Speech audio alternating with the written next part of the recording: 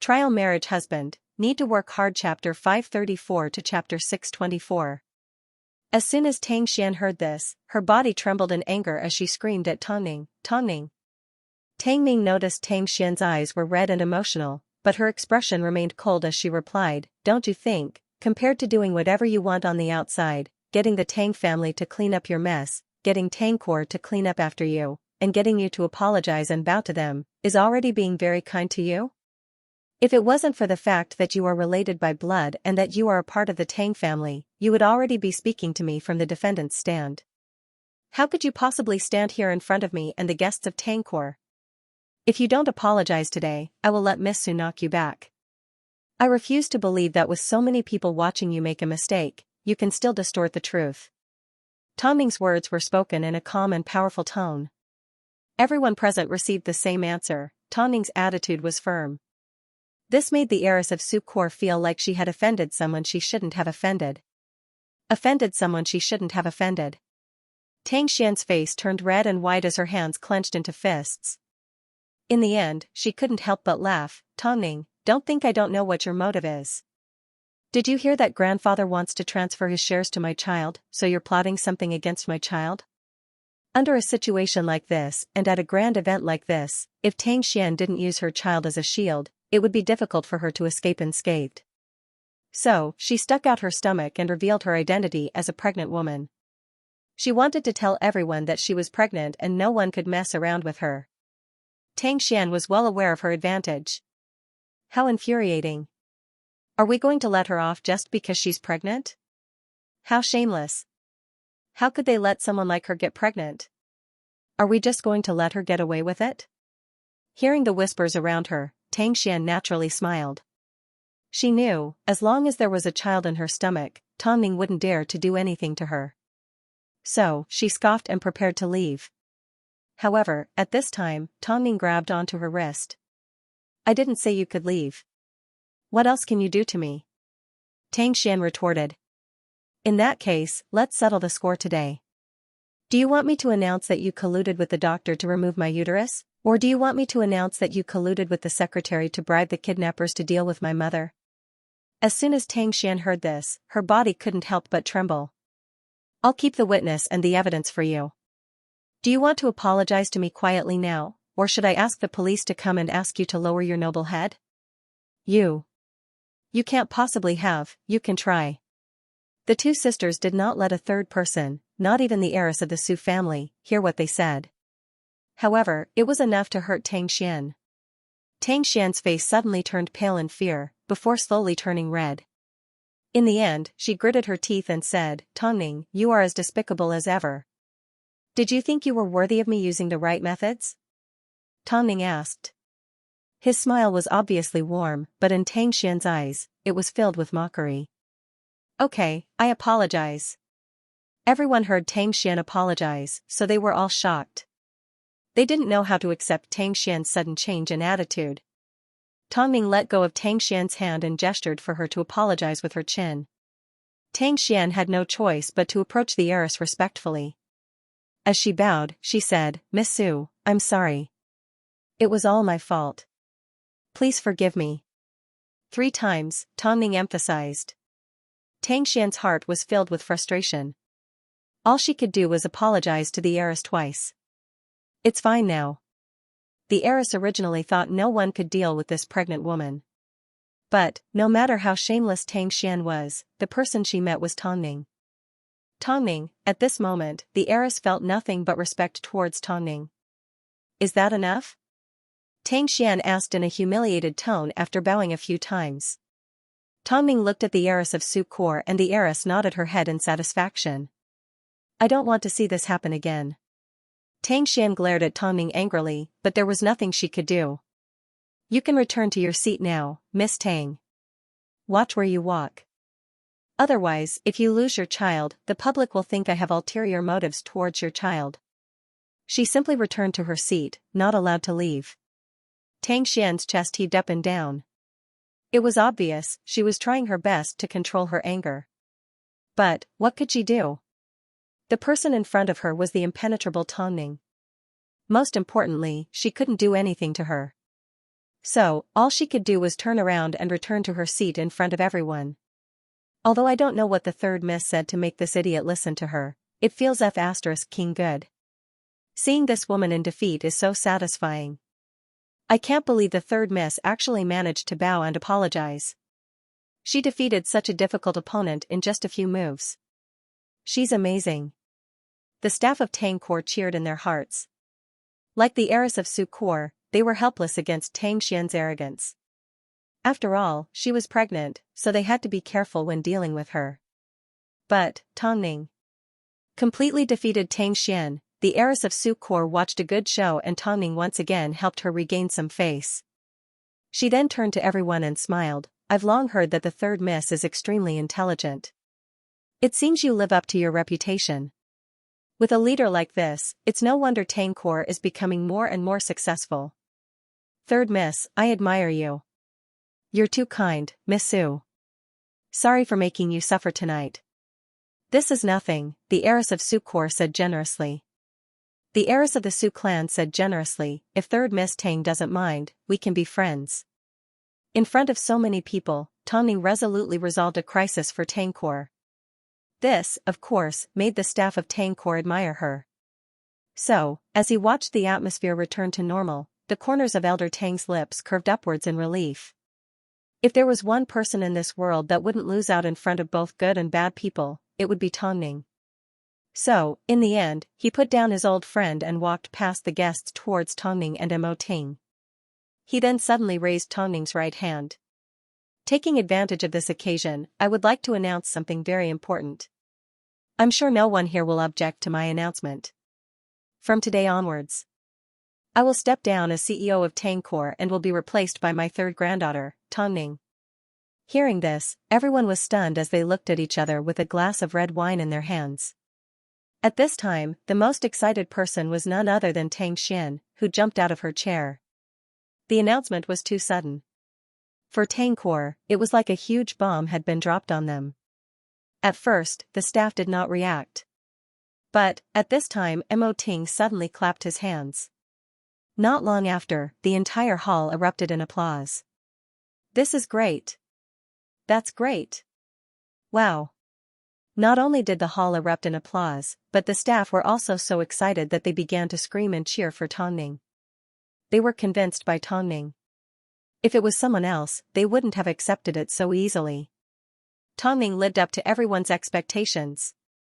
Xiaoning, there are so many eyes looking at you. Are you going to reject them? Grandfather doesn't need you to give 100% of your energy to Tangkor. All you need to do is watch over the foundation of the Tang family and pass it down from generation to generation. That would be enough. Tongning glanced at Elder Tang and then turned to look at Mo Ting. In the end, she placed her gaze on Tang Xian, who was on the verge of losing control, and nodded her head. Grandfather, I will do my best. Great, that's great. Elder Tang took a deep breath. He had finally resolved the biggest burden on his mind. Tongning had finally taken over Tangkor. From now on, he no longer needed to worry about the future of Tangkor. However, just as everyone was rejoicing over Tongning taking over as chairwoman of Tangkor, a scream came from the crowd. A moment later, someone yelled, blood. She's bleeding. Tangkor changes dynasty, Tongning takes over. Tang Xian miscarries. Sisterly fight reaches new heights. Tang Xian is kicked out of Tangkor 3 times, anger leads to miscarriage. Tongning is truly a winner in life. She is the top box office earner and the chairwoman of Tangkor. At this moment, the hottest news in Beijing was that Tongning had become the chairwoman of Tangkor and Tang Xian had a miscarriage and was hospitalized. Of course, it was true that Tang Xian had seen blood. But, the child in her stomach was fine after the doctors tried their best to save it. Tangkor's annual celebration was filled with climaxes. However, no one expected that it would end with Tang Xian being sent to the hospital. In the quiet VIP ward, Tang Xian was hooked up to a drip. She leaned weakly against the bed, her face pale and haggard. Elder Tang sat by her bedside with the support of his walking stick while Xia Yuling and Assistant Ling stood on the other side of the bed. Although there were a lot of people watching over Tang Xian, she didn't want to see a single one of them. Grandpa, don't you think you're too heartless? After a short pause, Tang Xian suddenly said to Elder Tang in a raspy voice as tears rolled down her cheeks. I am also your granddaughter. Why must you dote on me so much? You've given Tongning the entire Tang core, yet you're so stingy as to leave me a single cent. How much hate do I have to feel? After hearing Tang Xian's words, Elder Tang lowered his head and thought for a moment. He then lifted his head and said, right now, the most important thing for you to do is to recover. The doctor said you almost had a miscarriage. Grandpa. How can you be so vicious? Tang Xian. After hearing this, Xia Yuling couldn't hold back anymore. Just as she was about to speak up for Elder Tang stretched out his arm and stopped her. Perhaps to you, Grandpa is cruel. After all, in the entire Tang family, Grandpa treats you the most ruthlessly, Elder Tang continued after a short pause, but, have you ever thought about the reason? Tang Xian tilted her head and did not say another word. It seemed, it was because of Elder Tang's actions that caused her to suffer the consequences of her actions. Grandpa once loved you and even hurt Xiaoning for over 20 years. But, in the end, what did Grandpa get in return? Xiao Xian, tell me honestly, what have you done to Xiaoning? Tang Xian froze. She did not dare to look Elder Tang in the eye because she felt guilty. You've done a lot of wrong things in the past, but Grandpa has always turned a blind eye to them. But, I never imagined, you would actually collude with the hospital to remove Xiaoning's uterus. Yuling too. All these years, she has been very responsible for the Tang family. Even though she isn't your biological mother, for the sake of making you feel better, she has hurt herself and her own daughter. But, what did you do? You actually found someone to kidnap her. Hearing these two things come out of Elder Tang's mouth, Tang Xian's eyes grew wide. Did Tongning tell you about this? I knew it from the start, Elder Tang interrupted straightforwardly. From the start. In other words, every day, I face this evil granddaughter, yet I can't wait for her to turn around. All I can do is become more and more disappointed. Now, you no longer have the slightest bit of sympathy for me, Elder Tang said coldly. She thought about the show she had put on in the Tang family home and how she had toyed with the Tang family for so long. Tang Xian suddenly felt a chill down her spine. She even started to laugh at herself because of her own arrogance. All of you must be looking at me like I'm an idiot, right? It turned out, from the very beginning, she had always been transparent in front of the Tang family. You guys are too good at pretending. That's why you were able to create an award-winning actress like Tongning. Why don't you go and act? Tang Xian yelled at Elder Tang and the others. Leave, all of you leave. I don't want to see you. Get lost. It turned out, this was the biggest humiliation that Tongning had given her. This humiliation made her want to find a hole to crawl into and bury herself alive. Elder Tang and the others did not say another word. They simply asked the nurse to take care of Tang Xian's health before they left the hospital and disappeared from Tang Xian's sight. Miss Tang, you need to rest well. Speaking of which, the Tang family has been experiencing one happy event after another. From the photos I've seen on the news, Miss Tongning seems to be pregnant, Tang Xian's nurse suddenly said to Tang Xian after Elder Tang and the others left. What did you say? Tang Xian turned and asked. Although she tried her best to cover up her abdomen, it's easy for a normal doctor to see that she's obviously pregnant for a few months. Tongning was also pregnant. This was impossible. Because of this, Tang Xian immediately grabbed the latest newspaper from the nurse's hands and looked at Tongning's photo in detail. Even if she found out that I got someone to remove her uterus, it's still a fact that she's infertile. How could she possibly be pregnant? She's lying. Miss Tang, although I'm already retired, I still have over 20 years of experience in medicine. If I say that Tongning is pregnant, then it must be true. It's up to you whether you want to believe it or not, the nurse insisted after seeing Tang Xian deny it. In reality, it wasn't hard to tell. However, when it was first rumored that Tongning was infertile, no one thought in that direction. Tang Xian thought back to Tongning's recent appearance and sneered, whether she's pregnant or not, does it make a difference to me? I already have nothing left. After all, the entire Tang family already knew what she had done. Would they still pity her? Of course not. If we expose this news to the paparazzi, we should be able to earn quite a bit of money, the caretaker joked. Over the past few days, as the new year approached, everyone's attention was focused on the Fei Tian Awards. The nature of the Fei Tian Awards was to reward professionals. So, this year's chairman was the Fei Tian Lifetime Achievement Award winner. Below him were 2 team leaders, as well as over 20 senior artists, actors, and directors. Elder Mo was one of the team leaders. As it was almost time to announce the nominees for the major awards, the judges had already begun their selection process. As for Tongning, Mo Ting only nominated WH for the Best Newcomer Award. The Best Newcomer Award. It seemed simple, but there were a lot of people competing for this award. In fact, most of them were equally outstanding. After 3 rounds of selection, the experts selected 10 films and held a final discussion. Finally, they used an elimination system to determine the final 5 nominees. Of course, it remained to be seen how WH would end up doing. Meanwhile, the public began to vote. As soon as the voting platform opened up, fans from all over the industry began to flock to the voting platform. And at this time, there was a rather big interlude. As Tongning's film had recently been released, thanks to her character, a lot of fans voted for her.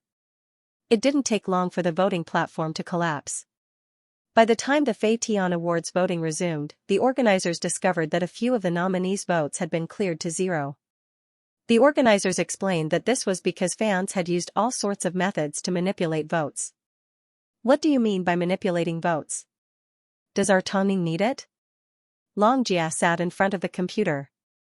Seeing that other people had already received hundreds of thousands of votes, while Tongning's was still in the double digits, she couldn't help but complain. Up until now, the Fei Tian Awards has been fair. If the organizers say that votes were manipulated, then they were manipulated, Lu Che replied as he leaned against Long Jia with a cup of coffee in his arms. What do you mean? Long Jia glared. Seeing that his wife was getting anxious, Lu Che hurriedly chuckled. He put down his coffee cup and sat down beside her. Of course I'm not saying Madam manipulated the votes. I'm saying someone maliciously manipulated the votes for their opponent. Thinking of this, Longjia nodded her head. Is it really necessary to go to such lengths with just a 20% ratio? Why not? Lu Che explained. Perhaps, the 20% that you don't care about is the deciding factor in the final score. The others aren't stupid either. As long as it's within their grasp, why wouldn't they fight for it? What should we do now? Long Jia looked at Tongning's score worriedly. She had always been a model manager and had never worked in the film and television industry, so she wasn't aware of the unspoken rules from the start. There's no way to find out who's behind this. Lu Che replied calmly. Then, doesn't that mean Tongning has no choice but to take the blame?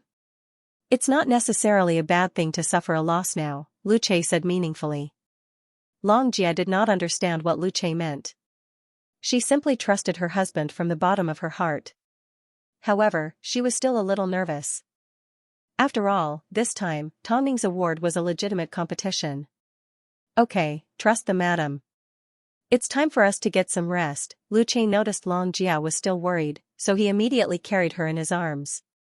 Lu Che, by the way, there's something I want to discuss with you, Lu Che said gently as he placed Long Jia on the soft bed. He then sat down beside her and spoke gently.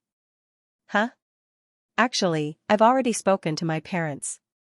I missed Ink. Long Jia froze for a moment before asking in surprise, is it because I can't have children? How long have we been married? It's normal to not have children. There are plenty of couples that have been married for years without having children. Why can't you have children? Lu Che knocked on her head. Can you stop thinking that you can't have children? What if there's something wrong with me? You're a big girl, what's wrong with you? That's what I told my parents. I told them there's something wrong with me and told them to stop thinking about it. What? Long Jia raised her voice. How could you say that to your parents? What if I get pregnant one day? Did I go out and mess around? After hearing Long Jia's words, Lu Che let out a laugh. Your mouth has always been unscrupulous. But, I remember you like children a lot, but, compared to children, I like you more. Lu Che suddenly wrapped his arms around Long Jia and buried his handsome face into her neck. You probably don't know how important you are to me. I really don't want you to spend every day thinking about having a child. After hearing this, Xianxia froze, unknowingly, her eyes gradually felt hot, and then, tears easily flowed out of her eyes.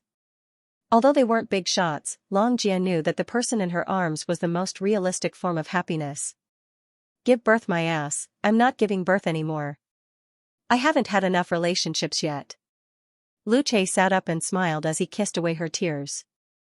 Just as he was about to move his lips downwards, Xianxia suddenly grabbed onto Luce's hands and said in a flattering tone, "My period is here, this really isn't the right time." Luce flipped over and lay in bed. "Why don't you bathe in blood? What are you thinking about? Hurry and go to sleep." Luce patted Xianxia on the head. After a simple bout of domestic violence, he hugged the woman in his arms and closed his eyes. He wasn't Mo Ting, so he knew what he wanted to give Xianxia wasn't some award, empire, or glory. He wanted to give Xianxia a warm home. After the votes were cleared, the next morning, Tongming's votes once again caught up. Her fans were strong and loyal. But, the next night, the votes were cleared again. In the living room of Hyatt Regency, Mo Ting was sitting on the sofa as he watched the results. His eyebrows furrowed slightly. "I think we'll be able to lock onto our target soon." Tongming lay on Mo Ting's lap as she gently said, "There's no way to defend against this. Even if they catch up to us, we may still be able to clear them one by one. But, you must not know, if someone is determined to have manipulated the votes more than 3 times, their 20% score will be cancelled. The public won't care if you've been framed or not. All they know is, you have the most votes and your votes are cleared again and again. As the saying goes, it's easy to dodge an open spear, but hard to guard against a hidden arrow." At this moment, Tongming finally understood that it wasn't that she had been plagued by misfortune, but that she was placed in a competitive environment and in a position like this. Even if someone else was in her place, as long as they got in the way of someone else winning an award, the result would still be the same. With this thought, she suddenly felt a lot more at ease. Perhaps, the person pulling the strings behind the scenes was determined to get one of their actors to win an award. But, don't forget, Tongming was also participating in the selection this year. They were indeed resourceful, but that was because Mo Ting had never interfered with the Fei Tian Awards. Yet, this time, they had unknowingly made a move on Tongming and his wife. So, how could he let them off easy? Especially when the votes would be reset after 3 warnings. How could he allow someone to lower Tongming's score? Absolutely impossible. So, the next day, a dramatic scene appeared in front of everyone. All the actors involved in the voting were suspected of manipulating their votes. In fact, they were even more arrogant and crazy than the previous 2 groups of actors that had their votes reset. Because of this, not only did the Fei Tian Awards reset all the votes, they also made some adjustments to the voting methods. Each identity could only vote once and votes from the same IP address were not counted as valid votes. As a result, everyone was once again at the starting line. Anyone that wanted to compete with Mo Ting needed to first consider whether they had the ability to do so. Otherwise, they would be asking for humiliation. That night, just before the final round of voting, Elder Mo gave Tongming a phone call. "Is there anything you need grandfather to help with?" "I'll leave it to fate," Tongming replied with a smile. "I've already done everything I could and everything I could. I have no regrets. This is the backbone of the Mo family." Elder Mo originally wanted to praise Tongming a little more, but Mo Ting snatched the phone from her hand. "Old man, it's getting late. Ning needs to get some rest." "Rascal, don't you want to help your wife out by letting me open the back door for you?" "Ning doesn't need it," Mo Ting replied confidently. "Fine." Seeing Mo Ting's childish behavior, Tongming couldn't help but say, "Don't treat grandfather like this next time. I just want you to have a good rest. Besides, it's obvious that he's here to make himself known. Don't let him get what he wants." After hearing Mo Ting's words, Tongming couldn't help but laugh. In the end, she leaned into Mo Ting's embrace and fell into a deep sleep. The next day, at the Starshine Entertainment Building, it was time for the Fei Tian Awards Best Newcomer Acting Award to select the 5 nominees. Out of the 10 newcomers, only 5 would be nominated in the end. Of course, only one would receive the award. With Elder Mo participating in the judging, the judges entered the first round of voting. In the end, after the voting ended, the 5th and 6th ranked actors were tied together. The actor in 5th place had starred in a realistic film called Survive. Of course, in 6th place was Tongning. Tongning was ranked 6th. Elder Mo found this hard to understand. According to Tongning's acting, she was more than qualified to enter the top 3. So, why did so few people vote for her? I think we should continue with Tongning. After all, she is still a newcomer. As for the others, in terms of experience and acting, they are all above her. This is an indisputable fact. Indisputable? Elder Mo interrupted and scoffed. The Fei Tian Awards doesn't care about experience, it only looks at acting. Elder Mo, everyone sitting here is a veteran with decades of experience. Can't you tell who doesn't have acting skills? Tell me, out of these 10 people, who doesn't have acting skills? We all know about your relationship with Tongning, but I hope you can maintain a fair and just attitude. You want to talk to me about acting? Elder Mo refused to admit defeat, so he asked someone to show him 2 films. Of course, at a time like this, it was time to compare them.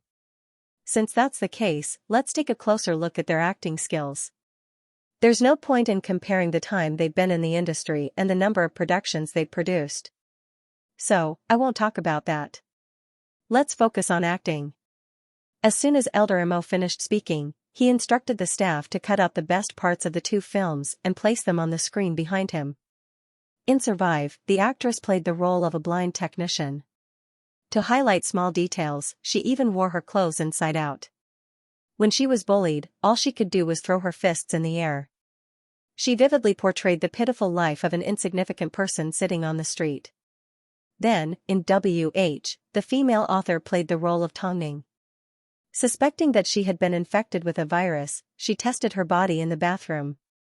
From imagining herself turning into a monster, to finally confirming that she wasn't infected, she let out a sigh of relief.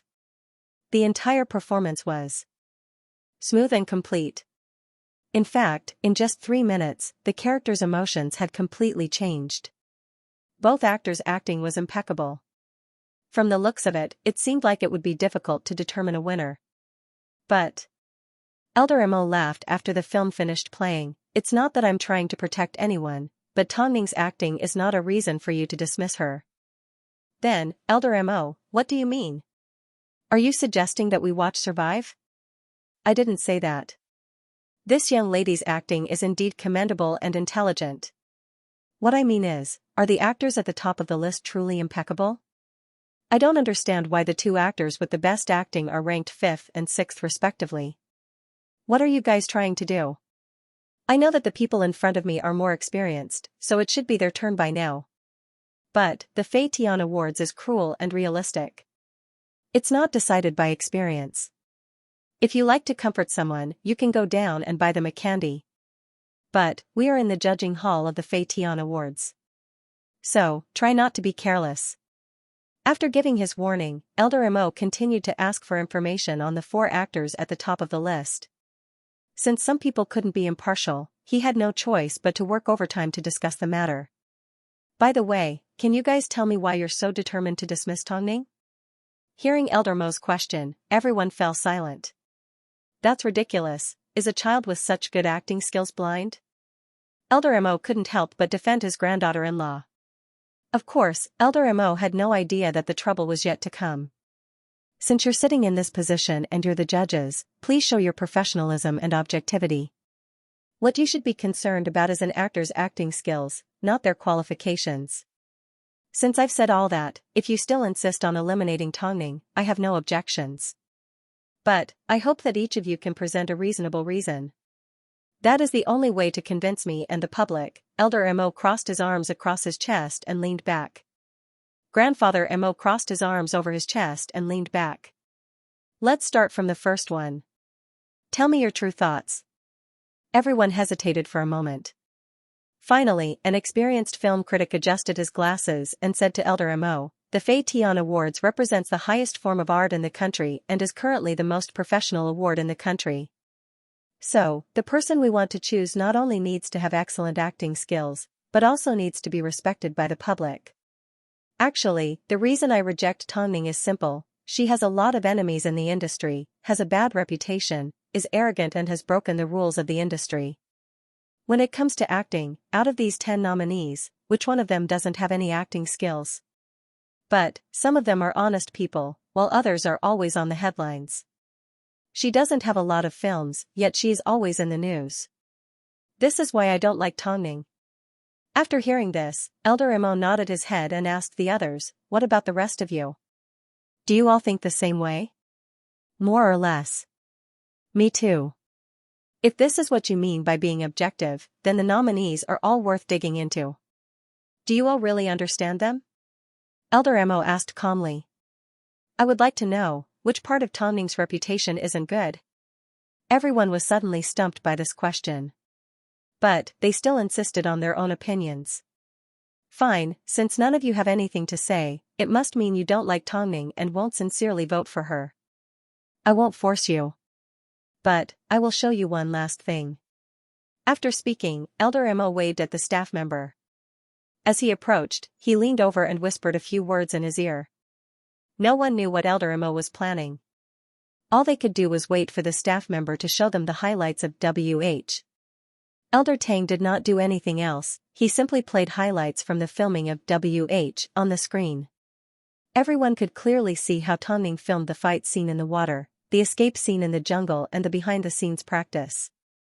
In order to film a film, she has to put in the same amount of effort as everyone else. In fact, she works even harder than the average actor. Do you guys think that her film can become a scene just by saying it? She also walked step by step. What right do you have to ignore the efforts of others with your own prejudice? I don't care about her other identities, nor do I care. But, as an actress, what's so special about her? Also, regarding her reputation, it seems we don't belong in the same world. From what I know, she has a huge fan base and is well liked by everyone in Beijing. How come you guys are treating her as an enemy? Proud and arrogant? Can any of you give me an explanation? Everyone could not help but lower their heads. How about this, regarding the Best Newcomer award, we will reschedule it for another time. Think about it carefully and we will make a final decision. Sometimes, it was hard to explain why people hated someone.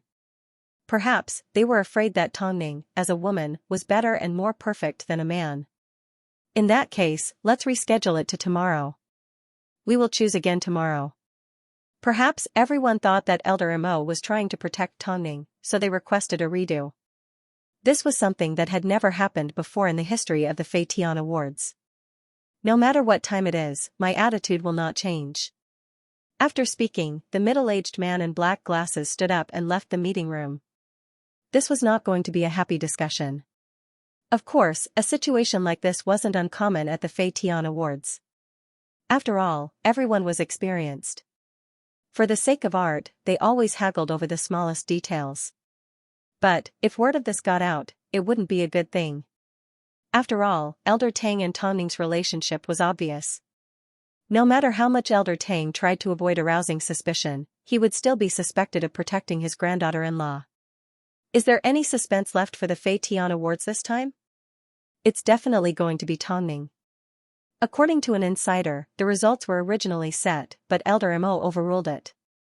From the looks of it, he really wants Tongning to win the award. Is the Fei Tian Awards about to lose its original fairness? This time, the votes that originally belonged to Tongning were reset to 0. The nomination that originally belonged to Tongning was now backed by someone else. The situation was a little grim. President, what should we do now?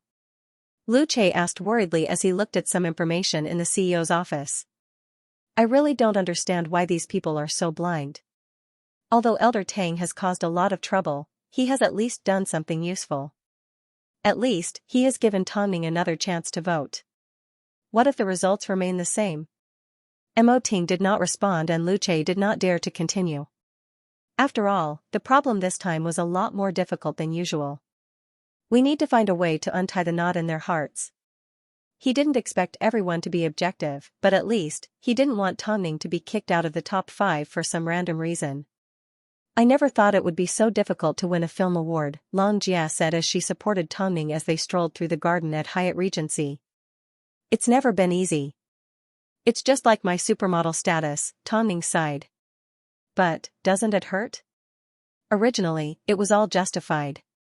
But now, even if you win the award, you will only feel comforted. It won't be as valuable as you thought it would be. I trust that the committee will give me a fair decision. Since the Fei Tian Awards is the Fei Tian Awards, the committee will definitely protect the honor that it deserves. You sure are confident, Xianxia smirked in disdain. If I were you, I would have died a long time ago. Tongning was well aware that if she were to win an award, there would be countless people fighting over it. Plus, she had never been one to sit around and wait for death to arrive. Taking advantage of Xianxia's anxious state, Tongning smiled and shook her arm. Don't worry, what belongs to me is mine. No one can take it away from me. You have a plan, don't you? Xianxia suddenly understood the meaning behind Tongning's words. I simply want to receive the fairness that I deserve, Tongning said with a deeper meaning as she turned her head. The Fei Tian Awards was a prestigious award, so there was no way they would expose any internal disputes. So, Tongning refused to believe the rumors from people in the industry. Every year, the Fei Tian Awards had been won through fierce battles. But, every time, the organizers would end the competition with a fight. But, when it came to Tongning, how could she be judged in front of the public? This way, regardless of whether she received an award or not, she would still be criticized. If she didn't receive an award, people would say that it was a joke for her to return empty-handed after causing such a huge commotion. If she received an award, people would say that she was merely relying on the tree behind her to cool off and that it had no real value to her. But, could this dilemma really be a coincidence? The brighter the place, the darker it was. Tongning understood this well. She didn't care who the other party was or what their motive was. As long as someone made the first move, she would not be afraid to fight back. Late at night. Hyatt Regency. The lights in the study room were still on. Mo Ting was still sitting in front of his computer, typing away. Tongning held her stomach as she peeked through the crack in the door and watched her husband sitting inside. Needless to say, it was definitely because of her. But, she did not push open the door and enter. She knew, from the moment she gave up her role as a model to become an actress, Mo Ting already felt like he owed her. Plus, the incident this time was obviously a provocation to Hai Rui and provoking him. It's cold outside. Go back to your room and sleep. Mo Ting did not lift his head, but he knew Tongning was just outside the door. Tongning was a little surprised as a smile appeared on her face. I've been sleeping a lot lately. It's been a long time since I've seen my husband look so smart and strong. Mo Ting lifted his head, took a deep breath and waved at Tongning. Quick, come over here. Tongning pushed open the door and walked over to Mo Ting's side. She then threw herself into his arms. Hubby. Huh? Don't worry, I won't interfere with your PR this time. I also value the Fei Tian Awards a lot. I can't say that it doesn't matter if I don't receive an award or not. I'm not generous enough to give up on everything. Mo Ting wrapped his arm around Tongning and nodded his head. No one can stop you from getting what you deserve. These people must have forgotten who your manager is. Tongning looked into Mo Ting's eyes. The couple had long understood each other. So, how could she not know what Mo Ting was planning, since the matter had already gotten out of hand and the internet was filled with all sorts of opinions? Hai Rui had to step out and say something. So, the next morning, Hai Rui released a statement to reiterate the impartiality of the Fei Tian Awards. Firstly, they wanted to let everyone know that this award had been around for decades and was well respected and trusted by the public. So, it was impossible for the entire Fei Tian Awards to be compromised because of a single person. Afterwards, Mo Ting released a fan letter with a simple title, Why I Helped Tongning Apply for the Fei Tian Awards. In reality, Mo Ting's intention was to tell everyone why Tongning had the right to receive the award. He simply put it in a way that was easier to accept and wouldn't make people feel disgusted. In this letter, the winners of the Best Newcomer Fei Tian Awards from the past 3 years were listed, as well as reviews that analyzed their acting. He had no intention of comparing Tongning to the other actresses currently participating in the selection. Because even if Tongning had nothing to do with him, from an objective point of view, Tongning's acting was more than enough to crush the other actresses. Tongning is capable, but you can't deny that she has a strong background in Hai Rui.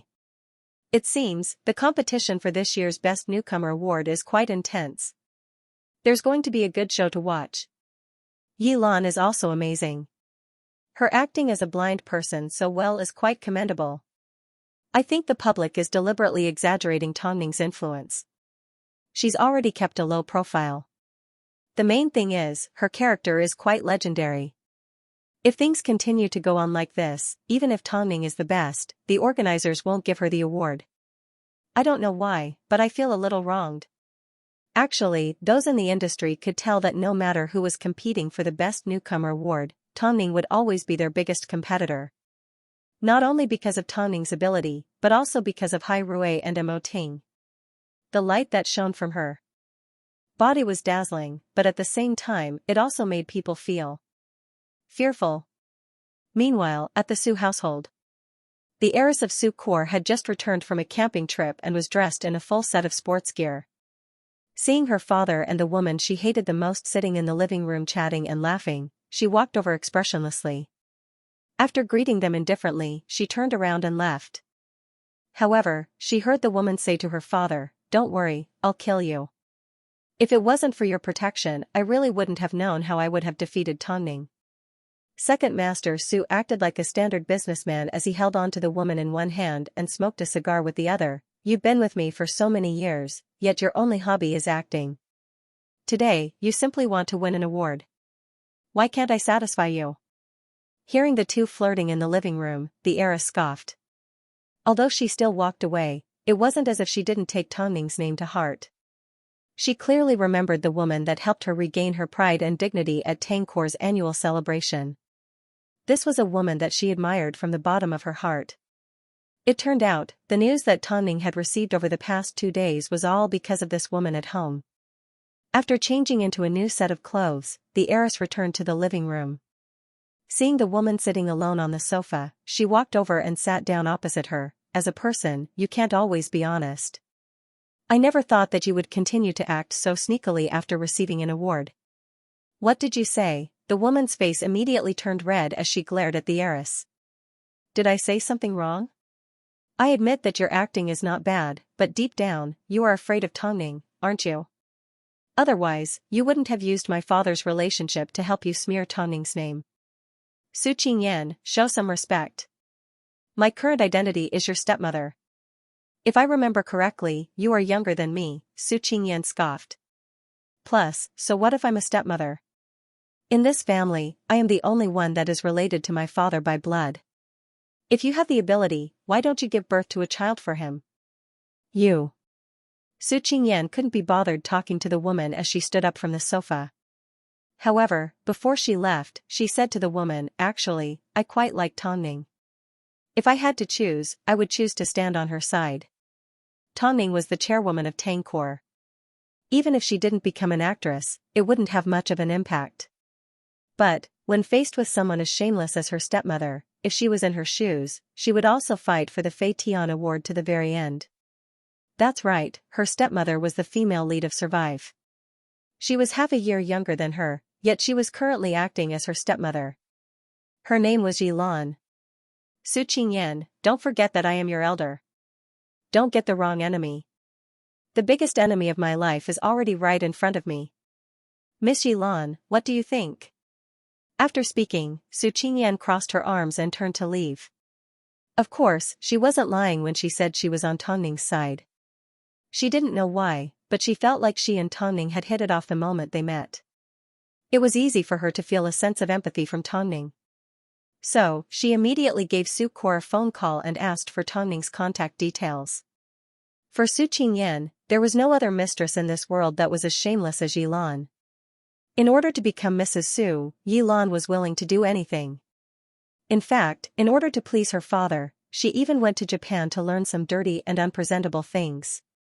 Perhaps, because she was good at it, Yilan actually went to act. In fact, her acting skills were quite good. But, because of Yilan's ruthless methods, she didn't take anyone seriously. Of course, this included Tongning. In fact, she even had something to do with the votes that were being manipulated.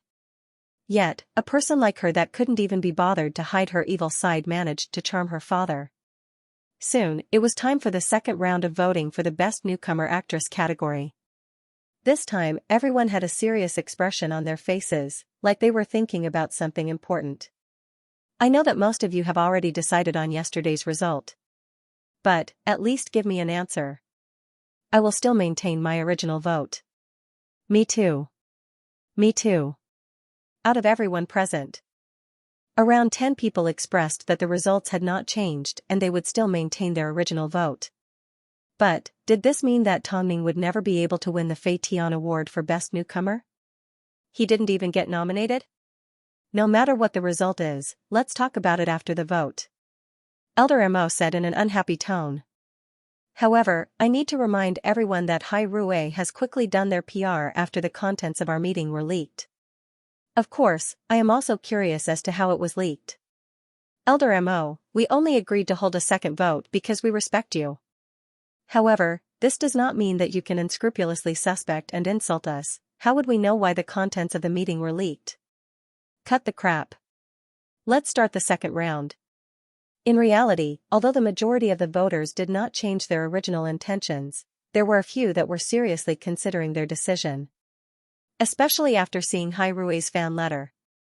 Tongming's acting skills were actually on par with the award-winning actors in the past. In other words, Tongming's acting skills were undeniable. As for prejudice, it was something that could be eliminated, even though there weren't many of them. However, for the second vote, it still played a role to a certain extent. In the end, Tongming came in 5th place and Yilan came in 6th. It was only a difference of 1 vote, but Tongming won by a narrow margin. The results were out. Although Elder Mo was still not satisfied with the results, at least Tongming was on the shortlist. As for the second round of voting, it would be conducted by another group. At this time, someone began to question Elder Mo, I have nothing to say about the results of the vote. But, I would like to know who you voted for in the end. Don't tell me you directly gave it to Tongming? What do you mean by that? Elder Mo asked. You've always reminded us to be fair and objective. But, we want to know if you've done your job as a judge, the man said after a short pause. The man paused for a moment before continuing, if you want to convince us, it's easy. You simply need to cancel Tongming's vote. After all, although you've been fair your entire life, will you become muddle-headed as you get older? By canceling Tongming's vote, she would return to being the same as Yilan. Although Elder Mo wanted to refute, he could tell from the looks of the crowd that they agreed with the man's suggestion. So, Elder Mo smiled calmly, so, all I have to do is cancel one of my votes? Of course, the man replied confidently. Okay then, Elder Mo said before he turned to the staff that was in charge of revealing the results. Cancel my vote. Everyone assumed that Elder Mo would vote for Tongming. But, in reality, Tongming's votes did not change. Instead, the ones that changed were the first and second place actresses. Elder Mo had voted for someone else, not for Tongming. What else do you guys have to say?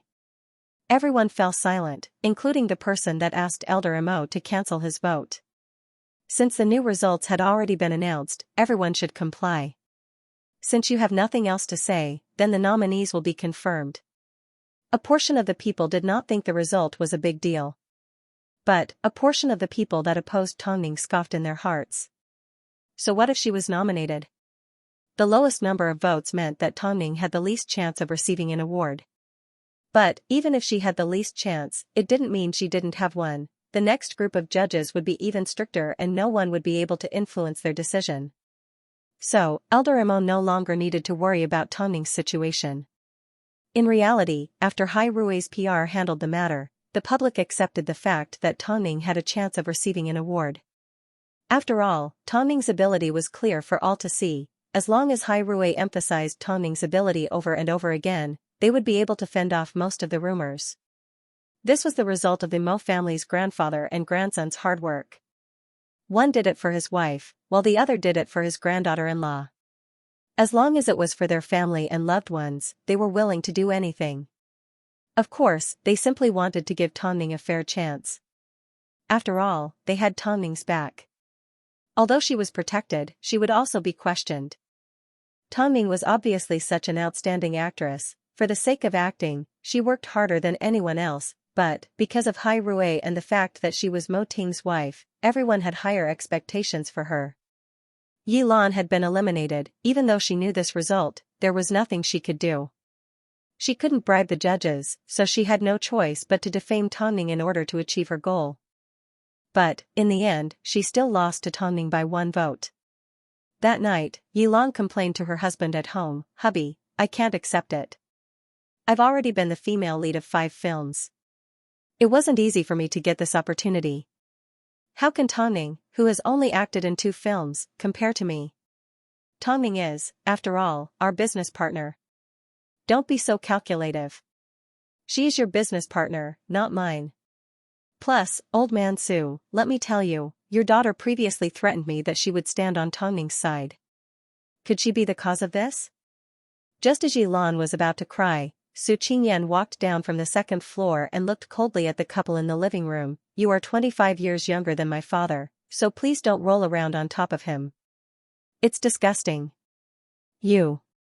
Qingyan, how can you speak to your mother like that?" Papa Su's cold voice echoed throughout the living room. "Did you do something behind the scenes? Did you cause your mother to be eliminated? It's not like you don't know who Tongning is. As long as she wants something, everyone in the world has to give way." Su Qingyan laughed. "It just so happens that she and I hit it off quite well. It seems, from now on, we should spend more time together. Who knows, maybe we can get rid of the evil in the family." After speaking, Su Qingyan turned to leave. At this time, Father Su stood up and roared, "Stop right there." Su Qingyan heard the roar, but she did not turn around.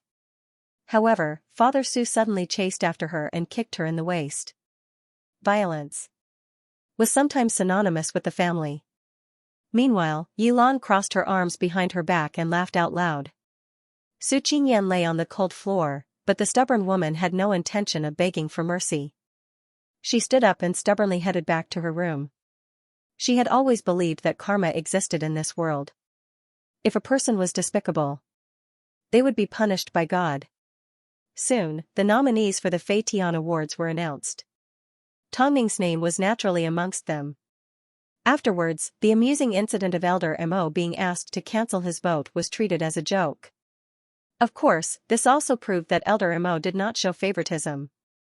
In order to avoid suspicion, he had never considered voting for Tongning. This also proved that his request for a revote was an objective request and not because of his selfish motives. Qualified, the road to being nominated was already so difficult. What about winning the prize? After seeing the list of nominees, quite a few people called Tongning to congratulate her. Song Yenshu was one of them. Although Tongning didn't say much to her, she was still polite to her out of courtesy. "Ningjia, I'm really happy for you." "Thank you."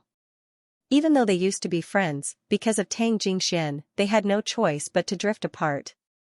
"Well, have you heard from Luo Xing?" Although Song Yenshu had a feeling that Tongning wouldn't tell her, she couldn't help but ask. "Yenshu, don't worry about someone that's gone. You should focus on your own life," Tongning replied straightforwardly. "I know you've always felt guilty towards him, but you really don't need to feel that way. Ningjia. I actually still like him." Perhaps, Song Yenshu gathered all her courage to say these words. But, for Tang Jingxian, these words came too late. "I never expected him to be so serious. I never expected. He has always been a serious person. You should know this. But, your heart is biased towards someone else, so you can't be sure." Tongning directly pointed out the hidden meaning behind Song Yenshu's words. "Yenshu, let bygones be bygones. Yes, let the past be the past. I just wanted to tell you that I'm getting engaged." "In that case, congratulations." They were already about to get engaged, yet Song Yenshu was trying to imply that she had someone else in her heart. Tongning really couldn't understand Song Yenshu's views on love. "Thank you. I know you don't want to listen to me right now. I'm sorry for disturbing you, Ningjia." "It's fine. I wish you happiness," Tongning said before she hung up the phone. She was well aware of what was going on between the three of them. Because of this, she did not want Tang Jingxian to be dragged into the whirlpool of emotions. He had already been hurt by Xia Jingyi and now by Song Yenshu. Hadn't he been taught a lesson enough? Even so, Tang Ning still gave Tang Jingxian a phone call in the US. Yanshu is getting engaged. I think you should know about it. Sister 3, I'm feeling a lot better. I'll be back in 2 days. I should go give Yanshu my blessings, Tang Jingxian replied calmly. It's up to you. Tang Ning could obviously tell from Tang Jingshuan's voice that there wasn't a hint of sadness. Perhaps he had already extricated himself from the swamp of love. Okay. When the time comes, it's best if you bring a date. You are, after all, the 4th master of the Tang family. Don't let others look down on you, Tang Ning reminded. I understand. So, after hanging up the phone, Tang Jingxian took the initiative to contact Song Yanshu. Of course, Song Yanshu did not expect this, even though Tang Jingshuan's tone was unusually cold. Congratulations, Yanshu. I've already heard from Sister 3. Will you be coming? Song Yanshu asked anxiously. Tang Jingxian nodded. No matter what, you've helped me in the past. I will never forget the kindness you've shown me. I will definitely be there. Okay, see you then. Song Yanshu actually had a lot to say to Tang Jingxian, but as the words reached the tip of her tongue, they turned into the most polite of greetings. Tang Jingxian would be there. He would be there. The nominees for the Fei Tian Awards were announced and the ceremony was set for February 13th, one day before Valentine's Day. Song Yanshu's engagement ceremony was set to be held in 3 days. During this time, Tang Ning received a surprising phone call from the heiress of Su Cour, Su Qingyan. If it wasn't for the incident at Tang Cour's annual celebration, Tang Ning may have already forgotten about this person. But, as soon as she thought about the scene of Tang Xian being taught a lesson, Tang Ning immediately thought of the beautiful and elegant woman. Out of politeness towards a business partner and because she had a good impression of Su Qingyan, Tang Ning agreed to meet with her. Su Qingyan understood that Tang Ning's identity was inconvenient, so she suggested that she visit Tang Ning at home. Of course, she couldn't visit the Su family home. After all, that vixen was at home. If she saw Tang Ning, wouldn't she go crazy? After careful consideration, Tang Ning decided to be on guard against Su Qingyan. After all, she had no intention of revealing her pregnancy to the public.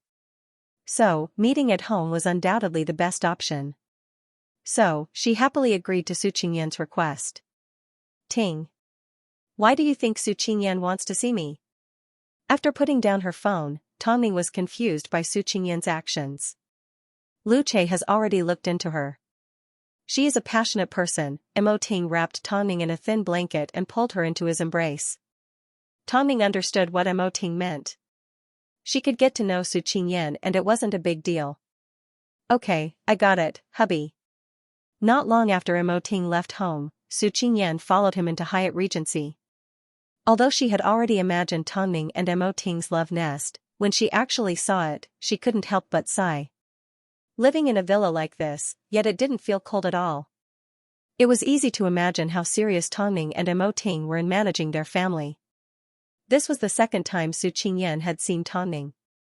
She no longer had the mysterious and noble aura from the other night. Instead, she was just like a gentle housewife. But, she still looked out of this world. Did I disturb you? Su Qingyan smiled apologetically. Miss Su, please have a seat, Tang Ning smiled. You must be surprised why I suddenly want to see you, Su Qingyan said as she sat down on the sofa. Su Qingyan took the opportunity to sit down on the sofa. Actually, I don't mean anything by it. I don't know how to express my feelings either. I simply want to say that the person that tried to stop you from being nominated was Yilan. You. She is also my stepmother, Su Qingyan shrugged awkwardly. Tang Ning was a little surprised, but she quickly recalled Yilan's age.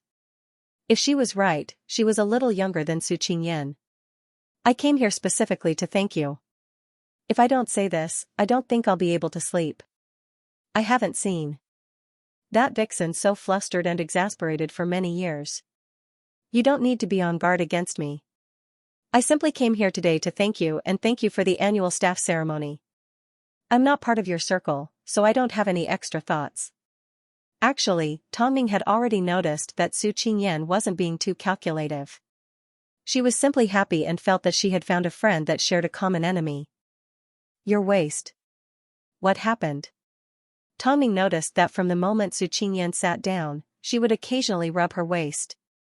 From the looks of it, she wasn't feeling well. I'm fine. Su Qingyan smiled. Of course, there was no way she was going to tell Tongning about her injury. It must be a little awkward. I was in such a hurry to see you, yet it was all because of a small matter like this. You should be very busy. Tongning looked at Su Qingyan and laughed. She then shook her head. As you know, I've retreated from filming, so I'm not too busy. I see. Actually, I didn't come here without a reason. Take it as me telling you to be careful of the vixen, Yi Lan. Are you worried about me? Tongning asked in amusement. No, I know what you're capable of. I simply wanted to beg you, if that vixen ends up in your hands, don't go easy on her. After hearing this, Tongning let out a genuine laugh. Su Qingyan was indeed. Just as Mo Ting had described, she was an emotional person. She didn't have a high EQ, but she was straightforward and not annoying. At least, Tongning couldn't find it in her to hate her. Don't worry, I can't guarantee anything else, but I can promise you one thing, Tongning said as she let go of the fear in her heart. In reality, Su Qingyan wasn't good at finding topics to talk about. Her mother passed away when she was young and her father was always beating and scolding her. So, she never learned any communication skills from her family. In fact, she didn't even know how to have a heart-to-heart talk with others. The only reason she was still able to talk to people was because she was raised to a certain extent. Of course, on the day of the annual awards ceremony, she was forced into a corner by Tang Xian, but, apart from being forceful, she didn't know how to deal with problems like that, did she? The two simply sat there in silence. But, it didn't take long before the doorbell rang. Su Qingyan subconsciously stood up and said to Tongning, I'll go open the door. Tongning did not move. After all, she was pregnant and her stomach was in the way. But, Tongning never expected that Tang Jingxian would return home a day early and be so surprised to see Su Qingyan. Little monkey? Su Qingyan was a little surprised as she pointed to herself and asked, Do you know me? Tang Jingxian looked at her like she was talking nonsense. After entering, he laughed. We went to the same primary school, the same middle school and the same high school. You have always been famous. No wonder when I saw you on TV, I thought you looked familiar, but I couldn't remember why. Su Qingyan suddenly came to a realization. But, she quickly covered her face. In that case, do you already know about all the embarrassing things that I've done in the past? Tang Jingxian couldn't help but laugh as he nodded his head. Seeing the interaction between the two and the smile on Tang Jingxuan's face, Tongning cleared her throat to remind the two that there was someone else around. Sorry sis, I'm a little excited to see an old classmate. Of course, the so-called old classmate that Tang Jingxian was referring to was simply the same school. One was at the front and the other at the back. Are you ready for the place you will be going to tomorrow? Tongning asked. Hearing this question, Tang Jingxuan's expression darkened as he took a deep breath. I'm ready. Where is it? Can I go too? Tang Jingxian was a little surprised. But, Tongning suddenly laughed, of course you can go. Jingxian, what do you think? If he could bring Su Qingyan along, that would be great. Although this little brat didn't have a high EQ, it was obvious that she was learning how to get along with others. Can I go? At first, Tang Jingxian did not respond. But, after thinking about Tongning's intentions, he finally nodded his head, as long as you don't get bored. I'm sure there will be endless topics to talk about when I chat with you. Over the years, Su Qingyan had practically no friends because of her family. Her personality had only improved in the past 2 years. If this was in the past, her temper would be like a bomb. It was rare for Su Qingyan to meet a classmate that she could get along with, so she did not feel uncomfortable. Of course, Tang Jingxian also felt extremely relaxed. Tongning never expected things to turn out this way. But, as long as her brother wasn't bullied, everything was fine. She didn't know why, but she trusted Su Qingyan from the bottom of her heart. She felt that Su Qingyan was the key that could protect Tang Jingxian, the key to a safe castle. Perhaps it was because they were old classmates, but as soon as they left Hyatt Regency, they chatted for quite some time. They even exchanged contact details. In the end, Tang Jingxian even offered to drive Su Qingyan home. No need. My house isn't too far away. Plus, I drove my own car here. Tomorrow, you need to do me a big favor. So, it's only right that I take you home today. Su Qingyan had never been a reserved person. Seeing that Tang Jingxian was sincere, she did not reject him as she boarded his sports car. However, in that moment of absent-mindedness, Tang Jingxian suddenly thought of Song Yanshu, who had always sat in this seat. What's wrong? Su Qingyan asked. Nothing, Tang Jingxian replied as he pulled himself together. Don't tell me you're thinking of a woman? Su Qingyan immediately exposed Tang Jingxuan's lie. But, she felt that it was rude, so she placed her hands under her chin and made an extremely ugly gesture. Am I prettier than I am? Tang Jingxian let out a laugh. You're still the same as before. Actually, I prefer to wear jeans and sportswear. But, over the years, I've been forced to dress like a lady. After speaking, Su Qingyan tore her dress apart and tied it together. This feels a lot more comfortable. Tang Jingxian continued to smile, especially when he saw Su Qingyan's relaxed expression. It was hard to find someone that made him feel comfortable in life. Let's go. Sit tight. Not long after, the couple arrived at the entrance of the Su household. After thanking Tang Jingxian, Su Qingyan pushed open the door and stepped out of the car. The couple had already agreed on a time to meet the next day, so they did not exchange much pleasantries. However, just as Tang Jingxian was about to drive home, he noticed Su Qingyan's handbag was left on the side of the car. It had been a long time since Su Qingyan had acted so presumptuously. She never imagined that she would run into Father Su and Yilan as soon as she returned home. As soon as Father Su saw her torn dress, his expression darkened. Who told you to dress like a delinquent? Su Qingyan, don't you know that you're the heiress of a wealthy family? Wandering around like a nightclub lady every day, are you deliberately trying to embarrass me? Su Qingyan's face turned pale. She glanced at Yilan, who was standing behind Father Su. Needless to say, her every move had been exposed by this vixen. Do you still care about the rules of the family? Father Su grabbed onto Su Qingyan's arm and shook it violently. It hurts. Su Qingyan cried out as her expression turned serious. Apart from hitting me, what else can you do? You still dare to talk back. Tang Jingxian never imagined that he would see such a scene after entering the Su family. Papa Su was completely disregarding his daughter's feelings, and was actually punching and kicking her, even if he was kicking her in places that were hard to see. No wonder she kept rubbing her lower back in the car. Tang Jingxian originally wanted to barge in, but when he thought about Su Qingyan's fearless expression, he froze in place and stopped right in front of the door. He knew that Su Qingyan was stubborn and didn't want anyone to see her in this state. So, he did not barge in. Of course, this was only after he confirmed that Papa Su had stopped hitting her. Because he had been born into the Tang family, he had never been taught a lesson by his own parents. So, when he saw Father Su's vicious expression, he couldn't believe what he was seeing. Was this how he was treating his own daughter? That night, after returning home, Tang Jingxian thought about Su Qingyan's beaten expression and immediately pulled out his phone. Little monkey, I won't be going tomorrow. Why? I've already picked out my outfit, Su Qingyan replied. Idiot, doesn't it hurt? If it's a man, come pick me up tomorrow morning. Do you know how smug that vixen at home is? It wasn't the first time that Yilan had teased Su Qingyan, saying that no one would ever want her. Plus, Su Qingyan's personality was indeed flawed. Every man she dated didn't last long. So, as time went by, she got used to being single. But, this didn't mean that she didn't take Yilan's words to heart. Actually, Tang Jingxian knew better than anyone that Su Qingyan was a typical outwardly strong but inwardly weak person. As he thought about how Yilan had teased Su Qingyan, Tang Jingxian did not continue. He simply held onto his phone and smiled. He understood better than anyone how it felt to have a vicious woman in the family. Even though Tang Xian had already been taught a lesson by Tongning. At least the Tang family had Tongning. But, who else did the Su family have?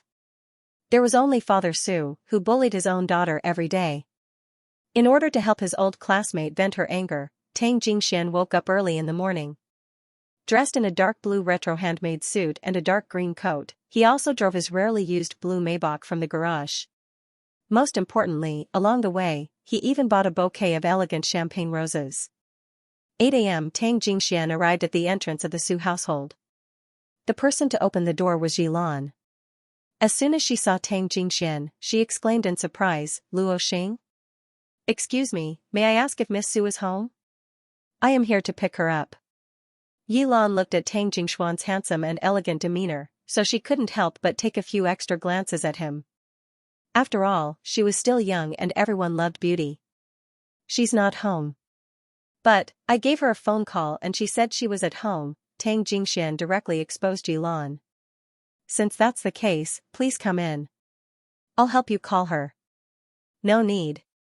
Su Qingyan's voice suddenly sounded from behind the couple. "We'll be heading out then, stepmother." At that moment, Yilan's face turned frighteningly red. Simply because Su Qingyan had called her stepmother. More importantly, Yilan was filled with jealousy. How could Su Qingyan find such a young and handsome man, while she had to serve the old man? "So, she is the woman that remarried your father," Tang Jingxian looked at Yilan playfully. Tang Jingxian looked Yilan up and down playfully. He did not give her any face at all. As expected, she can only be a second wife. After all, normal men wouldn't have such bad taste. "Let's go. We shouldn't waste any more time." Su Qingyan walked past Yilan and arrived in front of Tang Jingxian. Tang Jingxian wrapped his arm around Su Qingyan's waist and turned her around. "Be careful, I'll open the door for you." "Jingxian, you are so considerate. Go on in." "Be careful." Tang Jingxian smiled gently. After Su Qingyan got into the car like a gentleman, he walked around the front of the car and headed straight for the driver's seat. Seeing this, Yilan's heart burned with jealousy. Although she had indeed married a tycoon and had managed to step all over Su Qingyan over the years, Father Su was old and there were many things that he couldn't do. It was impossible for him to provide her with warmth and romance like a normal man. So, as she watched Tang Jingxian treat Su Qingyan so considerately, she was tempted to tear Su Qingyan's pretty face apart. Haha, this is the first time I've seen this expression on Yilan's face. It feels so good. Inside the sports car, whenever Su Qingyan thought about Yilan's expression, she would feel excited and happy. "Don't you feel bad?" Tang Jingxian asked with a double meaning. "Why would I feel bad?" Su Qingyan asked questioningly as she looked at Tang Jingxian. Tang Jingxian actually wanted to say that he had bought some medicine from the storage compartment in the front passenger seat to take care of his old classmate.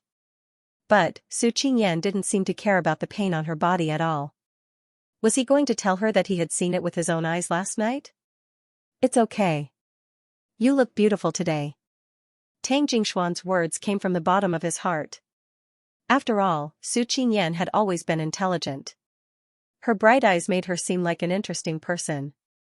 She didn't suck up to others and didn't hide her true feelings. Yet, she was so straightforward that no one would dislike her. This was something that was hard to come by. "When am I not beautiful?" Su Qingyan smiled confidently. "By the way, where are we going today?" "To attend a friend's engagement." "It can't be. It can't be your old manager, can it? I've heard about what happened between the two of you." "Yes, it's her. But, there's nothing going on between us," Tang Jingxian explained. "You're lying. If there was nothing going on, would you need a female companion to boost your courage? If there was nothing going on, would you always have that confused expression on your face?" "I may be a little straightforward, but I'm not stupid," Su Qingyan laughed. "In that case, did she dump you or did you dump her?" "We never started. She's always had someone else in her heart." "Understood. Don't worry. Today, I will definitely protect my old classmate's little heart," Su Qingyan said as she patted her chest. But, as she used too much force, she realized her chest had been injured. So, she immediately clutched her chest and let out a scream. "What happened?" "I'm fine," Su Qingyan immediately recovered. "Actually, you really look like a pushover." Tang Jingxian suddenly smiled.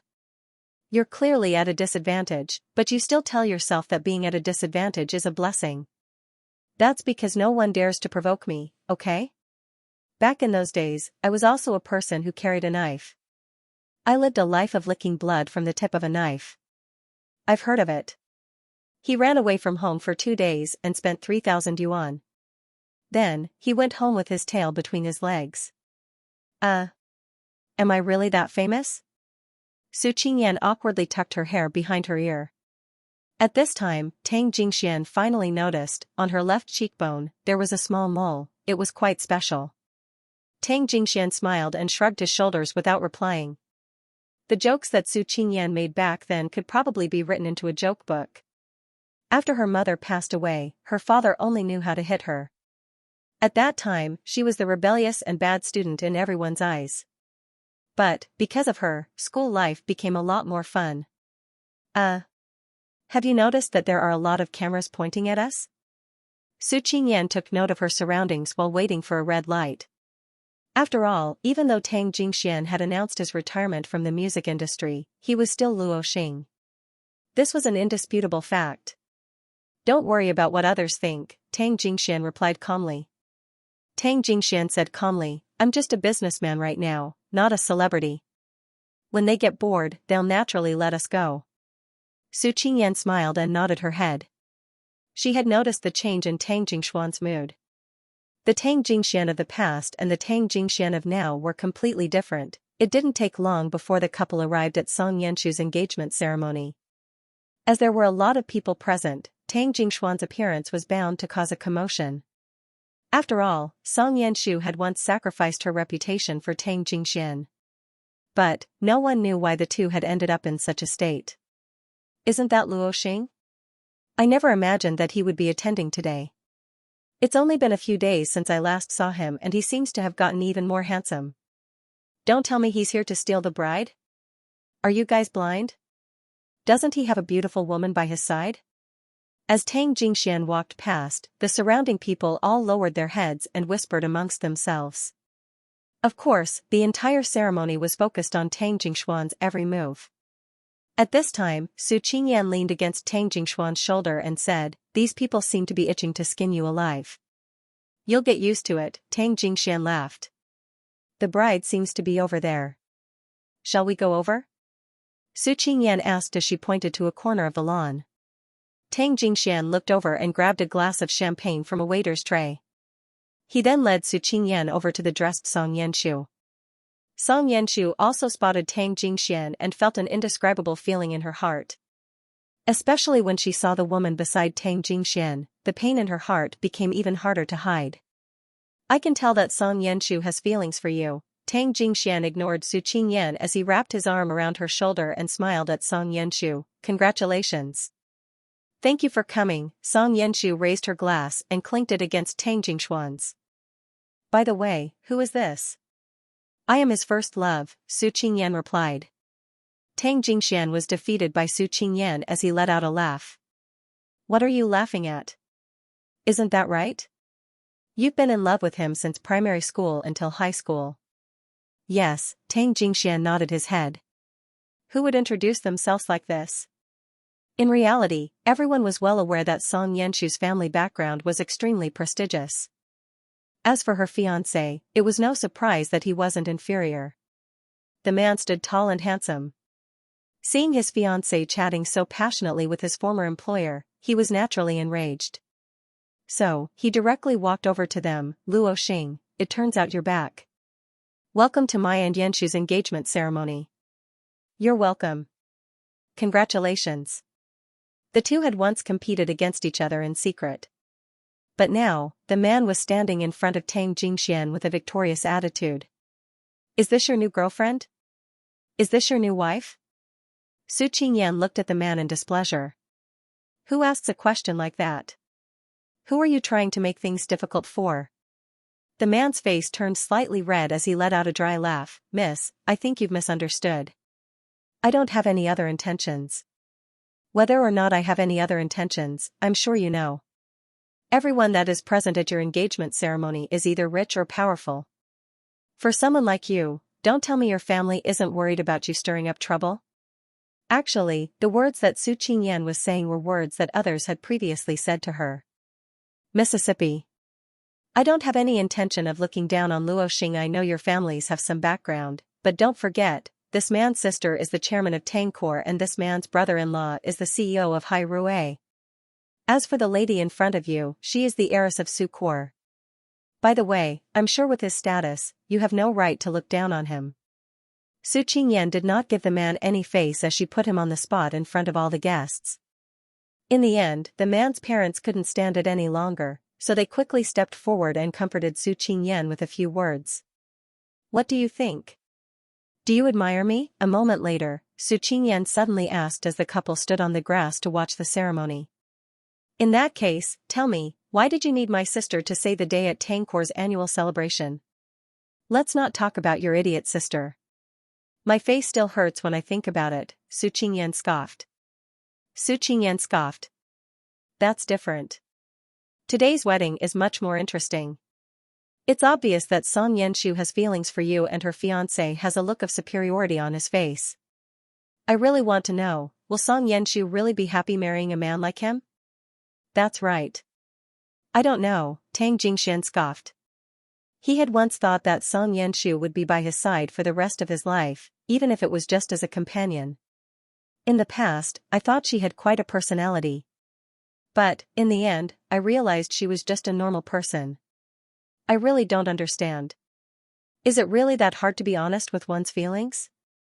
Su Qingyan took a deep breath and took a sip of the champagne in her hand. However, everyone has their own thoughts. It didn't take long before Song Yenshu's engagement ceremony came to an end. At this time, someone suggested, today is our beautiful bride Song Yenshu's big day. Since the heavenly king Luoxing is here, why don't we ask him to perform a song for Yenshu to commemorate their friendship? At this moment, everyone turned their attention to Tang Jingxian and Su Qingyan. Of course, they also joined in the fun. Play a song. Play a song. Originally, an invitation like this was reasonable. But, everyone knew that Song Yenshu had once sacrificed her reputation for Tang Jingxian. So, there was a certain ambiguity between the two women. Under such circumstances, there was actually someone who made such an invitation. Above all, Tang Jingxian had clearly stated that from the day he announced his retirement, he was no longer Luoxing. He was now the fourth master of the Tang family, Tang Jingxian. The fact that these people still dared to say such things showed that they didn't take Tang Jingshuan's words to heart. So, Tang Jingxian naturally furrowed his brows. There was no way he was going to sing a song. Su Qingyan hated seeing a group of people bullying one person. So, she immediately stepped out and said, only I can listen to my Jingshuan songs. If you guys want to listen, then I will sing it. Plus, let me emphasize once again, my Jingxian is no longer Luoxing. After speaking, Su Qingyan stepped forward and took the microphone from the MC's hands. Originally, everyone thought that she would sing well. But, to everyone's dismay, she ended up breaking her voice. Everyone covered their ears in discomfort. Only Tang Jingxian listened attentively from below the stage. Su Qingyan had been like this ever since she was a student. She was always involved in fights and had the vibe of a bandit. But, most of the time, her actions were for the sake of others. Therefore, she was the only demon king who ate and drank for free in the school, but she was never hated by others. Miss Su, I beg of you, please stop singing. Someone couldn't help but kneel down in front of Su Qingyan. Su Qingyan scoffed and handed the microphone back to the MC. Some people thought she was tacky, some thought she was charming and some thought she was handsome. But, Tang Jingxian thought she was interesting. Su Qingyan was an interesting person. Her brain was obviously simple, but the things she did were always unbelievable and shocking. From today onwards, I hope none of you will say anything about my Jingxian and Miss Song. It's obvious, that's not the case. After speaking, Su Qingyan turned around and looked at the red-faced groom. My Jingxian is hungry. I'm going to take him out for a meal. You guys can continue. Seriously, every Tom, Dick, and Harry wants to bully my Jingxian. Tang Jingxian watched as Su Qingyan approached him step by step. Although she was only treating him as a classmate, he couldn't help but admit that she was indescribably handsome. Xian baby, let's go. So, who was the one that had been humiliated? The guests looked at the two couples' expressions. Obviously, the only ones that were embarrassed were Song Yanshu and her fiancé. I didn't know that the heiress of Sukor was actually quite cute. Hey, did you guys record the song she sang just now? Why do I feel like Honey sounds really good? From now on, if an ex-girlfriend or ex-boyfriend gets married, I can directly send this song over and play it in front of everyone. It's going to be very effective. Ha ha ha, she's super cute. Of course, Tang Jingxian and Su Qingyan had no idea what the guests were talking about. But, as soon as they boarded the car, they couldn't help but laugh. Let me tell you, I love messing up other people's weddings. Breaking up a couple is a pair. I didn't expect your singing to be so terrible. Tang Jingxian laughed so happily, which was rare for him. This time, Su Qingyan did not play around as she sang the lyrics in a serious manner. Actually, her singing was quite good. But, did she need to give face to anyone? Little monkey, you're still as mischievous as ever. But, thank you, Tang Jingxian said in seriousness. I'm always willing to risk my life for my friends. Tang Jingxian turned his head and looked at Su Qingyan. He suddenly felt his heart ache. He thought about the time she was beaten up at the Su family home and the time she was powerless to fight back. Who would stab themselves in the back for her? From now on, if you have any difficulties, you can always look for me, Tang Jingxian said in seriousness. No matter what it is. Okay. Su Qingyan nodded her head. It seemed she never expected that she would one day need Tang Jingshuan's help. After this incident, Su Qingyan and Tang Jingshuan's names once again shook the entertainment industry. After all, Song Yanshu and Tang Jingxian used to have a close relationship, but now, they were like fire and water. Anyone with a discerning eye could naturally tell that Song Yanshu's fiancé was obviously trying to humiliate Tang Jingxian at her engagement ceremony. Unfortunately, Tang Jingxian happened to have Su Qingyan with him that day. In the end, he ended up going for wool and coming home shorn. Su Qingyan caused a huge scene at the engagement ceremony. Entertainment news was everywhere and photos of Tang Jingxian and Su Qingyan were published everywhere. Perhaps, this did not affect Tang Jingxian at all, but for Su Qingyan, it was a disaster. Father Su felt that he had embarrassed himself. So, he locked Su Qingyan up at home and even got someone to lock up her room. Meanwhile, at Hyatt Regency, Tang Jingxian was drinking soup with Tongning. After this incident, I don't think you and Yanshu will ever cross paths again, Tongning asked as she looked down at Tang Jingxian. At first, grandfather thought that you were fated to be together. But, it turns out, there are some things that I was lucky to have realized earlier.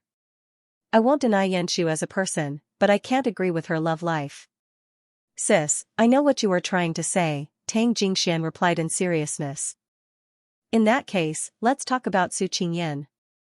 I've read all of the newspapers and watched all of her videos. She has been extremely kind to her old classmate. She's quite cute, Tang Jingxian couldn't help but laugh. She doesn't put on any airs and is filled with righteousness. She obviously. At this point, he suddenly paused. He suddenly realized that an entire day had passed and there had been no news from Su Qingyan. Now that your news is so hot, you should stand up and deal with it. I heard that her father is not a loving father. Don't let other girls stand up for you, but she has no one to protect her.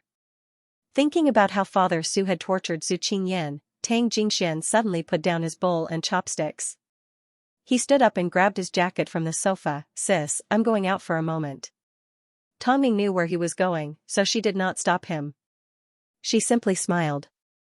There were some things that needed to be experienced to find out who was the most suitable. Tang Jingxian had never considered Father Su's problem. Now that he thought about it, Su Qingyan must have been scolded by Father Su for not getting through to her and not replying to his messages. Therefore, he sped up the car and rushed to the Su residence.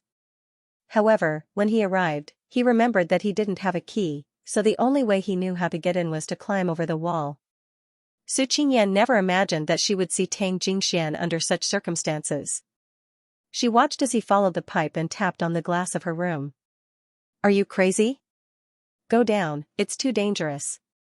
Locked up? Tang Jingxian easily hugged the pipe and asked, Do you want to leave? I'll take you out. Su Qingyan looked out the door cautiously and then looked out the window. No, I can't get out. Miss Su, you've climbed over the walls of the school dormitory before. Now that you've grown up, have you become timid? If I run away like this, my card will also be locked up. Seeing that Su Qingyan was truly anxious, Tang Jingxian couldn't help but laugh. I really don't understand you. You're still worried about your card at a time like this. It's fine, you can stay at my place. You want to live with me? What are you thinking about? I'm staying at the Tang residence. Tang Jingxian couldn't hold on any longer, so he urged, hurry and come out, I can't hold on for much longer. Su Qingyan thought for a moment before she gritted her teeth and climbed out the window. In reality, her movements were even more efficient than Tang Jingshuan's. Tang Jingxian was stunned. It was hard to imagine that an heiress like her could climb over the wall so easily. Father Su had obviously put in a lot of effort into teaching Su Qingyan etiquette. Unfortunately, the little monkey still preferred to be free. It didn't take long before the couple slipped out the front door. As soon as they boarded the car, they couldn't help but burst into laughter. That was quite exciting. I never thought my skills would be this good. Did your father hit you again? Tang Jingxian noticed the injuries on Su Qingyan's body, no matter how hard she tried to hide them. I've long since become an iron wall. Su Qingyan said as she patted her chest and changed the subject. So, where are we going now? Where do you want to go? Tang Jingxian asked. Why don't we go to the primary school we attended? Don't go, it's embarrassing. Su Qingyan waved her hands. Qingyan, be honest with me. After you escape, if you return, what will your father do to you? Tang Jingxian knew that behind Su Qingyan's smile, there must be a deeper hurt, so he asked directly. Don't try to brush me off. Answer me honestly. Seeing Tang Jingxian being so serious, Su Qingyan felt a little uncomfortable. What can he do to me? I am, after all, his blood runs through my veins. After hearing this, Tang Jingxian grabbed onto her wrist and revealed her arm covered in bruises, both old and new. Your father used to be a violent person. The entire school knows about this. I thought that after so many years, he would have changed. Don't make a big deal out of it. I'm fine, Su Qingyan said as she freed herself from his grip. After all these years, why haven't you thought about leaving your father? Hatred is hatred, but blood cannot be severed. I can't watch as that woman cheats my father out of everything, Su Qingyan replied in a serious tone. Even though, I've been thinking every single day that I should just leave like this. I should go to a place where no one can find me and live a life of my own for a few days. But, Tang Jingxian understood the pain in her heart, so he directly drove her to a private hospital. You can't go anywhere right now. Let me see how many injuries you have. Let me do something for you, even if it's just a little. This time, Su Qingyan did not insist. She knew that there was no way she could reject the current Tang Jingxian. So, she allowed the doctor to examine her body. However, no one expected that after receiving the results, the doctor would directly ask Su Qingyan, who was so cruel to you that you have over 50 new and old injuries on your body? Over 50 wounds, Tang Jingxian froze.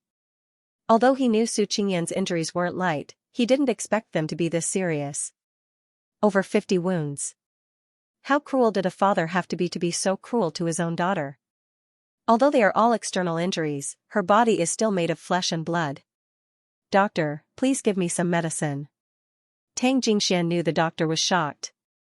After all, Su Qingyan was only a child, but she was an adult.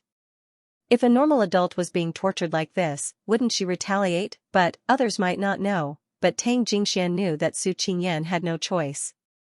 So, he interrupted the doctor's anger. The doctor took a deep breath and nodded his head. The patient should get some rest. Throughout the entire process, Su Qingyan either looked away or pretended to have her hair tied up. Stop pretending, I won't ask any questions. Since we are old classmates, I won't sit by and do nothing. How can I comfort your father so he doesn't hit you again?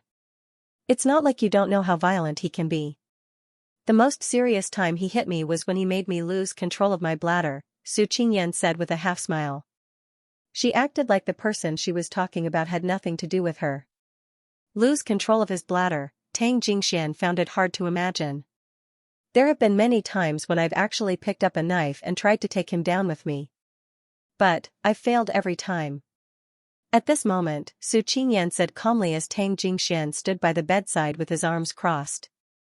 By the way, you should quickly find a place to hide me. If I cause any more trouble, I will be in an even worse state. There's no point in running away, Tang Jingxian said as he rubbed his chin. What do you want to do? Nothing. Hurry and get some rest. Tang Jingxian sat down on the sofa. He needed to think about the consequences of suddenly interfering with someone else's life. I can't sleep. Watch Stupid with me again. WH is still in theaters and the online cinema hasn't been released yet. Tang Jingxian did not say a word. He simply pulled out his phone and gave Tongning a phone call. Have you found her? Tongning asked despite knowing the answer. Yes, sis. Originally, I was supposed to return to the US tomorrow, but from the looks of it, I won't be able to leave tomorrow. I want to help Qingyan. You can make your own decisions. Is there a need to ask me? Tongning asked in amusement. Go ahead and do whatever you want, even if you have to bleed. Got it. After speaking, Tang Jingxian wanted to hang up the phone. But, remembering that Su Qingyan had mentioned that she wanted to watch WH, he quickly held her back. Sis, where can I get the resources for WH? Qingyan wants to watch it now, but we can't go to the cinema. Find Lu Che. Then, Tang Jingxian came back to his senses and quietly hung up. There's no need to go through so much trouble, wait. In reality, Tang Jingxian had never done anything romantic for a woman before. But, for some reason, seeing Su Qingyan like this, he felt an urge to give the world to her. After all, they had known each other since they were young and it wouldn't be an exaggeration to say that they were old friends. An hour later, a tablet appeared. In the hospital room. Tongning's newest film, WH, was playing on the screen. Tang Jingxian sat on the bed with a serious expression as Su Qingyan leaned against him. Not only that, he even held a bag of popcorn in his hands. No one has ever treated me so well. From now on, I will definitely do anything for you. Who needs you to do anything for me? Tang Jingxian scoffed in disdain. So, that night, countless movies passed by. No other relationship was as pure as the two of them. A man and a woman actually spent the entire night watching a movie together. No one would believe them if they told others. The next morning, Tang Jingxian escorted Su Qingyan out of the hospital. After they boarded the car, Su Qingyan asked, "Where are we going?" "You will find out in a bit." Su Qingyan did not ask any further. After all, Tang Jingxian would never betray her. So, she closed her eyes and got some rest. Seeing that Su Qingyan trusted him so much, Tang Jingxuan's lips curved upwards as he led Su Qingyan back to the Su household. Seeing the front door, Su Qingyan's face turned pale. Tang Jingxian comforted her, "Trust me, okay? Jingxian. Let's go." Tang Jingxian helped Su Qingyan out of the car. Since the incident had already gotten out of hand, it didn't matter anymore. Since she was going to get beaten up sooner or later, what was there to avoid? In that case, let's go. Tang Jingxian looked at Su Qingyan and felt that this little monkey was quite silly. She was completely defenseless against someone she was familiar with. Even though she knew there was a fire pit in front of her, she still willingly jumped in. It didn't take long before the couple entered the Su household's living room. At this time, Father Su and Yilan were having breakfast in the dining room. "Where did you go last night? Why didn't you return home?" Father Su asked as he turned to Su Qingyan. Of course, he ignored Tang Jingxian. "The hospital," Tang Jingxian replied. "Fourth Master Tang, this is a family matter. Qingyan, go upstairs and get some rest." "I need to have a chat with Uncle," Tang Jingxian said as he pushed Su Qingyan away. "I never said that my daughter could leave." "Go ahead." "Leave it to me," Tang Jingxian ignored Father Su's authority. Although the two families were partners, Tongning had caused Yilan to lose the Fei Tian awards, so Father Su was still upset.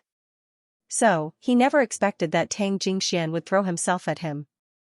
Of course, Yilan, who was sitting beside Father Su, acknowledged Tang Jingxuan's charisma, but she did not approve of his courage.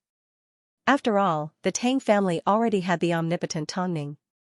So, she did not believe that Tang Jingxian could save Su Qingyan. Wasn't he just asking to be humiliated? Su Qingyan was extremely worried. But, seeing Tang Jingshuan's determination, she decided to take a gamble as she headed upstairs and entered her room. Fourth young Master Tang, you're not qualified to negotiate with me. Go back, don't embarrass yourself here. I have Qingyan's injury report in my hands, Tang Jingxian replied calmly. Uncle Su, I'm sure you're aware that the Tang family likes to appear in the headlines. If the public finds out that the chairman of Su Corps has been abusing his own daughter, how much do you think Su Corps' shares will drop?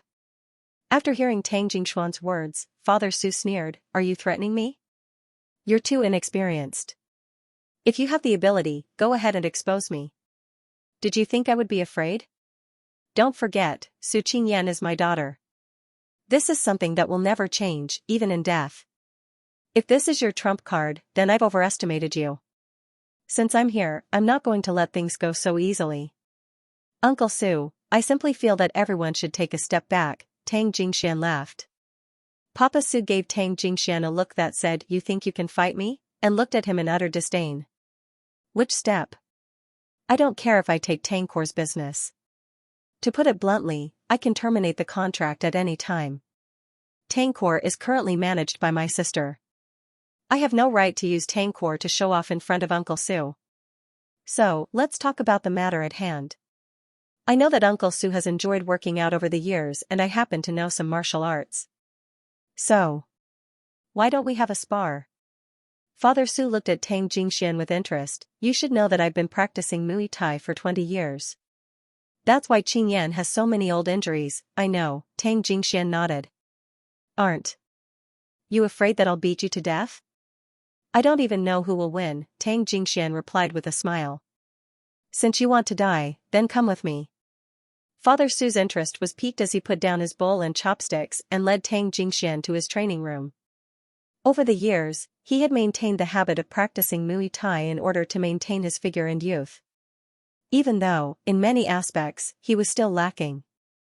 Of course, as Father Su's woman, Yi Lan was well aware of this. What do you want to play with me? Father Su asked as he pointed to the empty stage. Let's do Muay Thai. Tang Jingxian removed his jacket and casually threw it on the ground. He was only wearing a thin shirt. If I win, from today onwards, you can no longer lay a hand on Qingyan. And if I win? Father Su humphed. You can do whatever you want to me. Father Su looked at Tang Jingxian deeply. Although he did not change his mind, he realized that the fourth master of the Tang family was not only good at living off a woman and singing. But, if he wanted to win against him, he was still too young. Tang Jingxian knew what Father Su was thinking, but he did not say anything. The two men jumped onto the stage barehanded. Tang Jingxian could immediately tell that Father Su was indeed a martial artist. What? It's not too late to admit defeat. Fourth Master Tang, you need to think this through. Su Qingyan is my daughter. Is it worth it for you to let me beat you up for my daughter? Do it, Tang Jingxian said. Papa Su had always been a thug. Be it in business or family, he had always wanted to be an emperor who ruled over others. Therefore, his fists were fast and ruthless, with astonishing speed and strength. Tang Jingxian quickly dodged, and was almost hit in the nose by Papa Su. Even Papa Su was surprised by that one move, because no one had ever dodged his fist so quickly. Even his friends who had trained with him for many years sometimes could not avoid his attack. But Tang Jingxian actually dodged it. Interesting. Regardless of whether it was Tang Jingxian himself, or the reason why they fought. Tang Jingxian had indeed practiced martial arts before, and could be considered an influential figure in school. However, he was still young, and not as experienced as Father Su. After just a few moves, he was already sweating profusely, unable to take it.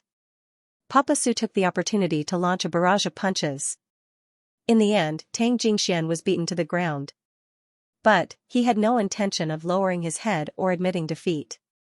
In fact, he jumped up without a care for his life and pressed Papa Su onto the ground. He was like an angry leopard as his entire body exuded an aura that could tear a person apart. Papa Su's mouth was broken by Tang Jingxian, but he was extremely satisfied. He hated gentlemen. If Tang Jingxian had directly admitted defeat, he would have looked down on him for the rest of his life. But seeing that Tang Jingxian was so desperate to win, Papa Su smiled and said, "You've won." "I admit defeat." Tang Jingxian panted as he sat to one side. After quite some time, he finally asked Papa Su, "Are you telling the truth? At least you have some guts. If Qingyan fought back like you did, she wouldn't have needed to be beaten a long time ago." After speaking, Papa Su wiped the blood from the corner of his mouth and left the practice room. However, Tang Jingxian did not understand what Papa Su meant. At this time, Su Qingyan paced back and forth in the room. She had no idea how Tang Jingxian was doing. Or, had he already been eaten up by her father? Su Qingyan wanted to sneak out and have a look. But, at this time, Father Su suddenly pushed open the door. At this moment, Su Qingyan's body tensed up as she looked at Papa Su cautiously. However, to Su Qingyan's surprise, Papa Su did not make a move on her. The rascal from the Tang family is quite daring. Tidy yourself up and come down for breakfast. Su Qingyan looked like she had seen a ghost. She had never spoken to Papa Su in such a gentle manner before. How did Tang Jingxian do it? I heard that the two of you used to be classmates. For a classmate to go this far is not bad. But, if you want to become my son-in-law, I can accept it. Huh? Su Qingyan was dumbfounded. Classmate and son-in-law? What was this all about? Father Su glanced at Su Qingyan and did not say another word. Of course, Su Qingyan did not think too deeply into the matter. It didn't take long before the couple returned to the living room. This time, Tang Jingxian was also sitting at the dining table. However, his face was covered in wounds. Jingxian. It's fine. This is the sign of a mature man. Tang Jingxian smiled as he pushed away Su Qingyan's hand. He then whispered in her ear, "Actually, I still have a trump card that I haven't used yet. It is that stepmother of yours. But, let me practice a little more despicable before I give it a try. How many times did my father hit you?" "Your father didn't gain much either." Tang Jingxian glanced at Father Su's bite wounds. Tang Jingxian glanced at Father Su's wounds. "I don't think your father will bully you for the time being, so you don't need to worry." "Stop mumbling. Don't think I didn't hear you." Father Su glared at the couple. Father Su glared at the couple. "I admit, I am a little violent, but that is just the way I am. This is how I express myself. Qingyan, it doesn't matter if you are used to it or if you want to kill me, this is how I am and I can't change." Second elder, have you forgotten what you promised me? Yi Lan, who had been silent for quite some time, suddenly said to Father Su. "You promised me that between your daughter and me, you would always choose me. But, what about now? Are you planning to reconcile with your daughter?" "Reconcile?" Father Su looked at Yi Lan questioningly. "When did I say something like that? I still place you first. Su Qingyan is my daughter. I can hit her and scold her whenever I want. If someone wants to stand up for me, that would depend on whether they have the ability to do so. If this was the ancient times, a person like Father Su would definitely be considered an ambitious and ruthless person. He was violent and paranoid. Even when dealing with his own daughter, he did not show any mercy. Yet, when it came to Yi Lan, he was extremely obedient. If that was the case, then Su Qingyan was the loser in this battle. After all, to Father Su, she was dispensable. Su Qingyan's face turned pale as her hands trembled as she held on to her cutlery. "If I wasn't afraid that this woman would trick you into losing everything, I would have left a long time ago." "Oh? Are you worried about me, or are you worried about your inheritance?" "Su Qingyan, let me tell you, I built Sucor from scratch. I can give it to whoever I want. Even if I were to donate it all, you would have no choice but to watch," Father Su said in a heartless manner. "You are forcing me to die with this woman," Su Qingyan said as she pointed to Yi Lan. "If you want to die, then go ahead and die. Don't drag my wife down with you," Father Su replied without lifting his head. Father Su replied without lifting his head. After speaking, he put down his knife and fork and gently took a sip of red wine. The atmosphere suddenly froze. Su Qingyan could only hold back her tears. As she tried to maintain her composure, she swallowed them back into her stomach. Seeing this, Tang Jingxian suddenly stood up and said to Su Qingyan, "Come with me now. Otherwise, I can't guarantee that I'll be able to control myself." "Can you win?" Father Su asked in ridicule. "You won't gain much from this either," Tang Jingxian scoffed. Su Qingyan sat in her seat without moving an inch. "Qingyan." Su Qingyan did not say a word for quite some time. At this time, Yilan looked at Su Qingyan with a victorious smile. Su Qingyan took a deep breath and rejected Tang Jingshuan's suggestion, "This is my home. I'm not going anywhere else." "What are you thinking?" "I simply want you to come out with me for some fresh air." After speaking, Tang Jingxian directly dragged Su Qingyan out of the living room. However, at this time, Yilan's voice sounded from behind them. "Come back early. There are still a pile of clothes waiting for you to deal with. I'm worried about the servants." Tang Jingxian pretended not to hear anything as he covered Su Qingyan's ears. It wasn't until they boarded the car that Tang Jingxian held onto Su Qingyan's shoulder and asked, "How many years have you been like this?" "She's been married since she was 20, Su Qingyan replied. "You've never thought of a way to deal with him?" "No matter what I do, it's my fault." "Is there a need to do this?" "You've already done enough for me today. Jingxian, you don't need to offend my father because of me. After all, Tang Core and Su Core still need to work together. Little monkey, I'm sure you've tried your best. But, there's one thing you haven't tried yet." Tang Jingxian suddenly had an idea as he winked at Su Qingyan. "What do you mean?" Tang Jingxian did not say a word. He simply started up the car and sped towards their destination with Su Qingyan. As long as it required physical strength, he could make a move. However, he was naturally afraid of scheming. Even though he had been in the entertainment industry for a long time, he was still not good at strategizing. But, this person could, so, Tang Jingxian directly drove Su Qingyan to Hyatt Regency. Mo Ting was at work, so Tang Ning and a maid were the only ones in the house. To prevent anyone from seeing her stomach, Tang Ning once again covered it with a pillow. "Sis, help Qingyan out. Do you want me to treat the injuries on your faces first?" Tang Ning gestured for Tang Jingxian to get her a first aid kit. As she applied medicine, she asked, "Speak, what do you want me to do?" After spending some time, Tang Jingxian briefly explained the love-hate relationship between Su Qingyan and Yilan. Of course, the injuries on Su Qingyan's body were the best evidence. If it was just Father Su, things might have been easier to deal with. But, Yilan was now involved. "Is this Yilan the female lead of Survive? The one that lost to me?" Tang Ning suddenly remembered. Tang Jingxian nodded. "But, I don't want to get involved in other people's family matters." Tang Ning shook her head. Although they were business partners, they weren't that familiar with each other. "Use your brain. Qingyan is covered in injuries. Why don't you use your own brain?" Tang Ning asked with a smile. "I'm not good at scheming. Sis, don't make things difficult for me." "I can promise you in other ways," Tang Jingxian replied helplessly.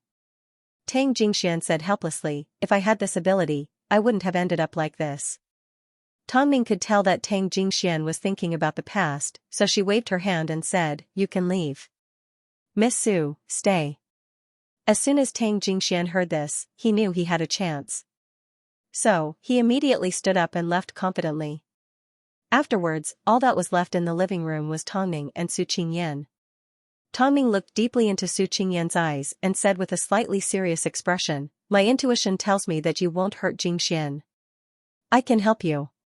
After all, I have some things to settle with Yilan. But, Ningjia, Yilan has my father's support.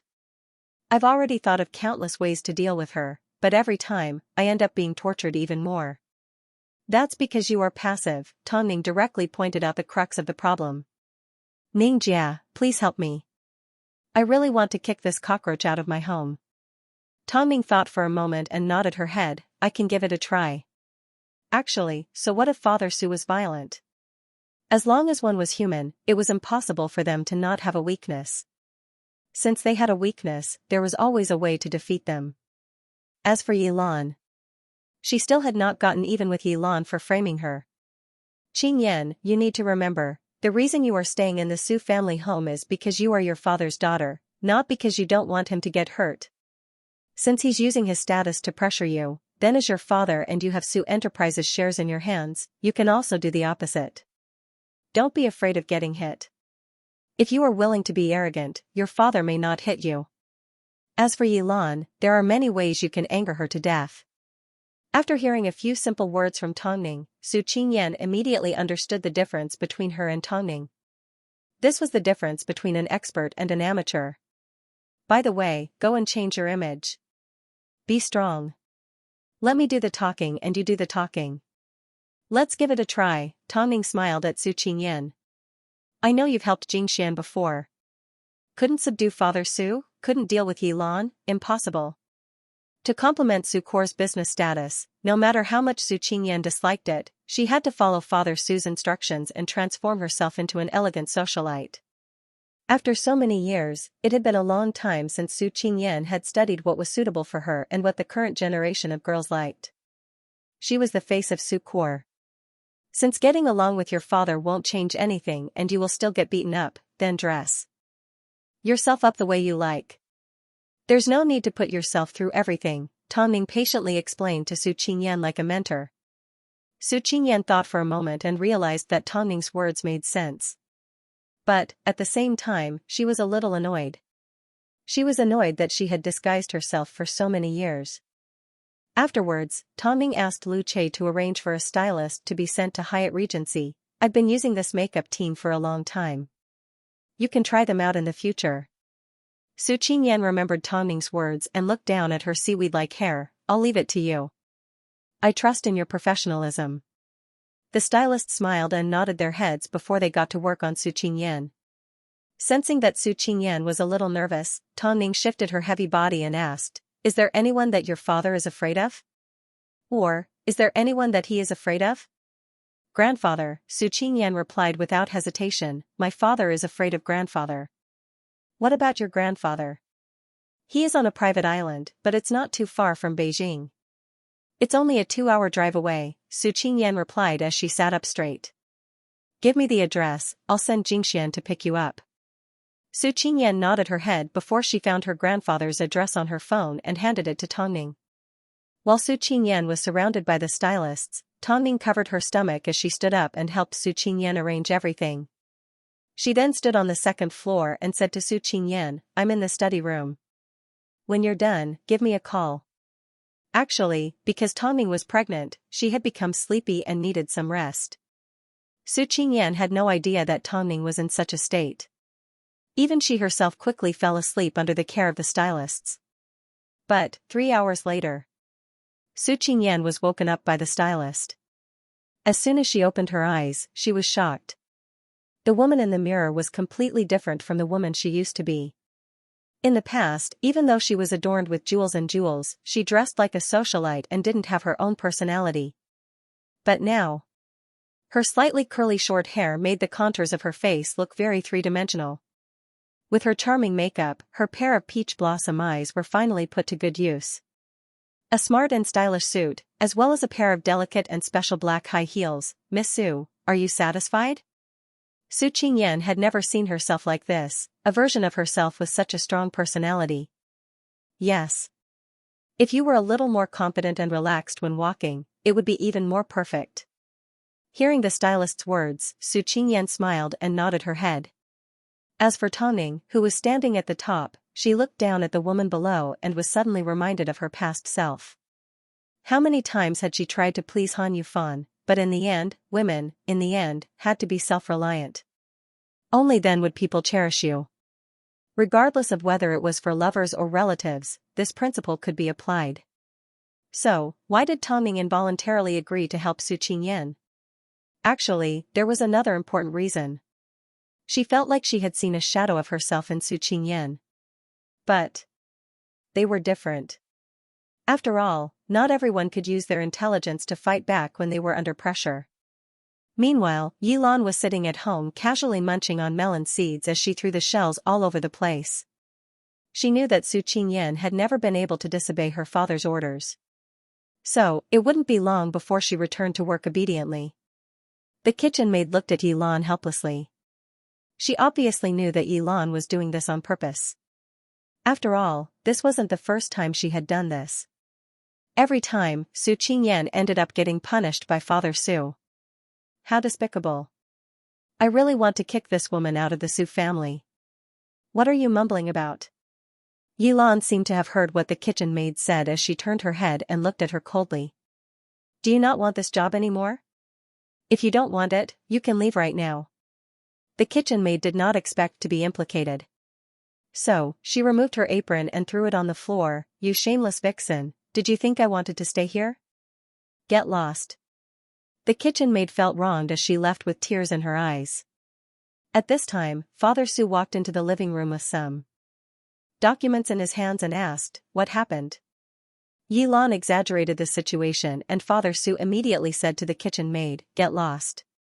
From now on, you will never be able to find a job again. You are fired. The kitchen maid looked at Father Su in shock. Just as she was about to plead for leniency, a stunning figure in black suddenly attracted the attention of the three people in the living room. Father Su was a little surprised. He had never seen Su Qingyan look so beautiful. Meanwhile, Yilan was jealous. After all, when it came to beauty, she and Su Qingyan were never on the same level. Plus, Su Qingyan's current appearance looked like it was tailor-made for her. I can't just fire my people, Su Qingyan said calmly to Father Su. You've become prettier. Father Su scanned Su Qingyan's body for a while. He suddenly felt that all these years of watching his daughter had gone to waste. How could she be this beautiful?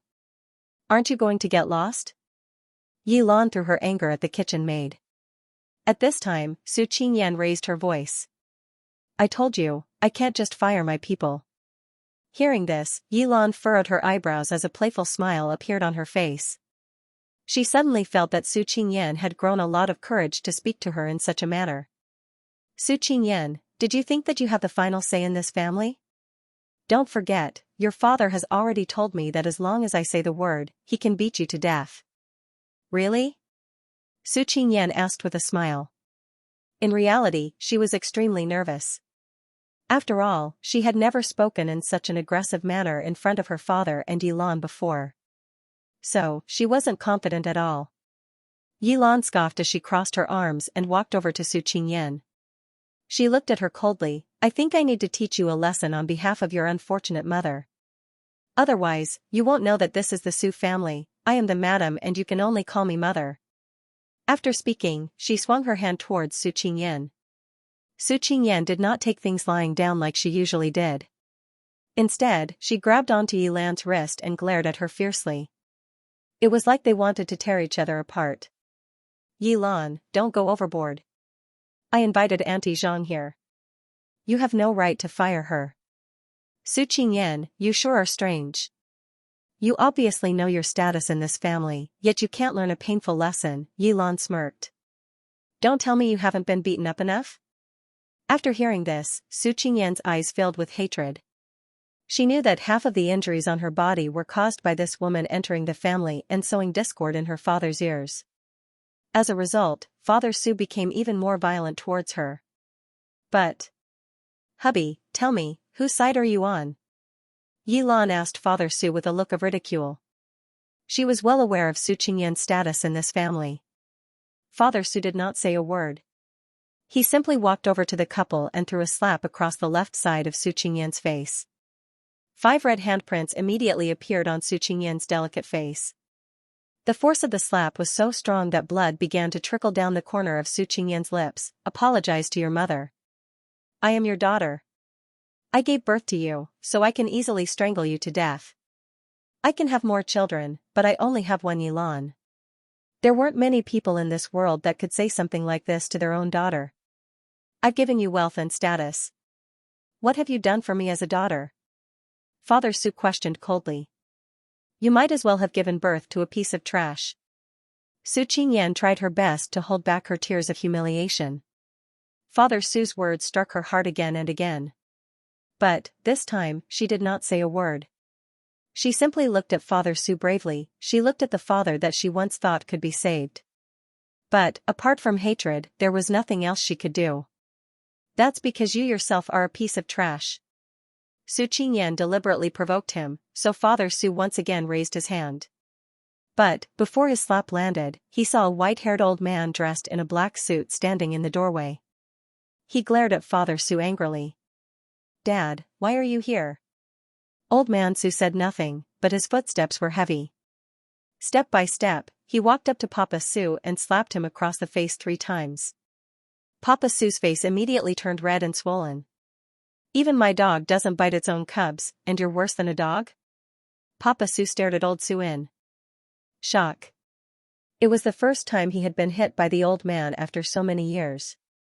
"Dad," Elder Su glared fiercely at Father Su before he led his 2 bodyguards over to the sofa and sat down. He then smashed the box that Yi Lan was previously munching on melon seeds onto the floor. "I may not have been involved in the affairs of the world for many years, but it doesn't mean that the world belongs to you. Second brother, didn't I tell you that if you remarried, your second wife would not receive a single cent from the Su family?" Papa Su did not say anything. He simply looked up at Yi Lan. Elder Su also noticed Papa Su's expression, so he turned to look at Yi Lan. "Since you are second brother's new wife, shouldn't you offer me a cup of tea?" Yi Lan froze for a moment. It seemed this was also her first time meeting Elder Su. But, she did not dare to slack off. At the same time, she hoped that Elder Su would accept her. Yi Lan carefully placed the cup of tea in front of Elder Su. However, Elder Su glared at her. "Don't you know the rules?"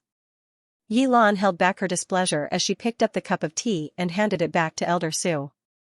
However, at this moment, a scream was heard. Yi Lan's upper body was scalded by the teacup that Elder Su had thrown at her. "Who do you think you are? How dare you treat my granddaughter like this? Instead of being an actress, you decided to collude with that monster." At this moment, Yi Lan no longer cared about what Elder Su had said. All she knew was that her entire body was on fire as she turned to Father Su for help. "Hubby, hurry and help me, help me." Just as Father Su was about to step forward to help her up, Elder Su yelled at him, "You be *****, I dare you to try and save her." Hearing this, Father Su did not know what to say. All he could do was watch as Yi Lan was humiliated. "Hubby, save me. I still need to continue filming. I can't allow myself to be disfigured. I still need to win an award." Yi Lan's cries echoed throughout the living room. But, even so, Father Su did not have the courage to step forward to save her. "If you dare to save her, I will cut all ties with you. Don't even think about taking a single cent out of Su Core," Elder Su threatened. Old man Su threatened Papa Su. "I really didn't expect you to treat my granddaughter like this." Normally, Father Su would not have tolerated this. But, the man standing in front of him was the father that had hit him for half his life. He had no way of resisting. "From today onwards, I will officially move in here. I would like to see if you can skin Qingyan alive." "Father, this is my family's business." "Fine, if you want me to stay out of it, that's fine. I'm not a petty person." Elder Su did not give Father Su any face. "As long as you take that woman and leave without taking a single cent from Su Core, I won't care about anything else." Father Su did not say another word. In order to protect himself, he allowed Yi Lan to lie on the floor and moan in pain for quite some time. Yi Lan glared at Father Su. No matter how sweet a man's words were, it still depended on a crucial moment like this. But, what did Father Su do? He threw her to one side without a second thought. "From your reaction, it seems you want to continue living together, right? Fine, but second brother, you better prepare yourself. I just overheard you saying hurtful words to that actress, so I am extremely disappointed and angry. So, while I'm at home, I won't be giving you any face." After speaking, Elder Su turned to Su Qingyan and smiled. "Qingyan, come to grandfather."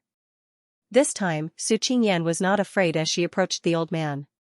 "From now on, you will pay back the way that woman caused you trouble in the past. I don't want you to be kind, I want you to be able to protect yourself. As for those that bully me, I will make them understand what it means to pay back double. Speak. You can make your request to that woman right now." After hearing this, Yi Lan glanced at Su Qingyan. She had been spoiled since she was young and had started her career as a child star. So, Yi Lan's methods were typical of the entertainment industry, including bullying and humiliating others. Over the years, she had schemed and plotted against Su Qingyan. Perhaps even she didn't know how many schemes and plots she had used. Now, the tables had turned. Although Yi Lan appeared calm on the surface, she was secretly panicking. Elder Su did not visit the family home often, so he had never noticed anything. But, this time, Elder Su had personally witnessed the couple bullying Su Qingyan. It seemed she was going to suffer a little. Father Su and the others looked at Su Qingyan, waiting for her answer. However, after quite some time, Su Qingyan finally replied, "I'm fine." Father Su and Yi Lan were both stunned. According to Su Qingyan's personality, she would never say something like this. "I'm fine." If these words were used in another household, they would be enough to end a war. But, this was the Su family home. "How much did you suffer to cover up for that SL*T? After speaking, Elder Su said to Yi Lan, "You. Come here." Yi Lan froze for a moment as she looked at Father Su helplessly. However, Father Su merely furrowed his brows. He had no way of resisting his father's orders. Yi Lan had no choice but to approach Elder Su. Elder Su raised his hand and threw a slap at her. But, he didn't end it with a single slap. He continued to hit her as he lectured her, "You can't even be considered an actress, how dare you bully a descendant of the Su family? I allowed you to marry into the family so that I could take care of them. Yet, you allowed the descendant of the Su family to be bullied by you." After being slapped 5 times in a row, Yi Lan was so angry that she could barely stand straight. Her head was already buzzing with noise. Afterwards, Elder Su said to Father Su, "If you dare to touch my granddaughter again, you will be kicked out of the Su family home." This was Su Qingyan's first time seeing a scene like this, in a home where she had been beaten up all over the place. She couldn't believe that her violent father and Yi Lan would experience the same thing. She couldn't help but feel a sense of joy in her heart. In the past, she had tried to ask for help, but Papa Su managed to fool him every time. So, this time, with Tang Ning's idea and Tang Jingshuan's help, she finally understood what it meant to be domineering and to give an eye for an eye. Father Su did not say a word. He simply looked at Su Qingyan from behind. It was like he had never met his daughter before. As for Yi Lan, apart from her swollen face, all she felt towards Su Qingyan was hatred. However, this was not something that Su Qingyan cared about. In this family, Su Qingyan no longer needed to please anyone. Because, the more she tried to please them, the less important her position in the family became. Her main task now was to think of all kinds of ways to turn things around. "Yan, do you feel better?" Elder Su asked lovingly after teaching Su Qingyan a lesson. As Su Qingyan resembled her grandmother, Elder Su felt an indescribable sense of guilt towards her. So, whenever he was around her, he would always take good care of her.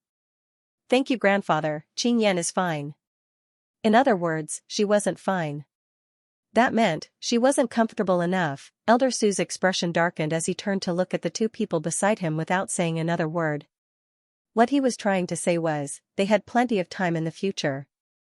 Since he was going to move in soon, there was no way he wouldn't be able to deal with the SL*T.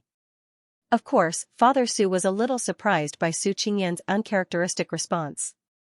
According to Su Qingyan's personality, there was no way she would be so shrewd and calculative. She was never one to beat around the bush. But let's go and have some food with grandfather. He's still hungry. Father Su's face was covered in dust from the lesson. All he could do was watch as the grandfather and granddaughter left and rush over to help Yi Lan up. However, Yi Lan simply glared at Father Su and pushed him to the side. Afterwards, Su Qingyan met up with Tang Jingxian. As soon as they boarded the car, Su Qingyan held onto her stomach and laughed. "That felt so good. I've never felt so good before. Ningjia is amazing. Did you also get slapped?" Tang Jingxian asked as he looked at the finger marks on her face. This is what they call, you can't catch a wolf without sacrificing the child. Only after grandfather witnessed this scene with his own eyes would he be determined to teach those 2 a lesson. Su Qingyan did not care about the finger marks on her face. Su Qingyan did not care about the finger marks on her face. It was so satisfying. Especially Yi Lan. Jingxian, thank you for picking up grandfather so quickly. Little monkey. Sue. Qingyan took a deep breath and smiled at Tang Jingxian. Don't worry, I'm fine. I may not be as amazing as Ningjia, but I have my own value. Jingxian, I'm quite envious of you. You have someone like Ningjia backing you up.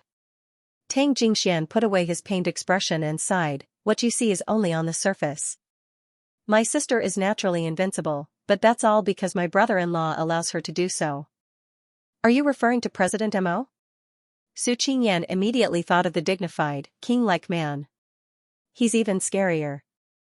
After speaking, Tang Jingxian directly drove off with Su Qingyan in his car. I'll take you to dinner as a reward for your beauty today. You and Ning Jia have helped me so much. I want to repay you. Tang Jingxian glanced at her as he drove. We don't lack anything. Don't you have any worries? As soon as the word worries was mentioned, Tang Jingxian thought about it carefully. Over the past 2 days, because of Su Qingyan, he had no time to think about anything else. In fact, he even felt happy whenever Su Qingyan was happy. If I want to defeat your father and Yilan, it won't be easy. I know. I will learn from Ning Jia. By the way, aren't you going to the US? In reality, they had already missed the registration deadline. Tang Jingxian thought to himself that some things might be predestined by the heavens. However, Tang Jingxian did not say anything. He simply drove Su Qingyan to the hotel. But, just as they were about to place their orders, Tang Jingshuan's phone began to ring. Tang Jingxian pulled out his phone and froze. He knew whose number it was. Pick it up. Tang Jingxian glanced at Su Qingyan and picked up the phone.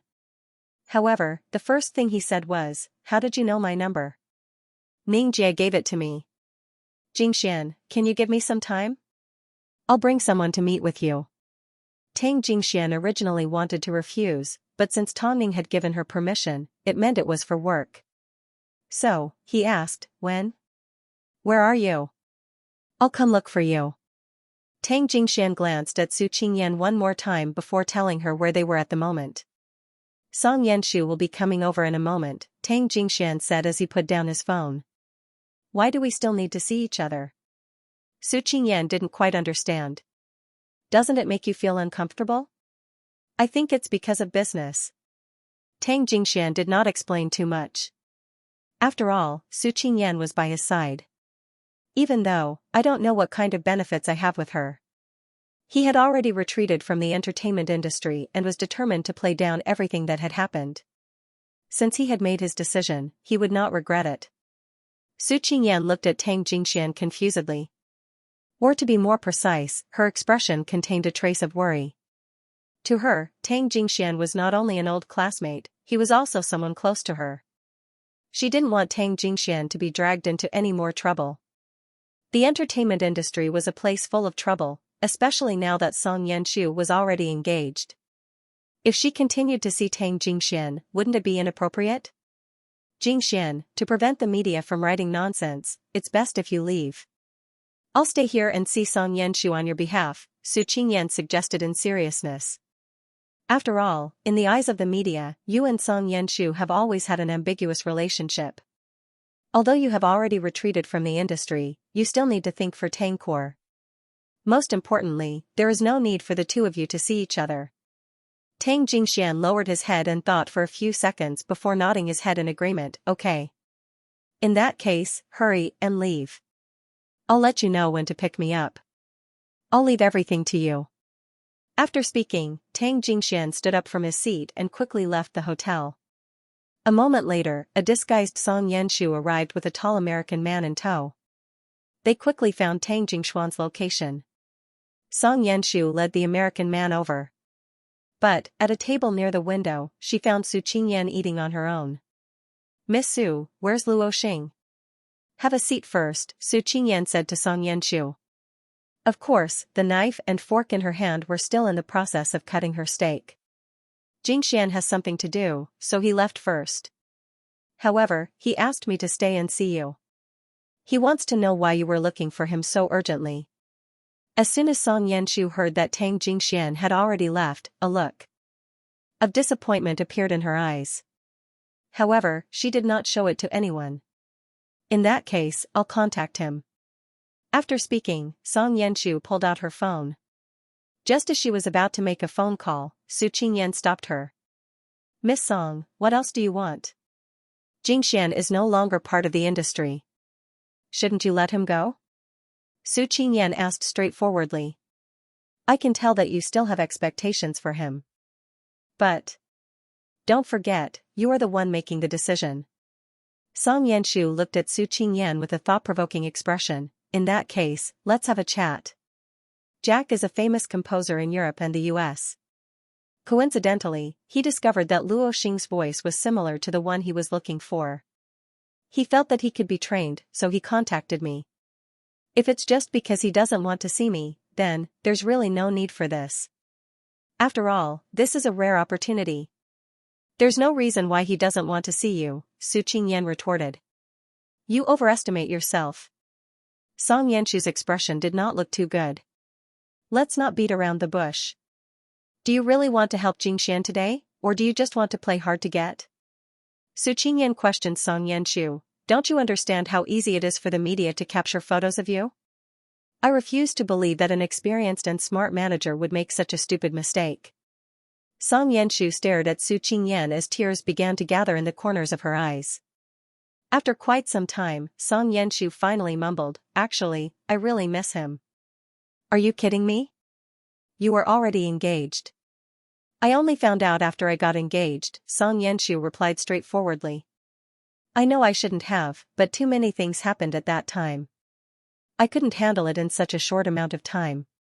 So? Are you trying to make up with him? Su Qingyan looked at Song Yanshu with ridicule. Song Yanshu, you weren't like this in the past. Or, did everyone misjudge you? Do you think you can give up on him just because you want to? Do you think you can get back together just because you want to? Do you think Jingxian will allow you to manipulate him like that? Song Yanshu froze. Today, I will represent Jingxian to say this for the last time. He will not be returning to the industry. He has a new goal in life. Therefore, song invitations and American composers were all useless to him now. From now on, please don't look for him on your own. Otherwise, I will feel uncomfortable. Song Yanshu listened quietly. After quite some time, she finally asked Su Qingyan with a pleading tone, Let me take a look at you. Just one look is enough. I don't think you need to see Jingxian right now. What you need is a clear mind. Miss Song, I hope this is the last time. Otherwise, you will be despised by everyone. Don't worry. At least, even if Jingxian has nothing left, he still has me. After speaking, Su Qingyan stood up. But, at this time, Tang Jingxian casually approached her and asked, Are you done? Are you done talking? Su Qingyan pointed to Song Yanshu with her chin and rolled her eyes. I hate things like this. Acting in a drama? First, the man pursues the woman, then the arrogant woman decides to act on her own. Finally, the man falls in love with someone else and the woman feels like she has been violated. Tang Jingxian laughed as he nodded his head. He then calmly said to Song Yanshu, In my heart, you still have your perfect side. Don't destroy what's left of you. What if I told you that I could cancel the engagement for you? Song Yanshu suddenly lifted her head and looked at Tang Jingxian with determination. Luo Xing, are you still willing to return to my side? After all, our relationship is already like that. Hearing the words cancel the engagement, Tang Jingxian and Su Qingyan froze. As for Song Yanshu's last sentence, it was obvious that she was threatening him. Their relationship was already like that, however, Tang Jingxian did not panic. He simply smiled, Yanshu, what caused you to become like this? Song Yanshu turned her head away and refused to look at him. I'm sorry. Since you've already made your decision, don't regret it. Plus, you are already engaged and I already have Qingyan. I think I've already made my stand clear. Let's go our separate ways. After speaking, Tang Jingxian held on to Su Qingyan's hand. Let's go home. I refuse to believe that you don't have any feelings for me. As Song Yanshu watched the couple leave, she immediately stood up and chased after them. Could it be that the pain from before was all an act? That's not how relationships are calculated. Tang Jingxian did not turn around, but his response to Song Yanshu was unusually cold. Plus, Yanshu, I still believe that a person that only cares about others can't be that bad. Don't drag me into this mess again. Whether it's you or the information you bring, I have no interest in either of them. Song Yanshu didn't know what was wrong with her. She thought back to the way she acted in front of Tongning and everyone else. It seemed the jealous man before her was her true self. Luo Xing, I really need you, Song Yanshu said anxiously as she stood up. I really need you. Hearing this, Tang Jingxian turned around. But, at this moment, all he could think about was the injured Su Qingyan. Song Yanshu simply wanted him to satisfy her own unwillingness. I'm sorry, I think there's someone that needs me more than you. Tang Jingxian lifted Su Qingyan's hand and looked at her seriously. After speaking, Tang Jingxian held onto Su Qingyan's hand and left Song Yanshu's sight without a trace of reluctance. Song Yanshu sat back down on the sofa in a daze as her hands trembled. Her previous hesitation made it impossible for her to realize just how important Tang Jingxian was to her. But, by the time she finally realized what he meant, it was already too late. Too late? In reality, Song Yanshu had no idea that her simple request had helped Tang Jingxian see his true feelings even more clearly. Who was the person that he wanted, the person that he treasured and the person that he should protect? You must be very proud of yourself. Song Yanshu has turned around and begged you. After leaving the hotel, Su Qingyan pulled her right hand away from Tang Jingxuan's palm. She looked a little awkward. To me, she's already someone that doesn't matter. From the looks of it, Song Yanshu won't give up. I'm sorry, I may not have any other skills, but I am extremely stubborn. Once I've made up my mind on something, I will never look back, Tang Jingxian said in seriousness. Let's go, I'll take you home. Su Qingyan's face turned a little red. But, it wasn't clear if it was because of the light or because she understood the underlying meaning behind his words. On the way back, the two did not say a word. However, Tongning suddenly gave them a phone call. Sis, don't give my information to irrelevant people in the future. Even if I don't tell her, she can find out from other places. If Yanshu becomes a burden to you, then you will never see her again. Sis. I can handle this myself. Don't make a move. After all, you guys used to be so close. I know what I'm doing as long as she doesn't cross the line. Is Qingyan by your side? Tongning asked back. Yes, I'm here, Tang Jingxian answered without hiding anything. Since you don't want me to get involved, then take good care of Qingyan. She is not a part of the entertainment industry, so there's no need for her to pay the price. Even though Song Yanshu was once impeccable at work and had done so much for Tang Jingxian, I don't think Yanshu is that stupid. But, for the sake of love, there was nothing a woman wouldn't do. While Tang Jingxian drove Su Qingyan home, Elder Su and Father Su were sitting on the sofa in the living room. Father Su originally wanted to vent his anger at Su Qingyan, but there was someone else beside him that was even more stable than him. Su Qingyan wanted to laugh, but she didn't dare to. As for Tang Jingxian, because he was aware of Elder Su's existence, he was temporarily reassured about Su Qingyan's safety. Don't worry, go home. If anything happens, I will give you and Ningjia a phone call. Tang Jingxian nodded his head. After bidding farewell to Elder Su, he left the household. Meanwhile, after greeting her father and grandfather, Su Qingyan returned to her room.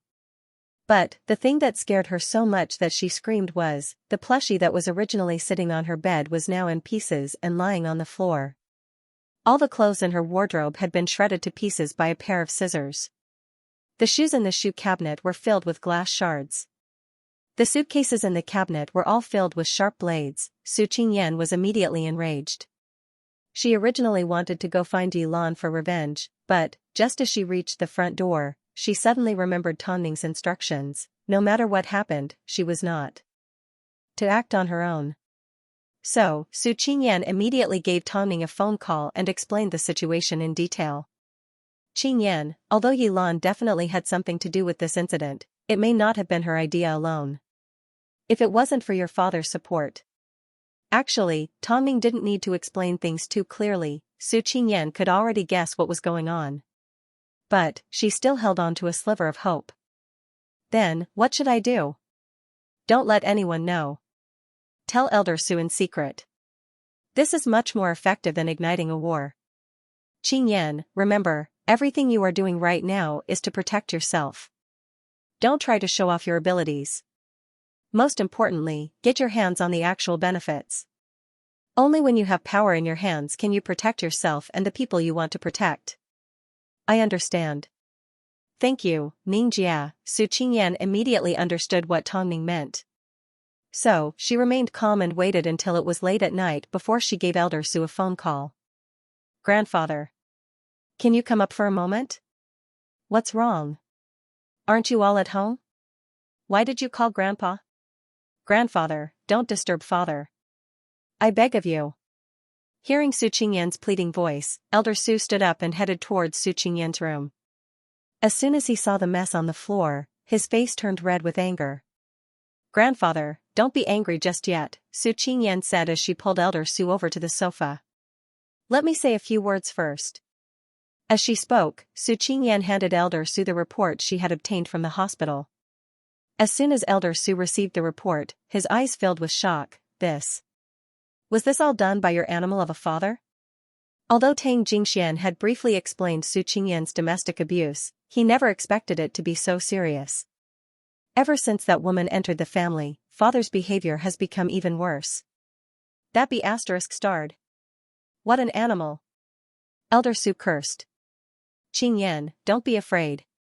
Grandfather will stand up for you. Grandfather, I'm afraid that woman has already bewitched father to the point that he no longer recognizes us.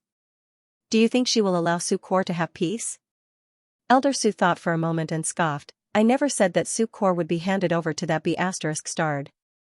Elder Su already had a plan in mind. Tomorrow, grandfather will transfer both your mother's and your shares to your name. That way, you will have more than that animal. As for this house, grandfather will also secretly give it to you. In other words, from now on, she could tell the SL***T Lan to leave. Really? Over the next 2 days. WH officially stopped screening and ended up with a box office of almost $2 billion. Meanwhile, Tongning displayed her extraordinary box office appeal. With the accumulation of her 2 films, she became the hottest box office queen. With 1 film, Stupid and WH, she had established her foundation as an outstanding actress. Even if she didn't receive a Fei Tian award, in everyone's hearts, she was undoubtedly the best newcomer actress. Of course, the competition for the Fei Tian awards was as intense as ever. As a result, Yi Lan's fans went around slandering Tongning. They believed that Elder Mo had interfered in the process. After all, no one wanted to admit that their idol was worse than others. Even though Yi Lan's character was terrible, her acting was flawless. This was the main reason why her fans weren't happy with her decision. If someone else had received the award, then it wouldn't have mattered. But, if it was Tongning, I will definitely not accept it. After all, Tongning and Yi Lan's acting is on a completely different level. Why are the awards these days getting worse and worse? There's obviously some shady dealings going on. Over the past few days, there had been a lot of discussion about who would receive the newcomer award. After all, this year's award was the most suspenseful and the competition was the most intense.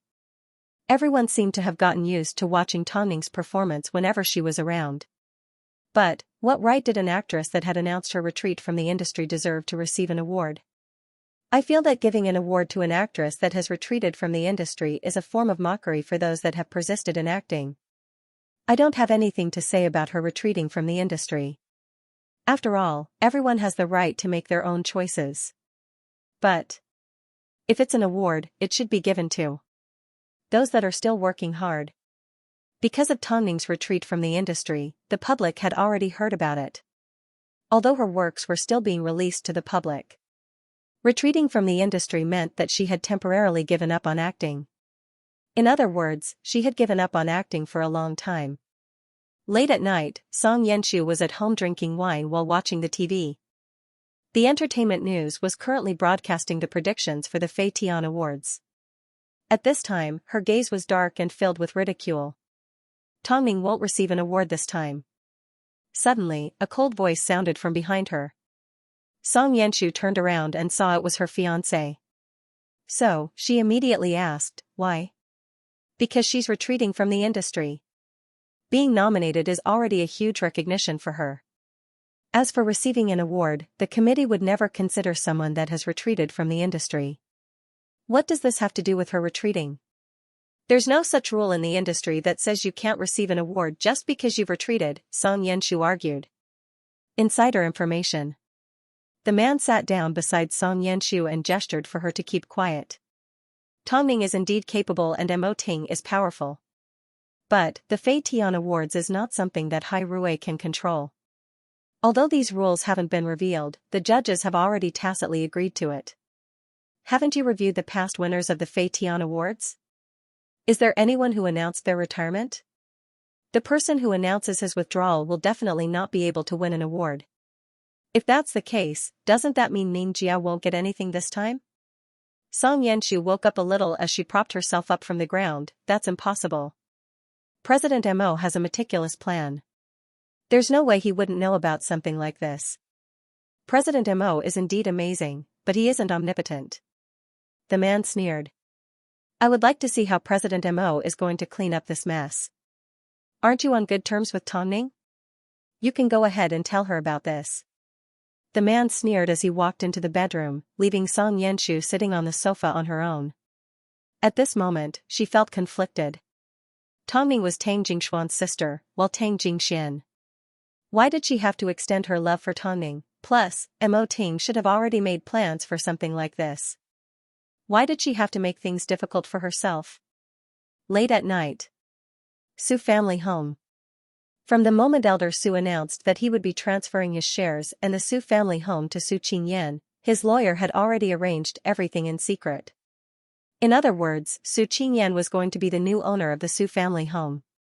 If she wanted someone to leave, even Father Su had no right to object. Father Su and Yilan had no idea that Su Qingyan had been holding back for the past few days. So, they assumed that she was too afraid to make a public announcement, so they secretly increased their efforts. Su Qingyan did not mind. According to Tongning, she had already received everything, so why should she be calculated with Yilan over a small matter? Yilan was not someone that was easy to deal with. Within the industry, she naturally had her own small circle and connections. Because of the fact that Tongning had stepped on her, Yilan was filled with hatred. So, she called a good friend in the industry. Actually, it doesn't matter if I don't get an award. After all, I know that my acting is bad. But, Yang Jia is different. She is a talented actress. If Yang Jia doesn't win this year's award, I will be the first to feel sorry for her. Su Qingyan and Tang Jingxian had just returned home. They stood silently behind Yilan as they listened to her fan the flames in the industry. The two women looked at each other. Su Qingyan gestured with her chin for Tang Jingxian to go home. Tang Jingxian simply patted Su Qingyan on the head. He did not care about Yilan at all. To Tang Jingxian, even if this woman cultivated for 10 lifetimes, she would never be half as smart and intelligent as Tongning. Afterwards, Su Qingyan approached Yilan and sat down on the sofa opposite her. With a smile, she said, I still feel that you should be the one to receive this award. Your acting is truly a natural one. Hearing Su Qingyan's voice, Yilan put down the phone and glared at the woman opposite her. What? What can you do to me? Of course. I can't do anything to you. But, Yilan, you can't stop Tongning from receiving an award. No matter how much effort you put in. You don't even have the right to be nominated. Yilan looked at Su Qingyan mockingly. She did not care about her at all. To her, Elder Su was going to leave sooner or later. When that time came, no one would be able to help Su Qingyan.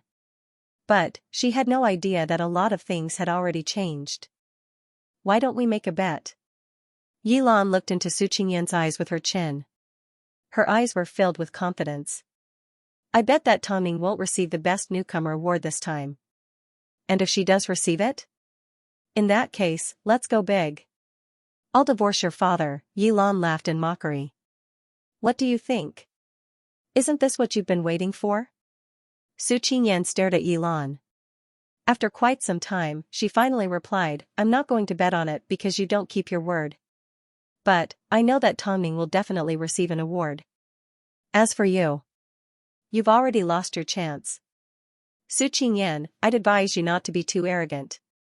After all, Elder Tang is bound to leave one day. Su Qingyan ran her fingers through her hair and stood up from the sofa. She then laughed in ridicule. Did you think I would still be important at this point? Her trump card was already in her hands. Now, the time was right. She was waiting to see Father Su and Yilan's expressions. At this moment, inside the quiet hospital. After Tang Xian experienced all sorts of oppression, she was trapped in the hospital by Elder Tang to recover.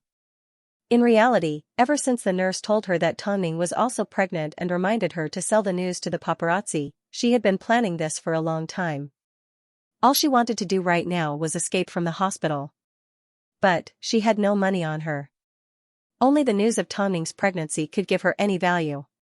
Especially when she saw Tongning being nominated for the Fei Tian Awards and the entertainment news constantly being broadcast on TV, her hatred and desire to escape grew stronger.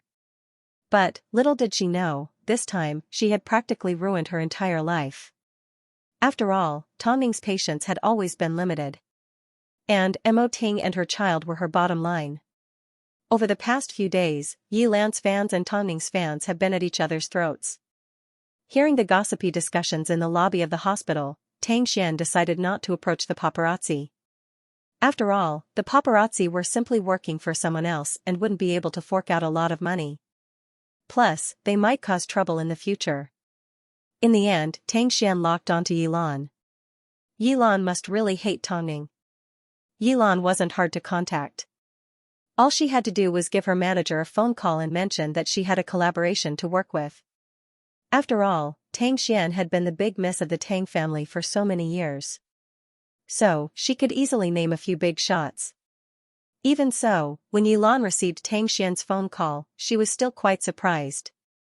I am Tang Xian, the big miss of Tang Corps. Yilan wasn't stupid. Of course, she knew Tang Xian's status in Tang Corps. But, because of the sensitive word Tongning, Yilan still asked in a lazy and arrogant manner, "Oh, it's you. I thought we had a big collaboration. I have a piece of first-hand information on Tongning. Do you want it?" After hearing Tang Xian's words, Yilan suddenly felt a little amused. Tang Xian, are you talking to the wrong person? You didn't look for the media or the paparazzi, but me? Because I thought you would be interested, Tang Xian's voice trembled. In reality, she wasn't confident that Yilan would agree. Yilan swayed her legs as she munched on some melon seeds. She originally wanted to hang up Tang Xian's phone call, but she remembered that the relationship between Tongning and Tang Xian had always been bad. Since Tang Xian was able to contact her, perhaps she had some important information. Name your price, Yilan asked directly. 2 million. Tang Xian paused for a few seconds as she tried hard to come up with a figure that Yilan could accept. Even though, this figure was only a fraction of what she once paid for a luxury car. But today was different from the past. Even if it was a mere $2 million, Tang Xian was afraid that Yilan wouldn't be willing to fork out the money. However, Yilan simply laughed as she laughed out loud. The once glorious Miss Tang is actually selling information to me for 2 million. Isn't this too funny? Miss Tang, how did you become so miserable? Tang Xian endured Yilan's insults as she clenched her fist and asked patiently, are you going to buy it or not? Of course I'm going to buy it. $2 million is all I'm missing from a pair of earrings, but in exchange, I'll be able to obtain some important information. Why not? But, Miss Tang, you need to be careful. If this information isn't worth anything, I may be even more violent than Tongning, Yilan threatened. I want to pay you first. What if I tell you the information and you go back on your word? No problem. Everyone in Beijing knows that you're poor. Yilan agreed straightforwardly. Afterwards, she instructed her assistant to transfer $2 million to the bank account that Tang Xian had specified. Of course, after receiving the money, Tang Xian also told Yilan about the information. Yilan froze for a moment. Tongning was pregnant. What did Tongning being pregnant have to do with her? Yilan didn't know whether to laugh or cry. Did she just spend $2 million to buy something that the media was interested in? Yilan held on to her phone and thought hard. In the end, she made a phone call to Xianxia. Since she had already received the information and spent $2 million, she was going to use it wisely. There was no way she was going to provoke Mo Ting.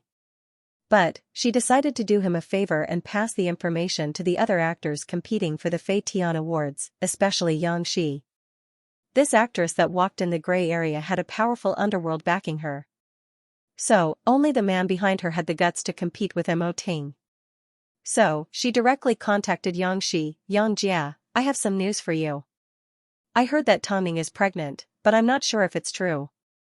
Xianxia was older than Yilan, but she was a year or two younger than Tongning. She came from a poor family and relied on her underworld background to slowly build up her wealth. As a result, she was feared by her peers in the industry. She started out as a singer, but she wasn't able to make it big. So, when she went to Japan and South Korea, she returned to China and turned from a singer to an actress. Because she had invested a lot of money in her, she was determined to win the Fei Tian Awards. After all, this was the only way she could continue to climb up the ranks. Without a doubt, Tongning was the obstacle that she was most afraid of. Worst of all, was a person that had already announced their retreat from the industry. Xianxia thought for a moment and finally made her decision. She was going to accept Yilan's favor, even though she knew that Yilan's motives weren't pure. Tongning was pregnant, let's see what kind of exciting game of chess would come out of this game. The industry had always been flashy. Everything that a person did was simply for the sake of climbing up the ladder. After all, after experiencing the feeling of being chased by others, one would know how mesmerizing it was to be loved like crazy. Of course, when it came to the Fei Tian Awards, Mo Ting knew what the judges were planning. He also knew that for an actor to retreat from the industry, it was a sign of immaturity. Being recognized would also mean that he would lose a lot of opportunities. But, he was never one to be unprepared. Even though everyone was in a panic or waiting to watch a good show, Mo Ting maintained his usual calm. Of course, he was fully prepared. But, at this time, Mo Ting received an invitation from the Originality Charity Night. This official charity organization actually invited Tongning at a time like this. Tongning had attended many charity events in the past. But, this time, she couldn't reject an invitation. Originality had a strong reputation and was an international organization. So, they would send out invitations to influential people. So, those that received these invitations were naturally envied by others. After all, this was a form of recognition for an actress. At least, it was an official acknowledgement that her appeal was enough to influence a large number of people. As Tongning's manager and husband, Mo Ting naturally couldn't reject an invitation like this. But he was worried about Tongning's health and the baby in her stomach. Although he was already prepared to go public, he didn't like things that were out of his control. Plus, attending the charity event required a long journey. As soon as Tongning saw the invitation, she expected Mo Ting to be worried. Especially since she was currently 6 months pregnant. In reality, the longer the baby stayed in her stomach, the more careful Mo Ting became. "I've already asked Lu Che to reject Originality's invitation," Mo Ting said beside Tongning's ear. "Instead, I've asked Fang Yu to arrange for a donation to show Hai Rui's sincerity.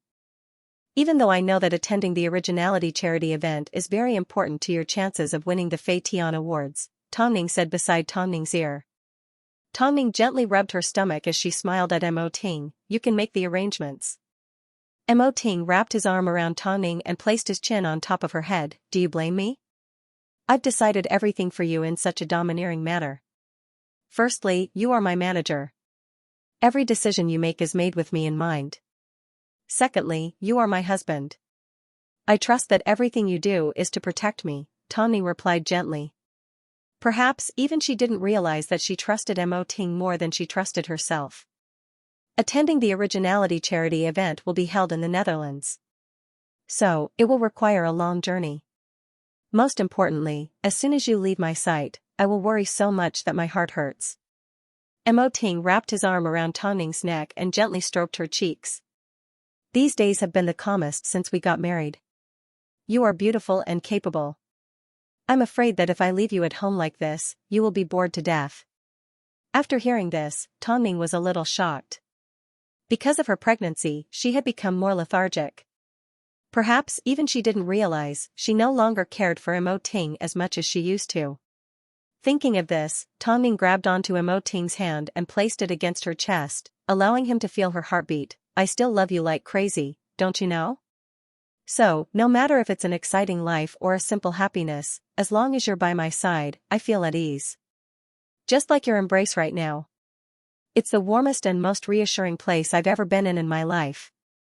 After hearing this, Mo Ting remained silent for a few seconds. No matter how strong a man was, he was still weak in front of the person he loved the most. Sometimes, he couldn't help but let his imagination run wild. Are you not ready to be a father yet? Don't worry, you will be the best father in the world. Mo Ting nodded his head. He suddenly changed his mind as he pulled out his phone and gave Lu Che a phone call. Between him and Tongning, what had they not experienced? So, a wolf would always be a wolf. Even if he was afraid of the cold and hunger, as long as he was given enough mental support, he would still be ruthless and fearless. The man backing Xianxia was a famous philanthropist in Beijing. However, everyone knew that his background wasn't completely clean. As for Tongning's originality charity event, it was all thanks to Xianxia's help. So, regardless of whether Tongning was pregnant or not, he had to meet her to find out the truth. Ever since the Fei Tian Awards nominees were announced, Xianxia began to research the works of her competitors. Out of the four, the other three had a very typical development. Only Tongning overcame all obstacles along the way and her popularity still remained high. Tongning's abilities, her way of doing things and everything about her made her feel like she was dangerous. So, she was afraid. And her heart was filled with a strong desire to win. Xianxia, it's been confirmed that Tongning will be attending. Xianxia's manager gave Xianxia a phone call. That's good. But, I heard President Mo will be accompanying her, Xianxia's manager emphasized. Should we think of a way to distract him? If you can think of something, go ahead and think of something. Although Xianxia had heard that Mo Ting doted on his wife, she didn't really believe it. After all, she had never seen it with her own eyes. Plus, where in this world could she find a true love partner? Especially in the industry. Didn't everyone play around with their bodies and money? If Hai Rui goes bankrupt, I refuse to believe that Mo Ting will still be by Tongning's side. Oomph. She simply wanted a chance to force Tongning to back down and win the award. If Mo Ting was to follow her, he would be a huge hindrance. After hearing this, Xianxia's manager immediately made preparations. Unfortunately, Hai Rui wasn't something that could be easily shaken by other companies. Especially since she was Yilan's manager. But, Xianxia had grown up on the streets and had followed her brother for so many years. So, when it came to underworld methods, she was extremely familiar with them. Over the years, she had secretly learned a lot about how to anesthetize others and how to make them lower their guard. So, it wasn't like she hadn't seen smart people before. But, she didn't believe that smart people wouldn't fall into her trap. Her motive was simple. She wanted to either force Tongning to back out of the awards or force her to lose her child. Since Tongning wanted to make things difficult for her, she wasn't going to make things easy for her. How could competing with her have a good ending? In her subconscious, it was normal for women to have miscarriages. Perhaps, it was because the environment they grew up in had shaped their attitudes towards life. No matter what, she had to lure Tongning out first. In order not to be discovered, Mo Ting and Tongning left Beijing a day early in disguise and flew straight to the airport in the Netherlands. Afterwards, they checked into a hotel. Of course, thanks to Mo Ting's meticulous protection, Tongning was not disturbed at all. So, she had no idea that danger was slowly approaching. Meanwhile, Yilan was enjoying the fruits of the Su family's labor. Even if Tongning wasn't defeated, she would at least be able to witness a spectacular dog-eat-dog show. Did she want to win an award? No way. As Su Qingyan watched Yilan sitting at home humming a song, her eyes filled with disgust. This meant that Yilan had done something shameful again. But, she was secretly pleased. Afterwards, Yilan stood up straight. But, as soon as she turned around, she saw Su Qingyan standing behind her. What? Can't bear to see me in a good mood? Su Qingyan did not say a word. She simply stared at Yilan. Let's wait for a good show. Tongning is going to be in big trouble. She was unlucky. If the other party was someone else, Su Qingyan might have believed them. But the other party was the experienced Tang Ning. She was able to deal with so many obstacles with ease. So, Su Qingyan refused to believe that Yi Lan was the unlucky one. So, who was the unlucky one? In reality, everyone had a trump card in their hands. It was just a matter of who would reveal it first. Translator, Uni Editor, Uni. The Originality Charity Night was held at the King Hotel in Holland. Tang Ning and Mo Ting had already checked in. However, this did not escape Xianxia's meticulous planning. She was already waiting for Tang Ning to appear. Tang Ning was indeed pregnant. Even though she had tried to hide it previously, now that she was 6 months pregnant, it was no longer easy to hide it. After seeing this result, Xianxia only had one impression of Tang Ning: she was indeed a difficult opponent to deal with. Of course, no one in the industry was easy to deal with. Especially those with a high status, their EQ and social skills were not low either. But, Tang Ning was a special case. Everyone knew that she had a clear line between what she liked and what she hated. Yet, there were always people who treated her with sincerity. But, Xianxia believed that true friendship was nowhere to be found in this world. Especially in the industry. But, even though Xianxia hated Tang Ning, she never looked down on her. After all, compared to Tang Ning, her background was even more complicated. Since her enemy was already in place, shouldn't it be time for her to deliver her well-prepared gift? Just as Mo Ting stepped out of his room, a waiter rang Tang Ning's doorbell. "Madam, you have a gift for you. The lady who delivered the gift specifically told you not to let your husband see it." The waiter smiled as he left Tang Ning with an exquisite envelope and left the room. As Tang Ning held on to the envelope, she noticed that underneath the recipient's name was a message that said, "If you want me to help you keep this a secret, then tear it up after reading it." In reality, Tang Ning had already guessed that the person who played games with her was not professional at all. She had purposely picked a time when Mo Ting wasn't around. Wasn't it obvious that someone was monitoring her every move? Plus, what secret did she have that she had to hide? It seemed, the waiter was overly confident in his intelligence. Even so, Tang Ning still opened the envelope. Of course. Before she opened it, she did a series of checks. After opening it, there was only a short sentence on it. "Come to the Queen's Banquet Hall at 7 o'clock in the evening. I'll wait for you by the window." There was no signature on the letter, so it was impossible to guess the identity of the sender. But, Tang Ning found it quite interesting. Not long after, Mo Ting returned to his room. Seeing Tang Ning's teasing expression, he couldn't help but laugh. "What are you looking at?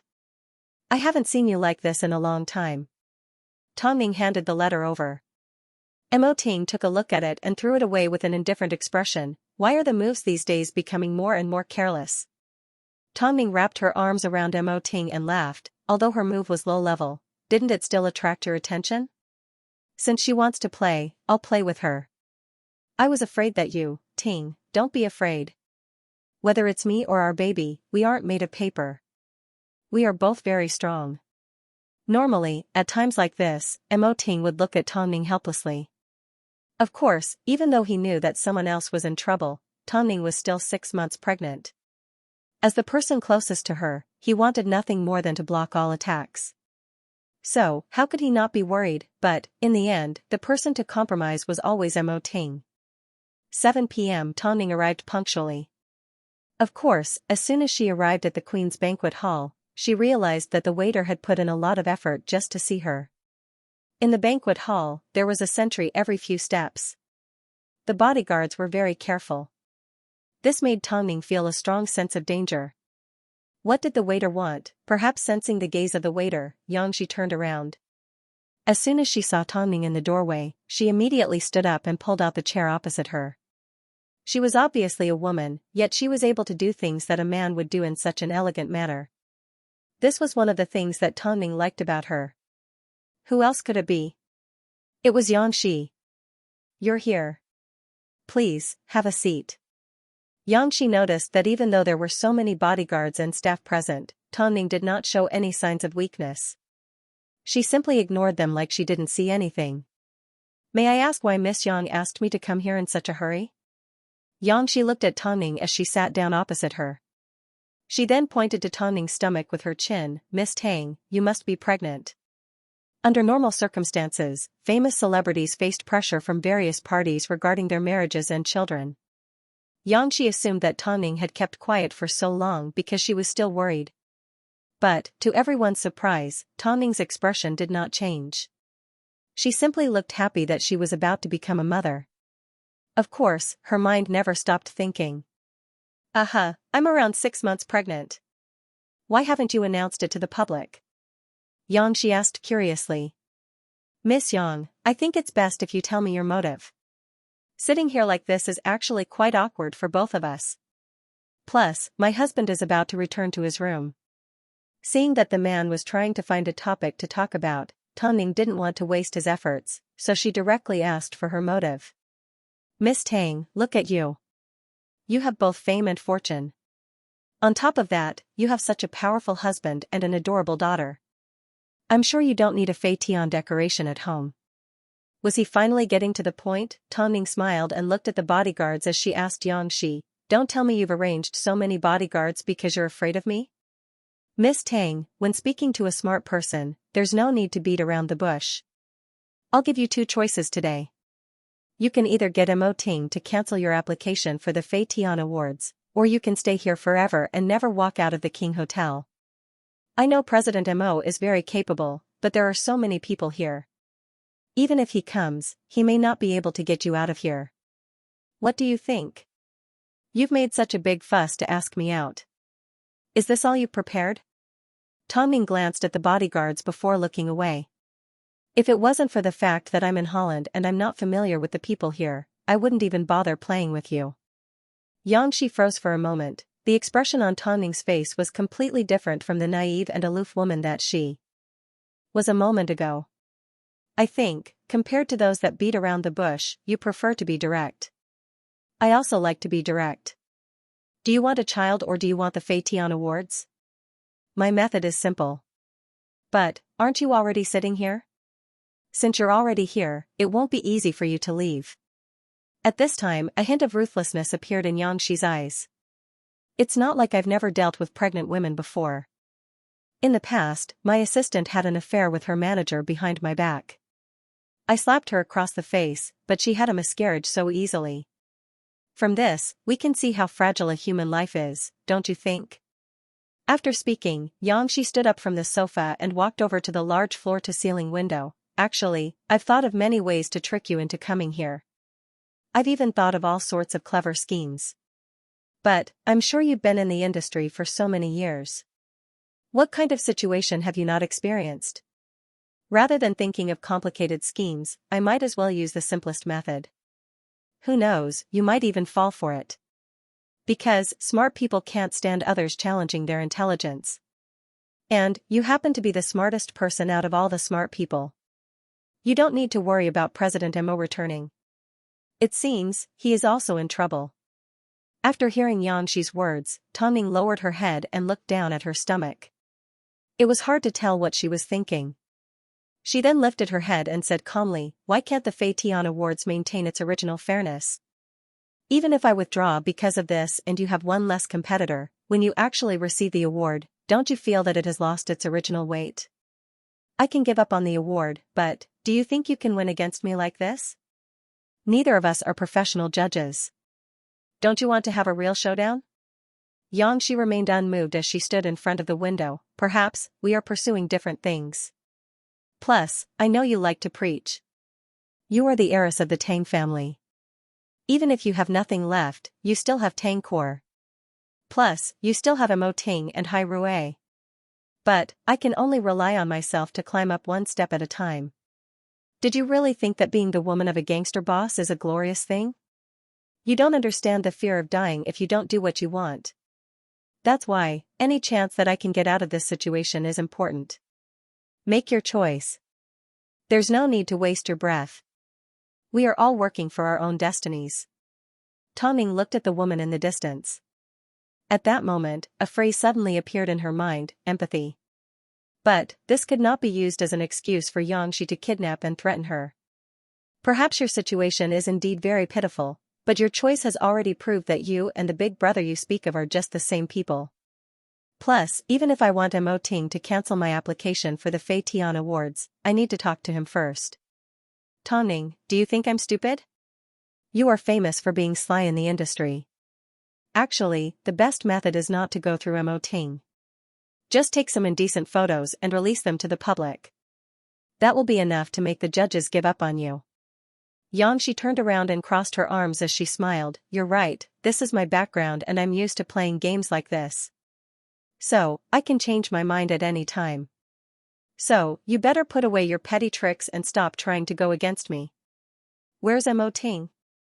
Don't worry, as long as you do as I say, I won't make things difficult for him. Xianxia raised an eyebrow. Just like you said, you are in control of this game. So, if I don't see them safe and sound, you won't get anything. After all, everyone in the industry is well aware of my personality. I would rather die in glory than live in disgrace. If you want to kill 2 people, I am more than happy to keep you company. Tongning looked at Xianxia with determination in her eyes. Xianxia looked at Tongning calmly. She believed that Tongning was capable of doing anything. After all, if something happened to Tongning, she would be covered in a disgusting smell. Okay. You can touch me and the child, but don't touch Mo Ting. I'm afraid you can't afford to pay me back. Tongning's voice turned colder. Xianxia was confident. After all, she had already made careful preparations from the moment she checked into the hotel. From the looks of it, controlling Mo Ting wasn't going to be a difficult task. However, there was one thing that she couldn't understand. For Mo Ting to create such a successful business empire, there was no game that he couldn't solve. Meanwhile, inside the underground car park, as Tongning wasn't used to using certain items from the hotel and he didn't feel comfortable using someone else, Mo Ting decided to drive to the mall himself and buy a lot of things that Tongning normally used. However, as soon as he entered the car park, he sensed something wasn't right behind him. However, he did not alert them. Instead, he carried the items in his hand to confirm his suspicions. There were definitely more than 2 people following him. Mo Ting calmed himself down and saw the police station in the underground car park. So, he deliberately weaved his way through the crowd of cars and quickly disappeared from the sight of the people following him. The few people panicked as they looked around the car park for Mo Ting. But, apart from the hotel's exit, there were no other elevator entrances. Everyone suspected that Mo Ting had already made his way to the exit, so they all boarded their cars and chased after him. However, they were stopped by the police station. At this time, a man wearing a hat reached out his long hand to retrieve his parking card. But, his hand couldn't reach the car door. Don't you have legs? The security guard paused for a moment and revealed his missing left arm. Sorry sir, not only do I have no legs, I'm also missing my left arm. The few people cursed as they threw their parking cards at the security guard and chased after Mo Ting. Of course, after the car drove off, the one-armed man revealed a cold glare and immediately gave the hotel security a phone call. Don't forget, Elder Mo had once said that Mo Ting's acting had never been good. Miss Yang, the man got away. Over the phone, Xianxia found out that the man had failed to capture Mo Ting. Of course, she couldn't show it on her face. So, she replied calmly, he's already in my hands. That's impossible. I can see the lack of confidence in your eyes, Tongning replied straightforwardly. Even if I didn't capture Mo Ting, you are still in my hands. You can choose not to cooperate, but I can use force. Xianxia put down her phone and looked at the security guard. I need 2 people. I can directly give the Fei Tian Awards committee a phone call and give up on receiving the award. I am a pregnant woman. Aren't you afraid that something might happen if you do this? Tongning tried to delay the security guard. You are after the award, but I want to protect my child. No way. In the future, you may still compete with me for other awards. Why would I let a strong competitor go? Xianxia replied firmly. Xianxia was ruthless and left no room for retreat. In order to achieve her goals, she would do anything. She only cared about the benefits in front of her and did not plan for the long term. So, Tongning had no expectations that Xianxia would be persuaded. In the Beijing industry, there were plenty of fights between celebrities, but Xianxia was the first one that was as daring as she was. Perhaps it was because she had been influenced by the ways of the underworld, but Xianxia did not realize that her ruthlessness was actually the same as the gangster boss that she referred to. How dare she lay her hands on a pregnant woman? Especially since she was already 6 months pregnant. Taking this opportunity, Tongning screamed for help. Passing by the queen's hall, a passerby heard her cry for help and immediately barged in. However, seeing so many bodyguards and Xianxia standing in front of her, she was stunned for a moment before she turned and ran away. Everyone would be afraid, especially when they were in a foreign country. If Tongning was right, this woman was one of the celebrities that had been invited to the charity event.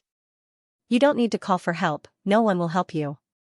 I simply never imagined that the insufferably arrogant Tongning would one day fall into my hands. Tongning watched as the two tall and powerful men approached. Although she was a little anxious, she still firmly believed that Mo Ting would appear and that he wouldn't let anything happen to her and the child. Fine, since things have gotten to this point, there's nothing I can do to resist. But, I want to say that you've captured the wrong person. You've captured the wrong target. Tongning revealed a bitter smile as she pointed to her stomach and said, "You've overestimated me. The only reason I've gotten to where I am today is because, just like you, I was used by others. All of you think I'm Mo Ting's sweetheart and I'm the person Mo Ting protects the most. But, you're wrong. Mo Ting loves someone else and I am merely that person's shield. Just like now, I've been kidnapped by you, but in the end, the Fei Tian Awards will end up safely in her hands." After hearing Tongning's words, Xianxia couldn't help but laugh. "You're lying, continue lying. Things have already gotten to this point, what else is there for me to lie about? If you don't believe me, then go ahead and deal with me. But, from today onwards, you will become the target of Hai Rui's revenge. Worst of all, you've made the wrong person your opponent." After speaking up to this point, Tongning deliberately tore off her clothes, revealing half of her fair shoulders. "If you don't believe me, you can come and try. Let's see if Mo Ting will be heartbroken after I lose. Let's see who gets the Fei Tian Award after I lose. You think I'm noble, but that's just on the surface. My life is even worse than yours." After hearing the last few words from Tongning, Xianxia began to hesitate. After all, if what Tongning said was true and she was merely a shield for Mo Ting's woman, then the hidden danger of the Fei Tian Awards was still there. Not only had they not gotten rid of the enemy, they had also alerted the enemy. After all, Mo Ting's revenge was terrifying. Actually, I also believe that Mo Ting loves me. That way, even if I sacrifice myself, it will still be worth it. Xianxia, come at me. If I can help Mo Ting with this, it will be the last thing I can do for him." After speaking, Tongning closed her eyes and leaned back on the sofa. She looked like she was ready to face death, but her eyes were filled with stubbornness. Her eyes were filled with one word: she was going to sacrifice herself. As a result, Xianxia began to hesitate. "Madam, do you still want to make a move?" the two security guards asked as they waited for a long time. Xianxia took a deep breath. Her heart was already on high alert. "Let me think about it for half an hour. Keep an eye on her." After speaking, Xianxia left the queen's hall. It was obvious, she was going to look for clues. If Mo Ting really had another woman, what was she going to do? After half an hour, Tongning finally had a chance to catch her breath. But, she knew that she had to keep her guard up. Mo Ting was definitely going to show up. That was without a doubt. So, every second that she could drag on was a second. Actually, this was not a common occurrence in the industry. Not too long ago, a singer with the surname Wang offended a deity and was mysteriously poisoned into a mute. There was also a female celebrity with the surname Lin. Everyone in the industry knew that she had offended a higher-up and ended up being bullied by 3 men. Xianxia was brave because she was a woman and she was so brazen. In reality, Tongning was well aware that even though Xianxia had agreed to wait for half an hour. 10 minutes later, Xianxia stormed back into the hall angrily. As she pointed at Tongning, she ordered the security guards, "Strip her naked. Also, get rid of the child in her stomach. Just don't kill her." However, the security guards did not get a chance to step forward this time, because outside the banquet hall, there were several Dutch policemen standing upright. "What are you doing? This is private space." Xianxia's security guard stood in front of the police. After all, they had the numbers advantage. They thought they could easily get rid of the patrolling police. But, a few seconds later, they were shocked. A dozen police officers had suddenly appeared and surrounded Xianxia's security guards. Of course, the most direct weapon they had were guns. But, even in this situation, Xianxia did not panic as she stepped forward and said in fluent English, "This is all a misunderstanding. I am here to attend a charity event." But it wasn't until a tall and noble figure stepped out from the crowd of police that Xianxia's expression changed. Mo Ting was much taller than Xianxia, so she was forced to take a few steps back. Afterwards, Mo Ting threw a slap across her face. The force was so strong that blood began to trickle down the corner of Xianxia's mouth. Afterwards, Mo Ting grabbed a gun from a police officer and pointed it at Xianxia's forehead. His movements were smooth and fluid. In fact, he was even more professional than the police. Xianxia was so shocked that she almost lost her balance. "I don't think it's illegal to kill an animal. What do you think?" Mo Ting tilted his head as he prepared to pull the trigger. Xianxia was so scared that she began to speak incoherently. Don't do this. I didn't do it on purpose." "Mr. Mo, please control yourself," the police officer beside him tried to calm him down. "Then, of course, I didn't do it on purpose either." Mo Ting did not immediately put down the gun. Instead, he continued to point the gun at Xianxia's forehead. "I will definitely make you regret ever being born a human." Xianxia's eyes blinked uncontrollably. Unknowingly, an unknown liquid had already soaked the carpet beneath her feet. Was she afraid of death to this extent? She had actually lost control of her bladder. "Haven't you always claimed that you are the woman of the big boss of the underworld? This time I, Mo Ting, am going to get my revenge on you. If the big boss is heartbroken, he can come to me and ask for her. Normally, even a simple cough from Tongning makes my heart ache. Yet, you actually dared to threaten me? Don't worry, I won't shoot you, but..." Mo Ting put away his gun and paused for a few seconds before continuing, "I will make you suffer 100 times worse than if you were shot by a bullet." Xianxia fell to the ground. At this moment, she no longer cared about being embarrassed. All she could do was tremble in fear. Mo Ting did not waste any more time with Xianxia as he walked over to Tongning and helped her up. He then removed his jacket and wrapped it around her. His tone of voice was completely different from the Grim Reaper that he was a moment ago. "Sorry, I was late." Feeling the familiar warmth, Tongning grabbed onto Mo Ting's wrist tightly and shook her head. "I knew you would come, so I tried my best to stall for time. Did I do a good job?" Mo Ting knelt down in front of Tongning. After a few moments of silence, he finally hugged her tightly in his arms. He couldn't imagine what would have happened to Tongning and their child if he had arrived any later. "You never disappoint me," Mo Ting mumbled. He then carried Tongning in his arms. "Let's go to the hospital for an examination right now." "But, Xianxia, let's deal with her another time. After all, who else is backing her and what plans she has? I need to pry them all out from her mouth," Mo Ting said coldly as he led Tongning out of the hotel. Afterwards, the couple went to a famous local hospital in Holland. After confirming that Tongning was fine, Mo Ting finally let out a sigh of relief.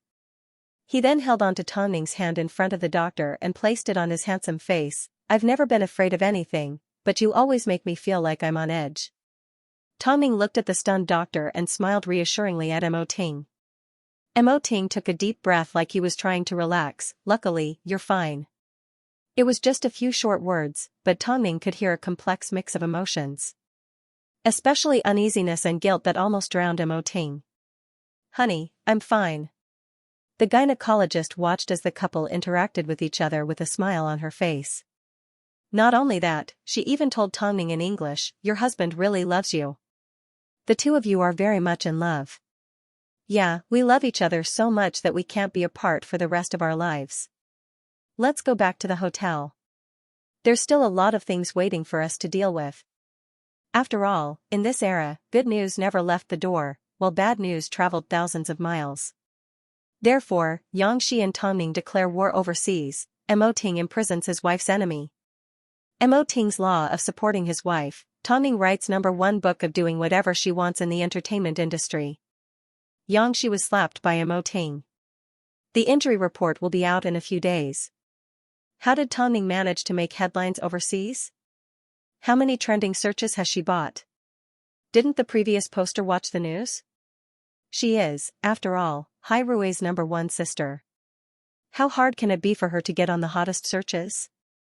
At first, I thought this couple was very loving and inspirational. But now, I feel like they've consumed too much of their previous persona. Why do they always make a fuss about things between husband and wife? I don't want to know. What did Xianxia do to deserve such treatment? I heard that Mo Ting personally slapped her and almost gave her a concussion. I even heard that Mo Ting is still holding her captive. Why did such one-sided discussions appear? It was because Mo Ting had previously said that the big boss behind Xianxia would come knocking on his door to ask for her. In other words, he did not cut off Xianxia's contact with the outside world. So, Xianxia immediately called home to complain. The news that was currently flying around Beijing was the result of her complaints. She needed to first stabilize her position as a victim. After all, no one had witnessed her hurting Tongning. Even if there was, it was done by her bodyguards. As long as she insisted that she didn't know what had happened, Mo Ting wouldn't be able to do anything to her. At this time, to ensure the safety of Tongning and the baby, Mo Ting had ordered them to stay in the hospital for observation. So, he did not have the time to investigate the entire incident. Of course, he had another reason for not doing any PR late at night, Emperor Hotel. Meanwhile, Xianxia was locked up in a hotel room. Meanwhile, Mo Ting led 2 strong foreign bodyguards straight into the room she was in. Xianxia was afraid of Mo Ting. She was in awe of him from the bottom of her heart. Especially when she saw Mo Ting enter the room with a cold expression on his face. She could only slowly back away from the sofa. Mo Ting did not waste any time as he said to the bodyguards, "Make your move. I want to know everything related to this incident from her mouth." Xianxia's face turned pale as she looked at the 2 strong men. She immediately waved her hands and said, "Don't use force on me. What do you want to know? I'll tell you everything." After hearing Xianxia's words, Mo Ting's lips curved coldly. "I've already used this trick on you since I was a few years old. Did you think that by giving me a half-truth and half-lie, you would be able to get away with it? I only believe that pain can make a person realize their mistakes. President Mo, I'm begging you. Ask me anything, I can answer you." Xianxia was anxious. She knew that Mo Ting was a man of action. "Did you know that Tongning was pregnant?" Mo Ting asked straightforwardly. I did. How did you find out?" Mo Ting asked as he sat down on the sofa and trembled in fear. "Yi Lan was the one who told me." "How did Yi Lan find out?" Mo Ting continued to ask. "I heard from Yi Lan that this information was leaked by the big miss of the Tang family," Xianxia said as she looked at Mo Ting. However, Mo Ting did not even look at her. Of course, his eyes had subconsciously been dyed with a dangerous black light. Xianxia, Yi Lan, now, Tang Xian was added to the mix. "Since the 3 of you are so addicted to acting, I can fulfill your wish," Mo Ting said coldly. Mo Ting said in an extremely cold voice, "If the 3 of you want to be famous, I will help you achieve it." "Is that true?" Xianxia asked with an attitude of giving it a try. She knew that it was impossible, but she couldn't help but hold on to hope. "I'm going to make you infamous. I'm going to disgust you." At this moment, Xianxia's mind went blank. She was afraid of Mo Ting's gaze and was even more afraid of his revenge. This man, who looked like a noble king, was emitting a dangerous aura. Let me go." These 3 words were Xianxia's plea for mercy. But, her voice was so low that even she couldn't hear what she was saying. Please let her go. If the public's previous schemes against Tongning were all within his bottom line, then. This time Mo Ting finally understood one thing: he didn't know if the public thought he had become kinder after getting married. All he knew was, the stronger he was, the safer Tongning would be. If he was a man that no one dared to offend, who would dare to lay a finger on his woman? So, from today onwards, as long as someone tried to harm Tongning, he would retaliate with even more ruthless methods. He would no longer show any mercy. Previously, before Tongning was pregnant, she would deal with schemes like this on her own. But now, even though she wanted to, she didn't. have the strength. So, as her husband, he had no choice but to do it for her. Late at night, Mo Ting returned to his hotel room. However, Tongming was still awake as she waited for him to return to her side. Did you go see Xianxia? Uh-huh, Mo Ting replied as he removed his jacket. What exactly happened? Tongming moved closer to the bed and patted the spot next to her, gesturing for Mo Ting to hurry over. Mo Ting changed into a robe and walked over to the bed. He then carried Tongming in his arms and told her the results of the interrogation. Although a lot of people have been implicated this time, I will not let a single one of them off.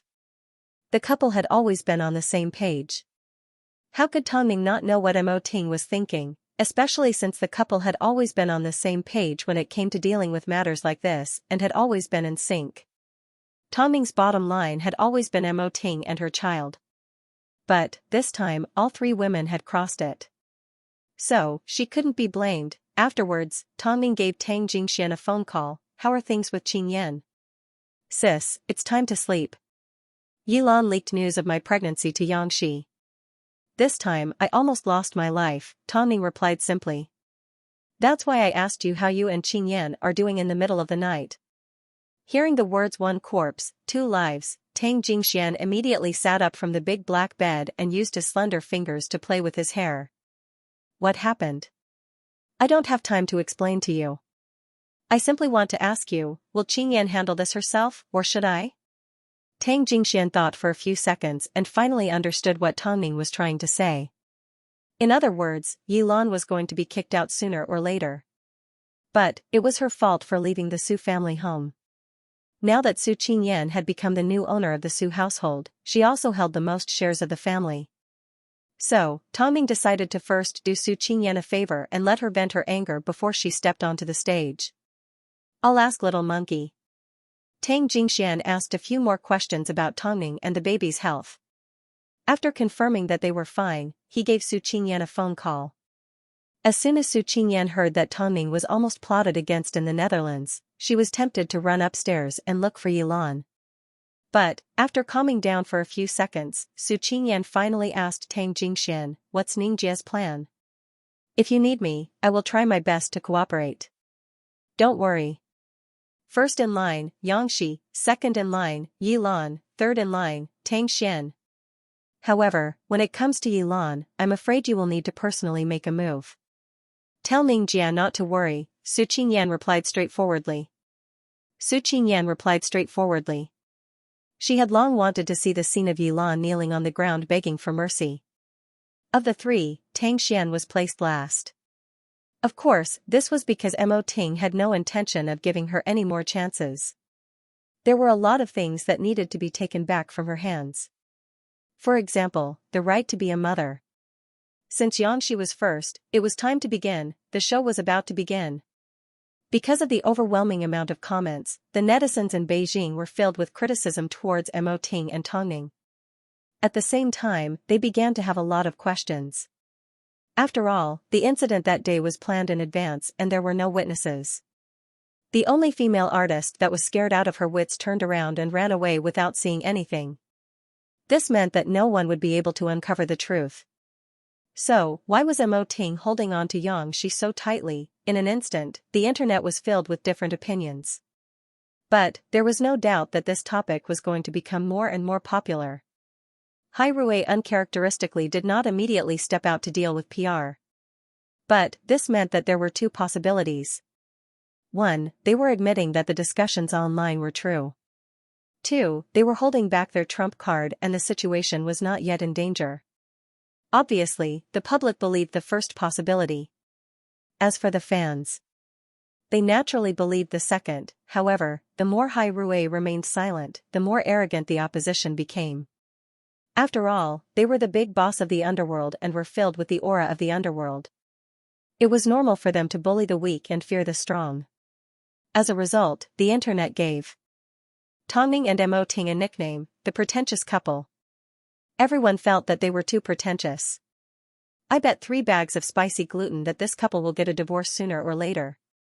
Where else in this world can you find such a loving couple? I originally thought they were truly in love. But, from the looks of it, it seems more like they are just using each other. Regardless, let's first apologize to Xianxia. Plus, is Xianxia okay? Is this the same as the two big bosses declaring war? Who do you think will win? Who would dare to provoke the underworld? Ever since the incident broke out, these gossipy names had been flooding the internet nonstop. Of course, one of these accounts was obviously trying to help Xianxia clear her name. Because of these scandals, Tang Ning hastily ended her event in the Netherlands and returned to Beijing with Mo Ting. The couple were dressed like commoners, so they were not chased by any passers-by or fans. But, as soon as they arrived at Beijing airport, Tang Ning saw the news that she and Mo Ting had both reported. President Mo, this is quite rare. Mo Ting smiled. Just as he was about to push Tang Ning away, his phone, which had just been turned on, began to flash. Mo Ting escorted Tang Ning to a hidden passageway before he answered the call and placed the phone by his ear. Hello, President Mo. It took Mo Ting a few seconds to realize that this man was Xianxia's man, the so-called big boss of the underworld. It seems President Ni has decided to redeem her from me. Mo Ting suddenly let out a sigh of relief as he smiled. President Mo, don't you think you've lost your gentlemanly demeanor? If things get out of hand, it won't do Hai Rui any good. Why don't we each take a step back? What step does President Ni want me to take? Mo Ting asked. Even President Ni knows to care for his woman. So, why are you asking me to take a step back? Do you think my woman deserves to be bullied? Mo Ting's words were neither light nor heavy. In fact, it was impossible to tell what he was feeling. But his questioning tone and unyielding attitude made the woman sense the danger in his words. Does that mean President Mo has no intention of taking a step back? But, you need to know that everyone in Beijing is on my side. President Ni's words are a bit ridiculous. The people of Beijing aren't so blind as to support the underworld. Entertainment gossip may be entertainment gossip, but I'm sure they still have a sense of right and wrong, Mo Ting mocked. Let's wait and see. The woman was obviously angered by Mo Ting's retaliation as she angrily hung up the phone after leaving a few words. Of course, Mo Ting was aware that the woman was willing to do anything to achieve her motive. That was the only way to live up to her background. But Mo Ting had never been afraid of anything in his life. If Xianxia dared to touch a single hair on Tang Ning's head, he would make her pay 1,000-fold. Even if her plan didn't come to fruition, he couldn't just think about it.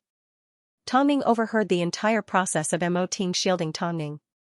Even though they had been married for so long, the thing that made her heart race was the fact that Mo Ting's words and actions were always the same. Whatever he said, his actions were always true, he never made empty promises. Plus, the thing that Tang Ning loved about Mo Ting was that he never worried about offending the entire world. In his world, she was everything. As a result, Tang Ning's gaze deepened as she casually rubbed her bulging stomach. Xianxia deserved to die 1,000 deaths this time. After returning to Beijing, Mo Ting appeared at the Hai Rui building. However, he did not make an appearance to respond to Xianxia's incident. He simply pretended nothing had happened. That night, Mo Ting attended an event related to a new film as usual. As he entered the venue, a reporter immediately asked, President Mo, I heard that Xianxia is still in your hands and you placed her under house arrest. Is this true? Mo Ting smiled as he straightened his shirt and replied, the person that started this rumor should go to the police station and the person that believed it should go back to kindergarten. As for the person that dared to ask this question, Mo Ting skipped over the question. It was a very sharp answer. Mo Ting did not leave any face for anyone. In that case, is the rumor that you slapped Xianxia true? You should ask my hands this question. I think it's more appropriate. Rumor has it that Tang Ning became enemies with Xianxia because of the Fei Tian Awards, while you provoked public anger for the sake of your wife. Everyone thinks that the two of you are putting on an act to help each other. What does President Mo think about this rumor? I don't have any opinions, but there are a lot of lawyers' letters. I've memorized everyone's work cards. After speaking in a cold tone, Mo Ting directly entered the ballroom, leaving behind a group of reporters with pale faces. Even though Mo Ting was usually cold, he had never said such harsh words in public. But, this time, he responded to every question with a flawless response. Everyone finally understood Mo Ting's temper and how capable he was when he first started working at Hai Rui. The reporters did not get any answers. Instead, they returned to their respective agencies with courage. Not long after, Elder Mo gave Mo Ting a phone call. What's wrong with Xianxia? Do you know? The judges of the Fei Tian Awards are currently planning to remove Ning from the list of nominees.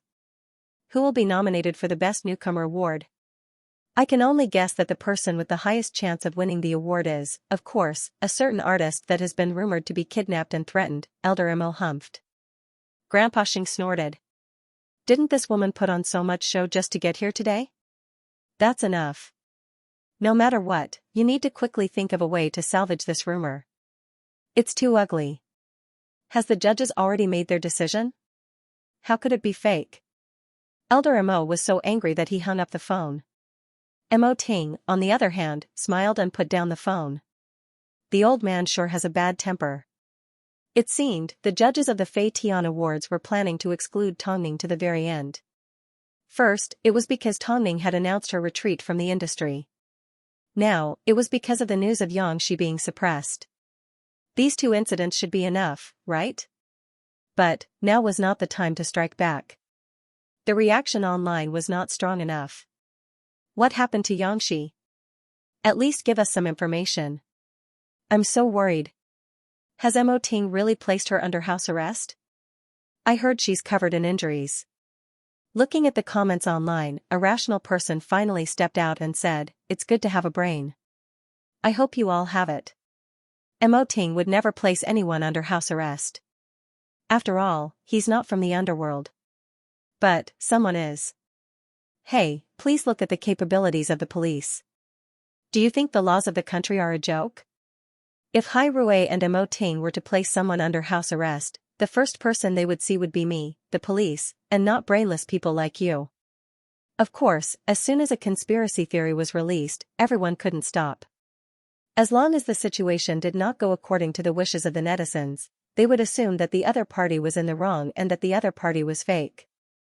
Bloody photos began to appear online one after another. There were even corpses with Xianxia's face on them. Mature and experienced people could tell with one glance that the photos were fake and heavily photoshopped. But there were always people that, even if they knew it was fake, continued to watch the show. "President Mo, when will you start your PR?" Fang Yu asked. "Although you and Tongning are used to this kind of thing, you still need to deal with it in a timely manner." "There's a reason why I haven't dealt with it yet." Mo Ting lifted his head and looked at Fang Yu seriously. Mo Ting lifted his head from his desk and looked at Fang Yu in a serious manner. "The other party is still testing me. They want to know where my bottom line is. Plus, this time I won't be dealing with one person.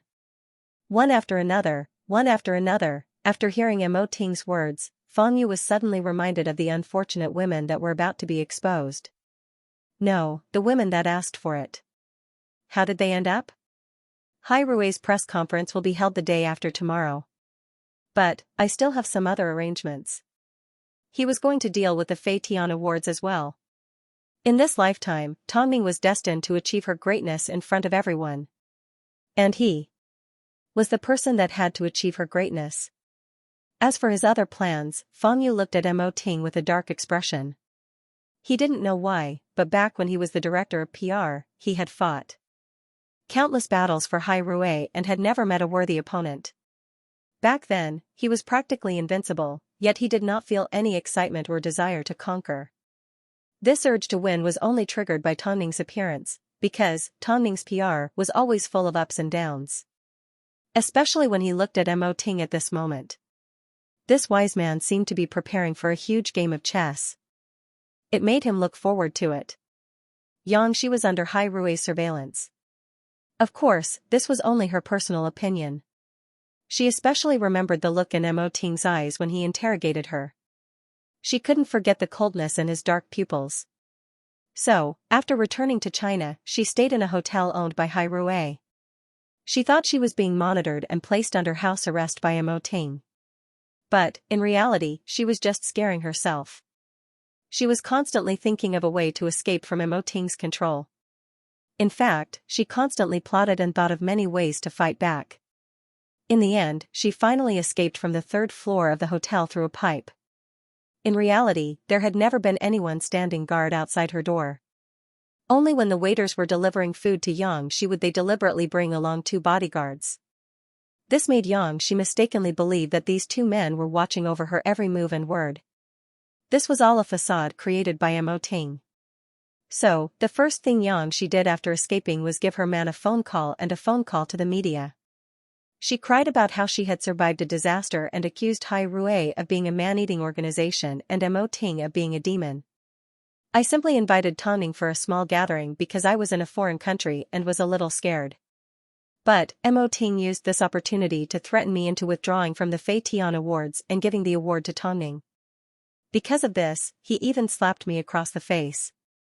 In order to satisfy his ambition, he placed me under house arrest. But, I refused. He locked me up in a hotel room and assigned 2 bodyguards to watch over me. It wasn't easy for me to escape through the window when they weren't paying attention. In front of the cameras, Xianxia looked haggard and her eyes were bloodshot. She looked like she had suffered a great deal of mental torture. This was the best way for the audience to sympathize with her. It wasn't easy for me. It wasn't easy for me to escape. Xianxia sobbed as she knelt down on the ground and cried. Oh God, if this is the truth, then Hai Rui really has a problem. Mo Ting should explode on the spot for abusing a woman like this. I never expected Hai Rui's internal department to be so rotten. What a surprise. Seeing how badly Xianxia is being tortured, I don't think it's fake. That night, countless camera flashes were aimed at Xianxia. From one end of the street to the other, the entire street was filled with black cameras. This was the result of her acting pitiful. After returning home, Xianxia immediately returned to her usual self. She was completely different from the pitiful woman she had appeared to the reporters. Let's see how Tanning and Mo Ting handle this. Do they really think they are the big shots of the entertainment industry? Humph. Tanning had already seen the news about Xianxia distorting the truth. But, she did not feel too affected by it. She knew Mo Ting had already laid out a path of retaliation in the dark. While the public seemed to have been brainwashed by Xianxia and believed that Mo Ting had abused female celebrities for the sake of the Fei Tian Awards and that Hai Rui had broken the rules, Tanning's gaze darkened. She didn't like it when the public gossiped about Mo Ting. No one was allowed to do so.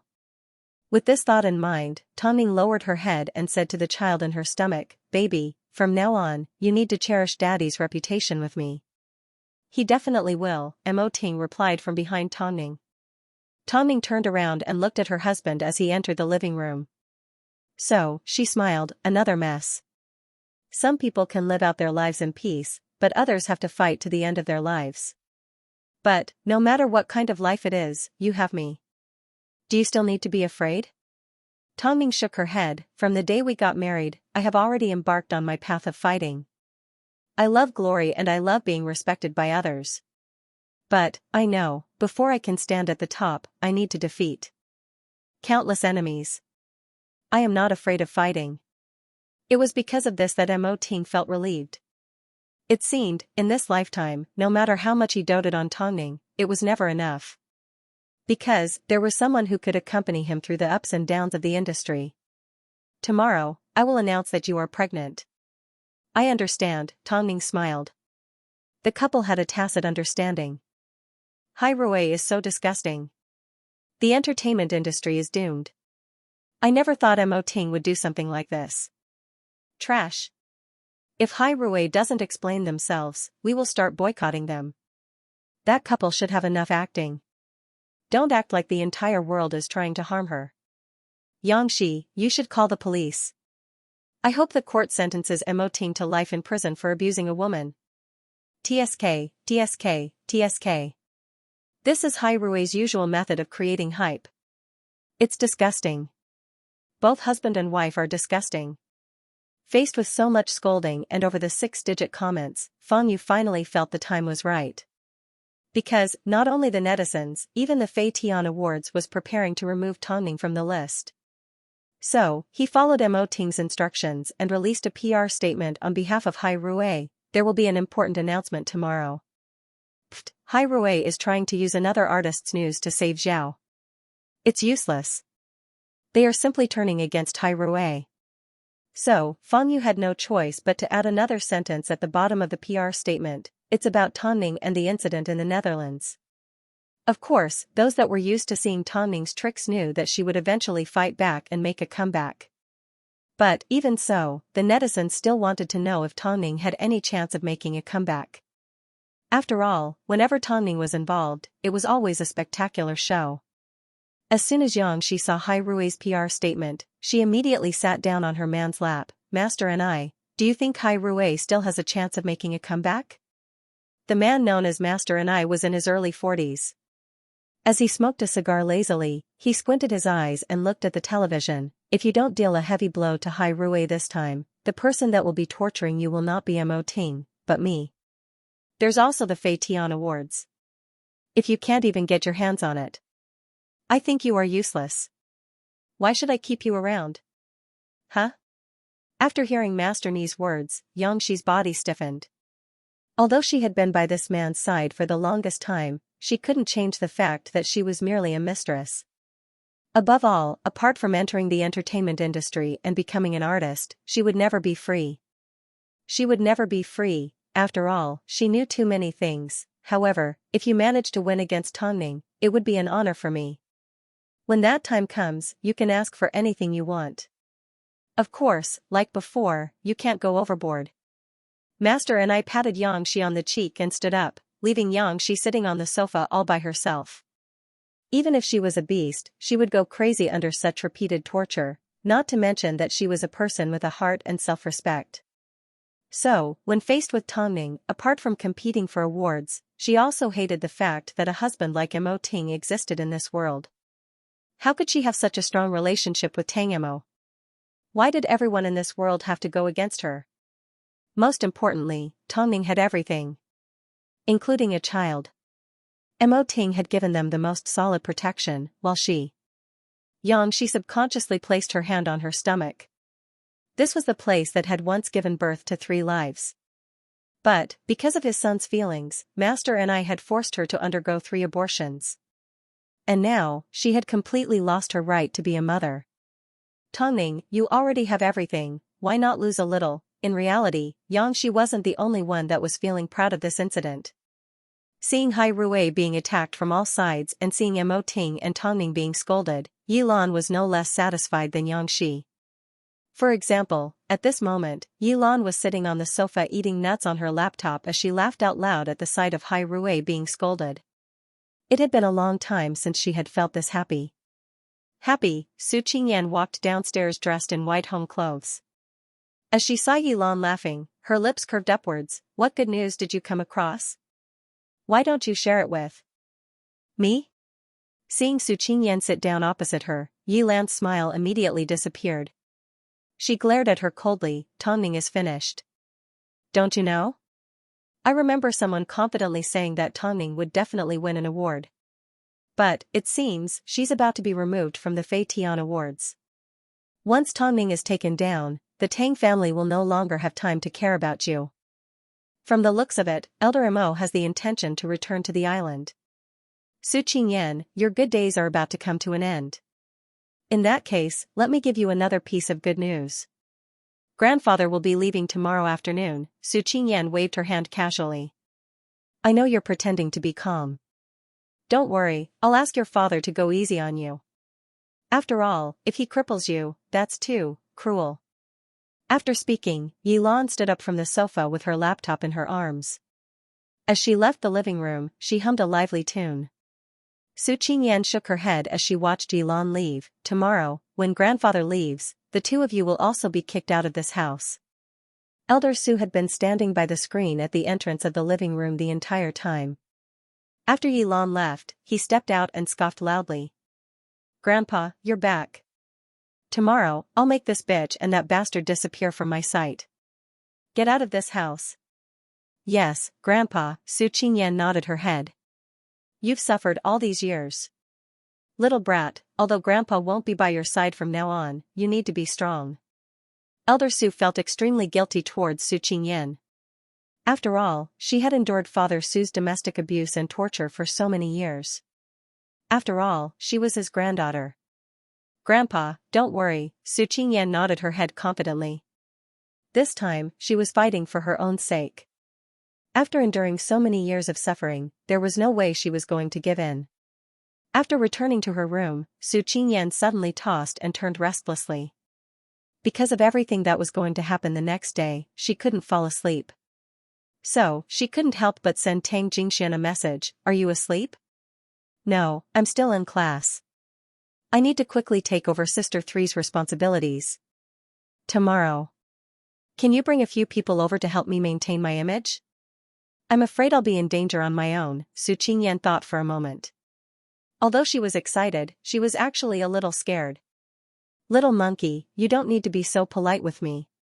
Leave your safety to me tomorrow," Tang Jingxian replied. "I can't talk anymore, my phone is going to be confiscated. Girls that sleep early are prettier." Su Qingyan couldn't help but smile at the message. In fact, she was so excited that she hugged her phone and rolled around in bed.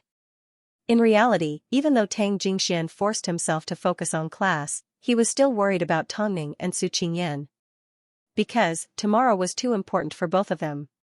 Most importantly, Tang Jingxian suddenly realized that he couldn't help but compare Su Qingyan to Song Yanqiu. Song Yanqiu was once gentle like an angel, but in the end, she still couldn't overcome the demons in her heart.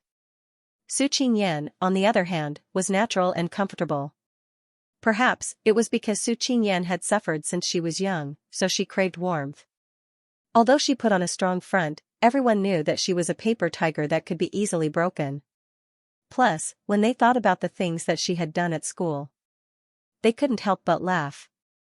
Perhaps even Tang Jingxian didn't realize it, but deep down, he was already leaning towards Su Qingyan and was willing to protect her. However, every now and then, a thought would pop up in his mind. This thought even scared himself. The night he spent with Song Yanqiu. Would his future wife mind? On the surface, the night seemed peaceful. But, under the silent night sky, there was a hidden storm. Hai Rui was about to strike back. This was the most popular sentence that night. They were well aware of Hai Rui's PR methods. But, because of how exciting Hai Rui's PR had been in the past, they couldn't help but look forward to their flawless PR methods. Of course, in the middle of the night, Lu Che gave Mo Ting a phone call. "I've received news that the Fei Tian Awards has removed the madam's name from the competition." No one could confirm who the winner of the competition would be, but it wasn't hard to find out that someone had been removed from the competition. "I understand," Mo Ting replied calmly. "President, can we still salvage the situation? What do you think?" Mo Ting asked before hanging up the phone. He then continued to comfort the woman in his arms. His actions were gentle, like he was taking care of the most precious treasure in the world. If he had already lost the ability to control people's hearts, was he still fit to be her husband? Plus, to increase the freshness of the press conference, Fang Yu put in a lot of effort. He couldn't let the reporters only see familiar faces from Hai Rui's PR department, so it was time for a new face to appear. So, after hanging up the phone with Mo Ting, Fang Yu made a phone call to contact this person, even though this person had already disappeared with a certain someone. 9 a.m. the next day. Hai Rui's press conference was about to begin. It was to be held in Hall 5 of the Dent Star Hotel. The entire venue could fit 500 people. If it was a small-time artist, they would simply need to stand on the streets or in front of their office to deal with the reporters. But, this was a press conference related to the popular celebrity, Tongning. So, as long as the name Tongning was mentioned, even if it was the slightest, it would attract a lot of attention and discussion. Her image was like a hot commodity. Inside the luxurious banquet hall, the reporters had already arrived. Because of Hai Rui's strict requirements, every reporter had to wear a work badge from their agency and had their identity verified. But, even though Hai Rui had a lot of requirements, the reporters still cooperated with them. They knew deep down, it wouldn't be long before they would receive the headlines of the entertainment news. 9:30 a.m. Members of the press conference began to arrive one by one. Hai Rui even streamed the press conference live online so that the news could spread. Of course, at the same time, whether it was Xianxia or Yilan, who was watching from the sidelines, they were all prepared to watch Tang Mo and Tang Ning lose their reputations. In particular, the news that Tang Ning's name had been removed from the Fei Tian Awards wasn't officially announced to the public yet, but people within the industry had already heard about it. Tang Ning would soon become a complete joke in the industry. 10 a.m., Hai Rui's press conference officially began. But, to the surprise of all the reporters, the person that entered the banquet hall was not a familiar face from Hai Rui's PR department. Of course, it was not Fan Yu either. Tang Ning's status determined the number of times Fan Yu would appear. But, this time, the person that stepped out to help Tang Ning with PR turned out to be the long-missing Han Xiner. Thinking back to her relationship with Bai Qindong, the sound of shutters snapping could be heard throughout the hall. The reporters were like crazy, not letting go of any important details about Han Xiner. Perhaps it was because she was wearing a black business suit, but she looked more mature. However, her eyes were still full of spirit. Han Xiner gracefully walked onto the stage and adjusted the microphone to a height that suited her. She then turned to the reporters and said in a serious tone, "I once thought I would never stand on this stage again. I thought everyone was well aware of Ning Jia's character. But..." Han Xiner laughed with a hint of ridicule before continuing, "I'm not sure if everyone still remembers the news last year where Ning Jia was wrongly accused of killing me. At that time, she was wrongly accused because she didn't have much status in the industry. Who would have thought, a year later, everyone would still be confused by a story that distorts the truth? I know that everyone doesn't want to listen to my nonsense. Now, let's get to the main topic." In reality, Bai Qindong was hiding below the stage. If Han Xiner was around, how could he not be there? Of course, if someone recognized him, it wouldn't be hard to notice that his face was smelly the entire time. Although he acknowledged Han Xiner's abilities. Standing on the stage like this and looking so beautiful, how many men would have thoughts about his wife? First question. I'm sure everyone is curious as to whether President Mo hit Xianxia. Han Xiner said with a smile. She then gestured for a waiter to turn on the projector behind her and explain the entire incident. The reporters began to furiously snap away at Han Xiner while waiting for her answer. However, after being trained by Fan Yu, the current Han Xiner had already learned how to keep the audience in suspense. So, after quite some time, Han Xiner finally revealed her answer. That's right, regarding the face slapping, there was indeed such a thing. Oh God. Hai Rui actually admitted that Mo Ting hit someone? That can't be possible. Hurry up and take photos. This is big news. Is there an internal power struggle within Hai Rui and they are abandoning Mo Ting? Hitting a woman. What a jerk. Han Xiner observed the expressions on the reporters' faces as she glanced at Bai Qindong with a smile. After a while, she continued, of course, President Mo did hit someone. This is something that Hai Rui can't deny. But, I hope everyone doesn't jump to conclusions. What if? What if you end up slapping yourself in the face? After speaking, Han Xiner turned around and looked at the screen. Now, let's talk about the entire incident. On the night that she arrived in the Netherlands, one of our artists, Tang Ning, received an envelope asking her to meet at the Queen's Ballroom at 7 p.m. Of course, the envelope did not have a name on it. The sender seemed to be very careful. The projector displayed the letter that Tang Ning received. What does this prove? One of the reporters asked. It doesn't prove anything. But let's move on. As soon as these words left her mouth, the image of the letter on the screen became smaller. But, beside it, an image of a script with Xianxi's signature appeared. The handwriting on the script was exactly the same. The first thing that Hai Rui wants to clarify is that Xianxi's claim that Tang Ning threatened her was actually initiated by her. Of course, as the story continues, Tang Ning shows up to the meeting. But, at the same time, she discovers that the entire Queen's Ballroom is filled with bodyguards. So, Xianxia tells Tang Ning that if she doesn't hand over the Fei Tian Award, she will destroy her reputation. Is that right? This is what Xianxia said. But, what she said was the exact opposite. She said that she was the victim. After hearing this, Han Xiner sneered, who is the victim here? Can't you just show us the evidence? But, before that, let me be honest. Even if Hai Rui really had a plan, they wouldn't have used Xianxia in such a blatant manner. Of course, I know that you all want to see the evidence. Miss Xianxia, I really don't understand how you could say that Tongning wanted to hurt you. I'm sorry, Xianxia. Did you think that just because there were no witnesses, you could lie and twist the truth? You're wrong. At the time, there was a worker repairing the pipes in the bathroom. Although he was Dutch, he has already provided his testimony to the Dutch police. As for the screen, we can see the translated version. A moment later, the Chinese version of the worker's statement appeared on the projector. Even though it was translated into a language that everyone could understand, when put together, everyone didn't know whether to laugh or cry. How could this be considered a statement? Is Hai Rui joking? Are they messing with us? What kind of game is Hai Rui playing? I really can't make heads or tails of it. Stop keeping us in suspense. Hurry and reveal the truth. Of course, this statement is indeed meaningless. Because of the language barrier, he had no idea what happened. Han Xiner shrugged her shoulders and smiled at everyone. So, I was just joking with everyone. Now, let's get down to business. The worker witnessed everything that happened with his own eyes. But, because of the language barrier, he couldn't understand the situation.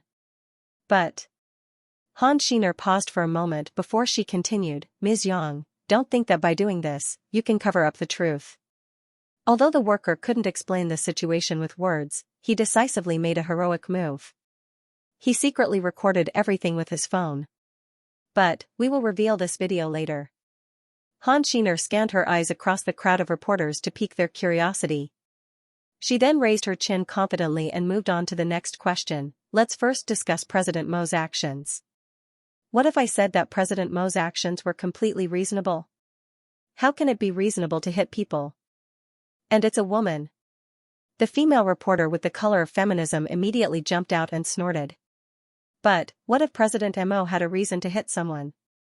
No matter what happens, it cannot be used as a reason to hit someone. Hai Rui, is it because you guys don't have any evidence? Are you deliberately messing with us? Don't you think our time is precious? Some of the reporters couldn't help but mutter amongst themselves. In fact, there were more than one of them. Is Hai Rui's PR only left to beat around the bush? Exactly. Why did they find an irrelevant person to handle their PR? Has Han Xiner taken care of her own business? I bet Bai Chendong hasn't been having a good time lately. Bai Chendong was below the stage. Not only did he overhear people insulting Hai Rui, they even insulted Han Xiner. He couldn't even bear to bully his woman, so how could he allow others to bully her? Thinking of this, Bai Chendong was enraged. Just as he was about to explode, Han Xiner unexpectedly lifted her head and looked at everyone. She then accurately pointed out the reporters' positions and said into the microphone, "Can Ms. Yu in the 4th row, Mr. Zhang in the 6th row and Ms. Liu in the 7th row please leave the venue?" As soon as Han Xiner said this, everyone was shocked. No one expected Han Xiner to have such courage. If you don't want any news about Hai Rui, you are free to leave. In fact, I can guarantee that from now on, the companies behind you will no longer receive any news about Hai Rui. Most importantly, I'm sorry, but after you leave, I will announce the news about Tongning. I'm afraid you won't be able to get your hands on first-hand information. In just a few short sentences, Han Xiner's voice was powerful and resounding. She brought out the power of Hai Rui and shocked everyone. She didn't lose to Feng Yu in the slightest. At this moment, the reporters that had been asked to leave had no choice but to stand up from their seats with burning faces. They were so desperate to find a hole to hide in. After seeing the reporters leave, the remaining reporters finally stopped looking down on Han Xiner and focused on the press conference. Hai Rui was still Hai Rui. It turned out, even with all the scandals, they were still the big boss of the entertainment industry. Why did President Mo make a move? The reason is simple. After Ms. Yang invited Tongning to the Queen's Hall, she did indeed threaten her to give up on the Fei Tian Awards. Otherwise, she would take an indecent photo of Tongning and destroy her reputation. But, Tongning has been through hundreds of battles. Did you think a threat like this would scare her? After speaking, Han Xiner paused for a moment to adjust her emotions before continuing, but, Ms. Yang's viciousness isn't because of this. She simply doesn't have any humanity. At that time, Tongming had already agreed to withdraw from the Fei Tian Awards and begged her to let her go. But Ms. Yang said that she wouldn't let her competitor go. Of course, as reporters, you are used to these kinds of threats. But, what I want to say is, was Tongming begging Xianxia to let her go because of the child in her stomach? Child in her stomach. Child in her stomach. Child. What is this all about? Tongming is pregnant? Everyone was in an uproar. That's right. The Tongming that met with Xianxia, the Tongming that was threatened by Xianxia and the Tongming that was slandered by Xianxia, is now 6 months pregnant. At that time, Tongming begged Ms. Yang to let her child go. But, guess what Ms. Yang said? She said she wanted to abort the child. Tongming and Xianxia have never met before. The only reason they've ever met was because of the Fei Tian Awards.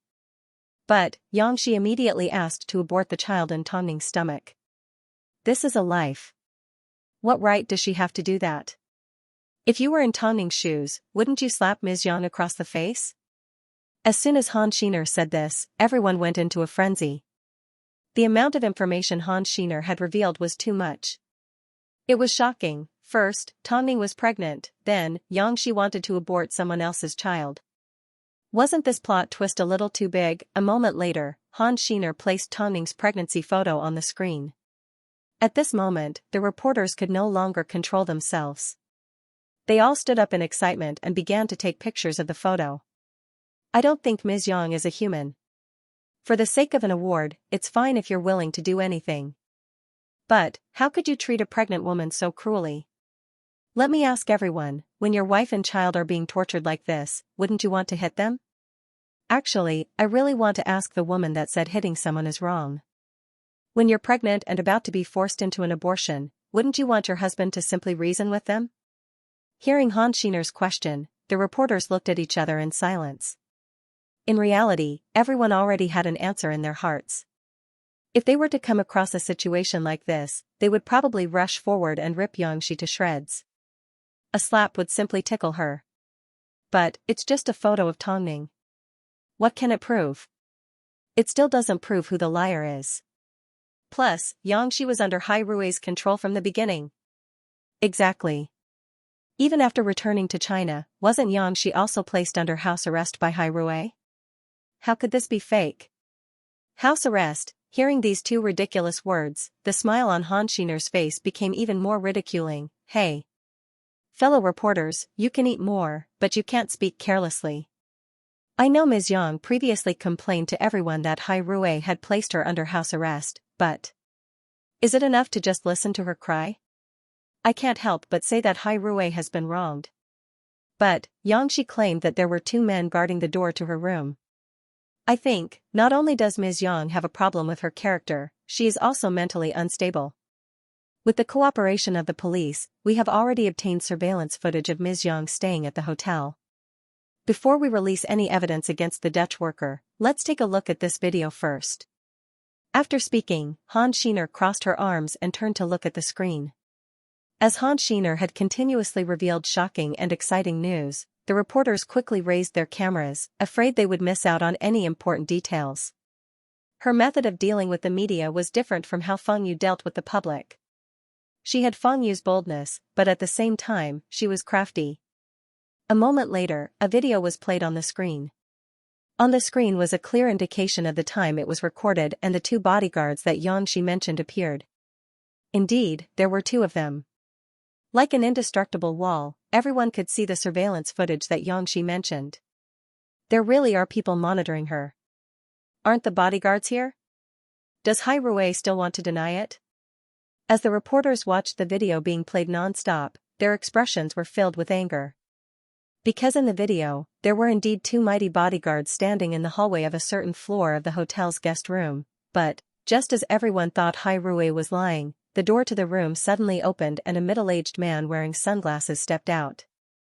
The 2 bodyguards followed behind him as they quickly left the quiet hotel corridor.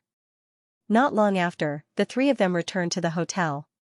However, at this time, the door of the room next door was suddenly pushed open a little. Everyone could clearly see who it was, Xianxia. I'm sorry to disappoint you. These two bodyguards are not there to keep an eye on Xianxia. They are there to protect the hotel's VIP guests. As soon as Han Xiner finished speaking, everyone came to a realization. It turned out, when Xianxia mentioned being placed under house arrest, she was merely acting on her own accord. But, why didn't anyone suspect Hai Rui of tampering? Because this video was sent by the police, and two uniformed policemen were still standing on the side, waiting silently. This was Hai Rui's biggest counterattack against Xianxia. After all, Master and I was from the underworld and everyone knew that the police would never stand on his or Xianxia's side. Yet, Mo Ting allowed the police to handle everything according to the law. This was the biggest insult to Master and I. It was a naked humiliation, because the police were involved. None of the reporters present doubted the authenticity of the video. This Xianxia thinks too highly of herself. This is all a misunderstanding. These two bodyguards were obviously there to protect someone else. Is Xianxia suffering from paranoia? The truth is right here. Xianxia's so-called house arrest and humiliation were all fabricated by her own imagination. Or, could it be that she simply wanted to frame Tongning, Hai Rui, and President Mo? Han Xiner's voice was steady and penetrating. This made it more convincing. Xianxia had been the one who directed and acted the entire time. From this, we can see that, for the sake of the Fei Tian Awards, not only did Xianxia use dirty methods to hurt Tongning, she also twisted the truth and tried to confuse the media to achieve her motive. The reporters couldn't wait to rush onto the stage and film everything that was happening. However, even though Han Xiner explained everything clearly, the entire incident was like a scale that was swaying left and right. Because, from start to finish, the entire incident was still missing a piece of evidence. Just like that, the show had reached its climax. Even though Hai Rui appeared to have the upper hand, they were still not the final winner. Because no one knew if Xianxia had any other evidence to back up her claims. Evidence, everyone wanted to see the evidence. Miss Han, stop keeping us in suspense. If you have anything else to show, hurry up and show us. That way, you can get onto the headlines as soon as possible. Don't you still have a video? Hurry up and announce it. The reporters began to discuss anxiously. Han Xiner deliberately remained silent and did not respond to the reporters immediately. Because the key person in this incident had not arrived yet. The reason why Han Xiner made these arrangements was because she wanted the story to be more exciting. But, on the other hand, she wanted to wait for the main character to appear. Of course, there was no way Xianxia would appear. But, Master and I wasn't someone that would sit around and wait for death. Although he didn't care how Xianxia was treated, he hated how Hai Rui was stepping all over him. So, he sent over lawyers. Lawyers, as soon as 4 young lawyers in suits entered the hall, everyone's attention was placed on them. Miss Han, we are Miss Yang's lawyers. Your words today have caused serious damage to her reputation. We have the right to request that you stop the press conference.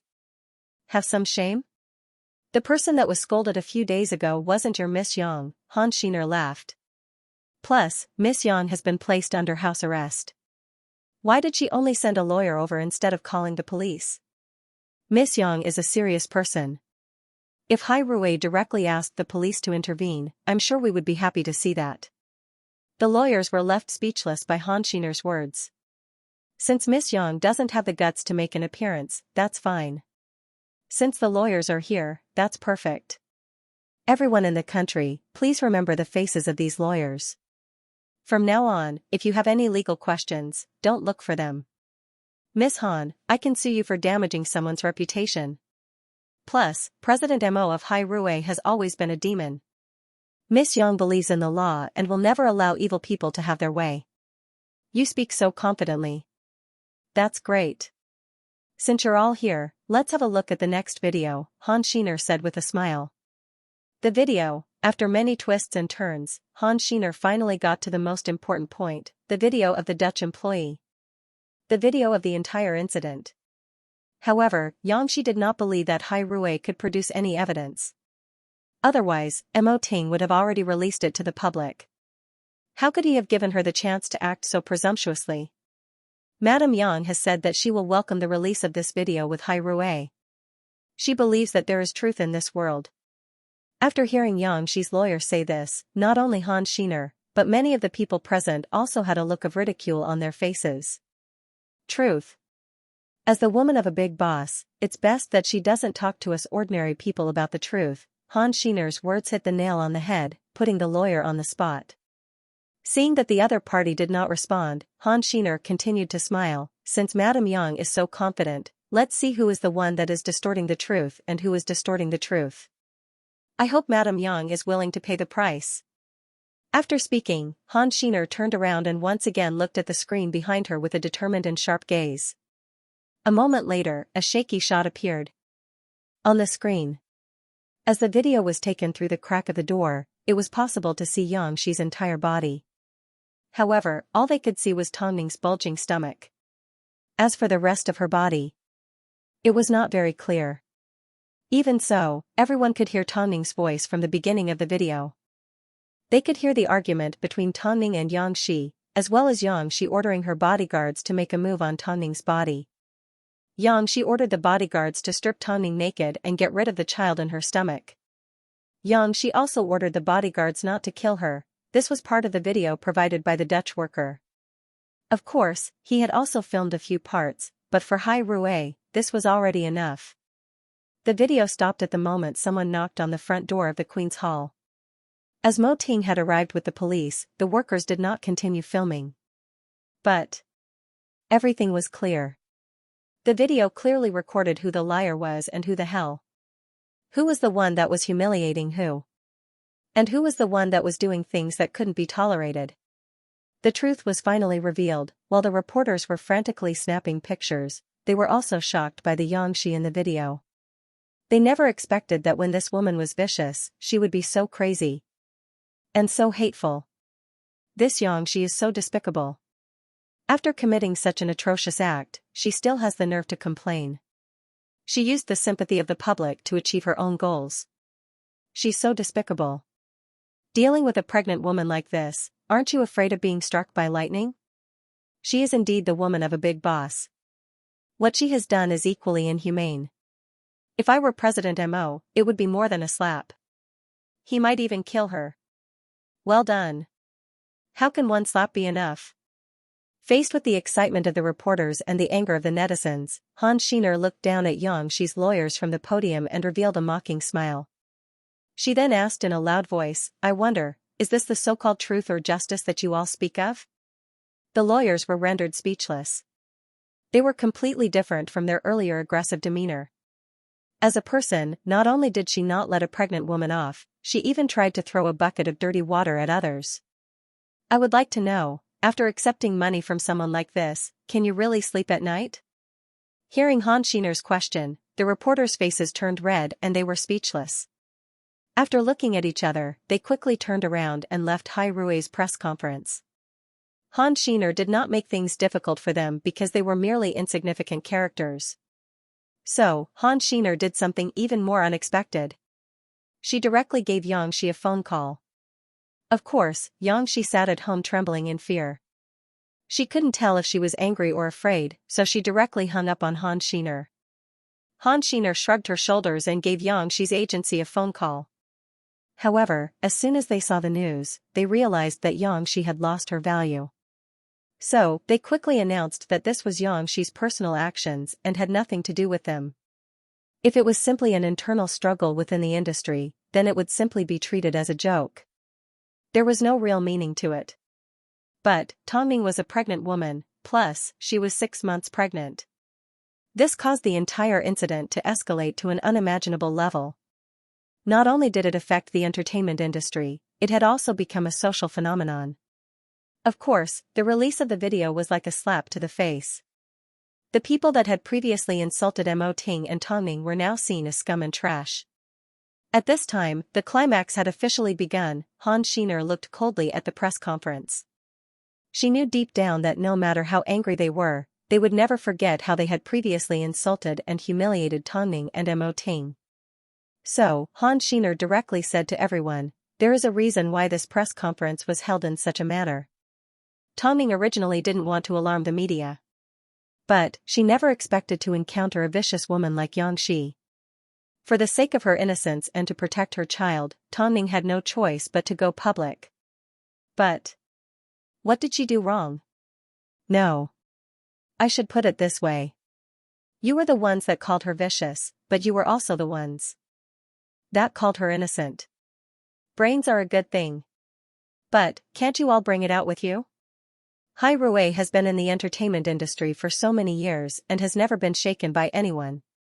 So, who gave you the confidence and courage to insult President Mo and discuss his name so casually? To be honest, this time, Hai Rui will not let Ms. Yang off. Of course, we will not let those that started rumors and caused trouble either. Hai Rui will do everything in our power to eliminate the negative impact this incident has on Hai Rui. Hai Rui will let everyone know what it means to start a rumor and cause trouble and that they will have to pay the highest price. Of course, Hai Rui will also take this opportunity to clarify the other matters regarding Tongning. Firstly, regarding Tongning's retreat from the entertainment industry. She may have gotten pregnant because she wanted to keep a low profile, but there is an even bigger secret hidden behind the entire incident. So, we will take this opportunity to clear things up one by one. Following on, Han Xiner wanted to resolve the matter regarding Tongning's exclusion from the Fei Tian Awards. Mo Ting had played such a big game of chess and waited for such a long time. Just as the Fei Tian Awards was about to give up on Tongning, Mo Ting was fighting for a chance to win the award. The media did not think too deeply about the Fei Tian Awards. They had no idea that the reason why Mo Ting tolerated Tang Xian, Yi Lan and Yang Shi was because of this chain of events. If he had pretended to turn a blind eye to the actions of these women before, then today was the time to settle the score.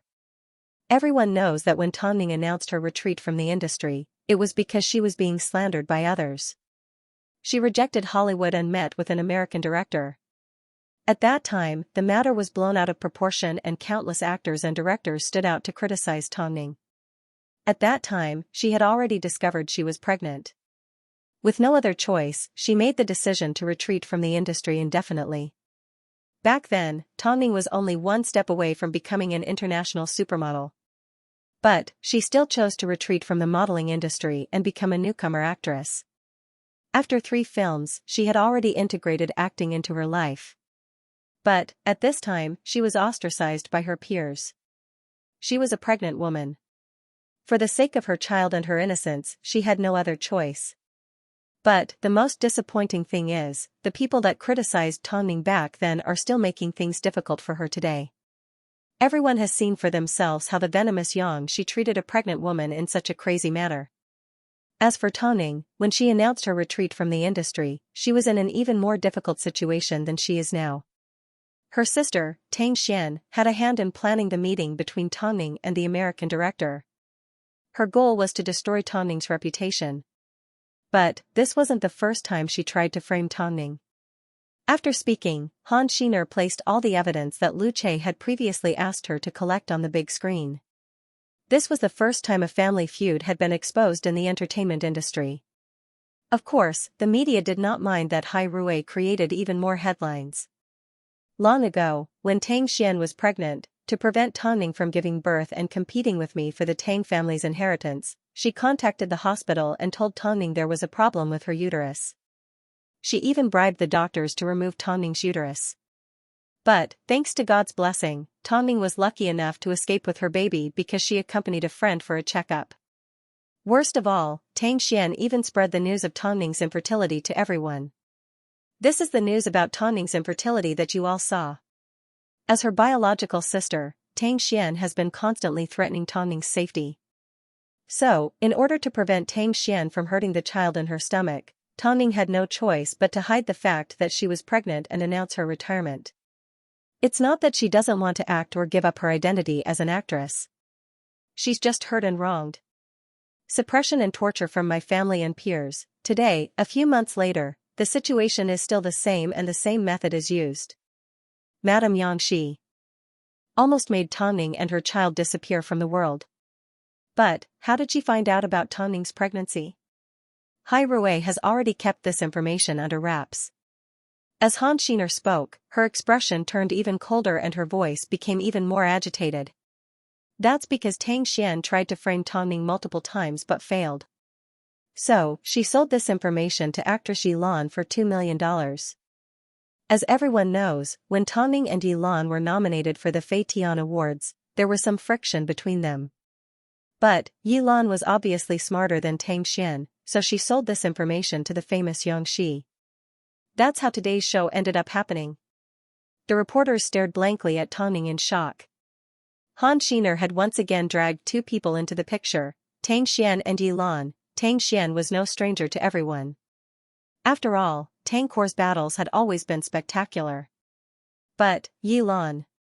Although a lot of people knew that she and Tongning had a grudge, no one expected that she was vicious to this extent. Han Xiner had released a lot of evidence, so the reporters needed some time to digest it. Who would have thought, behind Tongning's retreat, there were so many secrets and schemes hidden? In the past, Tongning was already ostracized by her peers. Yet, you're not even going to give her a chance to survive? Faced with these questions, many of the reporters fell silent. If they were in Tongning's shoes, they would have gone crazy a long time ago. Yet, Tongning was determined to protect her child. If Tongning wanted to create hype, she had 1,000 ways to do it. If Tongning wanted to deal with someone, she had 1,000 ways to do it. She wouldn't do it overseas because it's not worth it. So, can you all stop making assumptions about Tongning? Can you all look at Tongning fairly? Whether it's in the past or in the future, she simply wants to be an actress and a loving mother. She has never tried to harm anyone. Today, Hai Rui will be clarifying Tongning's character for the last time. From now on, if anyone dares to spread rumors about Tongning, I'm sorry, Hai Rui will not go easy on them. I hope the media and related parties know what to do next. Tongning was undoubtedly mysterious. To the people of Beijing, she seemed to be the hottest topic in the entertainment industry. But, the strangest thing was, she had already announced her retreat a few months ago. It turned out, her story was so bitter. Especially when they thought about how she was 6 months pregnant, the mothers knew it best. Pregnancy had always been a tough thing to do, not to mention, she was constantly being scolded by netizens. It turned out, there were so many misunderstandings about Tongning. Tongning must have been forced into a corner. That's why she asked Hai Rui to step forward and expose her embarrassing family matters to the public. Being an actress and having a pregnancy is a tough thing to do. I've never seen an artist with a more difficult life than Tongning. I just hope the judges of the Fei Tian Awards don't play any tricks. Not only does Tongning deserve sympathy, she also has the ability to receive an award. Han Xiner's matter had already been exposed to the public. Regarding Tongning's retreat from acting, her infertility and all the rumors, Hai Rui had provided a complete explanation today. Of course, the people that were involved in this matter weren't going to have a good time. However, the evil Madame Yang wasn't the first. Don't forget, Elder Su was about to leave the Su household. As for Su Qingyan, it seemed, she was ready to kick some people out. But, Yilan never expected that Yang would sell her out so quickly and so thoroughly. But, when she thought about it carefully, the two of them didn't have much of a relationship to begin with. Did she really expect the powerful Yang to give her a way out during a time of crisis? After Hai Rui's press conference, Yilan's agency immediately gave her a phone call, pack your things and leave Beijing immediately. This time even your agency can't protect you. If you simply wanted to deal with Tongning, that would be easy. But, Tongning is pregnant and you're using this as an excuse to make a big deal out of it. Go overseas and lie low for a while. Once the news has died down, you can find a chance to make a comeback. Go overseas, this meant, by the time she returned, her position would have been completely replaced by another small fry. This was the reality of the entertainment industry. No, I'm not leaving. Yilan replied straightforwardly. My husband still has business dealings with the Tang family. As long as I ask him to make a move, Mo Ting will definitely let me go for Tongning. Are you sure? The woman asked doubtfully. Even if Hai Rui lets you go, do you think public opinion will? Did you think that the mess you've created this time was small? To put it bluntly, if something really happens to Tongning's child, all of you women would be buried with her.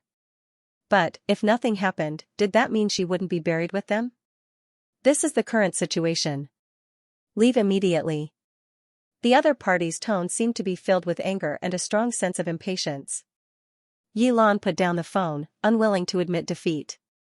Just as she was about to give her husband a phone call, Su Qingyan stood in front of her with her arms crossed. Her eyes were filled with ridicule and coldness. Yilan slowly stood up straight and put down the phone in her hand. Even at a time like this, she would not allow Su Qingyan to step all over her head. So, her chin remained raised high as her expression remained cold and unkind. My relationship with Tongning isn't bad. Do you want me to help you plead for her? Su Qingyan asked gently. Su Qingyan, we all know what you are here for. You don't need to pretend. Besides, I don't think your good days will last long. After all, Elder Tang will be leaving today. Grandfather has already left. Su Qingyan agreed. This must be to your liking, right? Yilan glared coldly at Su Qingyan, trying to determine whether she was telling the truth or not. Afterwards, Yilan headed straight for Elder Tang's room. After confirming that the room was clean and his luggage had been taken away, she returned to Su Qingyan and glared at her. Your grandfather is gone, yet you still dare to be so arrogant in front of me? Because I'm waiting for my father to return, Su Qingyan replied calmly. Yilan thought that Su Qingyan had given up all hope and had reached a stage where she no longer cared. However, how could she have known that the upcoming show would show her what it meant to be the saying, the river flows east for 30 years, and then west for 30 years, neither woman continued to argue. No matter how much they argued, it was pointless. So, they returned to the sofa and sat down. Yilan then gave Father Su a phone call right in front of Su Qingyan. Hubby. Where are you? Can I go home earlier today? Dad has already left. Really? On the other end of the phone, Father Su was in a good mood as soon as he heard the news. After all, he had no idea that his wife had caused such a huge scandal. What time are you coming back? Yilan asked as she glanced at Su Qingyan, who was sitting opposite her. I can't decide right now, but I will bring it forward. After receiving a satisfactory answer, Yilan raised her chin even higher. It seemed, even if she was about to suffer, she was going to drag someone down with her. Su Qingyan did not say a word. She remained silent the entire time. Of course, she didn't need to look for her father for comfort or help. All she needed to do was contact her lawyer and Tang Jingxian. So, the two women looked at each other with deep meaning. Their eyes were filled with the most ruthless words. Hai Rui reveals shocking insider information. Tongning may have retreated because she was framed. Actress Tongning falls into a series of traps and almost loses her uterus. Shocking news in the industry. Who is the real culprit behind Tongning's retreat? The Fei Tian Awards is in trouble again. Tongning was eliminated because she had no choice but to retreat. After the press conference, there was an endless stream of news. Mo Ting comforted the sleeping Tongning as he listened to Lu Chei's report on the Fei Tian Awards. I heard there has been a change in the judging panel, Lu Chei said gently. It wasn't easy for her to fall asleep, so Mo Ting couldn't bear to wake her up. This means the Fei Tian Awards can still be saved. Mo Ting's voice was cold. Because of Tongning's removal from the Fei Tian Awards, the company was already preparing to announce the news. But, Mo Ting had calculated the perfect timing and turned the tables around. After all, everyone in Beijing now knew that Tongning had no choice but to retreat from the industry. Plus, the public was currently on Tongning's side. If the Fei Tian Awards decided to remove Tongning because of this incident, the public's saliva would definitely drown the Fei Tian Awards. In that case, how should we deal with Xianxia and the others? Have you found Tang Xian? Mo Ting asked gently. That woman's brain obviously can't support her ambitions. If we want to find her, it won't be difficult at all. Lu Chei replied. That's good. Mo Ting nodded his head. Hand Xianxi's matter over to the police. I think this is the best punishment we can give her. Lu Chei didn't need to think too deeply to understand Mo Ting's intentions. It was because of Master Ni's sensitive identity. If Xianxi was caught, would Master and I sit back and do nothing? What if Xianxi couldn't handle the police's questioning and accidentally revealed his secret? Although Master and I would definitely take precautions, Xianxi was still sleeping by his side. No matter how careful she was, there was still a chance that she would be caught. Plus, he couldn't go against the police in public. So, the only thing he could do was completely abandon Xianxia. As for how he was going to abandon her, it all depended on how ruthless Master and I was. Mo Ting thought this outcome would be something to look forward to. After all, his woman and child had been plotted against. In that case, he would have to pay them back 1,000,000 times over. Of course, the most important person was Tang Xian. She was currently 7 months pregnant and had failed to escape. But Mo Ting had no intention of dealing with her right away. He wanted her to see what happened to Xianxia and Yilan first. Sometimes, worry and fear were the cruelest punishments for a person. Su household. 5 p.m. in the afternoon. The two women sat in the living room waiting for Father Su to return home. What was about to happen was bound to be another big fight. 10 minutes later, Father Su entered the living room with his briefcase in hand. Perhaps it was because he found out that Elder Su had already left, his footsteps were a lot lighter as he entered the house. As he put down his briefcase, he removed his jacket. He completely ignored his daughter, Su Qingyan, as he hugged Yilan and kissed her like there was no one else around. Don't be like this, Qingyan is still here. Knowing that her husband's heart was on her, Yilan pretended to be shy. But, in reality, she was reminding him that Su Qingyan was right in front of him and that it was time to settle the score. Su Qingyan glared at the couple coldly the entire time. It seemed, Yilan was already used to Yilan's tricks. However, in the past, she had always allowed Yilan to bully and slander her. Father. Su Qingyan called out gently. Of course, there was no emotion in her voice. But, Father Su thought that she was begging for mercy, so he wrapped his arm around Yilan's shoulder and sat down on the sofa. He then lifted his chin and looked at Su Qingyan. Now you know how to beg me? Su Qingyan looked at Father Su's lazy expression and did not respond. Qingyan, it's not that I want to scold you, but you need to understand the situation. No matter how much your grandfather dotes on you, he is already over 50 years old. He can't protect you for the rest of your life.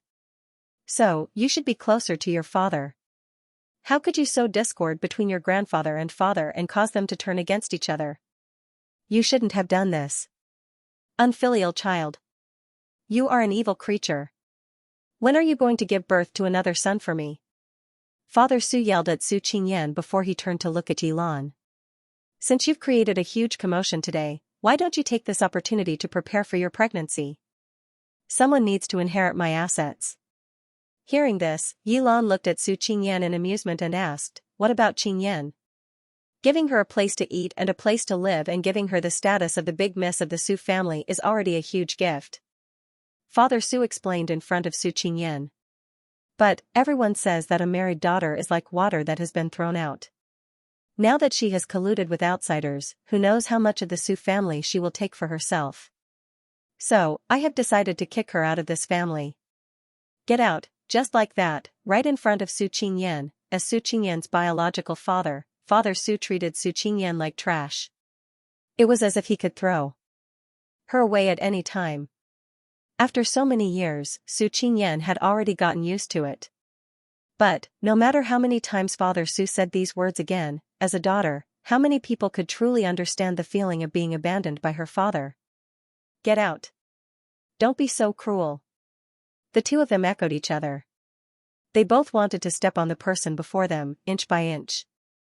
When you instigated your grandfather to teach me a lesson, you should have expected this day to come, Father Su said through gritted teeth as he glared at Su Qingyan. Father Su glared at Su Qingyan as he gritted his teeth. I've never been taught a lesson by that old geezer. I am your father. Since you are so capable, then get out of the Su family home right now. You are not allowed to take even a single leaf with you. Su Qingyan glared at Father Su coldly. As she watched his face get uglier and uglier over the years, she felt a little afraid. After all, this had left a shadow in her heart for many years. But, everyone around her encouraged her not to be afraid and not to retreat. She did not deserve to be bullied by anyone, even if it was her own father. So, Su Qingyan calmed herself down and sneered, leave? I'm afraid I don't have such plans for the time being. Besides, Mr. Su, since you are here to get even with me, then let's get even. Father Su never expected that Su Qingyan would dare to refute him. Not only that, there was not a single trace of fear in Su Qingyan's eyes. Do you think you deserve to be a father? No, I should be asking you this. Do you think you are a human? Su Qingyan laughed like she was looking at a naughty dog or a cat that could drive people crazy. All these years, you have been hitting and scolding me at every turn. I have long been cursing your ancestors in my heart. You know this, right? Su Qingyan continued. Sometimes, I even wonder if God is blind and has allowed an animal like you to soar to success. I can't believe I let a bastard like you soar to success. There were countless times when you beat me up, and I silently hoped that you would get into a car accident in the next second. I should have known this a long time ago. What else could I expect from a person like you?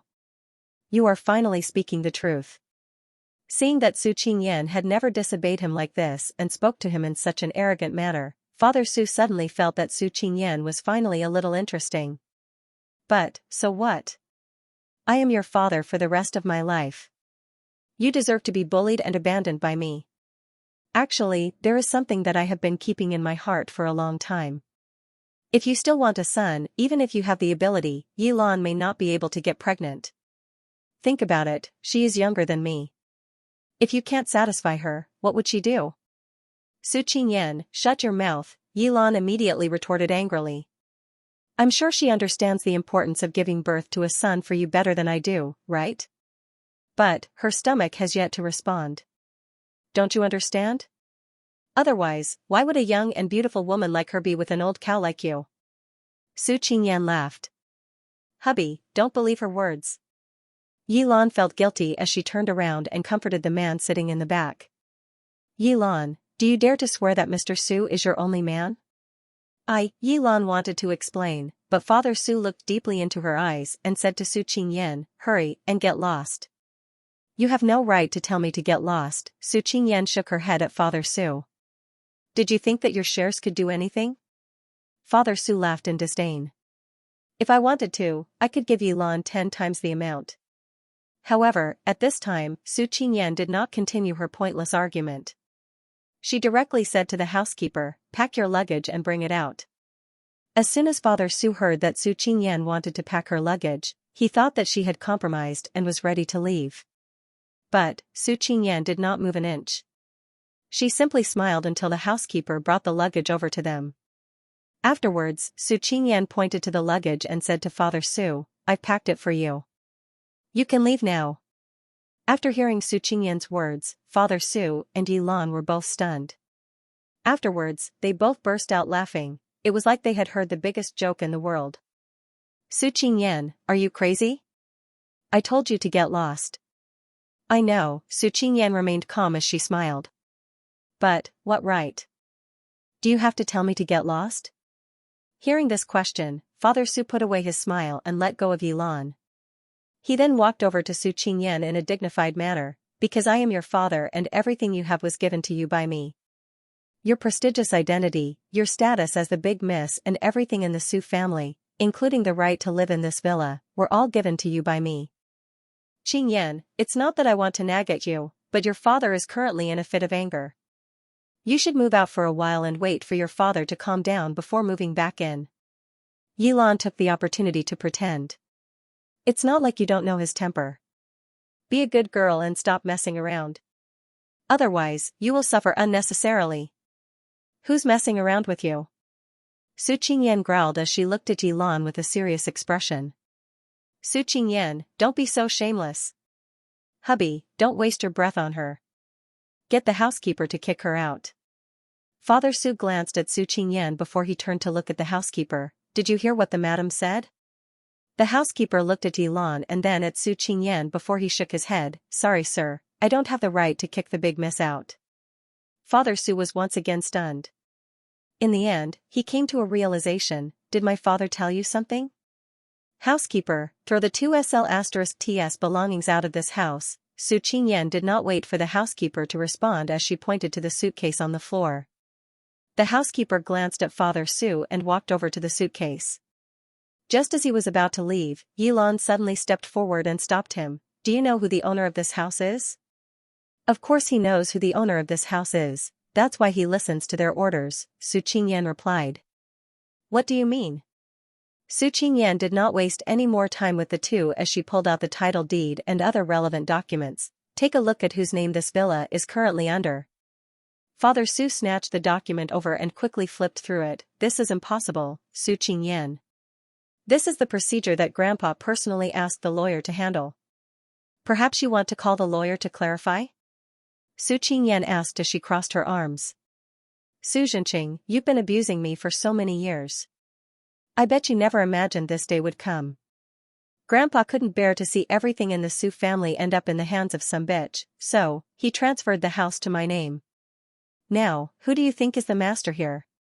After hearing Su Qingyan's words, Yi Lan grabbed the document from Father Su's hands and asked, Is your father okay? Old and senile? Since ancient times, it has always been fathers who dote on their sons. I have never seen a father who skipped over his son to dote on his granddaughter. You've never seen him before? I've never seen a father abuse his own daughter. Didn't the man in front of you do it? Su Qingyan laughed in ridicule. Let's stop wasting each other's time. Housekeeper, throw their things out. Father Su was furious, so he grabbed the document from Su Qingyan and tore it to shreds. This doesn't count. You only tore a copy, the original is still with grandfather. Also, it doesn't matter if you want to admit it or not, this document is recognized by the law. As long as it is recognized by the law, you will have to enforce it. Father Su was so angry that the veins on his forehead bulged. It was obvious that he was trying his best to hold it in. By the way, there's one more thing I forgot to tell you. Due to the fact that you have caused Su Corp's performance to plummet, I have decided to remove you from your position as CEO. Of course, whether or not you can keep your seat on the board of directors will depend on my mood. That's because Grandpa consolidated his shares, my mother's and my remaining shares, and transferred them all under my name. In other words, I am now the biggest shareholder of Su Corp. As for why you were removed from your position, the reason Yi Lan framed Tongning and caused a scandal that brought shame to Su Corp was perfect. What do you think? You are the former CEO of Su Corp. Since you like this woman so much, then you can go and destroy yourselves. I would like to see, when you have nothing left, whether this woman will be able to spend the rest of her life protecting a 50-year-old man. Not only had he lost his house, he had also lost his shares. Father. Su couldn't accept this reality, so he immediately gave the company a phone call to confirm with his assistant. Xiaoyang, has anything happened over the past 2 days? President Su, because Mrs. Su has created too much news, not only Tangkor, but even Hai Rui has been pressuring the company. The board of directors have all started to impeach you. In order to give everyone an explanation, the chairman has already received a written notice that you have been removed from your position. Everything was fine when I left. I received a letter just as you were leaving. I even called out to you, but you said you had something urgent to deal with at home. As long as it wasn't about murder or arson, I didn't want to disturb you, the assistant replied innocently. As soon as Father Su heard this, he threw down the phone and glared at Su Qingyan with bloodshot eyes. Hubby. What's going on? Seeing Father Su's angry expression, Yi Lan immediately ran over and grabbed onto his arm. However, Father Su forcefully swatted Yi Lan's hand away as he pointed to her nose and roared, Don't touch me, USL*T. Yi Lan was stunned by Father Su's sudden change in attitude. Hubby. It's all because of you. Father Su was so angry that he couldn't care less as he kicked Yi Lan in the stomach. If you hadn't been so restless and provoked Tongning, I wouldn't have lost my position as CEO. Seeing the scene of the two men biting each other, Su Qingyan finally looked at Yi Lan and laughed, This is the first time I've seen this. I never thought you'd have such a day. Yi Lan fell to the ground in pain as tears rolled down her cheeks. How could she withstand Father Su's kick? Hubby, what's wrong with me? How could you treat me like this? I told you a long time ago not to provoke Tongning. Yet, you refused to believe me. Even if Tongning is easy to bully, President Mo has always been a cold and ruthless person. Did you think he would let you off after scheming against his wife and son? Su Qingyan laughed. Do you believe me? This is just the beginning. After you leave the Su family home and lose your last line of protection, you can try it. How will Hai Rui deal with you? How will President Mo deal with you? Not to mention, Tongning has always been a person that likes to give an eye for an eye. Yilan lay powerlessly on the ground. Especially after hearing Su Qingyan's words, a chill ran down her spine and spread to her limbs. Think about it carefully. From the moment Tongning announced her comeback until today, from Mo Euro to Xianxia, Tongning has always won. This is because she loves to fight and is willing to fight. She doesn't want anything that doesn't belong to her. But as long as something crosses her bottom line, then sorry, Tongning has always fought for every inch of her body. Tongning has never lost before. In the past, Yilan was so fearless because she had Father Su's support. After all, for a person to survive in the entertainment industry, they all had a deep connection with the industry. Above all, when it came to awards, the winner always took all. For the sake of glory, even dirtier methods could be found everywhere. In fact, the most important thing was that she never imagined that Father Su would one day lose everything. Thinking about how she no longer had Father Su's protection, how she would have to face Tang Kor, Hai Rui and the ruthless Mo Ting, Yilan felt a sense of panic. In fact, it made her panic. No, hubby, don't do this to me. Hubby. I know I was wrong. Yilan quickly grabbed onto Father Su's pants. But, as someone who had just lost control of Su Kor, how could he be in the mood to care about others? So he simply kicked Yilan away and kicked her a few more times in the stomach. Yilan cried out in pain as she begged for mercy, hubby, I won't do it again. I really won't do it again. Seeing this, the housekeeper wanted to step forward and stop them. But, Father Su directly warned, if you dare to interfere, I will make you disappear from my sight. In order not to implicate the housekeeper, Su Qingyan said to him, leave first. Her intention was obvious, she wanted to immediately ask Tang Jingxian for help. The housekeeper understood what Su Qingyan meant, so he nodded his head. Yilan did not stop begging for help, hubby, my stomach hurts. It hurts. But, at this moment, Father Su did not care about anyone else. He directly walked over to Su Qingyan and grabbed onto her shoulders, immediately give your grandfather a phone call and tell him to return the house and shares to me. Return? These things belong to us in the first place. Why should we return them to you? Su Qingyan asked coldly. Su Zhenqing, I think, at a time like this, you should look for your wife. After all, you are a loving couple, she will definitely help you. Otherwise, how can I be worthy of your daily doting? I'm your daughter who has been abused by you for more than 20 years. I've long wanted nothing more than for you to lose everything. So, what's the use of looking for me? Father Su glared at Su Qingyan. The tolerance in his eyes had reached its limit. So, he roared at Su Qingyan, return Su Kor to me. Otherwise, don't blame me for being impolite.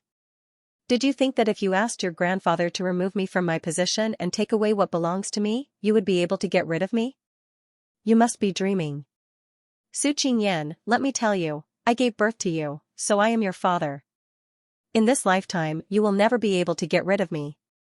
Su Qingyan looked into Father Su's eyes, he was filled with anger. Countless times in the past, she had been scared stiff by Father Su's fierce gaze. But now, when she saw his gaze again, she no longer felt afraid. Perhaps, it was because she had the ability to resist, or perhaps, it was because she no longer feared anything. The brave were invincible. I know. I know you gave birth to me. But, when have you ever treated me like a human? Su Qingyan yelled at Father Su. You hit me whenever you want and scold me whenever you want. Do you know how long I've waited for this day? There were countless times in my dreams where I wanted to take you down with me, especially after I got beaten up. But when I woke up, I would harshly ask myself, why did I have to ruin my life for a scum like you? Now that I've obtained Su Enterprise and become the master of this family, I can do whatever I want to you. I can watch as you wag your tail in front of me and beg for mercy. I can trample all of you under my feet and watch as you live the rest of your lives like beggars. I can watch as you suffer all sorts of revenge and humiliation. I can watch as you die of illness like Mom, without a single family member to talk to. Su Zhenqing, I once had countless opportunities to tell my grandfather, but, because of our blood ties, I held back. But, this time I will no longer show you any mercy. In this world, there are plenty of people that suffer from domestic violence. Yet, some people will never be able to escape from this nightmare, simply because you are our family. But, from now on, I want you to know, not only can I free myself from you, I can also make the rest of your life as miserable as mine. Su Xianxia, you are finished. It's completely over. After saying these words, Su Qingyan seemed to have released all the grievances she had suffered over the years as her eyes turned bloodshot. So, take your beloved wife and disappear from my sight. From now on, everything that belongs to you is mine. After hearing Su Qingyan's words, Su Xianxia was so angry that he could no longer control himself. He stretched out his hand and grabbed Su Qingyan by the neck.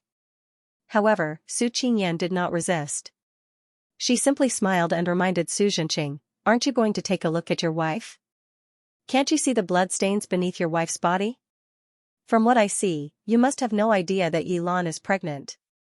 Su Xianxia turned his head and saw Yilan sitting in a pool of blood.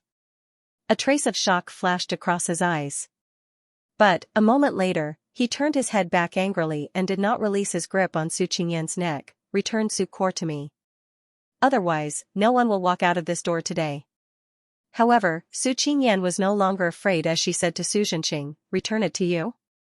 Do you think that's possible? Then, go ahead and die. If you want to die, then go ahead and die. Why should I die?" After speaking, Su Qingyan yelled at the door, "Jingxian." Tang Jingxian had been nearby the entire time.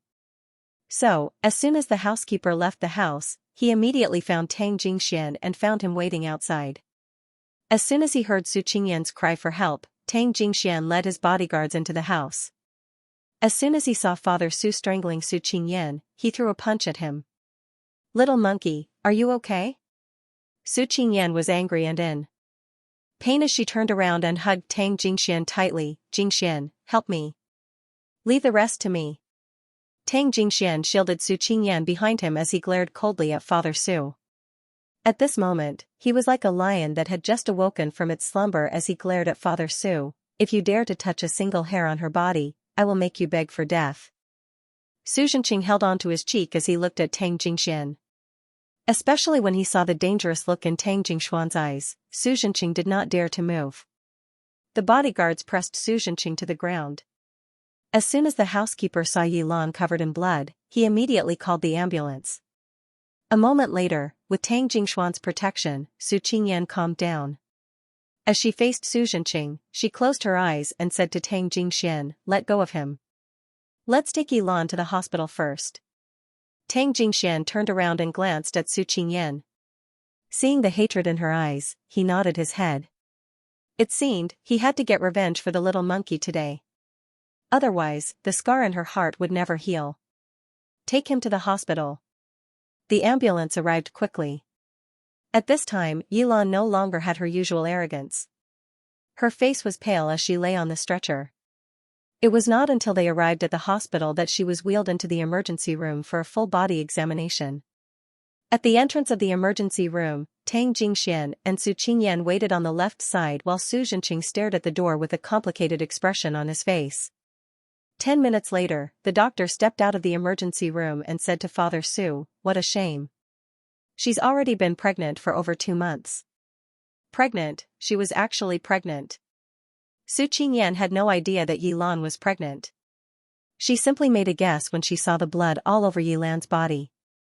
Who would have thought, she was right. Father Su leaned against the snow-white hospital wall. As soon as he heard this, he couldn't help but take a step back. "Your ruthlessness killed your son," Su Qingyan said in a mocking tone. Su Qingyan looked at Su Xianxia in ridicule. "Now, Su Xianxia, you really have nothing left. Little monkey." Tang Jingxian comforted as he held on to Su Qingyan. Over the years, how much had Su Qingyan suffered for her to hide her hatred so deep? "Jingxian, do you believe me? When Yilan wakes up and finds out, he will be in an even worse state." Tang Jingxian took a deep breath. Suddenly, he didn't know what to say to comfort her. "Who are Yilan's family members?" "The patient has woken up and wants to see Mr. Su Xianxia." "Which one of you is it?" The nurse stepped out of the emergency room and questioned Su Qingyan. In response, Su Qingyan coldly pointed to the person beside her. Su Zhenqing pushed open the emergency room door without a word. But, before he reached Yilan's bed, a heavy object smacked him in the head. A moment later, Yilan's heart-wrenching scream could be heard, "Su Zhenqing, you're worse than an animal. Get lost, I want a divorce." Hearing this, Su Qingyan's lips curved upwards in ridicule. What a joke. This woman once thought she could take everything from the Su family. But now, in the eyes of others, she is simply a woman that was toyed with by an old man until she had a miscarriage. Tang Jingxian did not reply. At this time, Father Su walked out of the emergency room with blood all over his head as he glared at Su Qingyan. After quite some time, he finally squeezed out a sentence. Did you really have to be so ruthless? When you humiliated me, did you ever consider whether you were ruthless or not? Su Qingyan replied in a choked-up voice. But, between the lines, there was a sense of determination. Su Zhenqing gave Su Qingyan a thumbs up. He did not say another word, nor did he beg for mercy. He simply walked past the two and left the hospital. His back suddenly looked like a 70 to 80-year-old patient. Needless to say, with Su Zhenqing's dismissal and Yilan's miscarriage in the hospital, Su Corps had already made its first move. Everything is now yours. You need to be strong and start afresh, Tang Jingxian patted Su Qingyan on the shoulder. I will prove to everyone that I will do better than Su Zhenqing, Su Qingyan said firmly. From today onwards, I am President Su, the new person in charge of Su Corps. Let's go, I'll take you home, Tang Jingxian said as he shook her body. I have decided to sell the Su household so Su Zhenqing can never return home. As a result, not only did Su Zhenqing lose the Su household and Su Corps, he also lost the Yilan that he originally wanted to spend some time with. As for Yilan, was there even a need to say anything? She immediately became one of the most searched terms.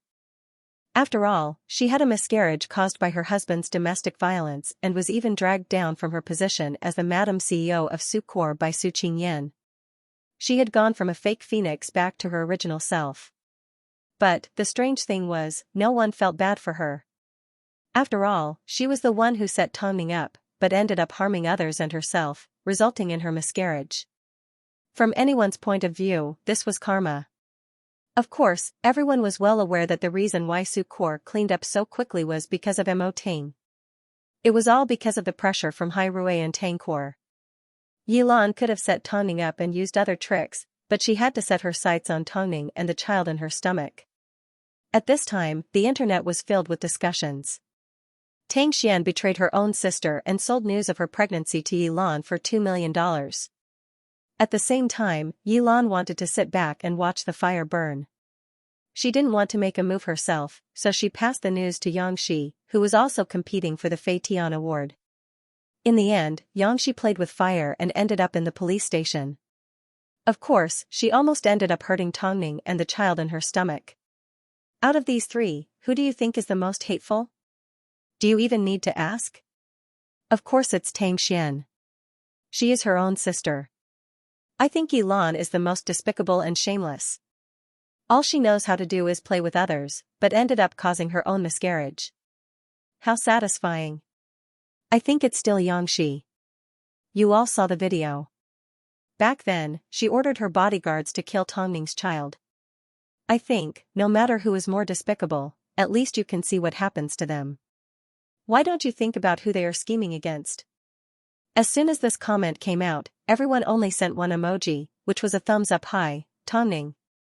They were scheming against Tongning. Everyone knew that Yilan, who suffered a miscarriage due to domestic violence, was just the beginning. At first, I thought the first person to be targeted would be Xianxia. Who would have thought the least important Yilan would be targeted instead?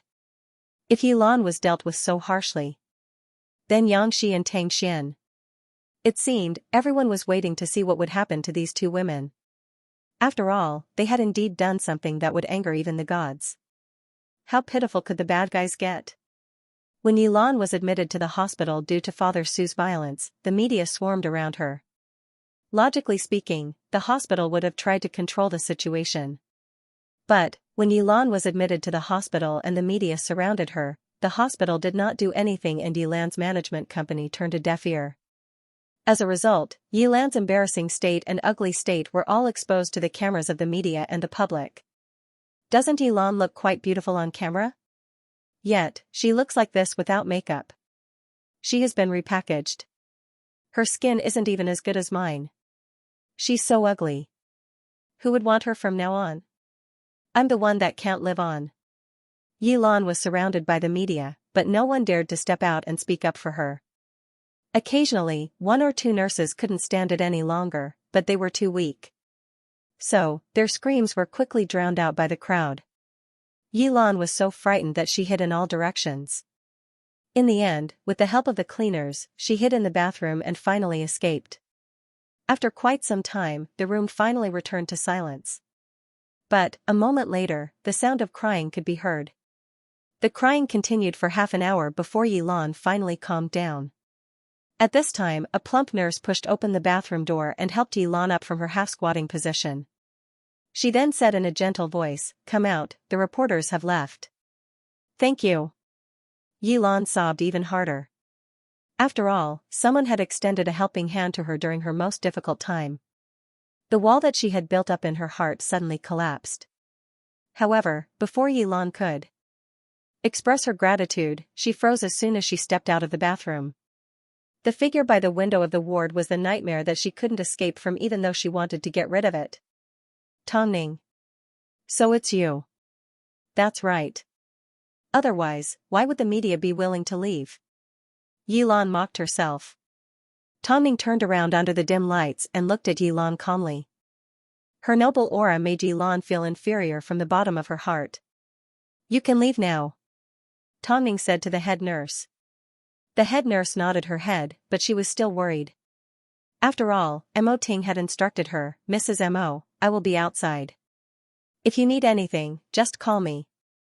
Tongning nodded her head. After the head nurse left the room, she returned to Yilan with a calm expression. "I have no grudge with you. Why would you use Xianxia to deal with me?" I was just possessed for a moment." It could be said that Yilan and Tongning had never met before. Yet, standing in front of Tongning, Yilan was completely stunned by her calm expression. Because, she knew. The calmer Tongning appeared, the more dangerous she was. No one could see through Tongning at all. She was simply invulnerable. You can be blinded by greed. I know that sometimes people make mistakes for the sake of immediate benefits, but this isn't the first time you've attacked me. If it's just a small fight, I can overlook it. After all, I won't lose anything. But, do you know, I only have two bottom lines in my life, and you've crossed both of them. I was. No matter what your motive is, as long as you make my husband worry and threaten the safety of my child, I will not let a single person off. Yilan, do you understand what I mean? Tongning asked as she glared at Yilan. Yilan was so frightened that she began to stutter. Children are a gift from God. Because you schemed against someone else's child, God took your child away. This is karma. As Tongning spoke, her tone was so calm that even Yilan found it hard to believe. But, because of Tongning's teaching tone, Yilan felt a chill down her spine. From now on, you need to do more good deeds. What do you want? Yilan asked as she couldn't take it anymore. However, Tongning did not say a word. After quite some time, she finally replied, "I don't want anything. I just came to see you. You've just had a miscarriage. Don't cry for too long. It's bad for your body. After all, after your body recovers, you will still have time to cry." After hearing this, Yilan suddenly lifted her head and looked at Tongning. Her eyes were filled with a pleading yet enduring look. "Have a good rest." After speaking, Tongning turned to leave. However, Yilan suddenly knelt down in front of Tongning. "Tongning, I know I was wrong. Can you let me go?" Tongning did not turn around. To be exact, she couldn't be bothered. She simply replied, "I'll accept your apology. But, you will still have to suffer what you deserve." "Tongning, aren't you afraid that people will call you evil? You still haven't seen the true evil side of me." After speaking, Tongning turned to look at Yilan from the side. However, this was enough to make Yilan tremble in fear. Tongning wasn't as easy to deal with as the others in the industry. If it was someone else, they might be able to escape with a little benefit. But, Tongning, no one could control her thoughts. So, it was impossible to predict how she was going to get her revenge. Tongning had always been known to step on people's sore spots. Yilan was no exception. But, what was Yilan's sore spot? Everyone had a demon living in their heart. As for Yilan, shocking news. Apart from miscarriage due to domestic violence, Yilan has been sentenced to prison for multiple thefts. Actress's image collapses. Delinquent Yilan's private photos are exposed. She was a thief. When a person's deepest secret was exposed, the humiliation they felt was enough to destroy their will to continue living. Above all, the entire nation now knew that she was a dirty thief that targeted other people's belongings. Isn't this person a little too disgusting?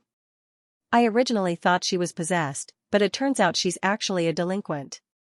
How can a thief be an actress? Can someone save me from this? This time, not only the public, even the nurse that previously stood up for Yilan felt like she had been slapped in the face. I thought I was defending justice, but I ended up helping a pile of sh*t. Of course, after this incident was exposed, Yilan no longer had the courage to stay in the hospital. So, on the second day of the news, she disappeared without a trace. Everyone looked at her with a strange expression. The ridicule they gave her felt like they were cutting into her flesh inch by inch. The reason why Tongning did this was simple. She wanted Xianxia and Xianxia to experience the taste of fear. She wasn't afraid that people would call her evil. In reality, if someone crossed her bottom line, she would retaliate with all her might. This was something she had never hidden. So, after this incident, what did the judges of the Fei Tian Awards think? Apparently, the Fei Tian Awards had already rescinded the punishment for a certain person's name being removed. In fact, it was almost like it had never been mentioned in the first place. After all, everyone was currently standing by Tongning's side and they all knew the secret behind her retreat. If they still used the same reason to exclude Tongning, it would be too heartless. Although Tongning did retreat for a reason, the incident has blown up too much and has a negative impact. So, regardless of whether we give her the award or not, the Fei Tian Awards will still be doubted. With Xianxi's name removed, there are only 4 nominees left. It's best if we proceed with caution. In reality, they were simply taking into account the public's reaction. Of course, they wouldn't tolerate someone as vicious as Xianxi. But, an actress like Tongning, who caused a huge commotion, was no longer on their list of favorites. At this time, someone suddenly said, I think you guys have forgotten the true nature of the Fei Tian Awards. Why don't you guys compete based on their acting and instead focus on gossip?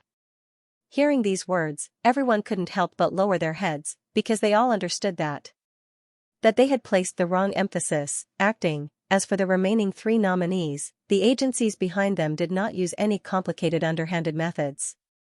They knew where they stood and they would rely on their own abilities to win the nomination. Of course, Mo Ting had already done so much for Tongning and cleared so many obstacles. So, everyone assumed that the Best Newcomer award was already in Tongning's bag. So, the public gradually lost interest in the winner of the Best Newcomer award.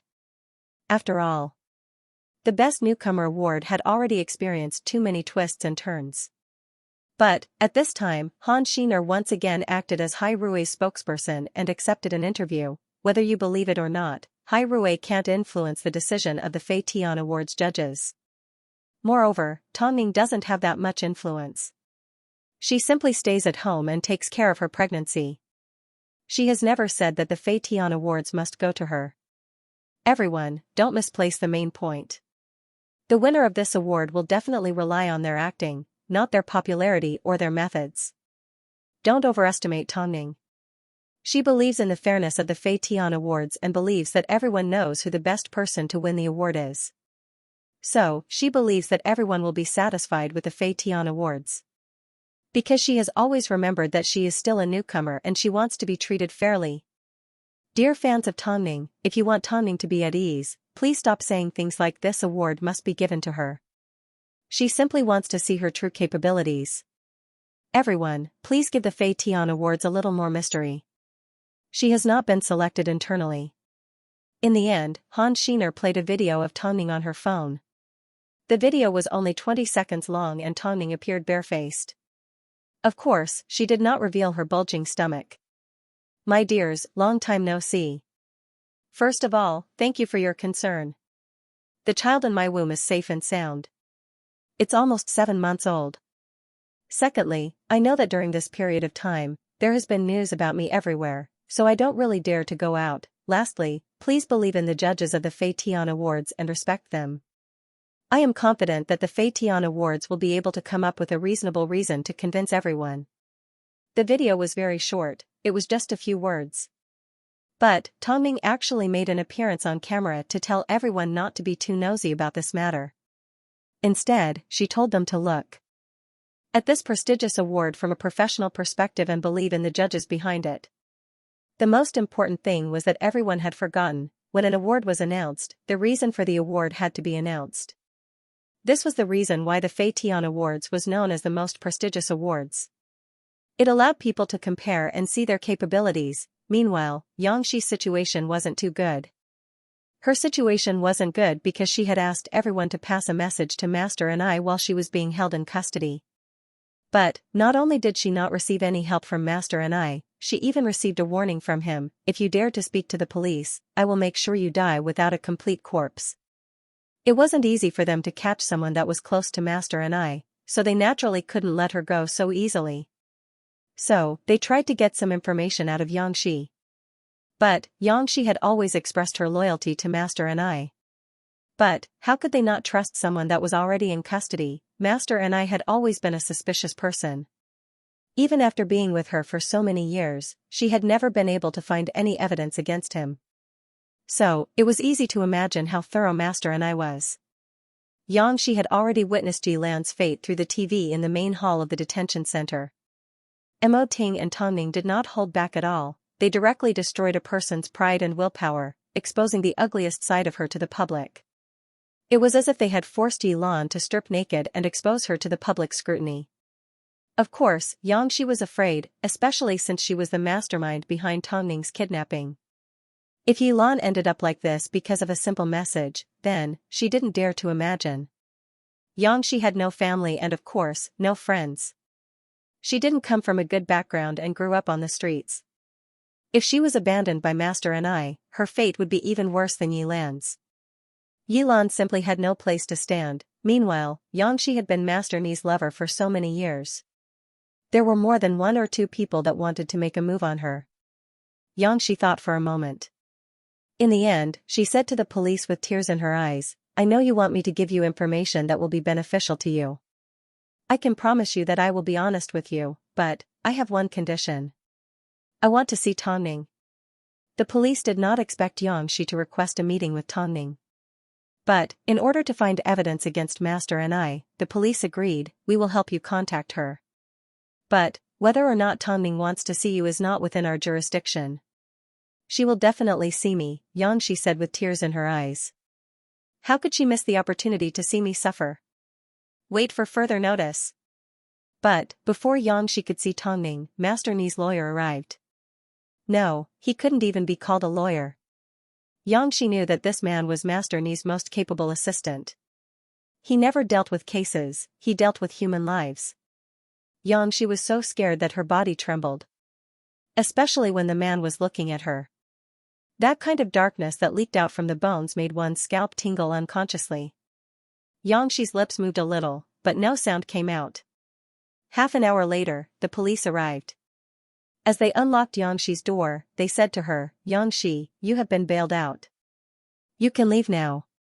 You can leave now. Hearing these words, Xianxia froze in place, not moving for a long time. Officer, can I wait until Tongning arrives? Xianxia subconsciously asked the police. The young officer glanced at Xianxia and laughed. When you were locked up, you wanted to go out. Now that you are about to be released, you don't want to leave. What's wrong with you? No, it's just. Xianxia stuttered. Are you going to leave or not? The officer asked impatiently. Xianxia looked at the officer hesitantly. After quite some time, just as she was about to say something, Master Ni's assistant, dressed in a suit and carrying a briefcase, approached her and said, It's time to leave. Master and I is waiting for us. Xianxia had no choice but to look at the officer for help.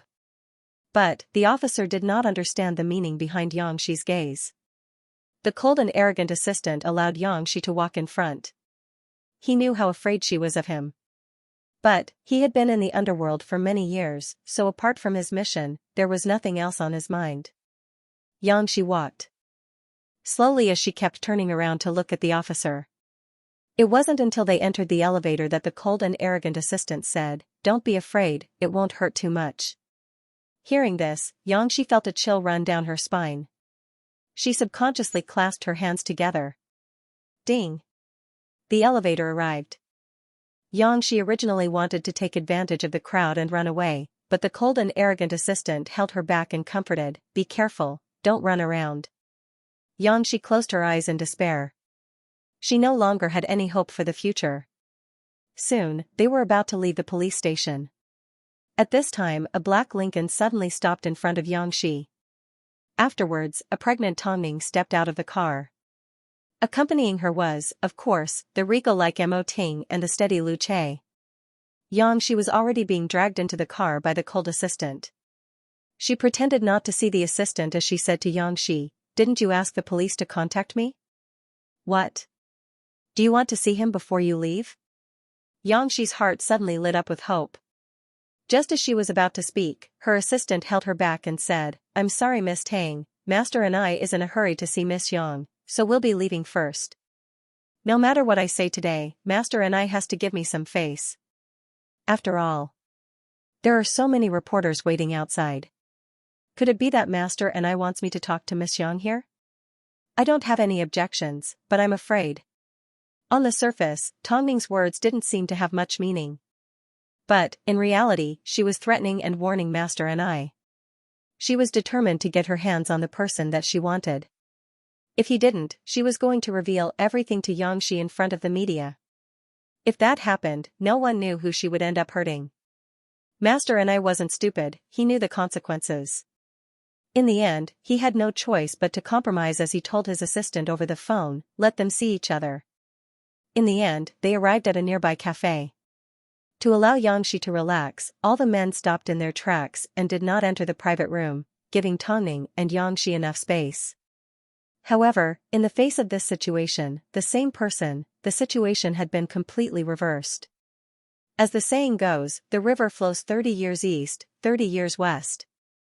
"I never thought that the person to save my life today would be you," Xianxia said as she sat down on the sofa. After Xianxia sat down on the sofa, she had a funny expression on her face. "If you hadn't appeared, I would have been a corpse by now. I would have been found in a few days, or maybe a few years. By then, I would have been nothing more than a pile of dirt." "Tongning, I'm completely convinced by you," Xianxia said in seriousness. "I shouldn't have plotted against you. I overestimated myself. As long as you don't hand me over to Master and I'm willing to do anything for you. You still need to pay me back. I've never been a kind person, I'm sure you know this. But I don't need to take your life," Tongning said calmly. "It's useless. Even if I'm in prison, Master and I will find a way to kill me, let alone let me out. Every second I live right now is worth it," Xianxia sneered. Because of my stupidity, he felt a sense of danger. Plus, I've already been to the police station once. There's no way Master and I will trust me again. Master and I is a suspicious person. What if I'm working with the police from the inside?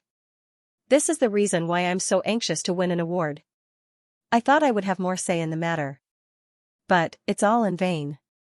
What if I was able to save you?" Tongning suddenly asked. Xianxia did not say a word. She simply looked at Tongning in a daze.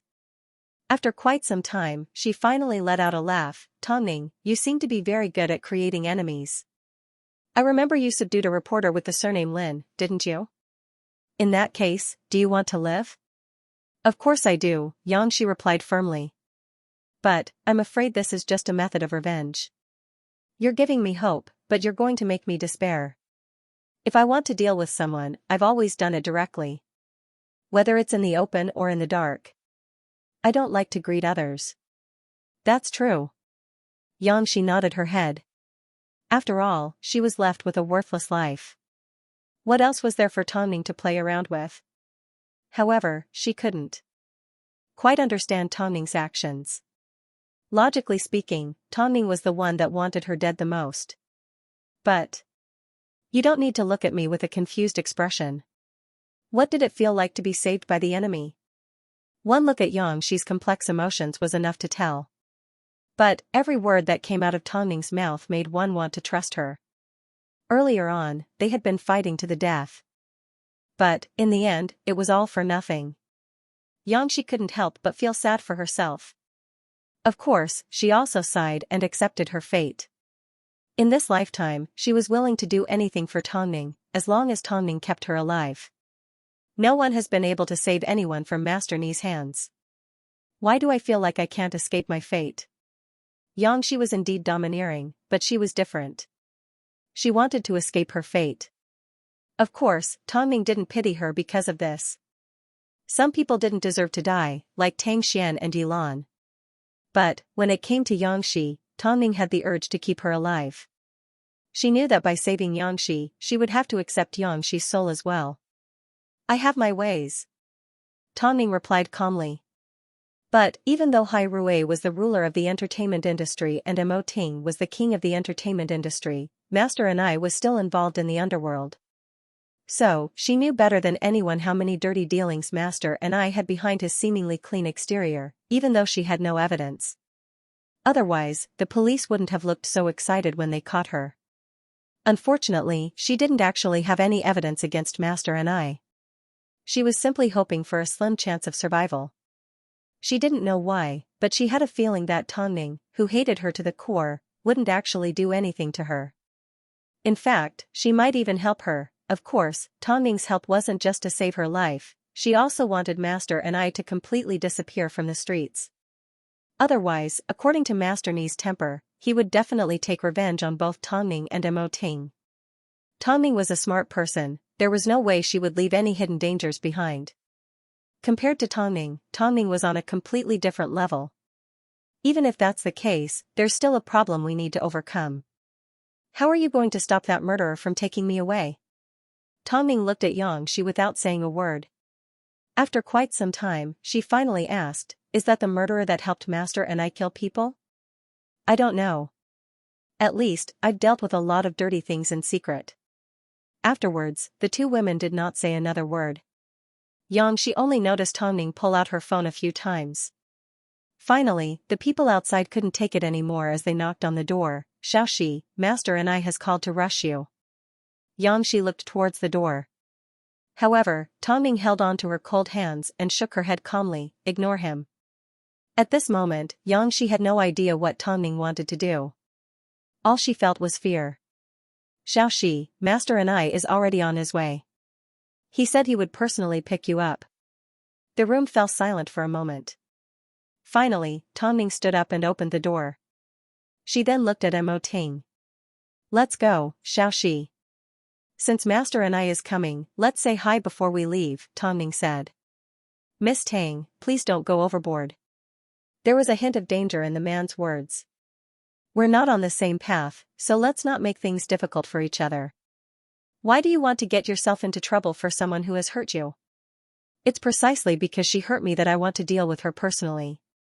After hearing this, the man suddenly felt it was a waste of energy to talk to a woman. He turned to Mo Ting and asked, President Mo, my wife always comes first. Mo Ting sat to one side, emitting a domineering aura that no one could ignore. But, the words that came out of his mouth made people not know whether to laugh or cry. Whatever Tongning wanted to do, he would support her unconditionally. In other words, even if Tongning wanted to kill someone, he would be there to bury the corpse. Soon, the cafe became even livelier. With Master Ni's participation, the atmosphere in the cafe became even more tense. It sure is lively today. President Mo, are you interested in Xianxia? Seeing Master Anai arrive, Xianxia hid in a corner where no one could see her and revealed a bitter smile. In the end, she couldn't escape. Even Tongning's promise was useless. Master Anai, you must be joking.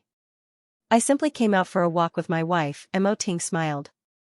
Since that's the case, why did Mrs. Mo detain our Xiaoxi? Master and I asked with a fake smile. I was still bitterly waiting at home. If I had known this would happen, I would have come myself. At this moment, Tongning did not say a word. Mrs. Mo, we should guard our own territories and not invade each other's territory. This is how people should behave. You're so smart, I'm sure you understand what I'm trying to say, Master and I asked with a smile. Otherwise, whether it's Tangkor or Hai Rue, I have plenty of time to play games with you. I want to see if the entertainment industry is stronger than the thousands of brothers behind me. Is Master and I threatening me? Aren't you supposed to obediently accept my threats? Master and I smiled proudly before he pulled Xianxia behind him. Let's go. Baby, let's go home. I have something to say to you. Threat? Tongning chewed on these two words for a moment before laughing. I hate being threatened. But, what can you do to me? You might be able to protect Xianxia today, but do you think you can protect her for the next few years? Or even for the rest of her life? Xianxia closed her eyes and took a deep breath. She was currently in the hands of the demon, and she could feel the grip of death around her neck. However, just as Master and I was about to take Xianxia away, the door to the cafe was once again flung open. This time, even Master and I had to bow to the person that walked in. This was the chief of the Beijing police station. Chief Li, why are you here for coffee?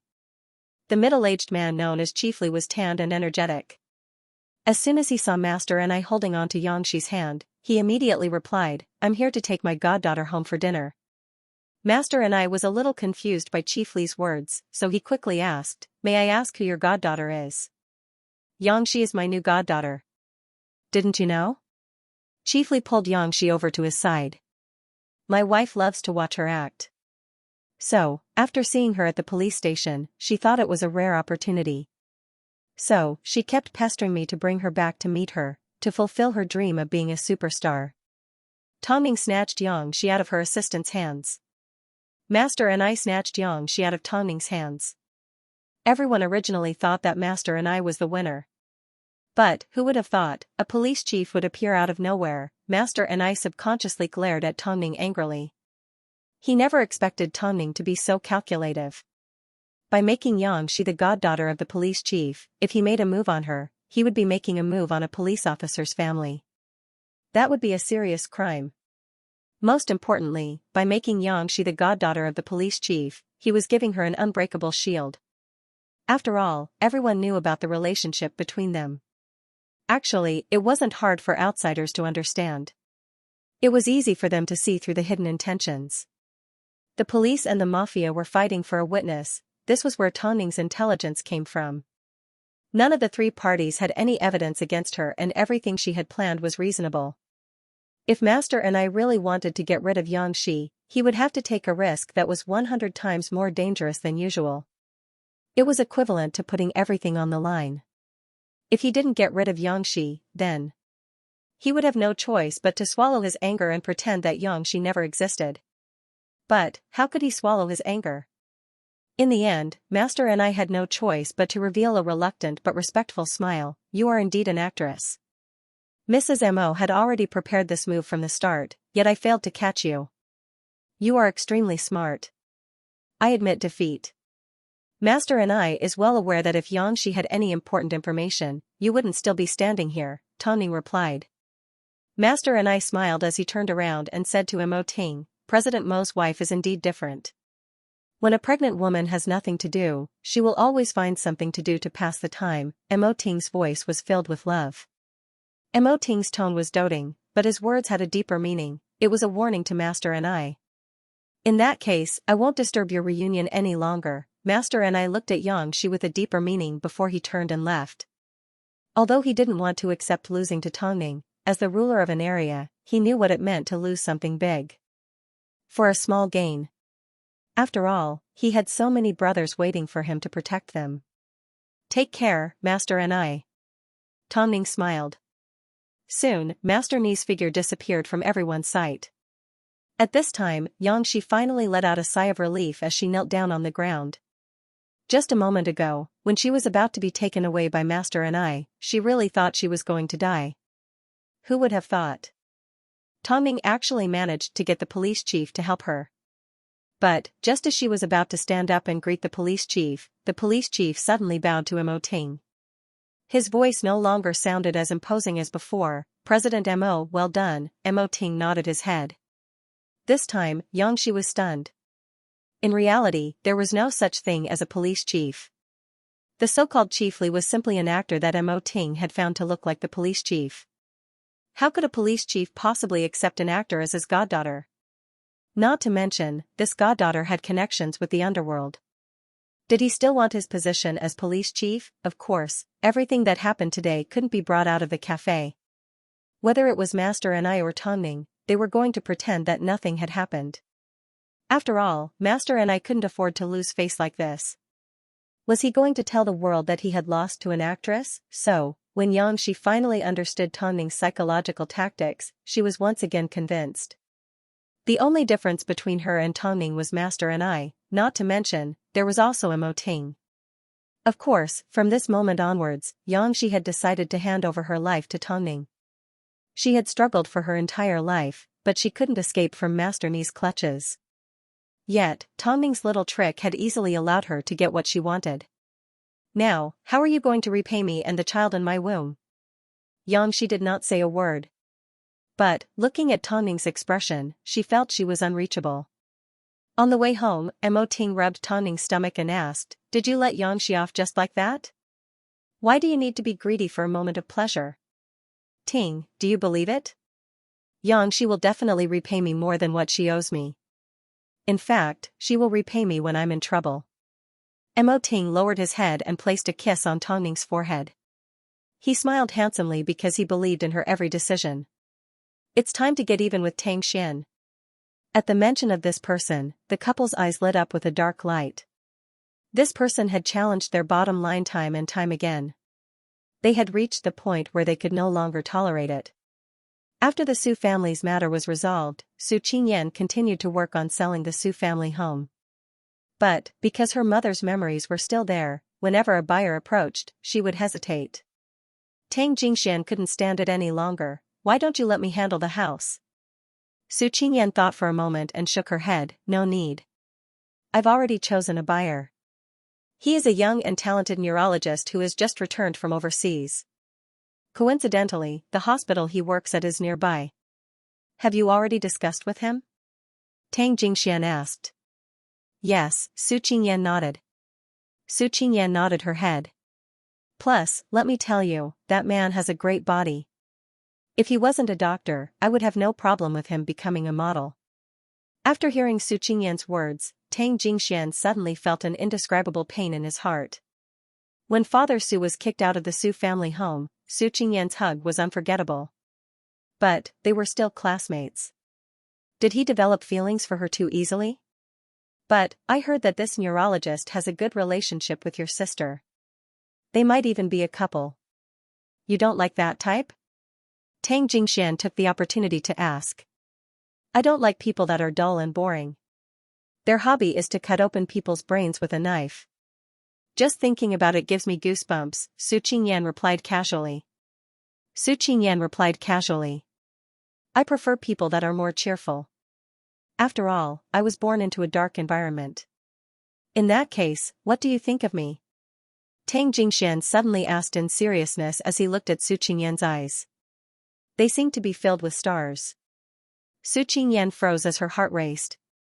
After quite some time, she finally mumbled, "Although our relationship isn't clear to the public, don't we all want to be united and help each other? Don't we feel a little awkward between classmates?" After hearing this, Tang Jingxian replied in a serious tone, "Do you feel awkward around me and not comfortable?" "I haven't thought that deeply." The two froze without saying another word. After a short moment of silence, Tang Jingxian changed the subject. "Have you found a place to stay?" I found the safest apartment in Beijing," Su Qingyan nodded. "Don't worry, I won't let myself get hurt again." Tang Jingxian smiled and nodded his head. In order not to repeat the same mistakes from before, Tang Jingxian did not insist on talking to Su Qingyan about his feelings. He hated the way he acted. No matter what he did, he was never mature enough. "If there's anything, make sure you tell me," Tang Jingxian said. "Okay, stop being so long-winded." Thank you for dinner tonight. I still have some matters to deal with at Sucor, so I'll be leaving first. Su Qingyan returned to her usual lively self. Okay, be careful on the road. Tang Jingxian did not suggest taking Su Qingyan home. The most important thing right now was to understand the meaning of restraint. Su Qingyan smiled as she turned around and left the hotel. Tang Jingxian followed behind her. After seeing her start up her sports car, he boarded his Phantom. However, at this time a black car sped towards Su Qingyan from not too far away.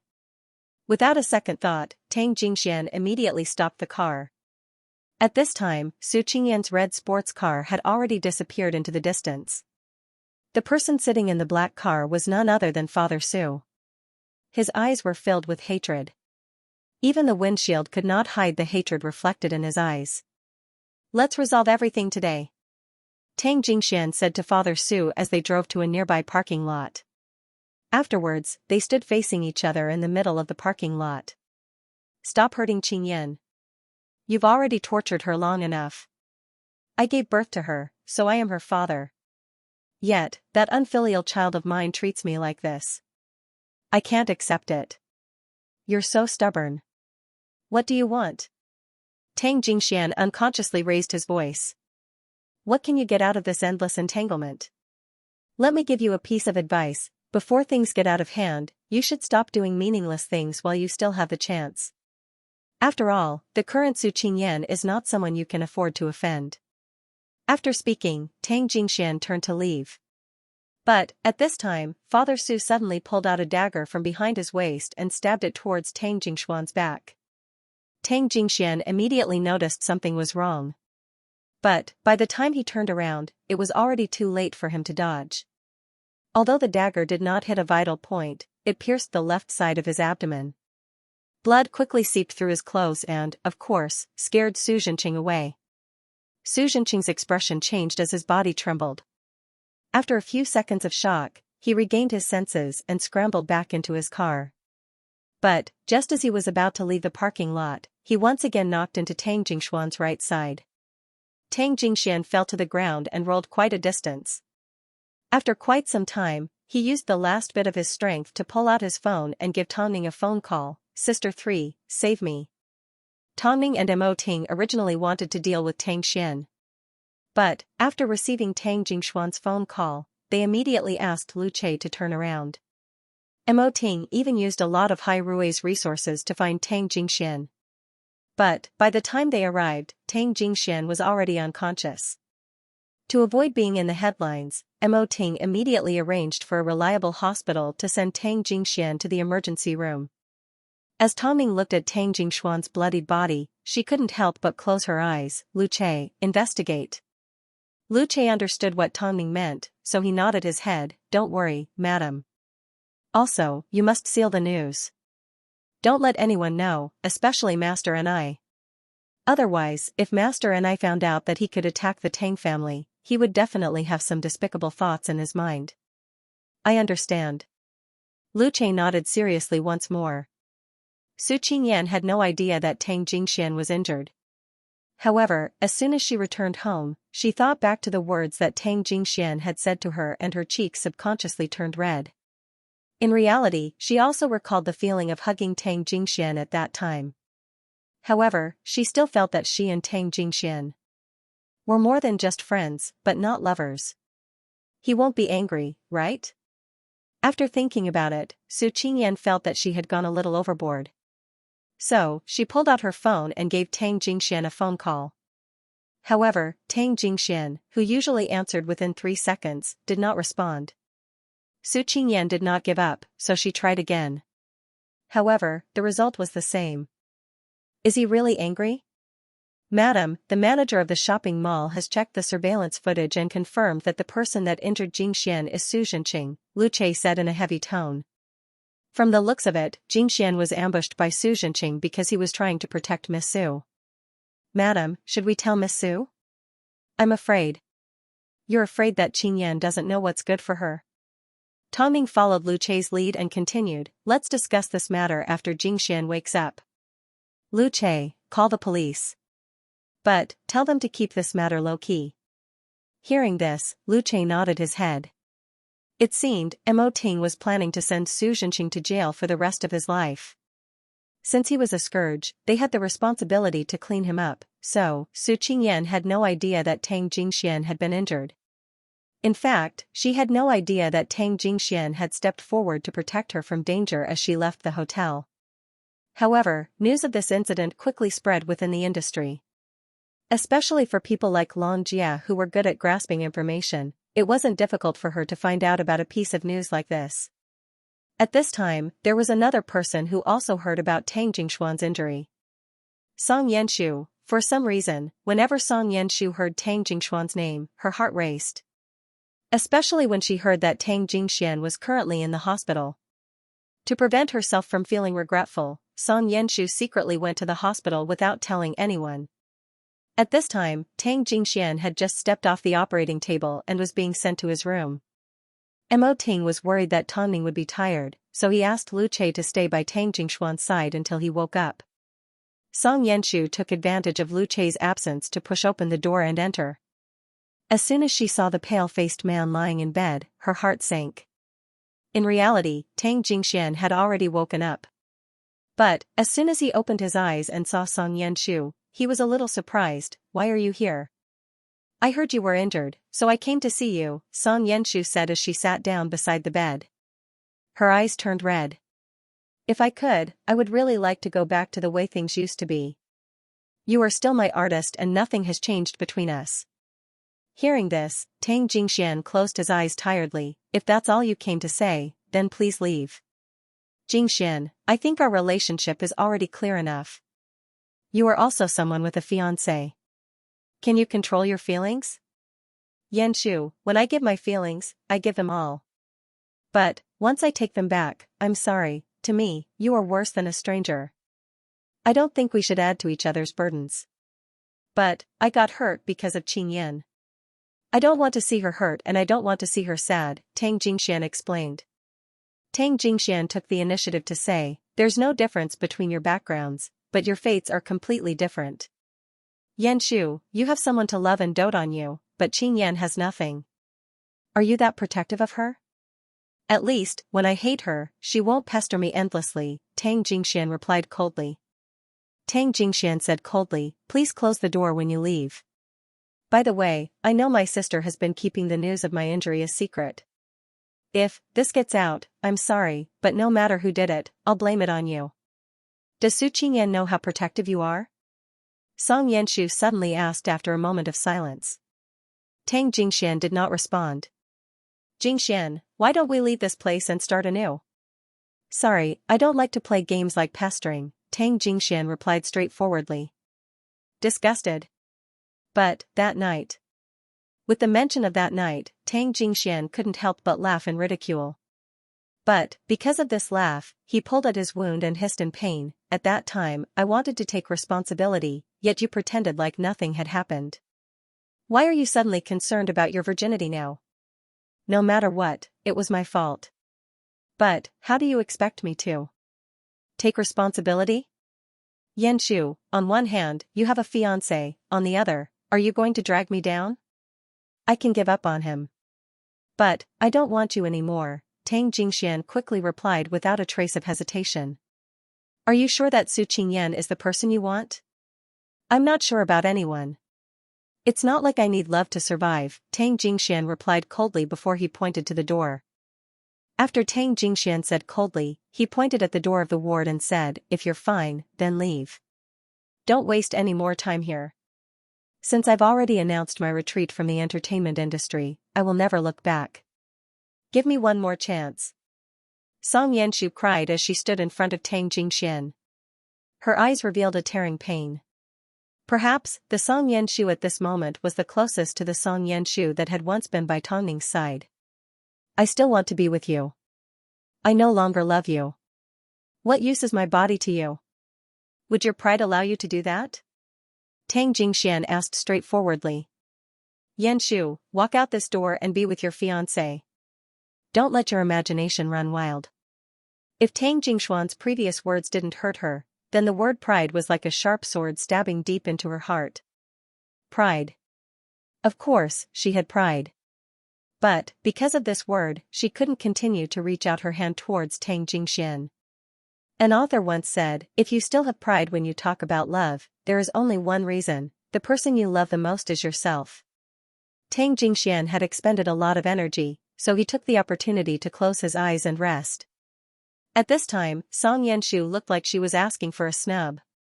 Tang Jingxian, remember, you were the one who didn't want me. After speaking, Song Yanshu turned and left the room. As she ran out the door, she bumped into Lu Che. As soon as Lu Che saw Song Yanshu, he immediately looked at Tang Jingxian curiously. However, Tang Jingxian shook his head, it's nothing. This Song Yanshu has changed quite a bit. I can barely recognize her. Lu Che did not ask any further as he sat down by Tang Jingxuan's bedside. I once went through thick and thin with the madam. I originally thought she was a good person, but who would have thought she hid her true nature so well? As the saying goes, time reveals a person's true nature. Did you scare my sister? Tang Jingxian changed the topic at the right time. Of course I'm scared. I'm covered in blood. What about Qing Yin? She doesn't know yet, Lu Che sighed, why are you doing this? Aren't you afraid that Su Qingyan will end up like Song Yanshu? I've known Qingyan since we were young. She's not like that, Tang Jingxian explained in seriousness. Also, don't tell her about this. Okay, the madam will listen to you. She just finished her surgery, so let's get some rest. Lu Che placed Tang Jingxuan's phone on the bedside table, but Tang Jingxian picked it up and turned it on. A moment later, he received a message from Su Qingyan, don't tell me you're angry? Stingy? How could you treat a classmate like this? Do you still remember the Japanese restaurant outside the school? The old Japanese granny always gives me extra sushi. I still want to go eat. Tang Jingxian held onto his phone and wanted to reply.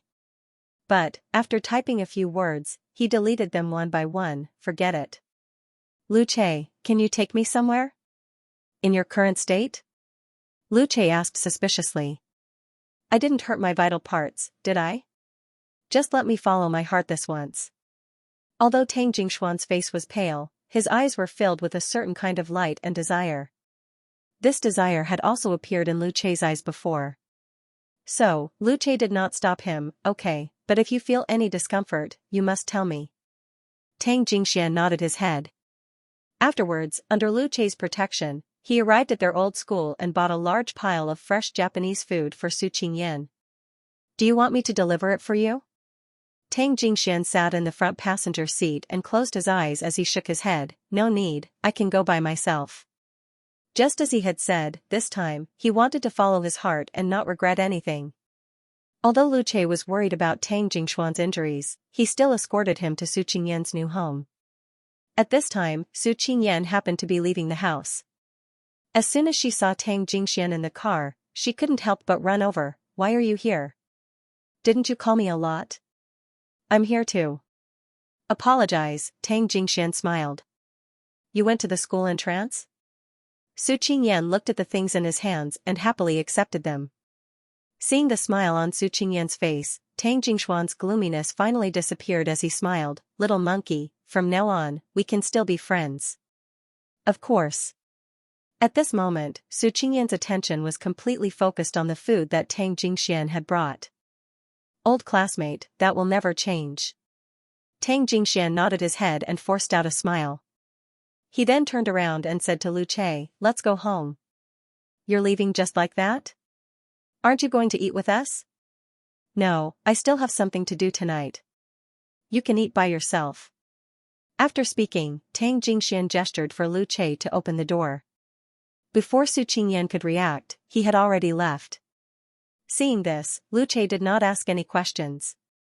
He pretended nothing had happened as he safely escorted Tang Jingxian back to the hospital.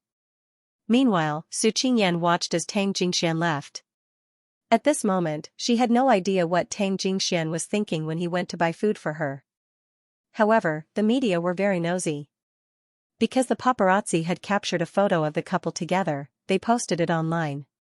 Originally, this wasn't anything new, but the main point was, someone knew that Tang Jingxian was injured, yet he was able to appear in front of a beautiful woman unscathed. Did this mean that his injury wasn't serious? No one else saw it, so there was no way to verify it. But, Song Yanshu had personally witnessed Tang Jingxian lying in bed with a serious injury. But how long had it been since she returned from the hospital? As soon as the photos of the couple were posted online. Did Tang Jingxian really like Su Qingyan that much?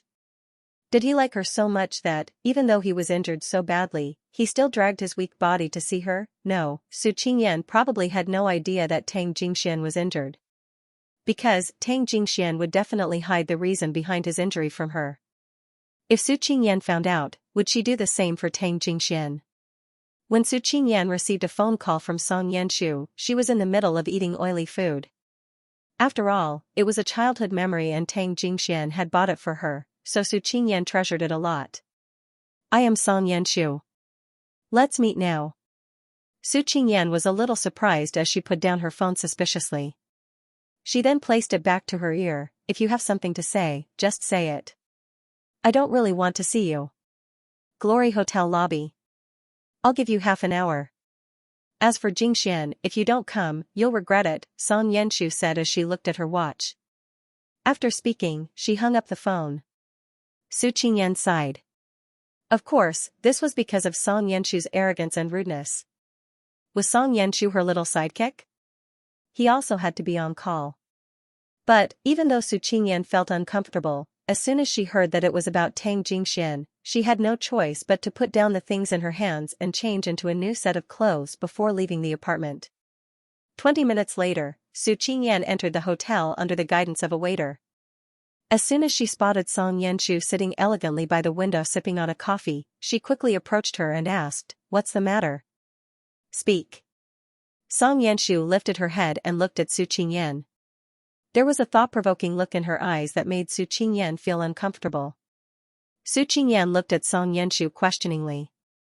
This was the first time the two of them had met in private. Haven't you seen today's news? Song Yanshu handed Su Qingyan a copy of the news that she had already saved. Su Qingyan looked suspiciously at Song Yanshu's phone. It didn't take long before she found the main point. That's impossible. I just saw Jingxian a moment ago. Nothing is impossible. After all, I've only just met him. Before you arrived, I was by his side the entire time, Song Yanshu smiled. He indeed just came out of surgery and his injuries are quite serious. But why? This is the reason why I want to see you. Song Yanshu took back her phone with a serious expression on her face. But, there was also a sense of helplessness and disdain. Jingxian and I have reconciled. Before that, he used you so many times. I'm truly sorry. This time, he got hurt because of me. It made us see each other's hearts clearly. We love each other. So, can you please stop pestering him in the future? I don't believe a single word that comes out of your mouth, Su Qingyan replied straightforwardly. I am going to question him. Go ahead. Since it's coming from his own mouth, it might be easier for you to accept, Song Yanshu smiled as she gestured for Tang Ning to leave. Su Qingyan turned to leave angrily. But, at this time, Song Yanshu suddenly stretched out her hand and held her back. I was just joking. What? Su Qingyan was a little annoyed by Song Yanshu. I told you I was joking. As you know, I'm already engaged, so I can't turn back. But, Tang Jingxian was indeed injured because of me. This time, Su Qingyan did not hesitate as she threw a slap across Song Yanshu's face. Do you know how ugly you look right now? I've heard a lot about you. You were once by Tang Ning's side and were her right-hand man. But how did you become like this? What kind of person are you? It's not like you don't know how much Jingxian got hurt because of you. In order to cut off his past, he gave up on his singing career and completely retreated from the entertainment industry. What more do you want? Why do you think you're still standing here? It's because Ningjia is a grateful person and remembers everything you've done for her. Otherwise, do you think Beijing would still have a place for you? Song Yanshu, it's important to be honest. Think about how the Tang family have treated you. Not only will Jingxian never turn back, even if he does, do you think you're being noble by belittling someone that loves you with all her heart? Song Yanshu did not respond. To be exact, Su Qingyan's words had already penetrated deep into her heart. So, her smile froze on her face. What about you? How do you feel about Jingxian? This has nothing to do with you, Su Qingyan replied fiercely. Song Yanshu, it's not that I should distance myself from Jingxian, it's you. No matter what you want to do, Jingxian and I are not from the entertainment industry. Whether it's to create hype or something else, it has nothing to do with us. If you still want Ningjia to keep her last bit of affection for you, then. After speaking, Su Qingyan left the hotel without looking back. As she walked, she contacted Tongning, Ningjia, where is Jingxian right now? In reality, deep down, Su Qingyan believed that Jingxian would still get hurt because of Song Yanshu. After all, Jingxian was a sentimental person. So, wouldn't he feel bad for her? Even so, no matter why he got hurt, the fact that he was willing to travel so far to buy food for her was enough to prove that Jingxian was an idiot. Not long after returning to the hospital, Tang Jingxian fell asleep. After all, the weather was cold and he had just stepped off the operating table. So, by the time Su Qingyan arrived, he was lying unconscious in bed. It turned out, this idiot actually risked his life to go to school to buy food for her. You. Seeing Su Qingyan appear in the hospital, Lu Che couldn't help but feel curious. Had Hai Rui's information blockade failed? Song Yanshu came looking for me. Su Qingyan explained to Lu Che. She told me that the jerk was injured. Is she really that kind? Lu Che's impression of Song Yanshu was extremely bad. In fact, he even placed her on the same level as Xianxia and Yilan. I simply feel bad for this idiot. Why would he risk his life for that woman? Su Qingyan looked at Tang Jingxian with disappointment. It seemed she couldn't wait to give him a good beating so he would wake up. Lu Che could tell that something wasn't right as he furrowed his brows. Did Song Yanshu tell you this? Uh-huh. You believed her just like that? Otherwise, why would he get hurt? But, it doesn't matter. I hit Song Yanshu. From now on, I will take care of Jingxian. After all, he has helped me so many times. Lu Che held his forehead with a helpless expression. It wasn't easy for Tang Jingxian to say the damsel in distress, yet he ended up being misunderstood by her. Forget it, he was going to explain himself when he woke up. Miss Su, there are a few things that I think I should make clear to you. After all, I also see Jingxian as my family. As you can see, he has suffered a lot of setbacks in his relationships. So, I don't want to see another woman flirting with him while hiding another man in her heart. He doesn't lack female friends. As long as he wants to, he won't lack girlfriends either. As Lu Che said these words, his expression was serious. In his dark eyes, all he could see was Su Qingyan's reflection. He wanted her to understand that he wasn't joking. Su Qingyan glanced at Tang Jingxian, who was lying in bed, before looking back at Lu Che. She nodded her head cautiously. She understood that Lu Che was serious, but she didn't understand the meaning behind his words. It didn't take long before Tang Jingxian awoke from his slumber. As soon as he opened his eyes, he saw Su Qingyan sitting by his bedside. He was a little surprised as he sat up and held onto his stomach. How did you find out? Song Yanshu came looking for me. She said you got hurt because of her. Really? Tang Jingxian asked with a smile. He had no intention of explaining himself to Su Qingyan. Don't worry, Lu Che is here to take care of me. Lu Che has a wife and a job. Why would he stay here to take care of you? As she spoke, Su Qingyan placed a bowl of chicken soup in front of Tang Jingxian. So, it's best if you leave this task to me. Is this another show of solidarity between old classmates? Tang Jingxian accepted the bowl with a smile. Can't you just let go of that woman? I don't think so. Tang Jingxian replied as he drank his soup. But that woman wasn't Song Yanshu. Her name was Su Qingyan. Lu Che was ordered to return to Hyatt Regency to report on Tang Jingshuan's situation. Of course, he also mentioned how Song Yanshu tried to sow discord in front of Su Qingyan. After hearing everything, Tongning remained calm as usual. However, the words that came out of her mouth contained a deeper meaning and a hint of ridicule. Has she been bewitched? She's become a completely different person. Madam. Tongning did not say a word. She simply turned around and looked at the man who had his arms around her and was busy with work. Mo Ting sensed his wife's gaze, so without lifting his head, he said, "Give all the good young talent she has to someone else. From now on, put her in charge of the artists that are currently being shelved and have a criminal record. Give her a warning." "Is that all?" Lu Che felt that if he continued to keep Song Yenshu around, she would cause trouble sooner or later. Instead of letting her scheme somewhere else, it's better to let her be right under our noses. After hearing this, Lu Che understood Mo Ting's intention. However, for the person that she had once confided in to suddenly become a stranger, she couldn't help but feel a little complicated. But, in this industry, any kind of relationship was normal. Although Tongning was a little disappointed, she did not force herself. After all, the most important thing right now was the Fei Tian Awards, and the most important thing was to get revenge on Tang Xian. After experiencing so much, Tongning began to experience new things. Especially now that she was 6 months pregnant, some things in her heart had slowly changed. February 13th was the day of the Fei Tian Awards ceremony. All the major websites began to predict who the winners of the awards would be. But, as one of the most prestigious awards in the country, the Fei Tian Awards managed to maintain its mysteriousness. Although there were many twists and turns during the selection process, the award would still be given to the person who deserved it the most. In this regard, the internet has already begun to discuss. In the past, I didn't pay attention to the Fei Tian Awards. I'm only curious about the results of this year's awards because of the war. I'm sure I'm not the only one. +1. +2. This is so strange. Logically speaking, Hai Rui's Tongning caused the most trouble this time, so everyone's attention should be placed on her.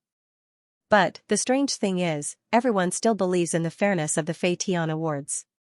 That's because it's hard to predict Tongning's character. Who knows, she might give up on the award at the last moment and change careers to become a singer. Capable people can be so willful. Good luck, Tongning. It's almost time for the awards ceremony. I can't wait to find out who the winner of the Best Newcomer Award will be. Faced with all the excitement online, Mo Ting was no longer anxious. After all, Tongning was still the best female lead in his heart. That night, inside Hyatt Regency's wardrobe, Long Jia had delivered the dress that Tongning was wearing for the awards ceremony the next day. As Tongning looked at her reflection in the mirror, she suddenly felt a little unfamiliar. It's been a long time since I've dressed up like this. I'm suddenly not used to it, Tongning mumbled as she looked at Long Jia through the mirror. What do you think? The dress was a mid-sleeved, round-neck silver dress. The body of the dress was covered in translucent snowflake lace. The exquisite workmanship made Tongning look exceptionally pure and elegant. Of course, as this was her first public appearance since announcing her pregnancy, Tongning wanted everyone to know that she was no longer the infertile woman that everyone had been talking about. She was in good condition and no one needed to worry about her. Long Jia scanned Tongning from head to toe and raised a thumb. You're the only person who can maintain such a good figure despite being 6 months pregnant. Tongning smiled in relief. At this time, Mo Ting had finished his work and was walking into the wardrobe. As soon as he saw Tongning in her dress, his eyes lit up. Long Jia, you should go home. Long Jia winked at Tongning before reminding, be careful, this dress is custom-made and there is only one of it. Tongning understood what Long Jia meant as she looked at her helplessly. After Long Jia left, she stretched out her arms and wrapped them around Mo Ting's neck. Don't listen to her nonsense. But, she seems to understand what I'm thinking, Mo Ting said seductively beside Tongning's ear. Mrs. Mo Tongning's body couldn't help but feel numb. She placed her hands on her chest and put some distance between herself and the man. Be serious. Mo Ting quietly unzipped Tongning's dress and placed a kiss on her neck. I've missed you. Tongning did not say a word. She simply tilted her chin slightly, found Mo Ting's lips and took the initiative to kiss him. Mo Ting didn't dare to forcefully kiss a 6-month pregnant woman or caress her recklessly. All he could do was restrain himself as he pushed her against the wall and held her hands in place. He then used his thin lips to slowly occupy the woman in his arms. Ning. Relax. Hearing Mo Ting's magnetic voice, Tongning opened her eyes and clung onto Mo Ting's body. This man, no matter what time it was, always exuded a mesmerizing aura that made people want to get closer to him. Especially when his hot palms brushed across every inch of her skin. Tongning couldn't help but lift her chin, giving Mo Ting a hint. Do you want it? Huh? Mo Ting lifted Tongning up in his arms and gently placed her on the bed. He then held her in place from the right side. Tongning opened her eyes and looked at Mo Ting seriously. Especially at a time like this, she did not hide her love and infatuation for Mo Ting. I want it. I've always wanted it. I've always wanted it. Mo Ting gently brushed aside the hair behind Tongning's ear before he pulled open his shirt. Ignoring the buttons that were scattered all over the place, he straightened his muscular body. Even at a time like this, he still looked like a regal king. Tongning was still Tongning. Even though she was pregnant, it did not affect her perfection. In fact, it made her even more charming. As Tongning was pregnant, she couldn't make any big movements. So, their entwined bodies could only slowly grind against each other. The dress. Am I not serious enough? How could you still be in the mood to think about the dress? Huh? Over the past few days, Xianxia had no idea that her whereabouts were being monitored by Mo Ting. The only thing she did not forget was fear. Especially after seeing Yilan and Xianxi's fate, all she could think of was to hide herself well and not let Tongning find her. In reality, Tongning simply had to deal with her because of the awards ceremony. She got pregnant earlier than Tongning, so her stomach was rounder than Tongning's. Of course, her life wasn't as easy as she imagined. After all, she had lived a life of extravagance. A mere $2 million wasn't enough for her to live a lavish life. Even though she was hiding, she did not forget to eat and drink well. So, this created a lot of clues and conditions for Lu Che's search. At this moment, she was hiding on a secluded island. Of course, due to her extravagant spending, she had already moved out of a high-class hotel and into a commoner's residential area. As there was no guarantee of safety, she was constantly harassed by the local gangsters. But, compared to being found by Tongning and Mo Ting, she was obviously more willing to endure this precarious life. What was even more ridiculous was that she found a lot of fake money under the bed in her decent little nest.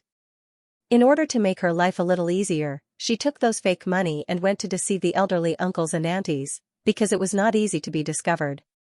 However, not every time she did something like this, she would be lucky. This time, the bakery auntie's son was helping his mother guard the bakery. After receiving the money from Xianxia, he looked down at the money and said, "This money is fake." "How is that possible?" Xianxia asked guiltily. "I was wondering why my mom has been receiving fake money recently." "So it's you." The other party's skin was dark, and there was a hint of viciousness in his eyes. "You even scammed the belongings of an old man." "I didn't." Xianxia denied. "You. Don't slander me. Follow me to the police station."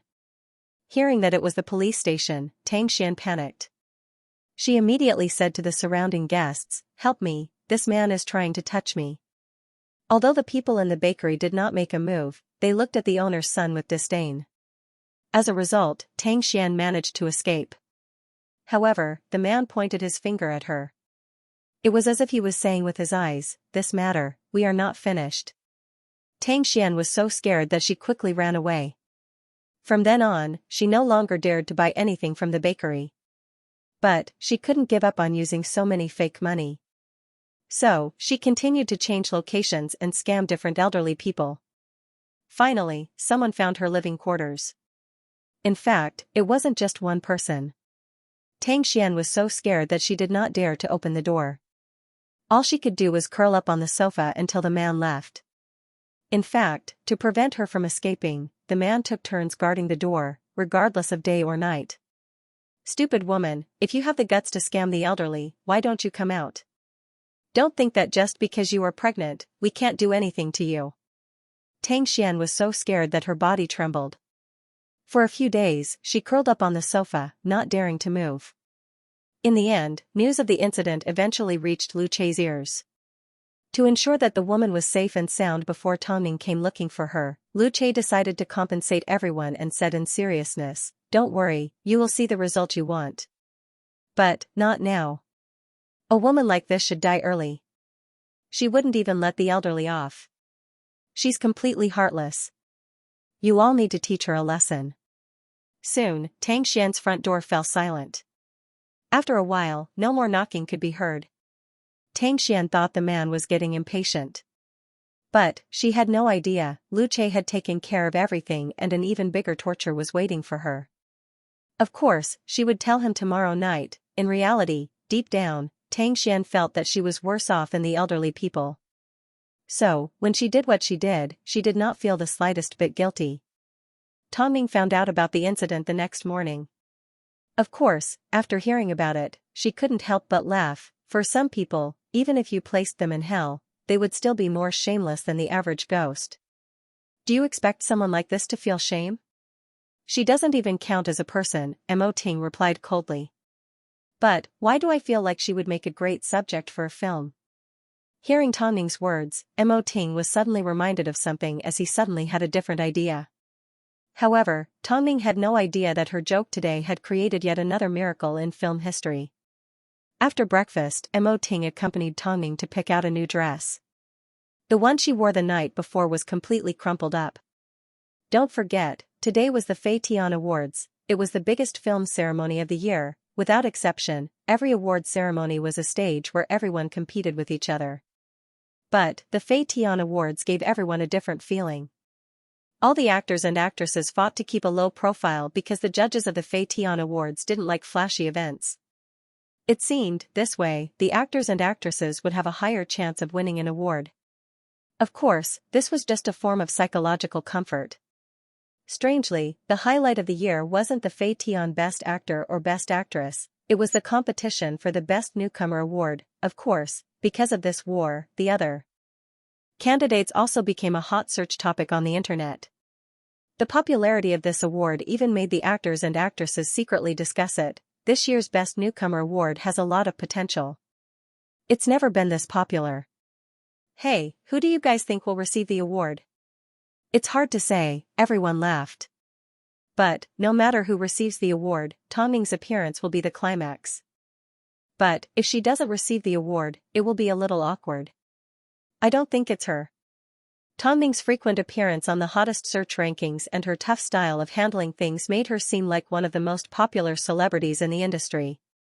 She was obviously a capable actress, yet, because she appeared on the hottest topic and because of a few random comments, she was reduced to a mere flower vase. She had the ability, this was something that everyone in the industry recognized.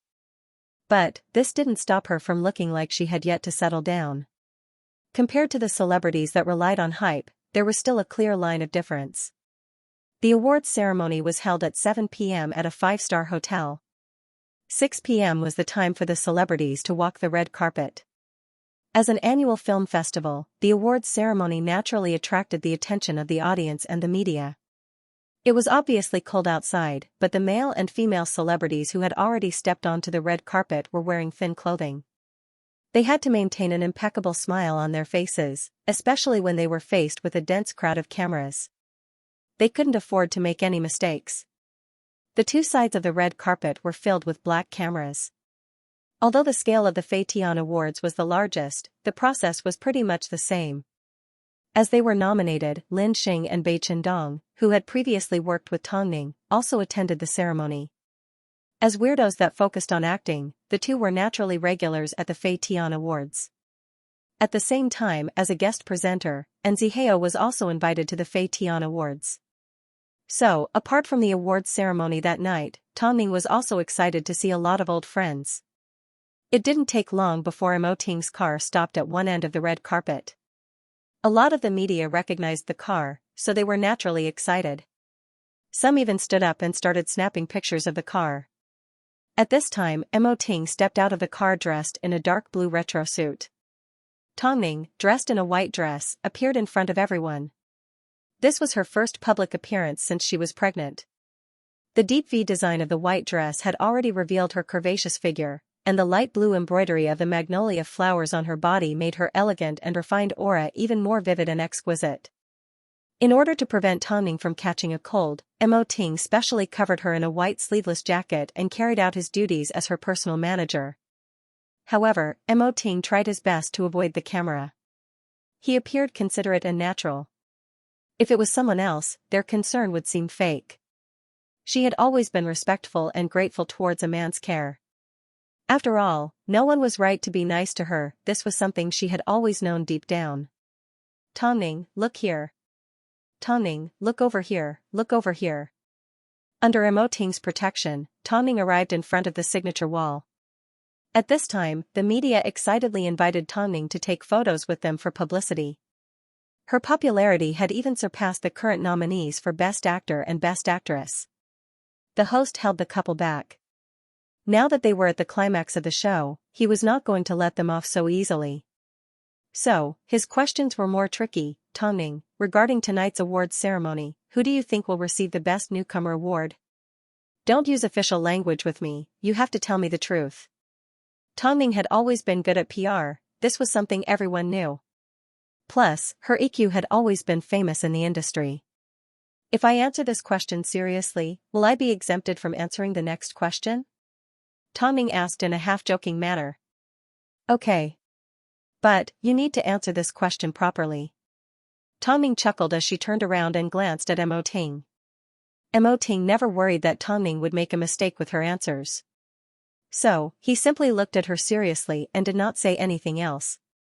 If I say that I don't want to receive an award, then I must be lying. After all, this is the best way to prove myself as an actor. But, as for who will receive an award, I don't think I can even be considered an official actor. So, I don't think I can say anything professional. So, I trust the judge's decision. I hope it's me. But, if it's not me, then it simply means I'm not as good as someone else. It's a simple truth. As expected. The host smiled. He was completely impressed by Tongning's Tai Chi skills. Tongning's words seemed to contain a lot of truth and lies. But, what she said was as good as nothing. Of course, the host did not make things difficult for the pregnant woman. After all, Tongning was currently pregnant. If something were to happen to her, she wouldn't be able to bear the responsibility. So, after taking photos with the reporters, Tongning was led into the ceremony hall. As she looked at the Fei Tian Awards' little golden phoenix on the big screen, Tongning felt a little emotional. Don't be nervous, Mo Ting could feel the cold sweat on Tongning's palms, so he gently pinched the back of her hand. If it wasn't me, what would have happened? Tongning asked as she tilted her head. I don't like things that are out of my control. Your opponents aren't weak. Do you think it's embarrassing to lose to them? Mo Ting gestured for her to look at the empty seats on her left. We've all tried our best. Especially you. Tongning knew that Mo Ting had already gotten rid of all external obstacles and had done enough. If he wanted to make a move internally, it wasn't impossible. But Mo Ting understood that Tongning would never want him to do that. In that case, let's wait for the result together. It didn't take long before the other actors entered the hall. Bai Qindong and Lin Xing, naturally, got the best seats. This was the difference between Tongning and the two of them. The host of the awards ceremony was the famous variety artist, Gu Xingyun.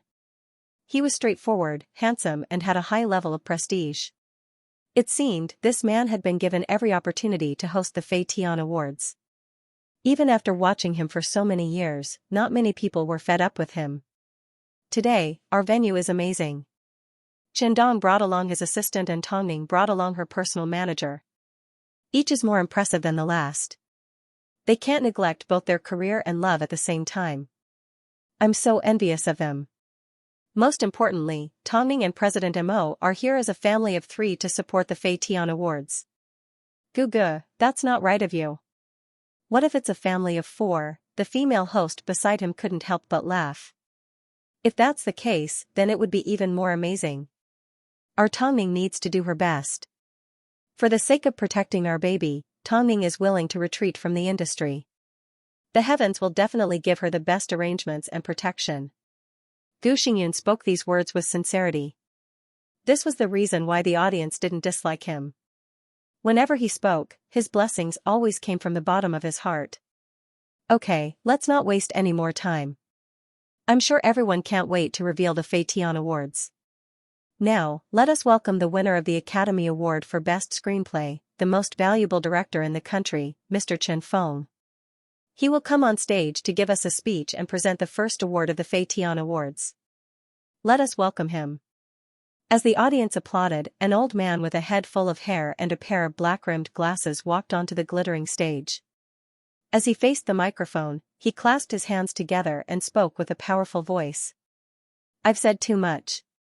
This time I won't say too much. I'll just say one thing that I find very interesting. The competition for this year's Best Newcomer Award is extremely intense. In fact, it's even more popular than the other awards that are being presented tonight. This is the first time something like this has happened at the Fei Tian Awards. So, I went to watch the films of the nominees, Yu Rong's Glory, Dai Ziwen's The Old Tribe, Wang Siwen's Green-Blooded Bullet and of course, Tan Ning's W.H., as well as the recently removed Xianxia's film. After watching these films, I personally liked one of them. Of course, I won't mention the name of the film for now. All I want to say is, because of this film, I realized that there are still people who are willing to give their souls to the acting industry. That's why I respect this actress. Her efforts are no less than those of us who have spent our entire lives in the film industry. That's all I have to say. I will now announce the winner of the 37th Annual Fei Tian Awards for Best Supporting Actress. This will be the first award to be presented tonight. Everyone starts off as a supporting actor, including the director and screenwriter. I hope that the winner of today's Best Supporting Actress will one day become the Best Actress. Please look at the final results on the big screen. As soon as Mr. Chen Feng finished speaking, the screen behind him began to display the list of nominees for the Best Supporting Actress. Of course, the spotlight was focused on the 5 nominees. After a while, the spotlight finally focused on one person. At this time, the name of the Best Supporting Actress was announced on the big screen. During this time, Tan Ning caught a glimpse of a person. Although she had only met this person once, he had left a deep impression on her. Zhang Qingping, the so-called president of the Film Association, a national first-class actor and director, was standing diagonally to her with a dignified air.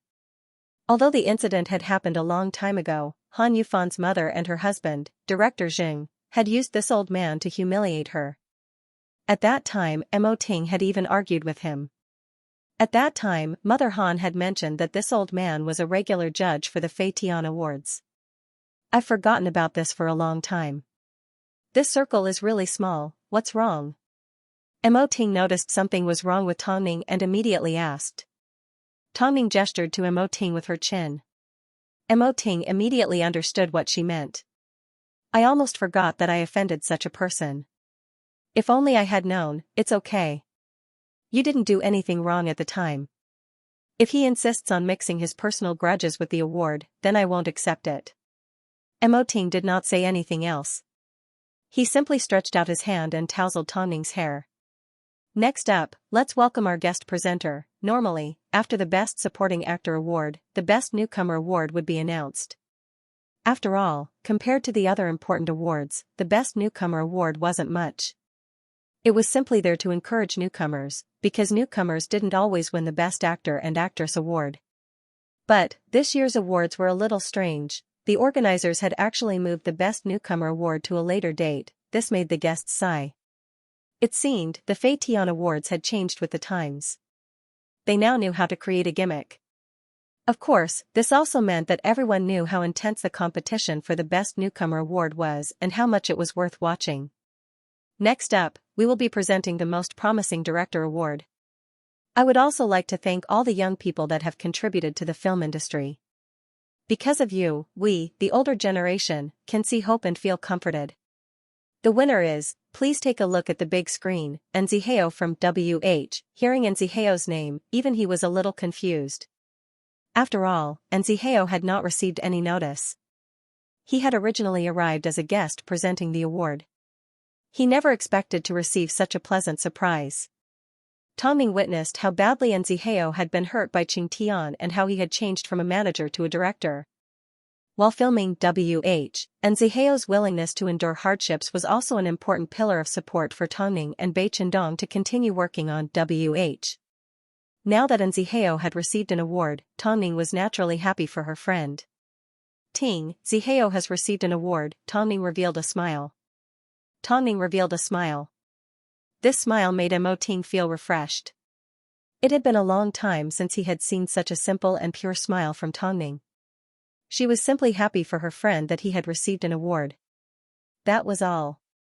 He will receive even more awards in the future, Mo Ting said in seriousness as he watched Zihao walk up to the stage. Tongning nodded her head before she listened attentively to Zihao's acceptance speech. I am very surprised, Zihao said. This was the first thing that Zihao said. I never imagined that I would receive an award again. WH was my first film and, of course, the beginning of my career as a director. Here, I would like to thank Tongning, the first person I would like to thank. I would like to thank her for not saying or asking any questions. For the sake of acting in this film, she almost went to heaven or hell. She is a friend that I have always respected. Secondly, I would like to thank Bai Chendong. Of course, I am referring to the fact that he joined the film for free. Because of the existence of these two actors, I deeply understand what it feels like to have flesh and blood in a movie. Everyone in my team is of one mind, so I won't say too many words of thanks. I simply have one more thing to say. With regards to Tongning, I hope everyone can treat her well. She is a good person and a very capable person. However, I also know that she has always been standing in the wind and rain, facing damage and attacks at all times. Here, I and Zihao only have one thing to say, Tongning and I will be good friends for the rest of our lives. From now on, no matter what happens, I will unconditionally stand by her side. So, Tongning, good luck. Of course, I know everyone is waiting to receive the Best Newcomer award. So, I won't delay any longer and will return the stage to the host. After speaking, Zihao placed a kiss on the trophy. The Best Newcomer award, how many people, both inside and outside the venue, were waiting to see the drama of this award. Next up, we will be presenting the Fei Tian Awards Best Newcomer Award. Let's welcome our guest presenters, the chairman of the Film Association, a top director and actor, Mr. Zhang Qingping, and the CEO of Time Media, Ms. Rong Xiuhua, to the stage. Hearing the loud applause from the audience and seeing the two most important actors on stage, many people revealed meaningful smiles. Even though the newcomers had a lot of support, they shouldn't lose sight of one thing and allow the important Best Actor and Best Actress awards to be used as a foil for the Best Newcomer award. Mr. Zhang is a veteran of the film industry. Ms. Rong Xiuhua applauded. Ms. Rong has also created many miracles in the film industry, the old man replied with a smile. The old man replied with a faint smile, but speaking of which, the current film market is really different from that of our time. Why are you sighing like this? There are fewer and fewer people acting and more people flirting. There are fewer and fewer people telling stories and more people fooling the audience. Cheap special effects are all over the place, but the box office continues to reach new highs. I'm getting more and more confused about the aesthetics of this era. Perhaps I'm getting old, the old man replied loudly with a hint of ridicule. Take this Best Newcomer award for example. Although newcomers are worthy of praise, shouldn't the public focus their attention on those that have dedicated their entire lives to acting? I'm especially disgusted by those artists who can't survive in other industries and turn to acting. Being an actor is indeed a lucrative career, but it also lowers the audience's standards of beauty. It's not good for the healthy development of the industry. Mr. Zhang is certainly straightforward, Ms. Rong Xiuhua replied awkwardly. That was because his words were indeed too targeted. All he had done was mention Tongning's name. The older generation had great achievements, but they were also arrogant and looked down on the current market. Not to mention, Tongning was an actress who had only started out in the industry half the time. Let's not talk too much. Let's get to the awards. Over the years, I've never given out an award as low as this one. Zhang Qingping's words were unforgiving. So, he naturally attracted a lot of hatred from within the industry. The winner of the 37th annual Fei Tian Best Newcomer Award is. The spotlight suddenly focused on Tongning and the other candidates. At this moment, everyone held their breath and focused on the screen in the center of the podium. Tongning was extremely nervous. So, she subconsciously held onto Mo Ting's hand tightly. Mo Ting's heart ached as he looked at Tongning. He couldn't help but stroke the back of her hand comfortingly. Tongning from WH. Seeing this answer, everyone's emotions became somewhat complicated. They felt that it was within their expectations, but at the same time, they felt that it was unexpected. At this moment, Tongning's emotions were a little complicated. She knew, in the eyes of outsiders, she didn't deserve this award. Otherwise, Zhang Qingping wouldn't have said something like this. Because they understood this, everyone looked at Tongning with deep meaning as she stood up from her seat. Of course, as her husband, Mo Ting also stood up and led Tongning down the stage. Step by step, they made their way to the podium. Zhang Qingping was too lazy to give Tongning an award, so the entire process was handled by Rong Xiuhua. As expected, Tongning received the little golden phoenix. But Tongning, please share your thoughts. Hearing the host's invitation, Tongning walked over to the microphone. After looking around at the audience, she finally said, "Firstly, I have a few words to say to Mr. Zhang Qingping." After speaking, Tongning leaned to the side and placed the little golden phoenix on the floor. If Mr. Zhang's words represent the views of the older generation of filmmakers, then I can only say that I feel sorry for it. The older generation are indeed the founders and pioneers of the film industry, but they should not be the representatives of arrogance and prejudice. Every generation has its own mark. Perhaps in Mr. Zhang's eyes, I am not good. But, in the eyes of your seniors, are you perfect? I have indeed changed from a model to an actress. But, I'm sorry. Firstly, I don't lack money. Secondly, the amount of effort I put in is the same as everyone else, including the great actors you speak of. Don't tell me hard work and effort, in your eyes, are there any differences? Let me give you a simple example. If an artist suddenly becomes an engineer, does that mean they are disloyal to the arts or architecture industry? I'm sorry, but this is our freedom of choice. You have indeed made a lot of contributions to the film industry and no one can replace your contributions. But Mr. Zhang, please accept your old age. Times are changing and we need to replace them. In this world, the most important thing is the existence of an objective reality. If the film industry really defies objective reality, then it should be heading towards destruction. If not, how could it be as prosperous as it is today? Could it be that the younger generation are all wrong and you are the only one that is right? Plus, we are indeed newcomers today. In your eyes, we are the lowest level of existence. But, didn't everyone here, including you, start from scratch and climb to the top? By looking down on us, you are simply denying your own past. After hearing Tongning's words, everyone was shocked. Of course, they were shocked because she dared to speak her mind. But, deep down, they were secretly pleased.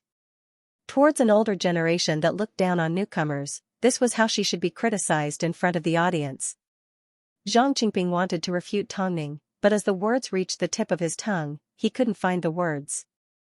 All he could do was open his eyes wide as the veins on his forehead bulged. As a senior, your attitude towards the younger generation is neither encouragement nor help. You have already lost the strength of the older generation. So, how could you humiliate a junior in front of so many people? Even primary school textbooks don't teach in this way. What do you think, Mr. Zhang? In other words, Tongning was saying that he was worse than a primary school student. As soon as these words were spoken, time stood still. But, a few seconds later, the venue erupted into a thunderous applause. Tongning had spoken the thoughts of many people. Seeing Zhang Qingping leave the stage angrily, Tongning finally turned around and looked at everyone. The reason why I placed the Fei Tian Awards next to my feet is because I know a lot of people don't think I deserve to receive this award. I'm sorry, but if I want to receive an award, then I need to make sure everyone is convinced. I know I've attracted a lot of criticism and attracted a lot of news. But, I still remember that I am an actress. When it comes to film, I have to work hard. Today, I'm going to give the host a chance to make things difficult for me. You can give me any question you want and I will perform on the spot. If everyone feels that my acting has problems and doesn't pass, I will immediately give up on the Fei Tian Awards and I will never act again. After hearing Tongning's words, everyone was shocked. Tongning was going to perform on the spot. Did she know where she was? All the titans of the film industry were here. Wasn't she afraid of embarrassing herself? Plus, the stakes were so high. She was going to give up on the Fei Tian Awards. Of course, there were also plenty of people that admired Tang Ning's courage. After all, if they were in Tang Ning's shoes, they would have already received an award. Who cared what the judges thought? It was already her glory. Who would want to mess around? But Tang Ning was not willing to admit defeat. This segment was not a rehearsal, nor could it be rehearsed in advance. But, seeing Tang Ning's reaction, the host was more than willing to give her a chance to prove herself. After all, he had also fought his way to this point and had experienced plenty of darkness. So, he was more than willing to believe in the determination and strength of the young. Since that's the case. Have you seen the film Insanity? This Oscar-winning film is a milestone in the field of crime films. And the female lead, Olga, was extremely famous. She was a schizophrenic, yet she was held hostage by the male lead. She negotiated with him the entire time and even acted as his psychological coach. The most interesting part of the film was Olga's second personality. She was a psycho that was even scarier than the male lead. On one hand, she tried to save the male lead, but on the other hand, she helped him commit murder. One of the most classic scenes was when Olga's first personality suspected that the male lead had an accomplice. But she couldn't find out who it was. In the end, through various clues, she realized it was herself. Yes, Tang Ning nodded her head as she recalled the film. Not only had she seen it before, she had even imitated Olga in WH, because she wanted to experience Bai Chendong's character. Then, do you still remember the scene where Olga's second personality fainted after killing someone, and when she woke up, she searched everywhere for the murderer? Of course, Tang Ning nodded. In fact, the movie was so famous that Bayanzi, who played the role of Olga, suffered from split personality disorder and was still in the hospital to this day. Most of the people present had seen the film before. So, the scene that Gu Xingyun described left a deep impression on them. Was Tang Ning going to act in that scene? This was simply an impossible task. It was too difficult. Bayanzi was going crazy. One could imagine how engrossed she was when she was acting in this movie. Tang Ning. Would it really work? The scene was set in an underground garage with ventilation holes. At the time, Olga was sleeping in a car with a male driver. After the driver woke up, he tried to rape Olga. But, at that time, Olga was hit in the head and passed out. Her second personality awakened and she sliced the man into pieces without spilling a single drop of blood. By the time Olga woke up, the garage door was already open, but there was a corpse beside her. Olga searched everywhere for the murderer. But, when she went to check the surveillance footage, she discovered that no one had entered the garage. Olga began to realize what was going on. She began to search for clues on the corpse. So, Tang Ning was going to act out the expression on her face after seeing the surveillance footage. There were no props, no help, just an empty stage. At first, Tang Ning lowered her head like she was thinking of something. Then, she suddenly lifted her head. At this moment, everyone was shocked. Because the look in her eyes was like she had discovered something unknown, or like a demon with an axe had suddenly appeared behind her. The chilling look in her eyes was perfectly executed without any need for any lines. Everyone was captivated by the look in her eyes. It was like they were watching a live version of Insanity. Afterwards, Tang Ning suddenly turned around as if she had thought of something. With her back facing the audience, she took a few steps before turning back around. She scratched her head in disbelief at her own speculations. How could there be ghosts in this world?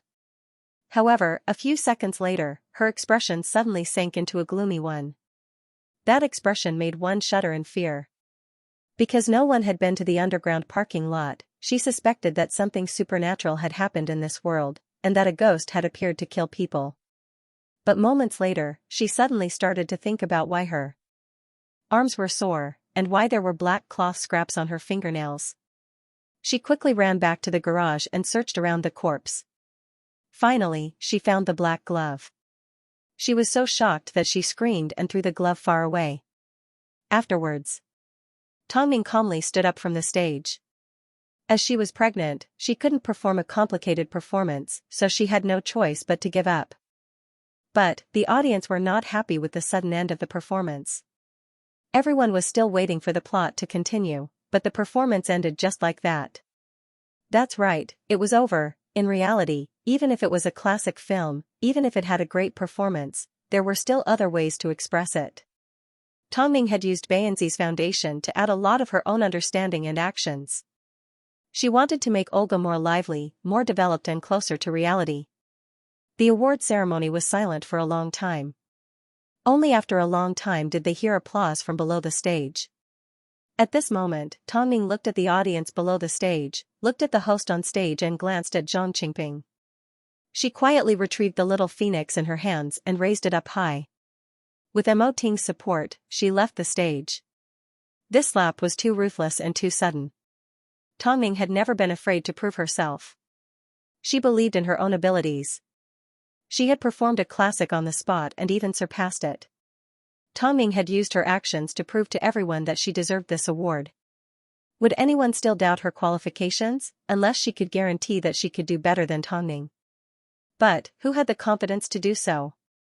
It didn't take long before the video of Tongming's audition went viral online. As a result, her acting skills and capabilities were further acknowledged by the public.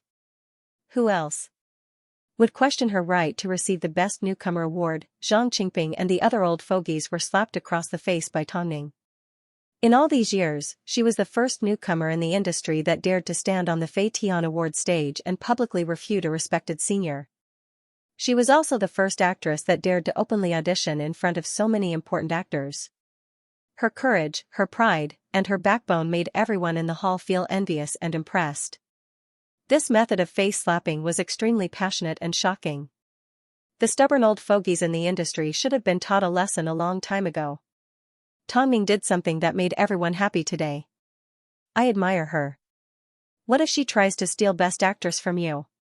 With her acting, she will receive the award sooner or later. There's no need for her to steal it from me. This was a conversation between the people in the venue. Afterwards, Gu Xingyun returned to Tongming's original position and concluded, I personally love insanity. So, when Tongming asked me to make things difficult for her, this was the name that came out of my mouth. Of course, I was well aware that this film wasn't easy to act out and would drive people crazy. So, I was truly making things difficult for Tongming. I never expected her to respond in such a serious manner. But, I'm sure everyone here has seen that Tongming's acting is the best I've ever seen out of all the versions of Insanity, including the stage plays. In fact, she even managed to do a few things that Olga couldn't do in the original. This is too amazing. I really want to give Tongming a round of applause from the bottom of my heart. She truly deserves this award. After Gu Xingyun gave his speech, he looked down at the audience. At this time, Chen Feng, who had previously claimed to have watched the films, suddenly stood up from the first row of the VIP seats and received the microphone from Gu Xingyun. He smiled and said, originally, I didn't want to waste everyone's time. After all, there are still a lot of things to do later on. But, since Tongming has already proven herself, I think there are a few things I want to say. After saying that, the old man turned around and bowed deeply to the audience before he continued speaking. The old man's back was as straight as a towering tree from beginning to end. I told you. I watched all of them, and I especially liked one of them. I'm sure you guys can guess what it is. That's right, it's WH. It's not because I like disaster films, nor is it because Bai Chendong is in it. It's because I see Tongming's loyalty to the characters in the film. Afterwards, I did a lot of research on Tongming and found out that before she became an actress, she was already an international supermodel. She received the Best Contribution Award, triggered the Oriental trend, changed the American sense of beauty and won countless international awards. In the modeling industry, she is a legend. But, she decided to become an actress. She knew where she stood, so she continued to work hard. I couldn't understand why, every time she passed a stage, there were so many people that wanted to embarrass her and obstruct her path. She was obviously talented and had a bright future, so why did she have to suffer so much? Later on, I finally understood. The reason why Tongming was plotted against and framed was because of her talent. At such a young age, she had already reached a level that not many people could reach. WH does have its flaws, but it still isn't Tongming's true ability. After watching 80% of the film, I can see that Tongning's acting is smooth and natural. Plus, based on the trailer, it was obvious that Tongning had suffered quite a bit because of this film. But she never asked Hai Rui to release any press releases about it. From start to finish, there was practically no hype. She is neither servile nor overbearing and keeps a low profile. Why can't she receive the respect she deserves? Today, I, Chen Feng, would like to announce that as long as I have a good resource in my hands, the only person I will consider will be Tongning. In fact, this applies to international films. As for those that aren't as good as Tongning and refuse to improve, they can continue to stay where they are. Tongning is a brave person. No matter how much you try to stop her, you will not be able to stop her from becoming a top-notch actress. If you don't believe me, let's give it a try. As for why Tongning received the award, the Fei Tian Awards Committee will soon announce the reason for their decision. So, I will only say one thing, Tongning, you can do your best. Don't bother with the gossip, especially those that like to differentiate between the rich and the poor. Don't bother with their shameless thoughts of dragging you down with them. This is ridiculous. Everyone knew that Chen Feng was a proud person. Over the years, he had never publicly supported anyone because there were many things that he disliked about the industry. But, because he had received a lot of Western education, he had a high EQ. So, even if he wasn't used to it, he wouldn't go around criticizing others. So, even though the old man had never scolded anyone, he had never truly praised anyone either. Yet, today, he actually broke his usual routine and praised Tongning in front of so many people and at such a big event. He even invited her to act in a film. What was this? Glory? As for Tongning, after hearing the old man's words, she did not immediately try to curry favor with him. Her expression remained indifferent, calm and unaffected. This was what old man Chen Feng liked the most about her. Even if I were to personally act in Chen Feng's role, I wouldn't necessarily be able to secure it. Wifey. You've earned again, Mo Ting laughed beside Tongning's ear. Aren't you going to thank the old man? Tongning did not say a word. Her attitude was gentle and humble as she stood up and bowed to the old man to show her gratitude. Everyone else was here to receive an award, yet, not only did Tongning have to receive an award, she also had to win the favor of a good director and a role that countless people fought over. As for Zhang Qingping, he had a high status in the industry. But, ever since he became a top-notch director and actor, he no longer had any projects. On the other hand, Chen Feng continued to improve. So, everyone respected Chen Feng even more. Now that Chen Feng had stepped out to mock Zhang Qingping, it was obvious that his joke had gotten out of hand. The younger generation would surpass the older, this was the main theme of the awards ceremony. Of course, in order not to take up too much of everyone's time, Tongning directly asked Gu Xingyun to continue presenting the awards. At this moment, both inside and outside the venue, everyone was talking about Tongning. But, as the center of attention, she was calmer than anyone else and more careful than anyone else. On her face, only one word was written, I want to keep a low profile. The entire Fei Tian Awards was like a meet and greet session for Tongning. No matter where she went, her name could be heard. Afterwards, the Fei Tian Awards presented the Best Actor and Best Actress winners. As the two went on stage to give their acceptance speeches, Gu Xingyun teased, do you guys feel bad that Tongning stole the limelight? No. The winner of the Best Actress laughed as she held on to her trophy. I admire her courage. She said what most of us were too afraid to say. That's why I support her. As for the Best Actor, he laughed, I almost wanted to give her the trophy in my hand. But, I never thought, she had the ability to receive it. In reality, there was a clear difference between those that liked Tongning and those that hated her. Those who liked her could naturally see her low-key side, her hard work and high EQ. As for those who didn't like her, it was just like how no matter how wonderful a movie was, there would always be an audience that couldn't please them. They could always find the flaws that made them not know whether to laugh or cry.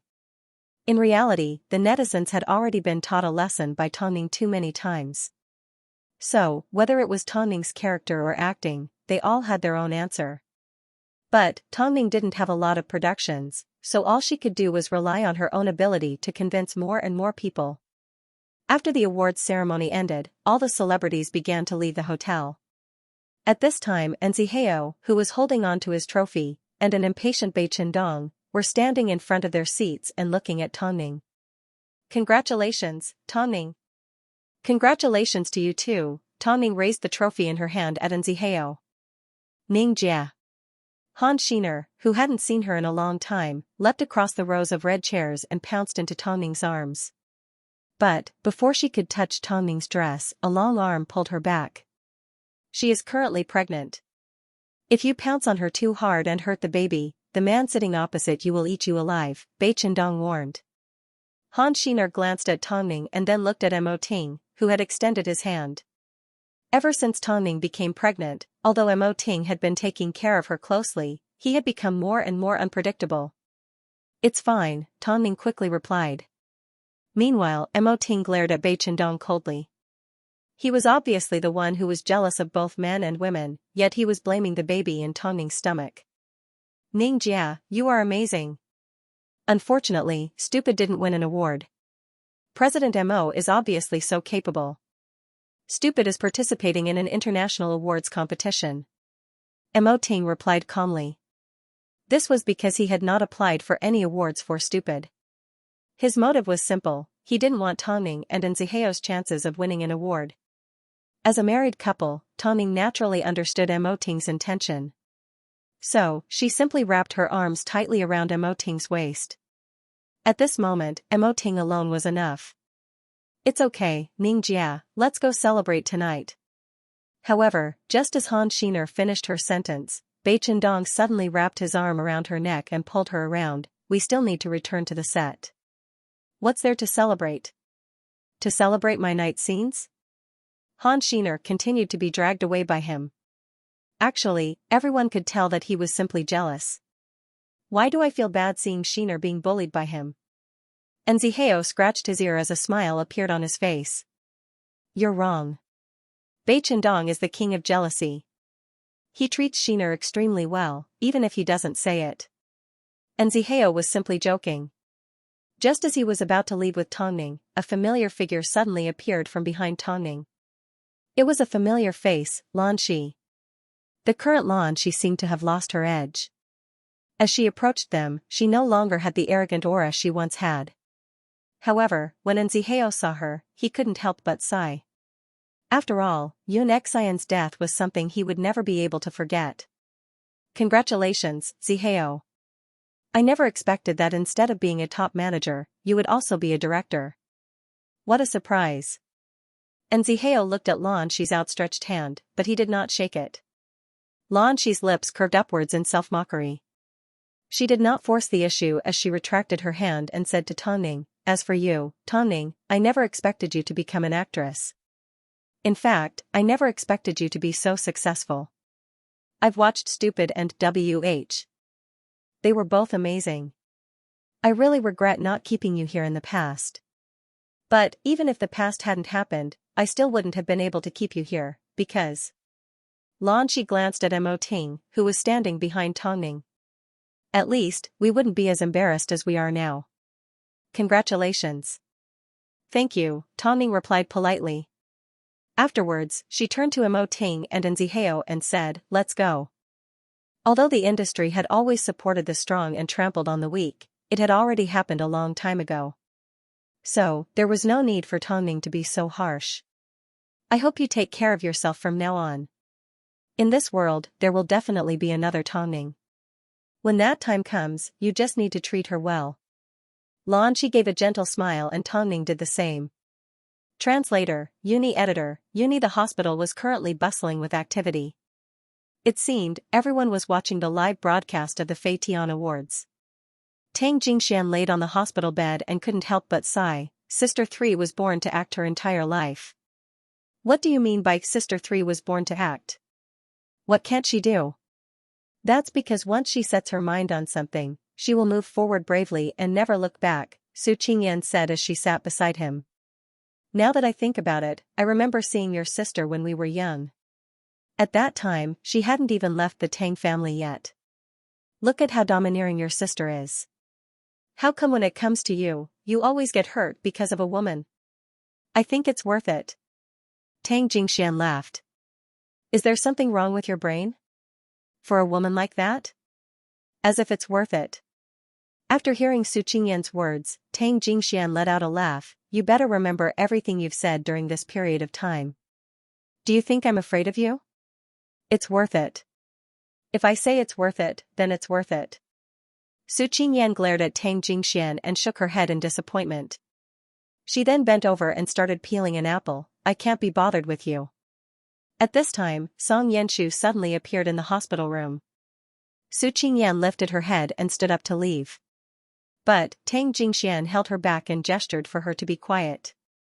You're here again. As your ex-manager, this is my last bit of friendship. I heard that I got hurt because of you. How come I didn't know about this? Tang Jingxian lifted his head and questioned Song Yanshu. As soon as Su Qingyan heard this, she froze. What did he mean? Didn't they say that Tang Jingxian got hurt because of Song Yanshu? Song Yanshu lowered her head and laughed as her shoulders trembled uncontrollably. She then lifted her head and replied, I was just joking. How could someone believe me? Did Miss Su really think so? According to Miss Su's intelligence, I don't think you would believe everything that someone says. Are you really going to stay by Jingshuan's side like this? That is between the two of us, Tang Jingxian replied coldly. Don't tell me, you still haven't told her how you got hurt? Song Yanshu looked at Su Qingyan with ridicule. Do you want me to tell her? What do you mean by that? Su Qingyan immediately stood up with a serious look on her face. What do I mean? What I mean is, the person that hurt Tang Jingxian was your jerk of a father, Song Yanshu replied. You stabbed him and injured him. Yet, he ran out to buy you something even though he was injured. Some things are laughable. Tang Jingxian, it seems, you are destined to not be understood by women. No matter what you do, it's a waste of energy. After hearing Song Yanshu's words, Su Qingyan froze. As she thought back to what Tang Jingxian had just said, she suddenly realized that the person that Tang Jingxian had been talking about was her. It was her. And not Song Yanshu. What, are you surprised? Song Yanshu sneered as her voice turned colder. Su Qingyan, if you truly cared about Jingxian, I would not be here. Unfortunately, you don't. The way you treat your violent father, don't you have the slightest sense of safety?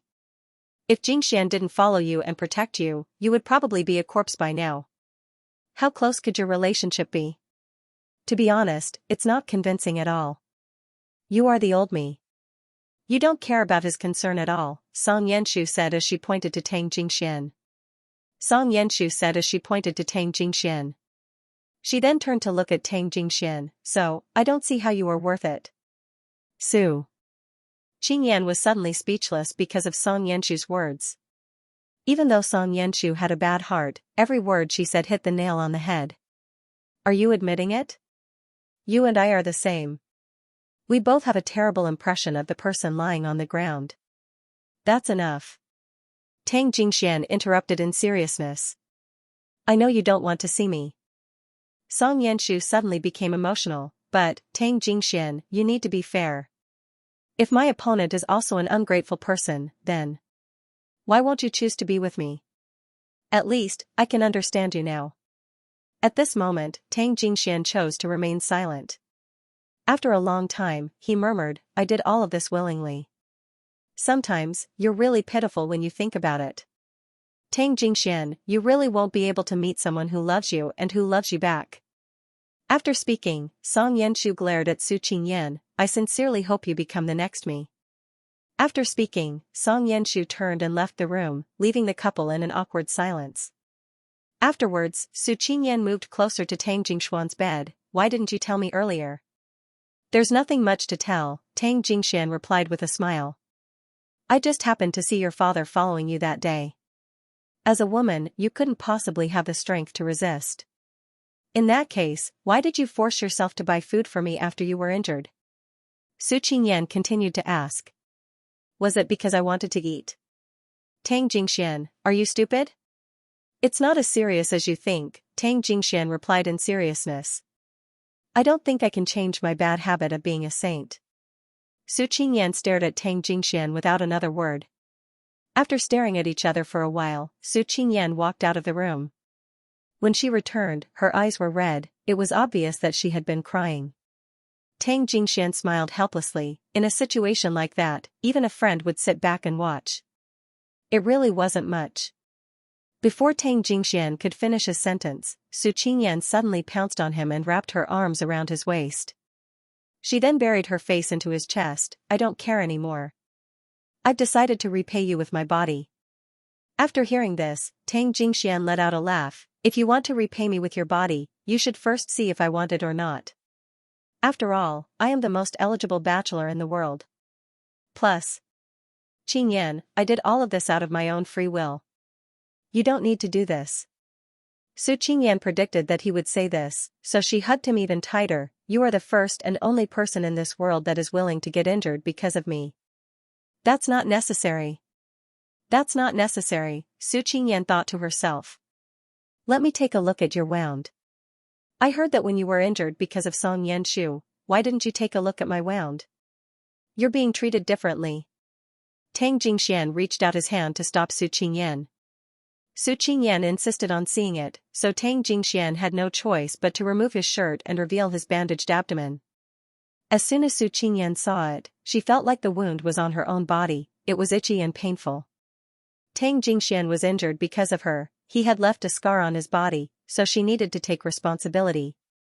Just like how Tang Jingxian had left a mark on her body, a mark that belonged to her.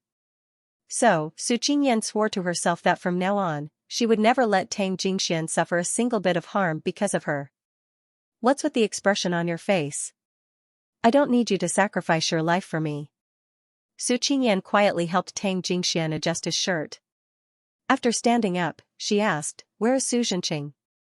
He's on the run. Tang Jingxian replied. Find him and kill him. Su Qingyan gritted her teeth. Get some rest first. Where are you going? Tang Jingxian immediately grabbed onto Su Qingyan. I'm going to catch the culprit. After speaking, Su Qingyan lowered her head and left the room. Tang Jingxian took a deep breath and shook his head helplessly as he once again sat up. He was still injured. Couldn't she just let him rest in peace? Actually, the reason why Su Qingyan said she was going to catch the culprit was because she was the chairwoman of Su Corps and Su Zhenqing had been in the company for many years. He had a lot of subordinates, so she thought she might be able to find some clues. Of course, she wasn't stupid. She couldn't directly ask who had seen Su Zhenqing. So, she instructed her secretary to install a camera in the meeting room and notify the higher-ups and shareholders for an emergency meeting. It was actually quite simple. She wanted to tell the shareholders that Elder Su had never transferred the Su household to her. She was simply angry at the way Father Su had treated her, so she pretended that she wanted to find her father and reunite with him. Using the house as bait, she wanted to see how the shareholders would react. Su Qingyan was indeed unable to control her emotions at times, but it didn't mean that she was stupid. Now, Tang Jingxian belonged to her.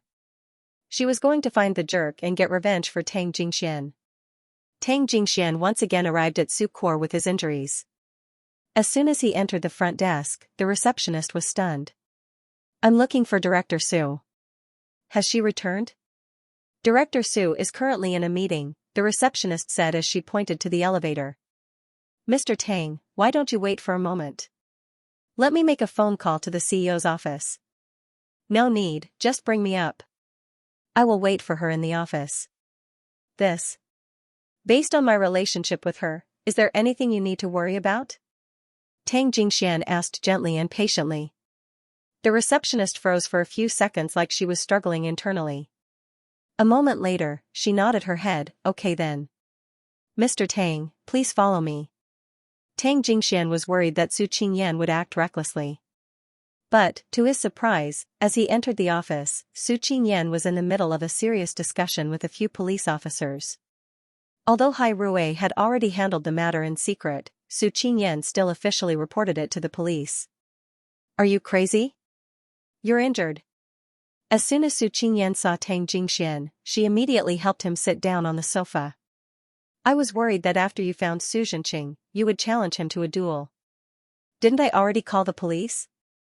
Su Qingyan glared at him before she called for her secretary. I'll get her to take you back to the hospital. I'm fine. Even if I go to the hospital, I'll just lie down and not move around. You guys can continue talking.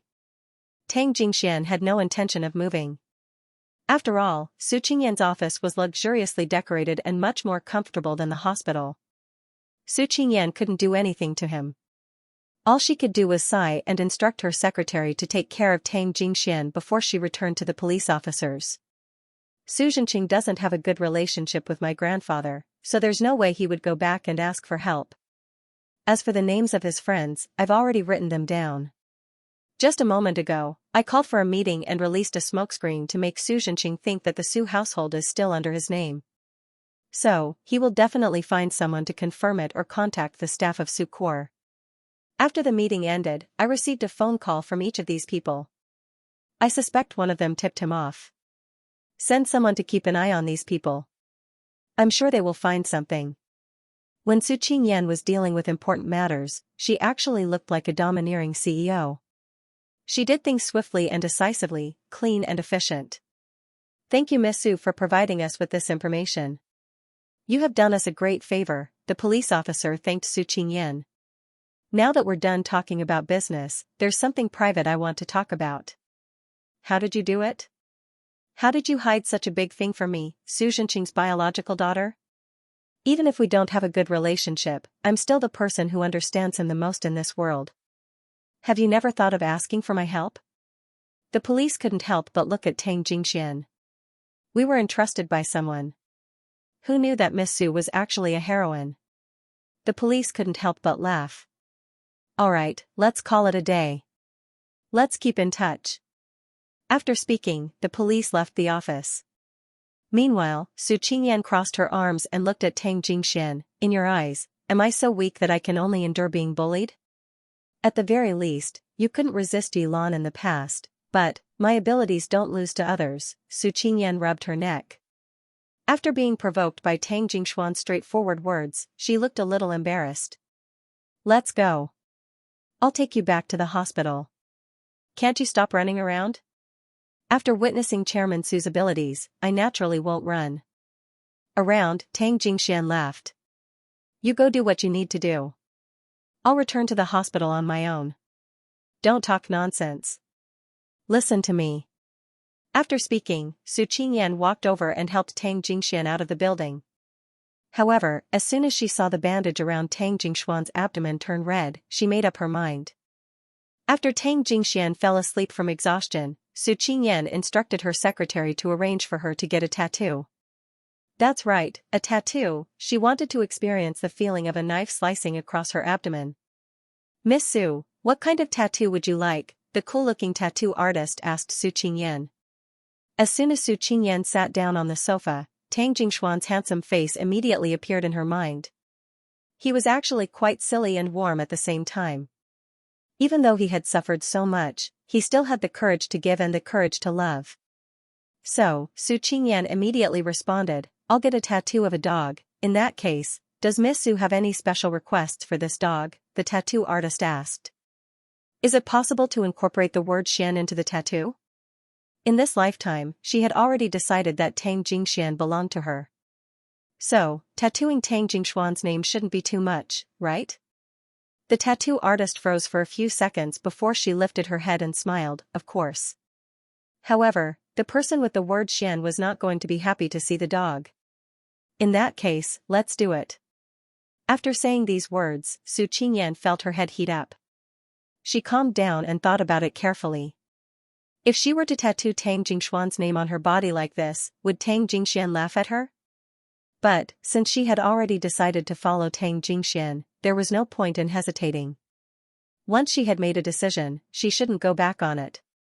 In reality, Su Qingyan was a person that couldn't take any stimulation. Because she had been hurt too much since she was young, she especially treasured the kindness that others gave her. As long as someone was willing to do anything for her, she would do anything for them. Especially since Tang Jingxian had suffered such a serious injury because of her.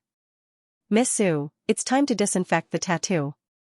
Hearing the tattoo artist's reminder, Su Qingyan pulled out her phone and gave Song Yenshu a phone call. You're wrong. We are not the same type of people. The reason why I'm so slow is because I don't understand that Jingshuan's kindness to me and your lack of appreciation are two completely different things. Really? From now on, he belongs to me. Su Qingyan gathered her courage and declared her ownership of Song Yanshu. Su Qingyan gathered her courage and declared her sovereignty over Song Yanshu. I will take good care of him. Song Yanshu, there's nothing else for you to do. From now on, please don't appear in front of Jingxian for no reason. Next time, I won't be so polite. On the other side of the phone, Song Yanshu remained silent for a long time.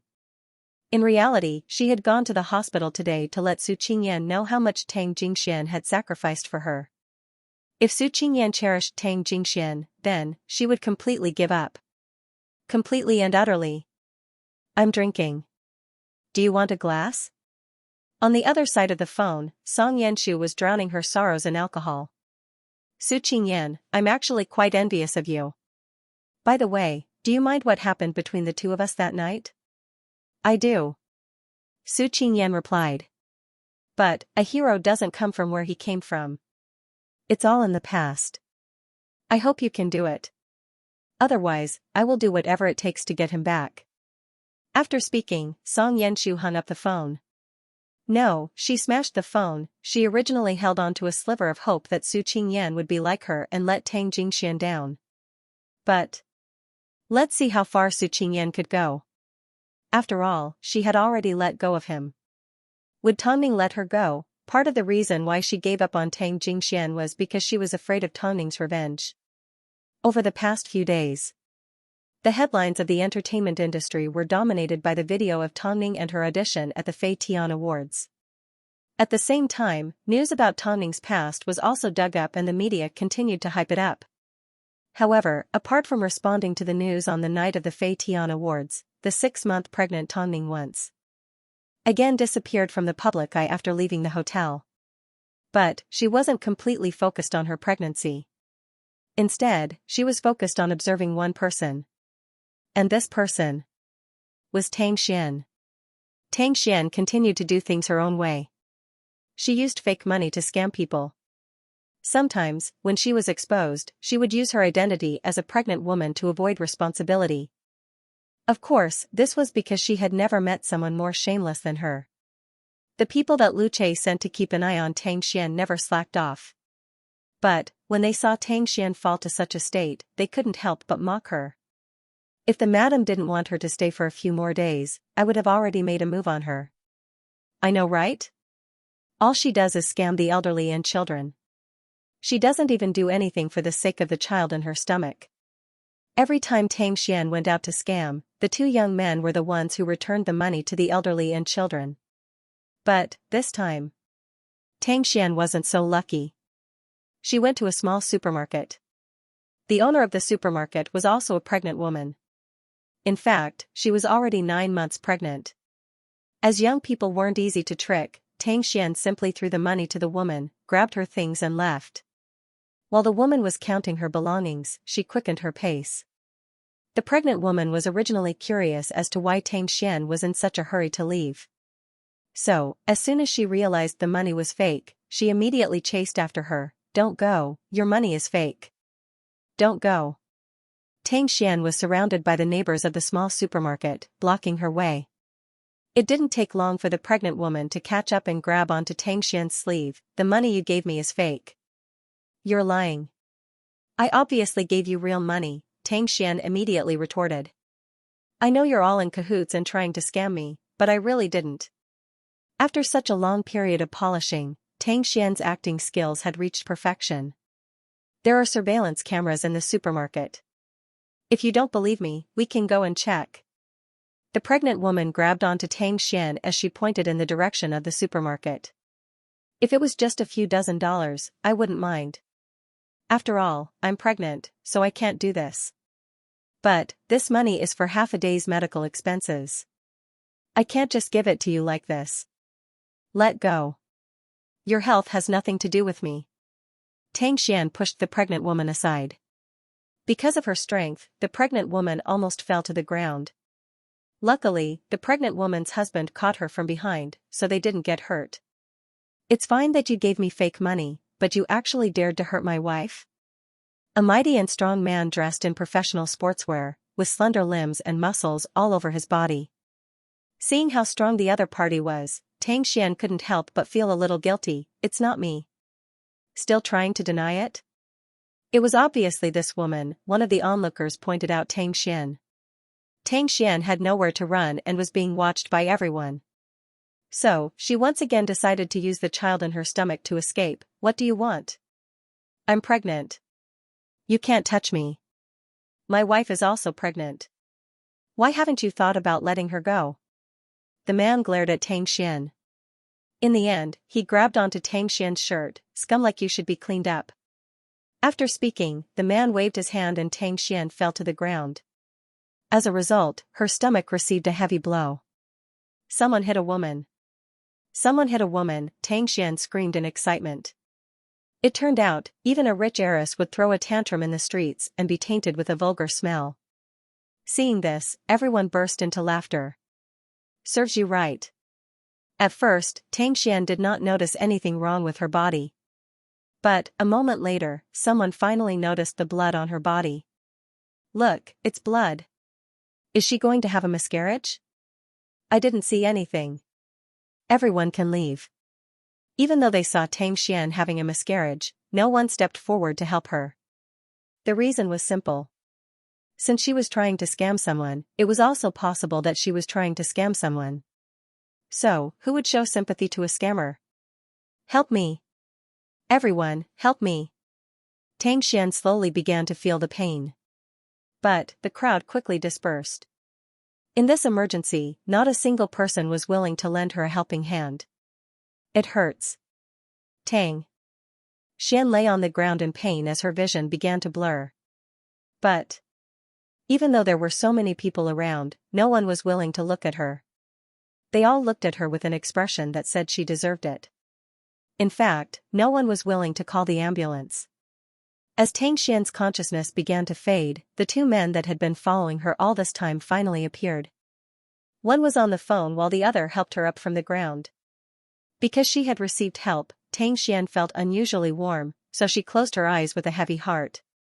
Was it warmth? Tang Xian had no idea what kind of hell was waiting for her. Outside the delivery room of the city hospital, Elder Tang rushed over to the hospital as soon as he heard that Tang Xian and her son were in danger. At this time, Tang Xian had just finished her tests and was about to be sent into the delivery room. Tang Xian lay in bed and saw her grandfather standing in front of her. She couldn't help but grab onto his hand. Grandfather, please help me. I'm in pain. Don't worry, Xiaoxian, the doctor will help you, Elder Tang comforted gently. This is my little great-grandson, he will definitely be fine. As soon as she saw Elder Tang, Tang Xian felt like she had returned home. So, she closed her eyes peacefully. But, did she really return home? During the delivery process, due to external pressure, the child was born. So, Tang Xian's delivery did not go smoothly. There were a few times when she almost fainted from the pain. But, after an entire 3 hours, the child in Tang Xian's stomach showed no signs of coming out. In the end, the doctor had no choice but to step out of the room and ask Elder Tang, with the current situation, the pregnant woman cannot undergo a C-section. We can only try our best. However, the family needs to sign a form. Do you want to keep the mother or the child? Hearing this, Elder Tang closed his eyes and took a deep breath. But, a moment later, a single word came out of his mouth. The doctor was shocked, but he did not say much. He simply grabbed the form that Elder Tang had signed and returned to the delivery room. Child, this was Elder Tang's response. He said child. The doctor was quite surprised by Elder Tang's decision. It was rare for a grandfather to be so heartless towards his own granddaughter. But, this was the family's choice. The doctor did not need to be held responsible.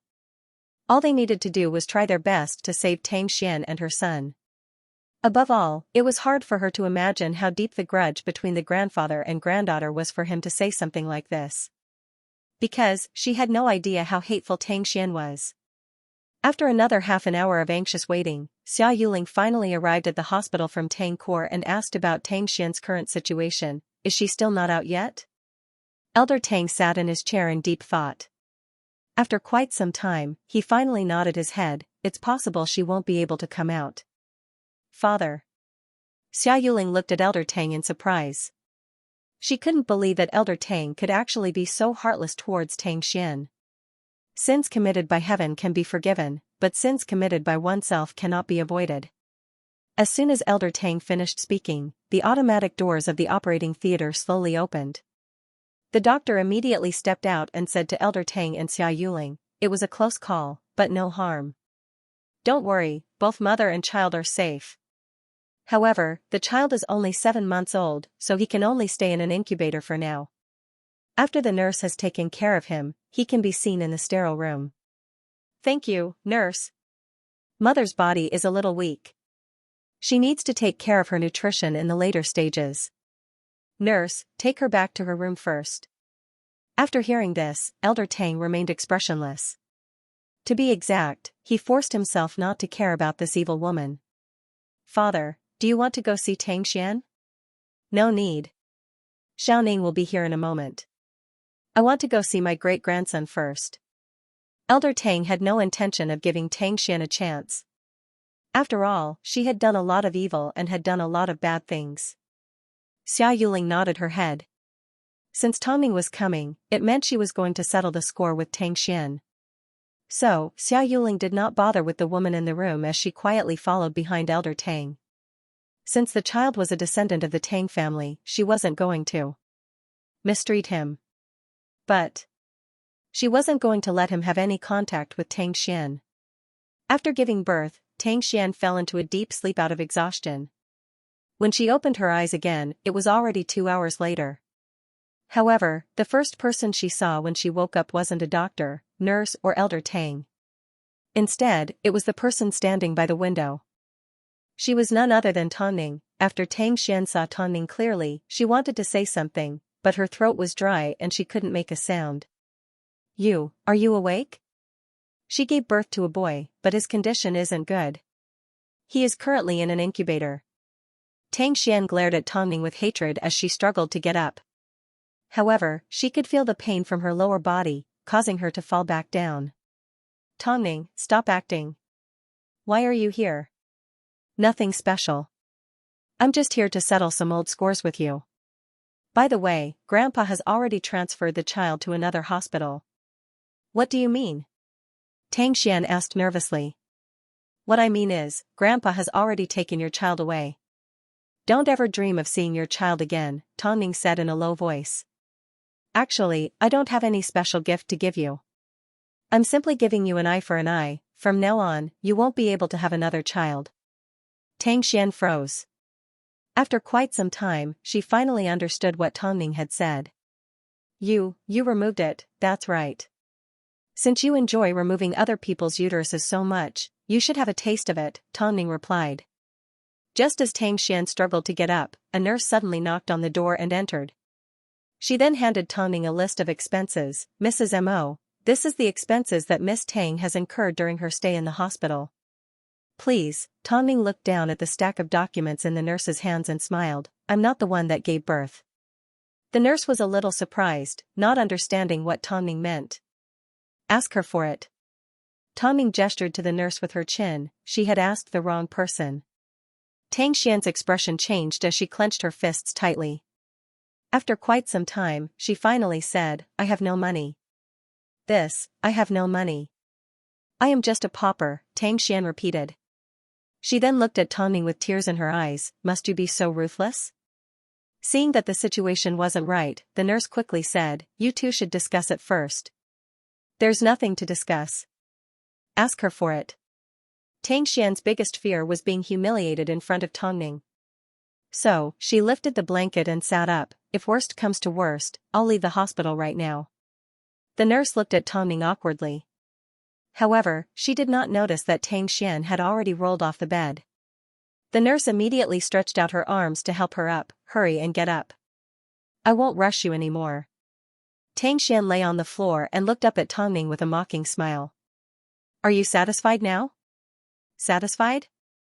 First, you contacted the hospital to remove my uterus. Then, you sold information to Yilan and almost caused me to lose my life. Do you think I'm satisfied with your actions?" Tong Ning asked coldly. After hearing Tong Ning's words, the nurse couldn't help but sigh. Everything that had happened was on the entertainment news and couldn't be faked. So, she knew that she shouldn't sympathize with Tang Xian. Perhaps, you can work at the hospital to pay off your debt. I think, the position of a cleaner is perfect for you. Tang Xian, you can no longer be considered a woman. From now on, you will never be able to find happiness. So, from today onwards, we are even. Even, Tang Xian lay on the floor and laughed, you've won everything and I've got nothing. How is this even? The winner takes all. From now on, you will watch as I get better and reach the top of the entertainment industry. After speaking, Tong Ning gently rubbed her stomach to comfort the baby in her stomach. Afterwards, she coldly walked out of the hospital room without a trace of pity for Tang Xian. Because, the cruelest part had yet to come. The nurse forced Tang Xian to take the documents to the doctor's office. At this time, Tang Xian's doctor entered the room to check on her condition. Miss Tang, I think you should take care of yourself. However, there's something that I need to tell you. During your difficult labor, I once asked your grandfather if he wanted to save the mother or the child, the doctor said as he scanned Tang Xian's expression. As the doctor spoke, he secretly scanned Tang Xian's expression. I was quite surprised by his answer. Can you guess what he said? Grandfather. Yes, I still have grandfather. Tang Xian seemed to have found her last hope as she looked at Tang Xian with a glimmer of hope. Grandfather will definitely not sit idly by. I need to go look for him. Miss Tang, calm down, the doctor said as he held onto Tang Xian's shoulder. Don't be silly. Your grandfather would never care about you. Nonsense. Did you know? While you were in labor, I went to the delivery room to get your grandfather to sign the consent form. Guess what he told me? If you were to come across any danger during the operation, if only one of you could be saved, I asked him what he would do. In the end. In the end what? Tang Xian lifted her head and asked, what did he say? He said. Save the child. The doctor replied in seriousness. Your grandfather doesn't care if you live or die. He simply wants the child. Otherwise, why would he leave with the child right after you gave birth without even taking a glance at you? Save the child, Tang Xian could no longer listen to anything else. All she could think of was the word save the child, that's impossible. Grandfather would never say that. It's impossible. All the nurses heard it. He is my grandfather. How could he treat his own granddaughter like this? Does he not care if I live or die? Tang Xian clutched onto the blanket as she was on the verge of breaking down. I am his own granddaughter. His own granddaughter. Why would he want me to die? The doctor held on to Tang Xian's shoulder tightly. I'm also surprised. He is your grandfather, yet he doesn't care about your life and wants us to do everything we can to save the child in your stomach. As for you, if you die, then so be it. Tang Xian did not notice anything was wrong. After hearing the doctor's words, she grabbed onto a glass of water from the bedside table and threw it on the floor. You all want me to die. You all want me to die. Seeing Tang Xian lose control, the doctor looked at her with ridicule. After straightening his white coat, he turned around and left the room. Roughly 5 minutes later, a tall and skinny nurse entered the room with 2 bodyguards behind her. Miss Tang, please pay the hospital fees. Otherwise, we will be in a difficult position. I told you, I have no money. I have no money. Tang Xian yelled. If you want money, why don't you rob a bank? Since that's the case, we can only take forceful action. After speaking, the nurse gestured for the 2 bodyguards to grab onto Tang Xian's arms and throw her out of the room. Miss Tang, you have no money. Please go home and rest. Tang Xian had just given birth and was thrown out of the ward. Naturally, she was weak. Your hospital is not afraid of being struck by lightning for doing this. Sorry, Miss Tang, we are simply following the rules. Plus, when it comes to being struck by lightning, you will be the first to be struck by lightning. Let's go. In reality, this revenge was actually very simple. It wasn't Tong Ning's doing, it was Mo Ting who was backing her up. It had to be simple, violent, and get the job done in one go. To make matters worse, the hospital quickly arranged for a new patient to stay in Tang Xian's room. It was as if she really didn't exist. Tang Xian lay on the ground. It wasn't easy for her to hold on to the wall as she stood up. However, after taking a few steps, she fainted. She had nothing left for a long time, and this time, she had completely lost everything. Especially when she thought of the old master's words about protecting the young. Protect the young, hey, isn't that the heiress of Tangkor? Didn't I hear she used to be so glamorous? How did she end up in this state? What other reason could there be? It must be because she has a bad character and has done a lot of despicable things. I heard she gave birth to a son. I wonder what her son will think of her as his mother. You might not know this, but the Tang family have no intention of letting her have contact with her child again. I heard she can't even afford to see a doctor. And no one in the Tang family cares about her. She really does get what she deserves. The nurses at the front desk started gossiping about Tang Xian out of boredom. However, as soon as they turned around, Tang Xian appeared behind them. They hurriedly coughed as a trace of awkwardness flashed across their faces. Especially when they saw Tang Xian's hateful gaze, they quickly hugged the medical reports and walked away. Tang Xian had nowhere to go and had just given birth. All she could do was endure the pain and walk barefoot out of the hospital. At this time, an elegant woman dressed in a blue coat walked past the outpatient department.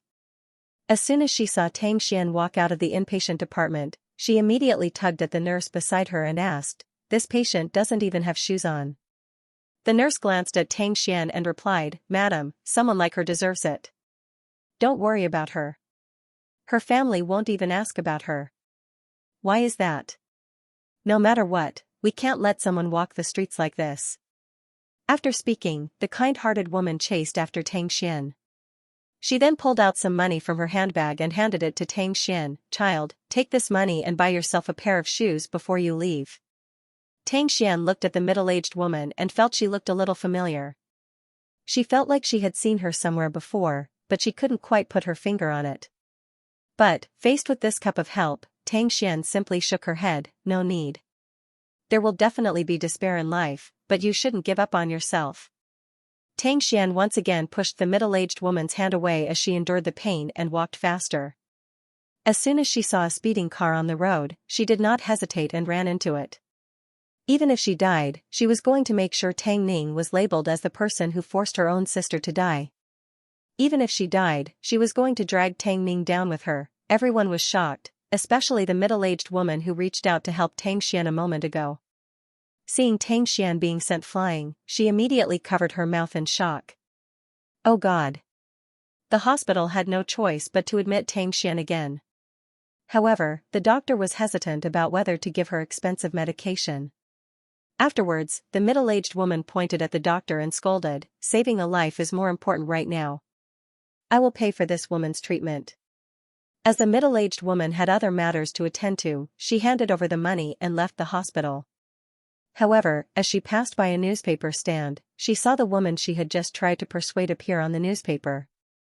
Of course, there was another woman on the newspaper as well. Tang Ning, after seeing the news, she finally understood, so, they are sisters.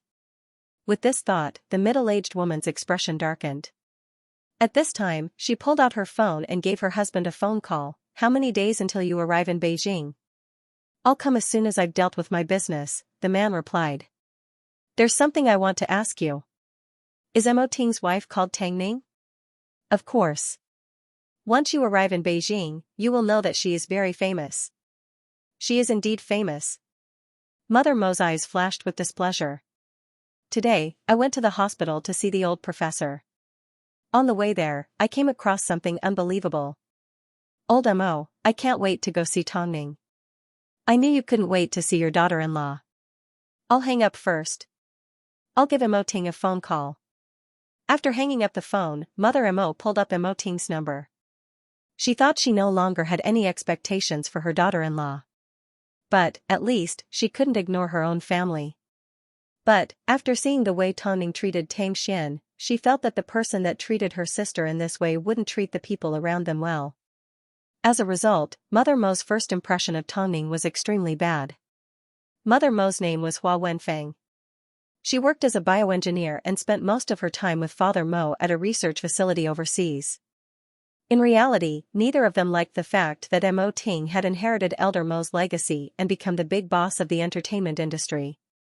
So, the two of them were both familiar with and hated the entertainment industry. Previously, Mo Ting refused to get married. But, because of their work, they did not restrict Mo Ting and left everything up to Elder Mo to handle. So, as soon as the couple found out that Mo Ting was getting married, they were overjoyed.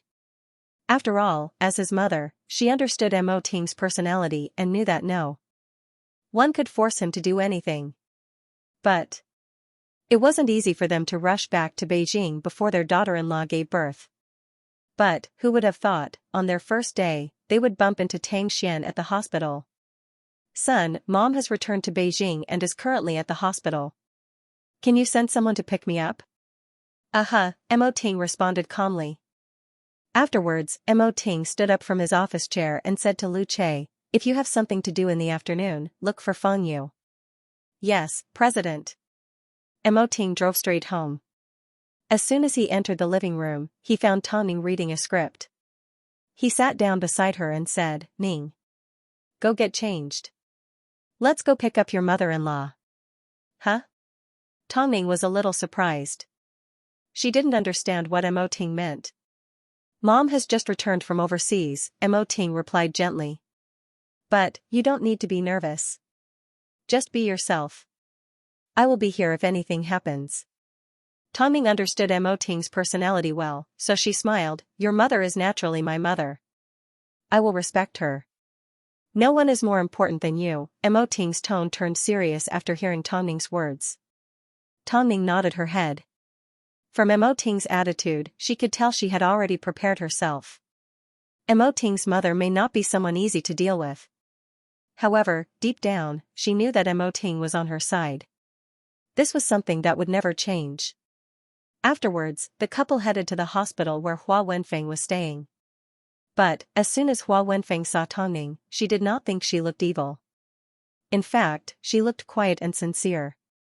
It was hard to imagine how she had climbed from a has-been model to where she was today. Was she the one who did all those things to deal with others? Mom. Mo Ting wrapped his arm around Tang as he approached Hua Wenfeng and formally introduced her, this is my wife, Tang. I know. Hello, Xiaoning. Hua Wenfeng maintained her good manners as she smiled and shook Tang's hand. As she looked at her bulging stomach, she temporarily let go of her suspicions. Pregnancy must have been tough, right? With Ting taking care of me, it wasn't tough at all. That's good. Let's get in the car first. Hua Wenfeng understood that the couple had a special status. Even if she wanted to understand Tang, she couldn't do it without hurting the interests of her son and daughter-in-law. So, she helped Mo Ting back into the car. But, as soon as they got in the car, Hua Wenfeng asked the question in her mind. I read in the newspaper that your sister is also staying at this hospital. She even got into an accident today. Do you want to go see her? Hearing Hua Wenfeng's question, Tang froze. She could guess that Hua Wenfeng had already seen something and was prejudiced by her first impression. Your grandson and daughter-in-law almost died at her hands twice. There's no need to visit them. Mo Ting's voice was cold and decisive as he directly dispelled Hua Wenfeng's thoughts. Let's go then. Hua Wenfeng did not mind Mo Ting's attitude. However, on the way home, the trio did not have anything in common to talk about. All Tang could say was that Mo Ting and Hua Wenfeng were 70% similar. From the looks of it, Hua Wenfeng must have had a lot of suitors when she was younger. Even at her age, she still had an oval face without a single wrinkle. Plus, she had elegant taste in clothes. So, like Mo Ting, Mother Mo gave off an air of nobility that no one could look up to. Most importantly, she was dignified. It didn't take long before the trio arrived home. As soon as Hua Wenfeng entered the living room, she grabbed onto Tang and asked her all sorts of questions. Seeing the script on the table, she couldn't help but ask, do you still plan to act? I quite like it, Tang nodded her head in seriousness. Hua Wenfeng did not say a word as she maintained her smile. This made Tang realize that, since Mo Ting was born to be so smart and outstanding, Mother Mo must also be very smart. She could even manage a simple expression perfectly. It seemed she had finally found a rival. What's the expected date of delivery? Around May, Tongning replied. Okay, this will be the Mo family's first grandchild. Tongning was good at observing people and was very sensitive.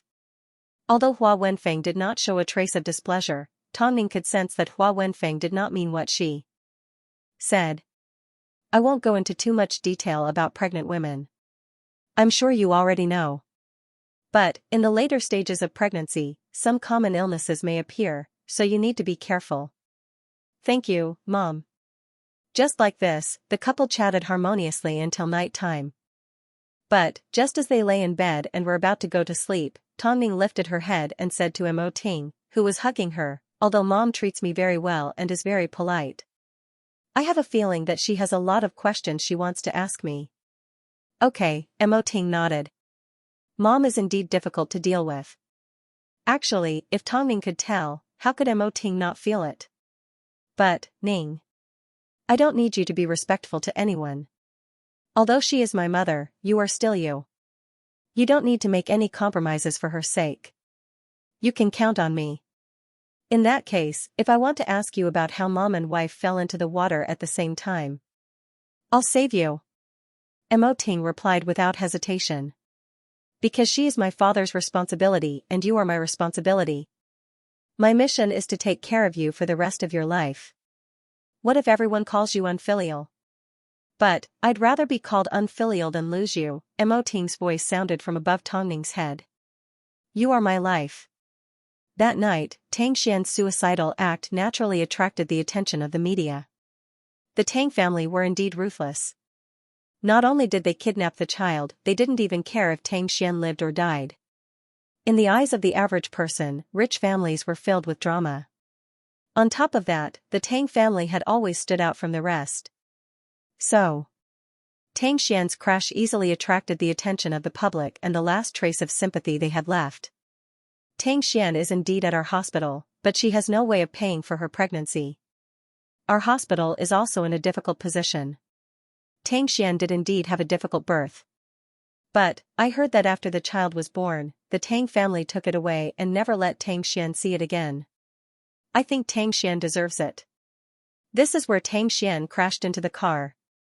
It scared a lot of people.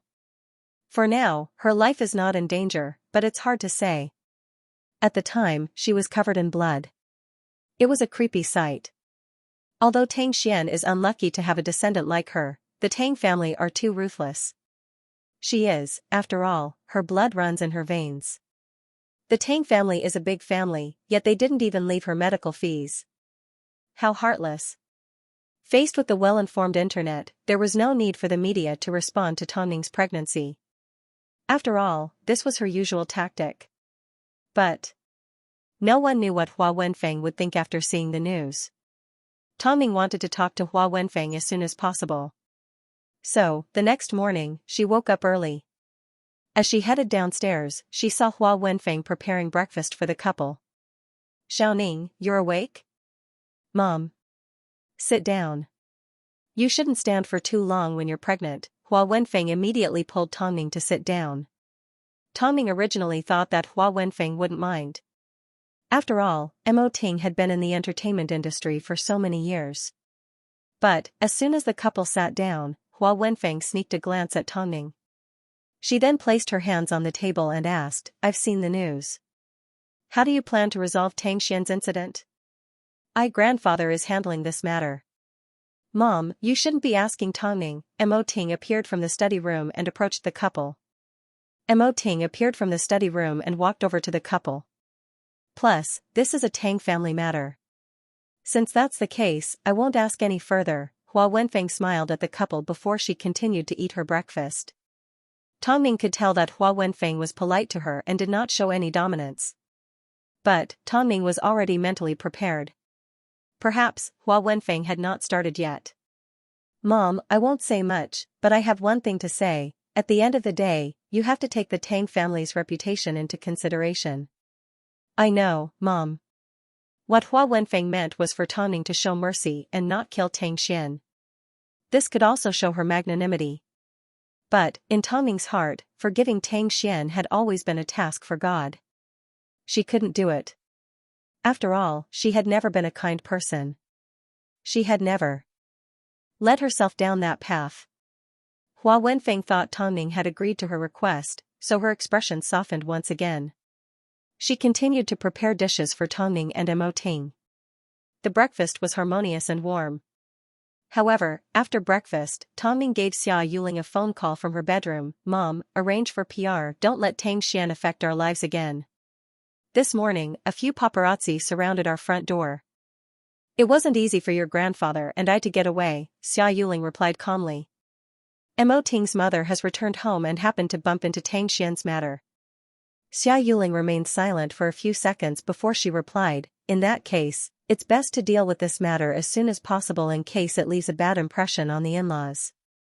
"I'm afraid they've already left a bad impression," Tang Ning replied quietly.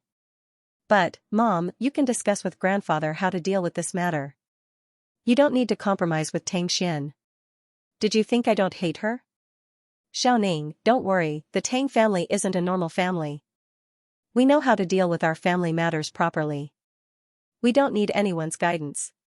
Since the in-laws have returned, you should respect them and be considerate." "Mom, I understand." Xia Yuling knew that Tang Ning knew what to do, so she didn't need to worry.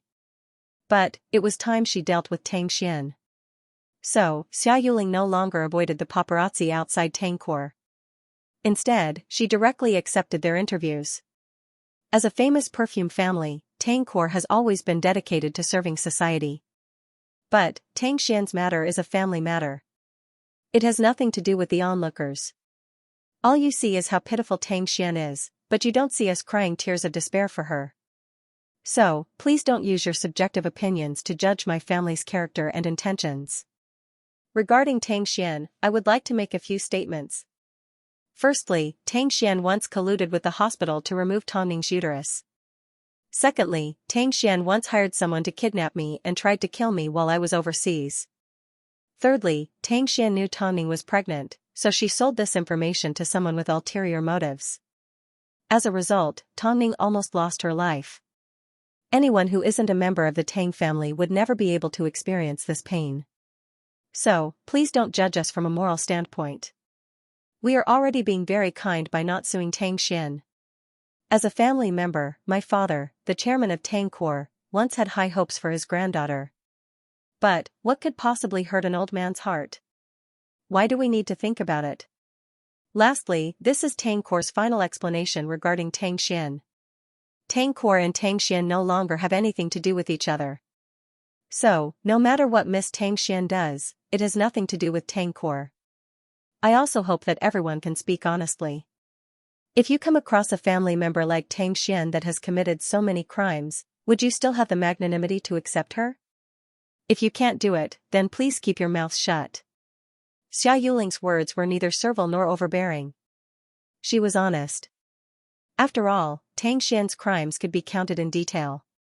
Afterwards, Xia Yuling bowed to the media and returned to Tangkor's headquarters. She did not respond to the matter regarding Tang Xian again. She spoke honestly. Actually, Tang Xian's current fate was a result of her own actions.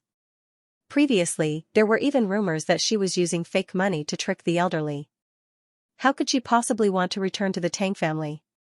She was simply trying to blackmail us. A friend of mine works at Tangkor. I heard that Tang Xian did all sorts of unsightly things to fight for the inheritance. Tangkor must have been afraid that the Tang family's bloodline would be led astray, so they took away their grandson. Tang Xian removed a woman's uterus and sold information about her. How could she be a mother? If she really was a mother, she would never do something so disgusting. You may be sympathizing with Tang Xian right now, but I'm willing to bet that if the Tang family didn't take the child away, Tang Xian would have a new bargaining chip to use against them. Actually, I really want to know why people still sympathize with Tang Xian at this point. Since they thought it was just something to relieve their boredom, why not just take a look instead of attacking Tangkor and Tang Ning? In reality, Xia Yuling's attitude was already extremely firm. She clearly expressed that Tangkor didn't owe Tang Xian anything and that Tang Xian was no longer related to Tangkor. With the help of Hai Rui, Tang Xian's incident would automatically be suppressed and no longer be a waste of everyone's time and energy. So, Tang Xian had hurt herself for nothing. In this world, no one would ever sympathize with her actions again. At this point, she had completely become a child herding sheep. Inside the hospital room, Tang Xian had just woken up. Seeing that she was looking at the entertainment news not far away with a stiff neck, the nurse couldn't help but lower her head and say to her, "The driver who hit you has already paid for your surgery. As for the money you owe, the hospital will treat you completely and not pursue the matter. But after that, Miss Tang, please leave immediately." The so-called justice was simply because they were afraid that Tang Xian would cause more trouble. The number of paparazzi every day had already disrupted the order of the hospital. In reality, the reason why the hospital made this compromise was because they had previously received donations from Tangkor.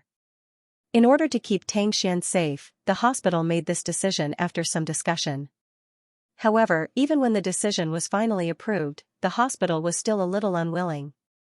They knew what kind of person Tang Xian was, yet they still wanted to treat her well. This was the same as eating a pile of *T despite knowing it was sitting in front of him. If she was a good person, they would be more than happy to help her. If a single person was capable of provoking the hatred of the entire nation, regardless of gender or age, then that person must be extremely skilled. But, Tang Xian had obviously done it. Meanwhile, as Tang Xian lay in bed, her mind suddenly went blank. After quite some time, she finally whispered to the nurse, "Why didn't the driver kill me? Let the driver go. He's innocent.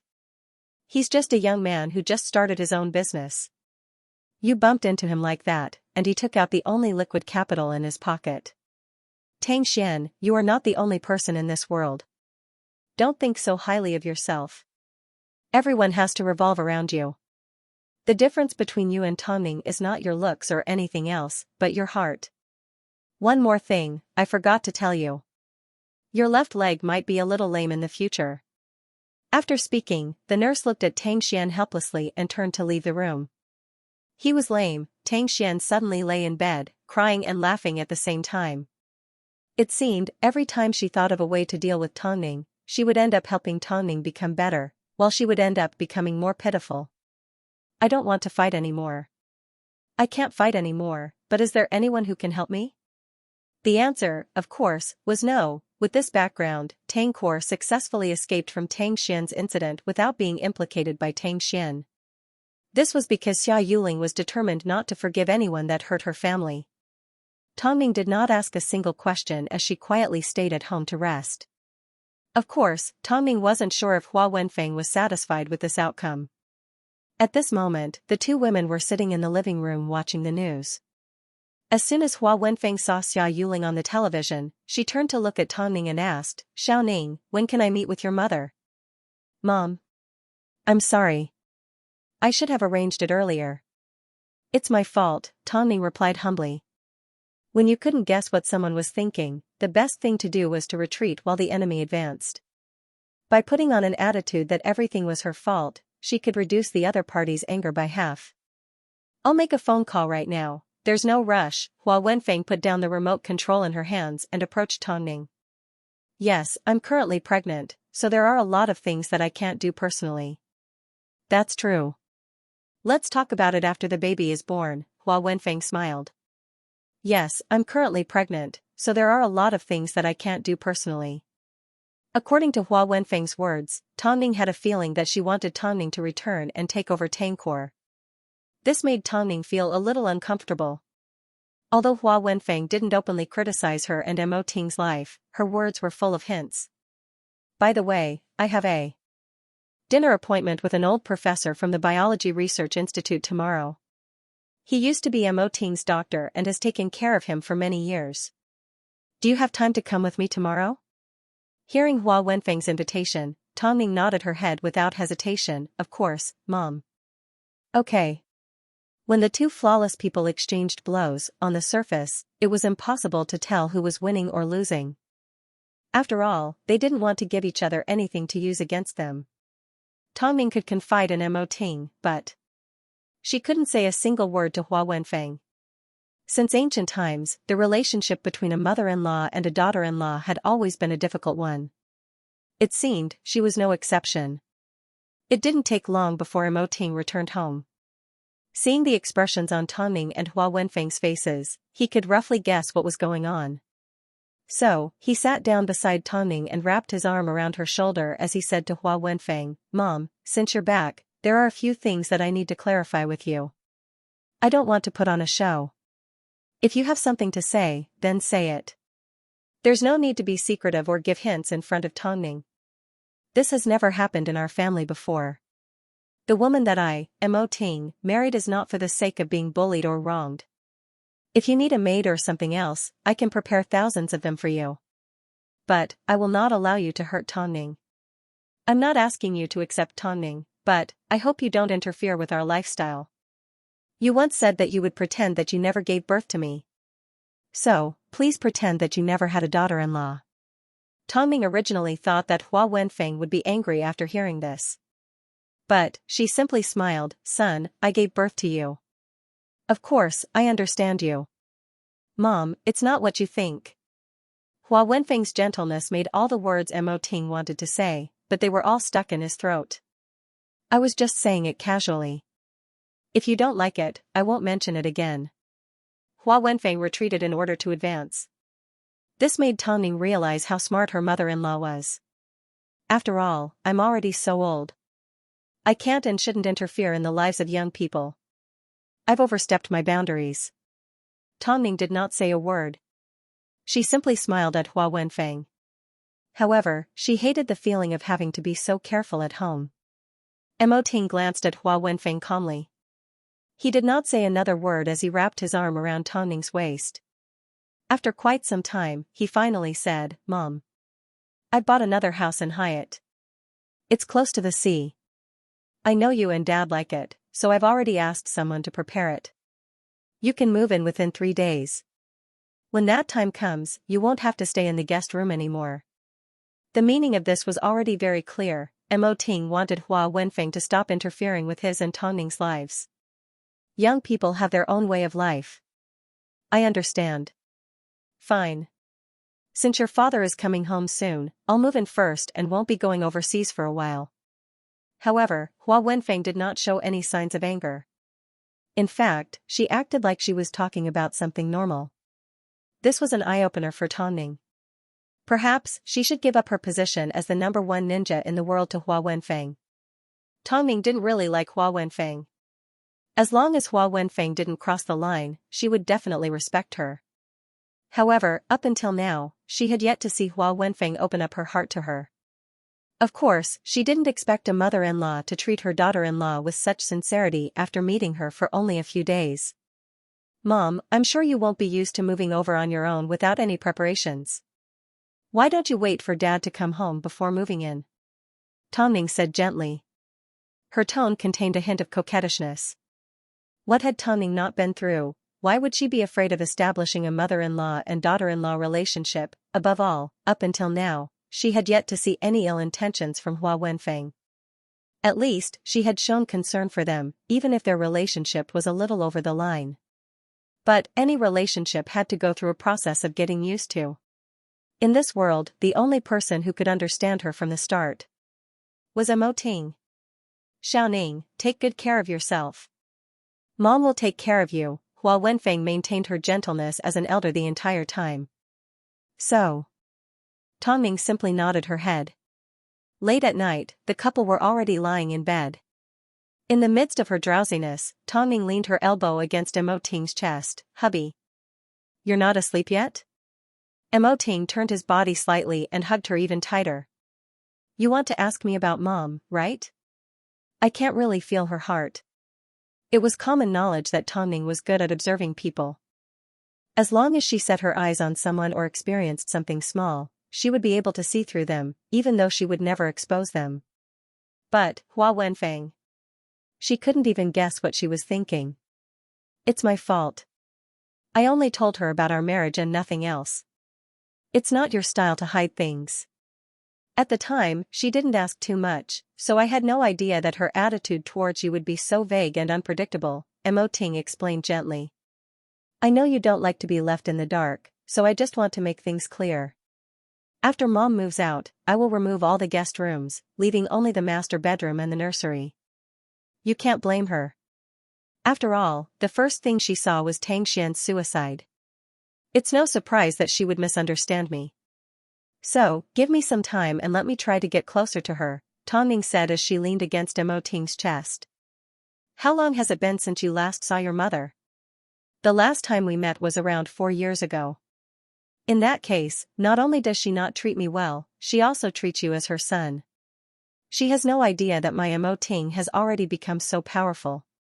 So, let's try to let her understand us. That's more important than anything else. Actually, as long as she accepts someone, she will do her best for them. This was something that Mo Ting understood Hua Wenfeng well. After all, she was his mother. How could she possibly be an evil person? Impossible. Tang Ning responded before she drifted off to sleep. So, the next morning, around 10 a.m., just as Hua Wenfeng was about to leave the house with her handbag, she ran into a well-dressed Tang Ning sitting on the sofa. Of course, because she was going to meet with the elders, Tang Ning was dressed appropriately. I'm waiting for Mom, Tang Ning replied humbly. Let's go then. Seeing that Tang Ning was quiet, Hua Wenfeng immediately ran over to help her up. Soon, the two women arrived at the entrance of the hospital. The hospital in front of them was none other than the hospital that Tang Xian was currently recovering at. As soon as Hua Wenfeng saw the hospital entrance, she was reminded of the scene of Tang Xian's car accident. So, a chill ran down her spine. This was the simplest and most direct reason for her to reject Tang Ning. Of course, she wasn't like the people outside who would directly embarrass Tang Ning. But, if she was asked to accept Tang Ning immediately, she would feel extremely uncomfortable. Mom, I know that as soon as you returned to China, you saw the Tang family's news and personally witnessed Tang Xian's incident. Because of their identities, the two did not directly appear at the hospital. Instead, they waited in the car. Meanwhile, Hua Wenfeng never expected that Tang Ning would be so direct. I have to admit, when it came to dealing with Tang Xian, I spared no effort. I did indeed hate her. I endured for over 20 years, but in the end, I was hurt by her. Most importantly, she tried to hurt my and Mo Ting's child. This is the most unforgivable thing I can do. I don't expect you to understand, I simply want you to be fair. Not everyone who is standing and smiling is free from pain. She directly hurt me and our child, but I still let her off the hook. But, I can't let Tang Xian go. Hua Wenfeng never expected Tang Ning to say such heartfelt words. After a long silence, so long that Tang Ning thought she wouldn't respond, she suddenly replied, I'm afraid that if you can be so ruthless towards your sister, what about your other family members? What about Mo Ting's family? Mom, time truly reveals a person's heart. Actually, I already knew that you were a famous model. But, I had no idea that you ended up becoming an actress, Hua Wenfeng explained. What's wrong with being an actress? Tang Ning suddenly grasped the key point in Hua Wenfeng's words. Actress, but Mo Ting was the king of the entertainment industry and Elder Mo was a famous actor. Yet, Hua Wenfeng didn't seem to have much of a reaction. Being an actress has never been a problem, Hua Wenfeng said in a melancholic tone, but, I don't like actors. Hua Wenfeng's words were too direct and too absolute. It was as if she was telling Tang Ning that she would never accept her. However, if it was any other woman, they would have either tried to curry favor with the man in power or directly pushed open the door to express their dissatisfaction. However, when these words were used on Tang Ning, it did not cause much of a change in her emotions. After quite some time, Tang Ning finally replied, Actually, I don't like doctors and people in the field of biotechnology either. Hua Wenfeng never expected that Tang Ning would throw her words back at her. In fact, her words were even more forceful and aggressive. You don't like me? That's fine, I don't necessarily like you. A surgical knife can make a person infertile. Tang Ning was referring to Tang Xian's scheme in the past. Not all doctors are like that. For the same reason, actors are the same, Tang Ning laughed. Hua Wenfeng knew that arguing with Tang Ning wasn't going to work, but she did not get angry. Although she felt a little uncomfortable, it wasn't to the point where she couldn't tolerate it. Have you always been this eloquent with Mo Ting? Hua Wenfeng asked as she turned to look at Tang Ning. He can't stand to see me being bullied. So, he sometimes acts like a teacher and tells me that no matter who it is, as long as they attack me, I will return the favor 100-fold. Tang Ning's eyes darkened as her tone became a lot more stern.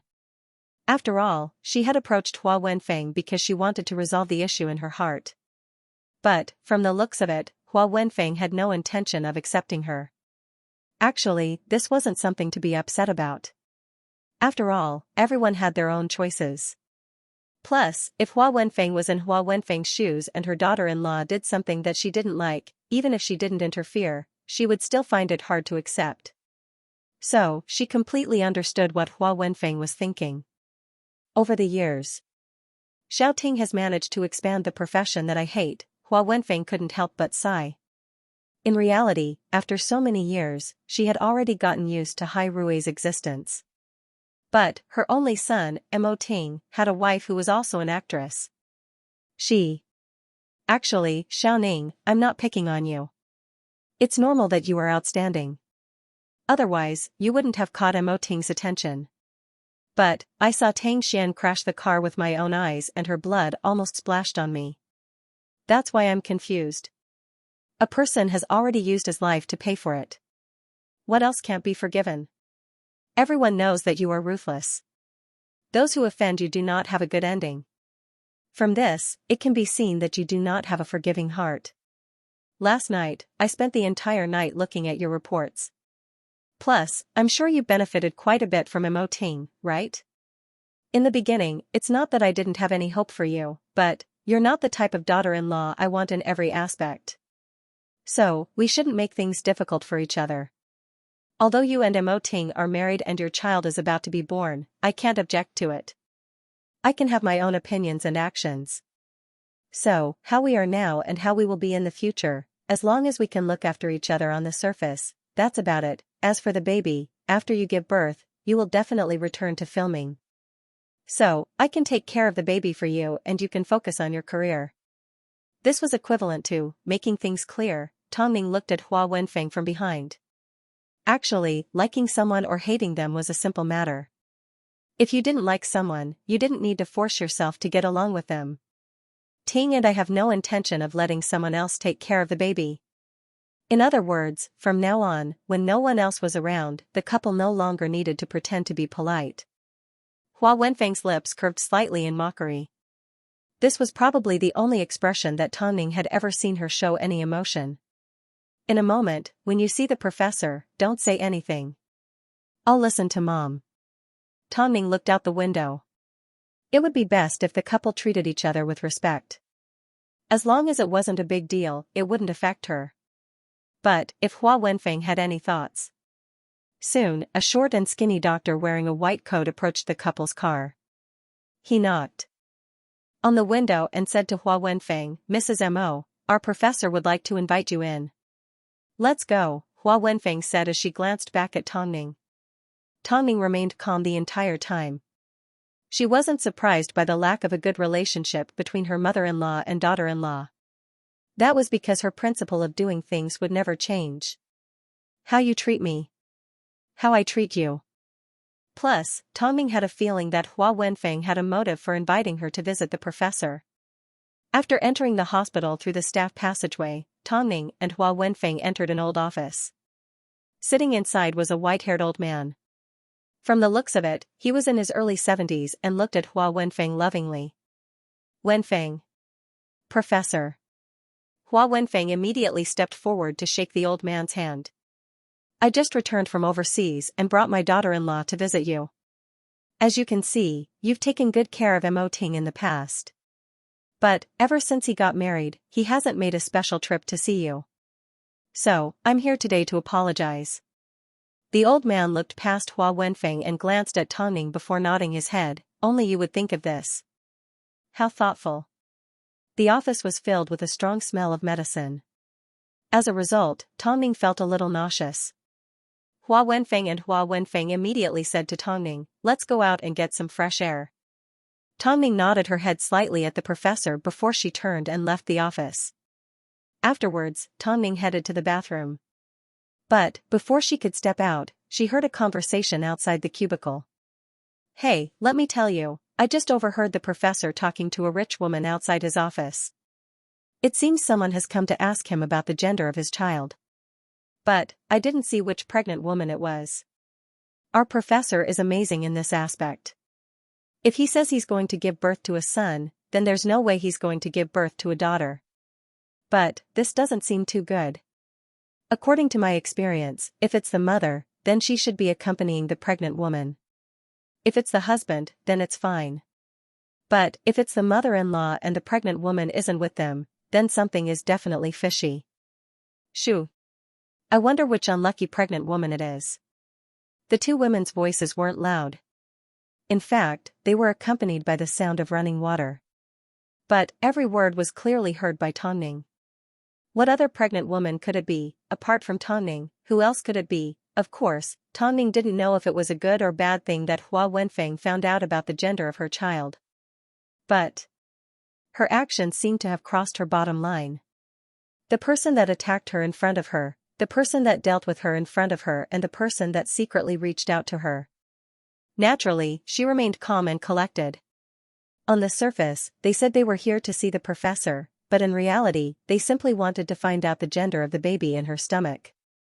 What was Hua Wenfeng planning? Tongning thought about it for a while, but she couldn't come up with an answer.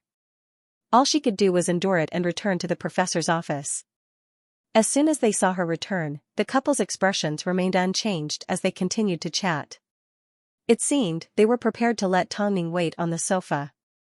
Seeing that the couple had no intention of stopping, Tongning sent Mo Ting a message, "Hubby, come pick me up and give me an excuse to leave." "I'll be there soon," Mo Ting replied quickly. Tongning secretly curved her lips. She pretended nothing had happened as she flipped through a medical book.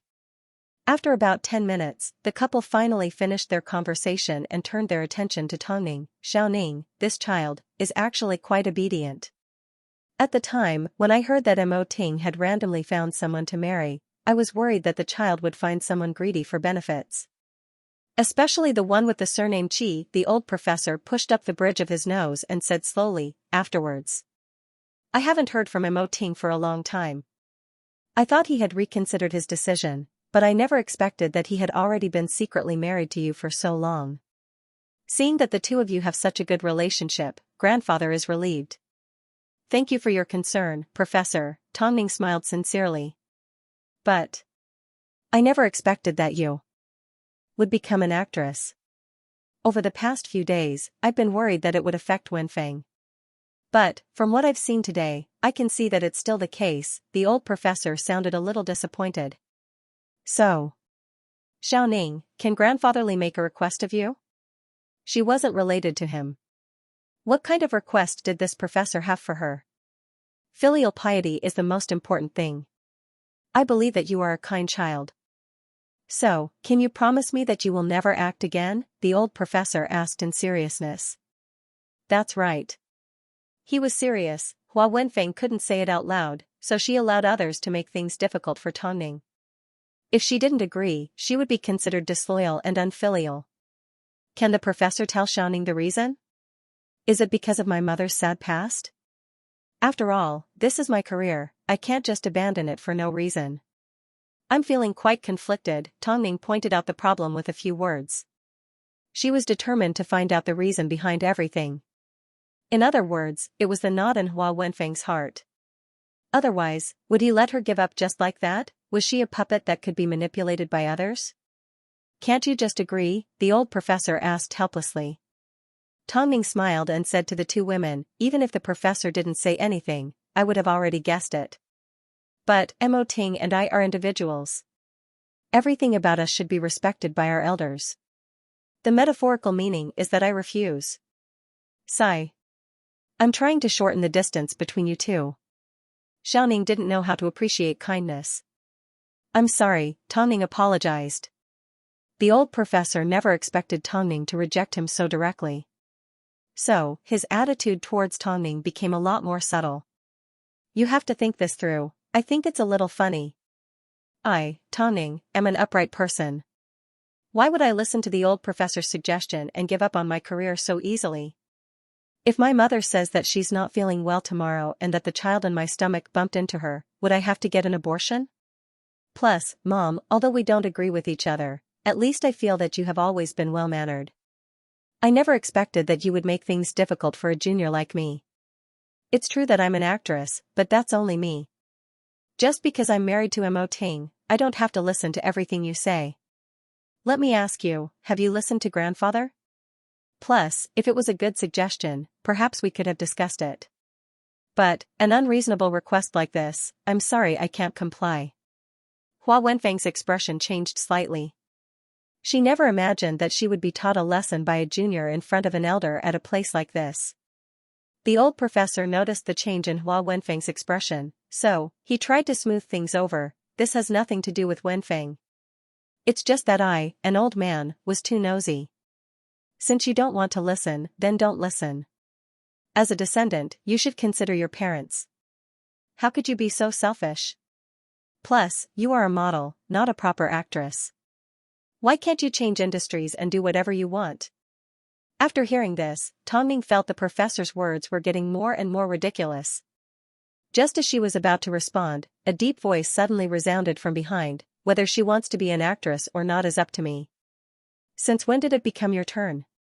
From now on, if you have any similar problems, you can come to me. I am Tongning's manager.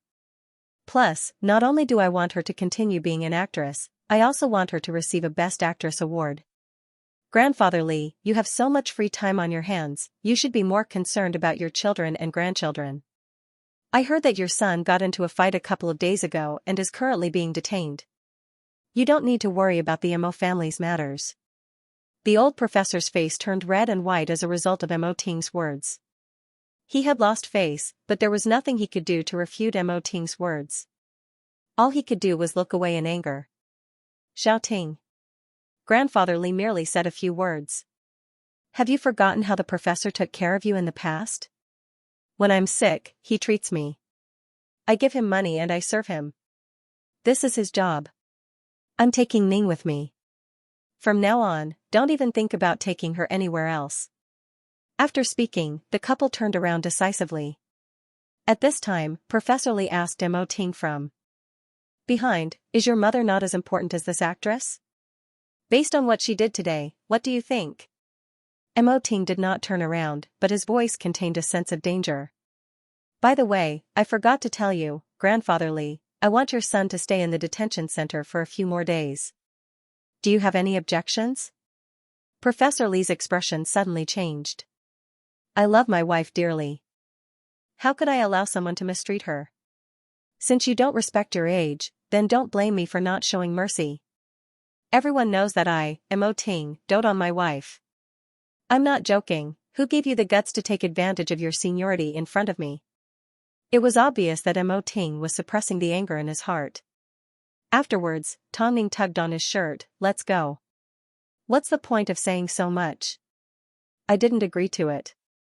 Hua Wenfeng watched helplessly as the couple left.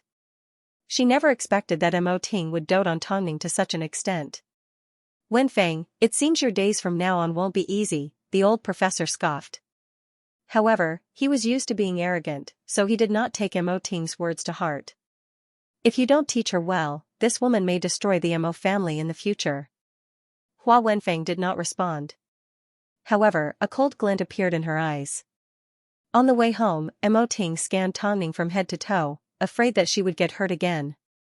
After all, the few times that Tongning had almost fallen into Mo Ting's trap, Mo Ting was still traumatized.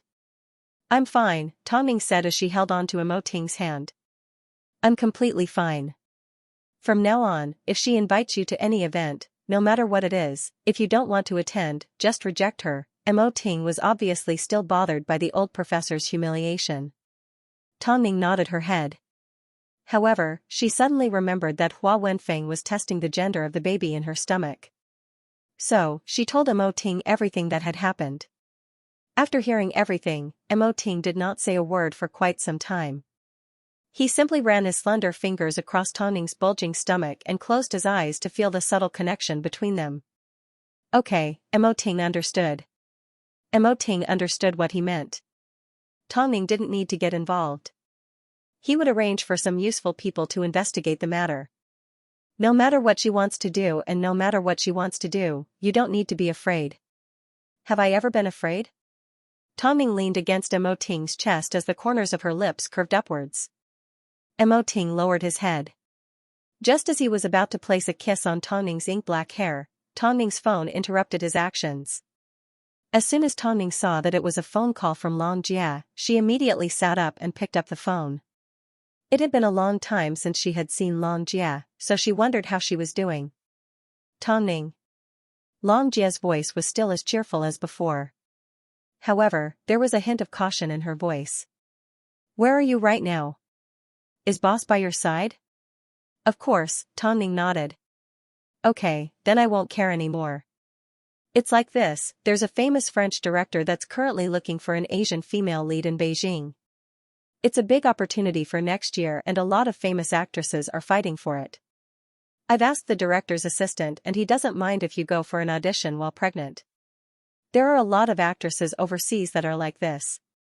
Do you want to give it a try? I didn't dare to tell Lu Che about this, so I asked you first, Long Jia said quietly as she covered her phone. You also know that seasonal dramas are very popular now. It's the drama Headless Female Doctor that has caused a mad scramble for resources recently. It's now in preparation for the 3rd season. After hearing Long Jia's words, Tongning burst out laughing. Are you that afraid of Lu Che? Lu Che doesn't want me to affect your body. But, I think I am your benefactor.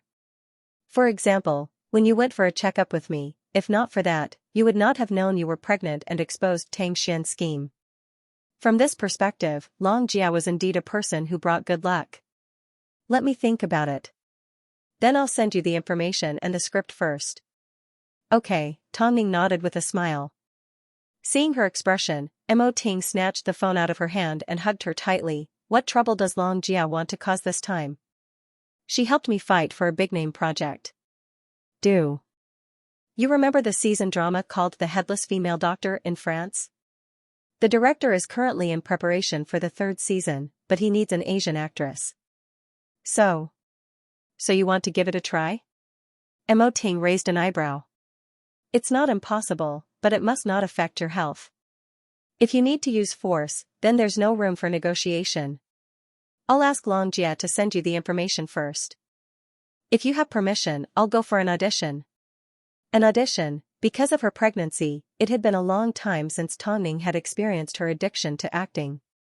So, Mo Ting understood how she felt. But, I'm sure Mom will feel a little uncomfortable. She's already made you feel uncomfortable. Mo Ting's protectiveness was frightening. So, Tongning naturally didn't want to pass on the responsibility. From now on, I will handle things like this myself. I can't let my husband handle everything. I don't want you to be misunderstood by others. Hearing this, Mo Ting held onto Tongning's right hand and placed a gentle kiss on the back of it. There are more than a few people that misunderstand me.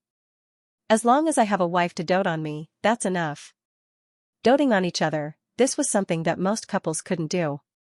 After all, most people were selfish. For the sake of pride, they could give up on their lover. For the sake of their career, they could give up on their lover. There would always be a reason for them to do something that they knew they would regret for the rest of their lives. Perhaps, to create hype, the French director immediately released the news as soon as he found out that Tongning might be attending an audition. Rumor has it that Tongning is about to audition. Is she planning to make a comeback? She's pregnant, yet she's auditioning. Netizens are calling her stubborn. Meanwhile, the netizens were in a heated discussion. I just asked a friend for some information. I was just about to mention that the brainless zombie doctor looks quite similar to Tongning. They are both equally cool. Oh God, if only I could see Tongning with curly hair, a leather skirt and a gun in her hand. How cool would she look? Tongning, hurry up and audition. You have to secure the role. Actually, Mo Ting had only just received the information from Long Jia. Of course, there was nothing to worry about with the Ace production crew. But, who could guarantee that Tongning would be 100% safe, even though she had already bought insurance for her legs? From the looks of it, other parts of her body also needed insurance. President, my wife has caused trouble for you. Actually, the madam didn't need to know about this, Lu Che said apologetically as he looked at Mo Ting's furrowed brows. Since you've already said that she's your wife, what else can I do? Mo Ting put down the information in his hand and looked at Lu Che. Go and understand her personality and hobbies. I'm sure there will be a lot of people attending the audition, so safety is the most important thing. Yes, President. How come there's no time for an audition?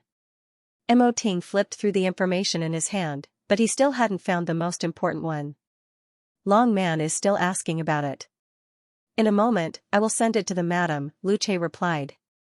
Let's do that then. By the way, President, I heard that your mother doesn't like actors? Hearing this question, Mo Ting lifted his head and glared at Lu Che. It was like he was saying, since when did you have the right to ask about something like this? Lu Che had good intentions, so he had no choice but to leave Mo Ting's office with a wronged expression. Not long after Hua Wenfeng announced that she didn't like actors, news of Tong Ning's upcoming audition was already spreading. Worst of all, she was carrying a child with her. So, it was impossible for her to maintain her previous good manners. While Mo Ting wasn't around, she headed upstairs and knocked on Tong Ning and Mo Ting's bedroom door. Mom. Hua Wenfeng stood outside the door with her arms crossed. She handed Tong Ning the newspaper and asked, "What audition are you going for?" Tong Ning looked at the newspaper in Hua Wenfeng's hands and nodded her head. I'm currently waiting for my audition. Are you crazy? Hua Wenfeng threw the newspaper in front of Tong Ning. Don't you know that you are already in your 7th month of pregnancy? Why can't you just stay at home and wait to give birth? Mom, things aren't what you think they are. Who's your mom? Hua Wenfeng asked. Although you and Mo Ting are married and recognized by the law, in my heart, I have the right to reject you as my daughter-in-law. In that case, there's nothing else to say. Tong Ning's expression turned cold as she replied. Do you like acting that much? You haven't even given birth yet you can't wait to go out and show off? Hearing the word show off, Tong Ning kept repeating in her heart. She was Mo Ting's mother, so she endured until Hua Wenfeng finally said, I won't allow it. You're being too nosy, Tong Ning replied coldly before she closed the door. As a result, Tong Ning realized that she might not be able to live under the same roof as Hua Wenfeng and get along with each other. She needed to think of a foolproof plan. Afterwards, Tong Ning gave Tang Jingxian a phone call. Jingxian, your sister is in a bit of trouble. Can you help me out? My dear sister, my injuries haven't recovered yet. You need to rest, Tong Ning replied calmly. Okay, tell me what it is. Tang Jingxian was currently on speakerphone because he was currently holding on to a bowl of chicken soup that Su Qingyan had prepared for him. Tong Ning told Tang Jingxian what she was thinking.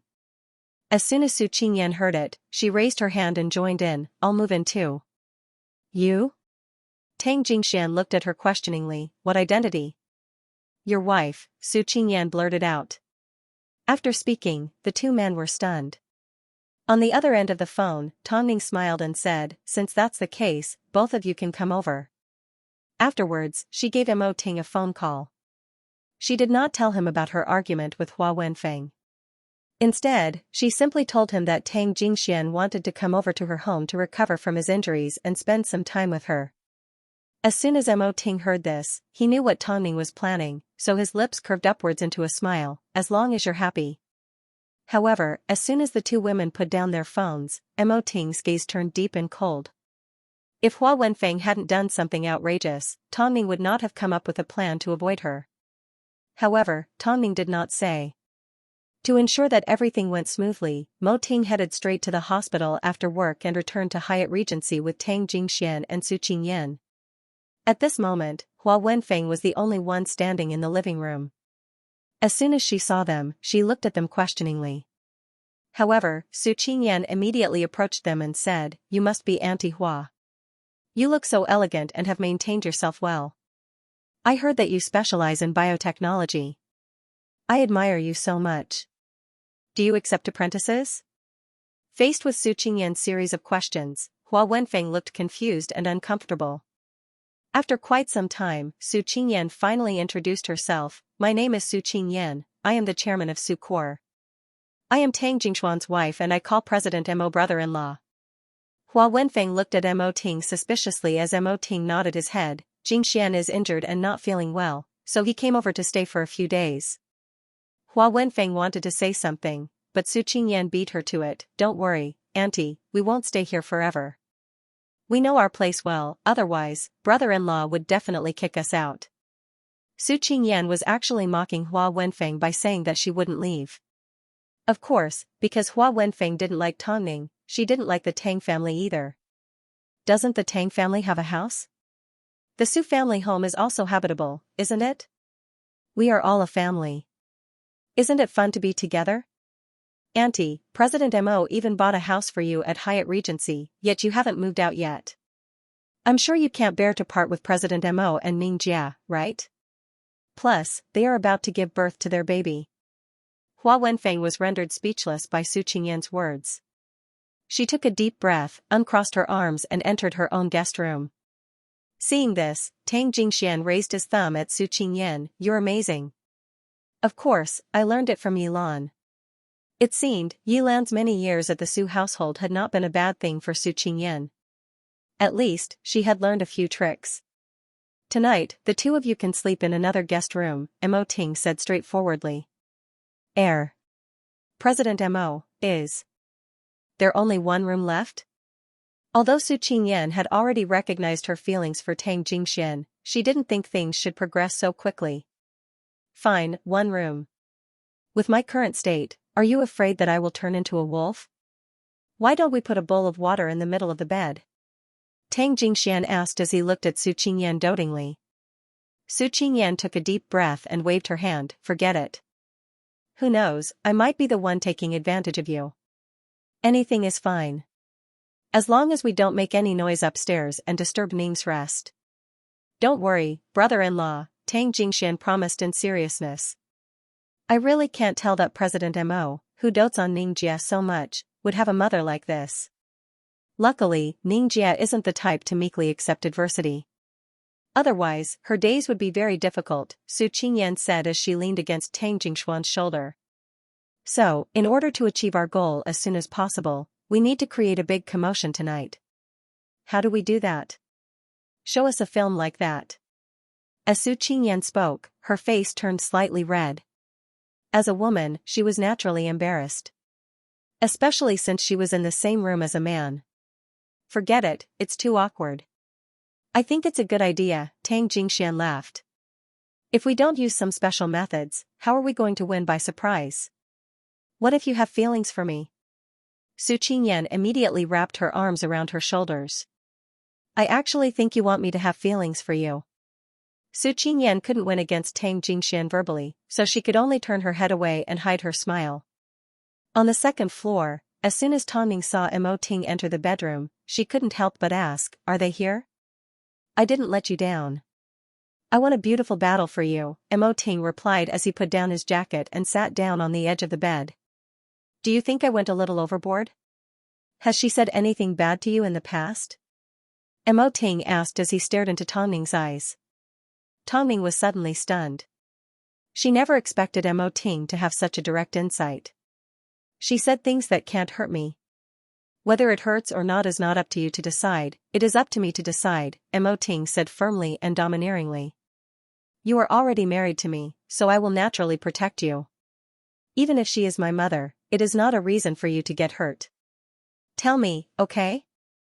After hearing this, Tongning patted the back of Mo Ting's hand and smiled. It's not a big deal. It's just a few bad words. After hearing this, Mo Ting's gaze suddenly became unfathomable. That night, Tang Jingxian lay on the unfamiliar bed as he looked at Su Qingyan who had just come out of the bathroom. It turned out, before Su Qingyan went to bed, she liked to wear sportswear. Although her figure wasn't extremely seductive, she emitted a unique fragrance that made Tang Jingshuan's heart race. What are you looking at? Su Qingyan asked as she held a towel and dried her hair. At this time, Tang Jingxian did not hold back as he replied, you look good. I have scars all over my body. What's there to look at? Su Qingyan subconsciously tried to hide her scars. That is also a part of you. Don't talk nonsense. We have an important mission to accomplish here. After speaking, Su Qingyan began to fiddle with the television not too far away from the bed. It didn't take long before an embarrassing scene played on the television. Su Qingyan's face burned red, but she couldn't avoid it.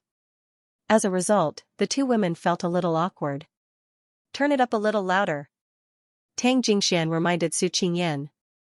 Su Qingyan responded with an okay as she reached for the remote control. Her flustered expression made Tang Jingxian laugh out loud. Perhaps because she was being laughed at, Su Qingyan angrily jumped back onto the bed and knelt in front of Tang Jingxian. Just as she was about to raise her hand to hit him, Tang Jingxian wrapped his arm around Su Qingyan's neck and pulled her closer to him. Their lips gently touched. Su Qingyan's eyes grew wide. She originally wanted to struggle, but Tang Jingxian wrapped his arm around her neck, not giving her a chance to move. Su Qingyan's body tensed up, she was so nervous that she couldn't control herself. However, behind them, the couple on the television were doing their best to prove their charm. A moment later, Su Qingyan finally relaxed and Tang Jingxian patiently waited for her to accept him. Finally, their lips returned to each other's warmth. However, they remained in this position for quite some time. They were so pure and innocent as if they were back at school. After the kiss ended, Su Qingyan lay on Tang Jingxian's chest, gasping for breath. At this time, Tang Jingxian laughed. Have you never kissed before? You've never kissed before, Su Qingyan, Tang Su Qingyan, Su. Tang, Mo, Xian, Su, King. In the future, don't avoid it. Just enjoy it, okay? Qingyan, it wasn't easy for me to be able to hug you. Even though, I don't know if you are staying with me because you are grateful for what I did for you, Tang Jingxian said as he gently stroked Su Qingyan's back. Let's listen to the humming on the television. Su Qingyan appeared fierce on the surface, but in reality, the number of people she had truly liked could be counted on 2 fingers. After speaking, Su Qingyan once again increased the volume of the television. This time, not only could the people next door hear them, the entire building could hear them. In this environment, the only person that could sit still under the covers and chat was probably Tang Jingxian. Next door, Hua Wenfeng was already a light sleeper. Hearing the 2 people next door acting so carelessly, she was furious. But, she couldn't possibly go and knock on someone else's door, right? So, Hua Wenfeng endured for an entire night. It wasn't until the next morning that Tang Jingxian and Su Qingyan's room returned to normal. Afterwards, they woke up feeling refreshed. But, as Su Qingyan walked into the room to call Hua Wenfeng for breakfast, she noticed the expression on Hua Wenfeng's face. Auntie, what's wrong? Why do you look so pale? Hua Wenfeng felt a headache coming on as soon as she saw Su Qingyan. So, she waved her hand and gestured for her to leave. Su Qingyan continued to pester Hua Wenfeng. Auntie, I'm waiting for you to wake up and teach me how to study nature. When you're done sleeping, you must let me know. I'll be waiting for you in the living room. Hua Wenfeng couldn't be bothered with Su Qingyan. In fact, she didn't even lift a finger as she directly fell asleep. Seeing this, Su Qingyan held back her laughter as she left Hua Wenfeng's room and returned to the dining table. After what I said, I'm sure Auntie won't even think about getting out of bed today. You've worked hard, Qingyan, Tongning thanked. Otherwise, it would have been extremely difficult for me to do it on my own. Tang Jingxian was still resting in his room due to his injury, while Mo Ting had left for Hai Rui early in the morning. So, only Su Qingyan and Tongning remained at the dining table. As soon as Su Qingyan heard that Tongning was struggling, she leaned on the table and asked, Auntie Xia shouldn't be too difficult, right? Nothing like that, Tongning replied as she sipped on her milk. To be honest, I really don't understand why these so-called mothers-in-law have to interfere with their children's lives. Not only that, they always have ulterior motives. After all, this is someone that will be living with her son for the rest of his life. Plus, she doesn't like actors, so why did she insist that you withdraw from the industry? She's being too selfish. Tongning did not say a word. She simply looked at Su Qingyan the entire time. Fine, let's not talk about this anymore. But, are you really going to audition for the French film? Su Qingyan quickly changed the subject. Tongning did not say a word. She simply smiled as she took another bite of her sandwich. There were indeed a lot of people fighting for the opportunity to audition for this film. After all, it was a big production and had guaranteed ratings. Plus, the plot was complete. As long as the actors didn't perform poorly, they would definitely be a hit on TV. There was no need for any other tricks.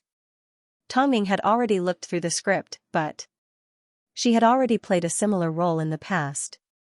So, unfortunately, this role did not appeal to her. After breakfast, Su Qingyan returned to Su Cour. After all, she had a bunch of urgent matters to deal with. It didn't take long before Long Jia sent her the exact time of the audition. But, at that time, Tongming was busy tidying up in the kitchen. At this time, Hua Wenfeng appeared from her bedroom. Seeing Tongming's phone vibrating on the table, she grabbed it in her hand. Tongming did not receive any notification regarding the audition time. So, by the time Tongming found out about the time of the audition, the registration period had already ended. The registration period has already ended. Why haven't I received a reply from you? Long Jia asked after waiting for Tongming to reply. Time? Tongming asked confusedly. I didn't see the time that you notified me. I clearly sent you a message, Long Jia said before she sent a screenshot of the message to Tongming. I already told you yesterday. As Tongming picked up the phone, Hua Wenfeng was sitting in the living room watching the news. But, Tongming suddenly realized that the matter wasn't as simple as it seemed. Could it be that Bus doesn't agree to it? I can understand. After all, his health is more important. He will have plenty of opportunities in the future. Talk to you later. I have some matters that I need to deal with immediately. After speaking, Tongming hung up the phone and returned to the sofa as if nothing had happened.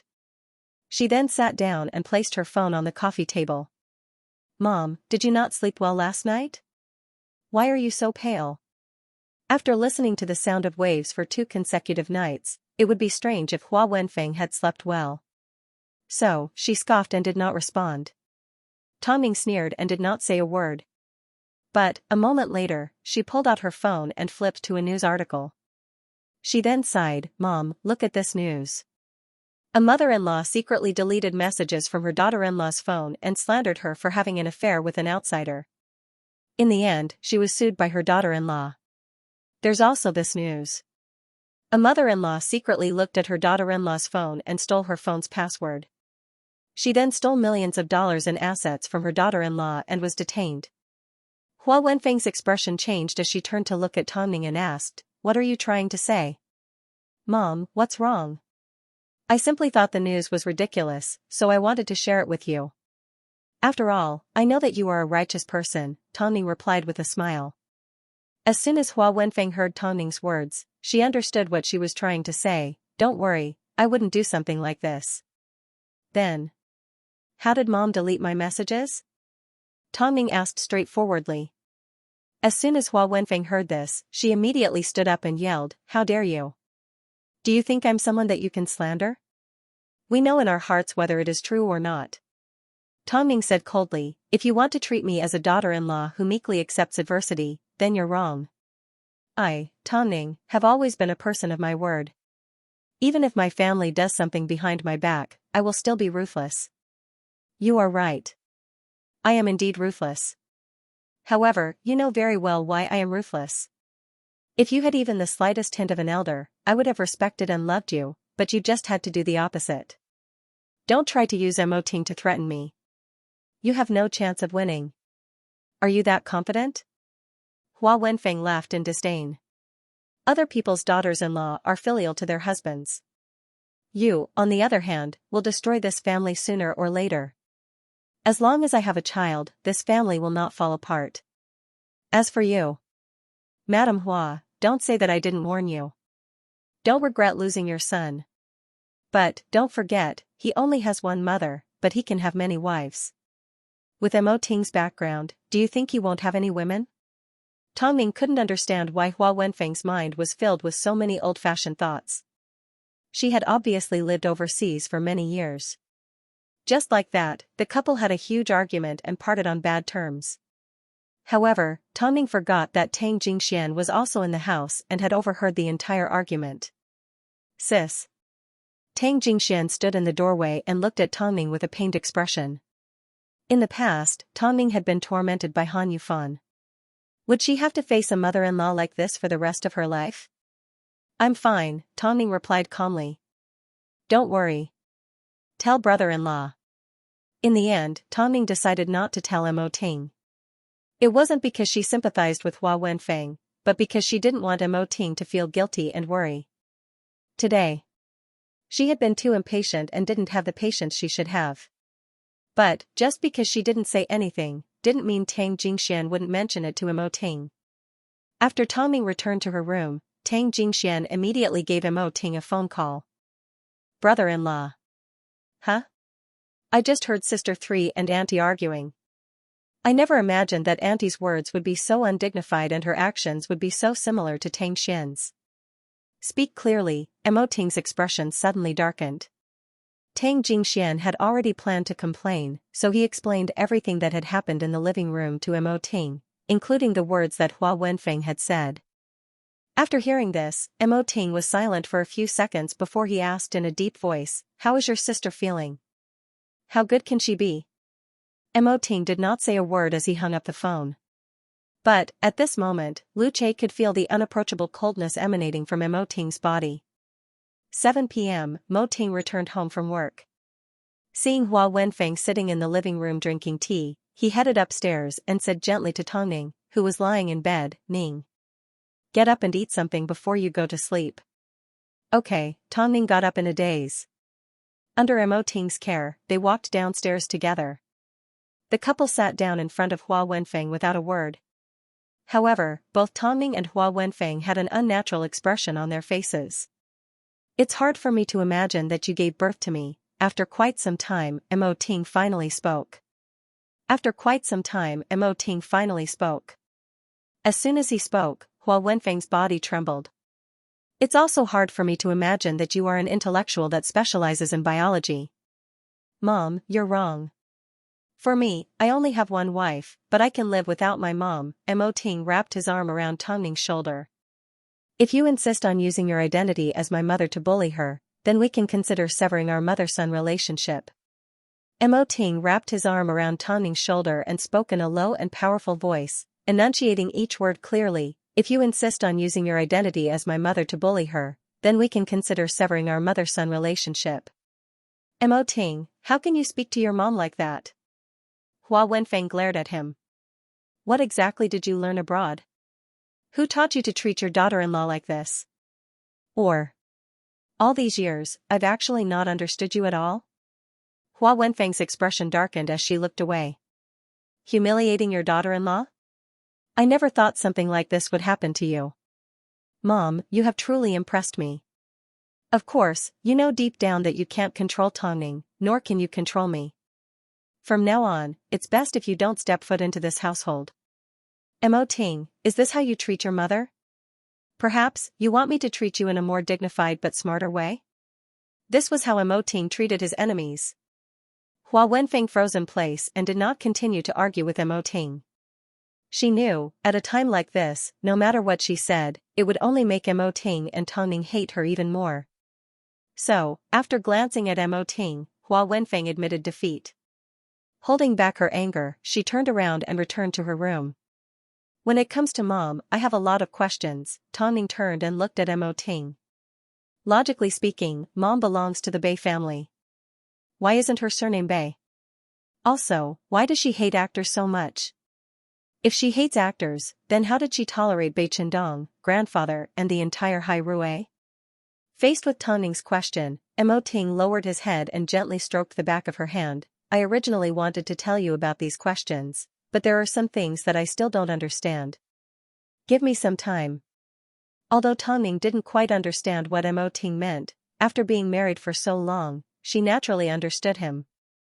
So, she nodded her head. "I trust you." Mo Ting wrapped his arm around Tongning's shoulder and gently stroked it. However, he continued to look in the direction that Hua Wenfeng had left with an unfathomable gaze. "Also, even if she didn't do that and didn't delete the messages on my phone, I still wouldn't have chosen to attend the audition. What I'm most curious about is, how did she know the password to my phone? What do you want to eat? I'll make it for you." Mo Ting changed the topic as he sat down with his arm around Tongning's shoulder. "Leave this matter to me. I will arrange for Lu Che to come over tomorrow. You don't need to worry about anything. From now on, no one will ever be able to humiliate you again."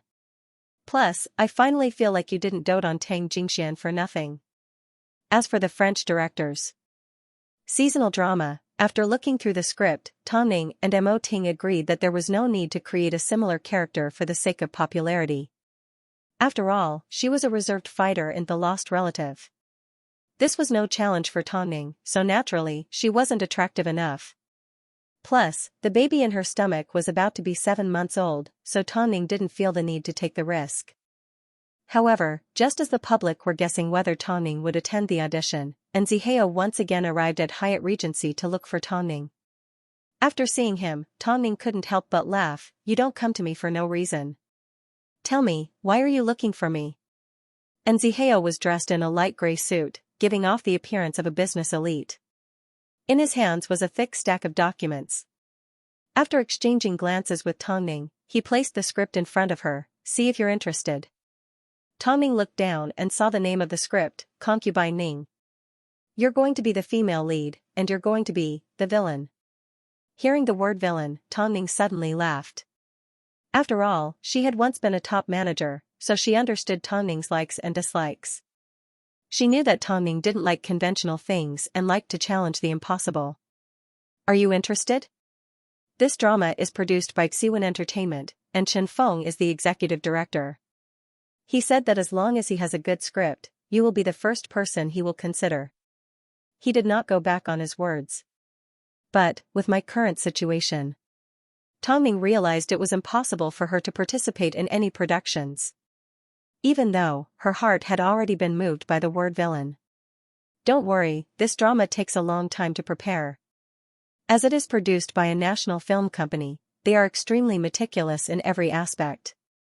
Even the maids in the palace need to be trained for at least half a year. So, you don't need to worry," Zihao explained. "It's not easy to find a role you like.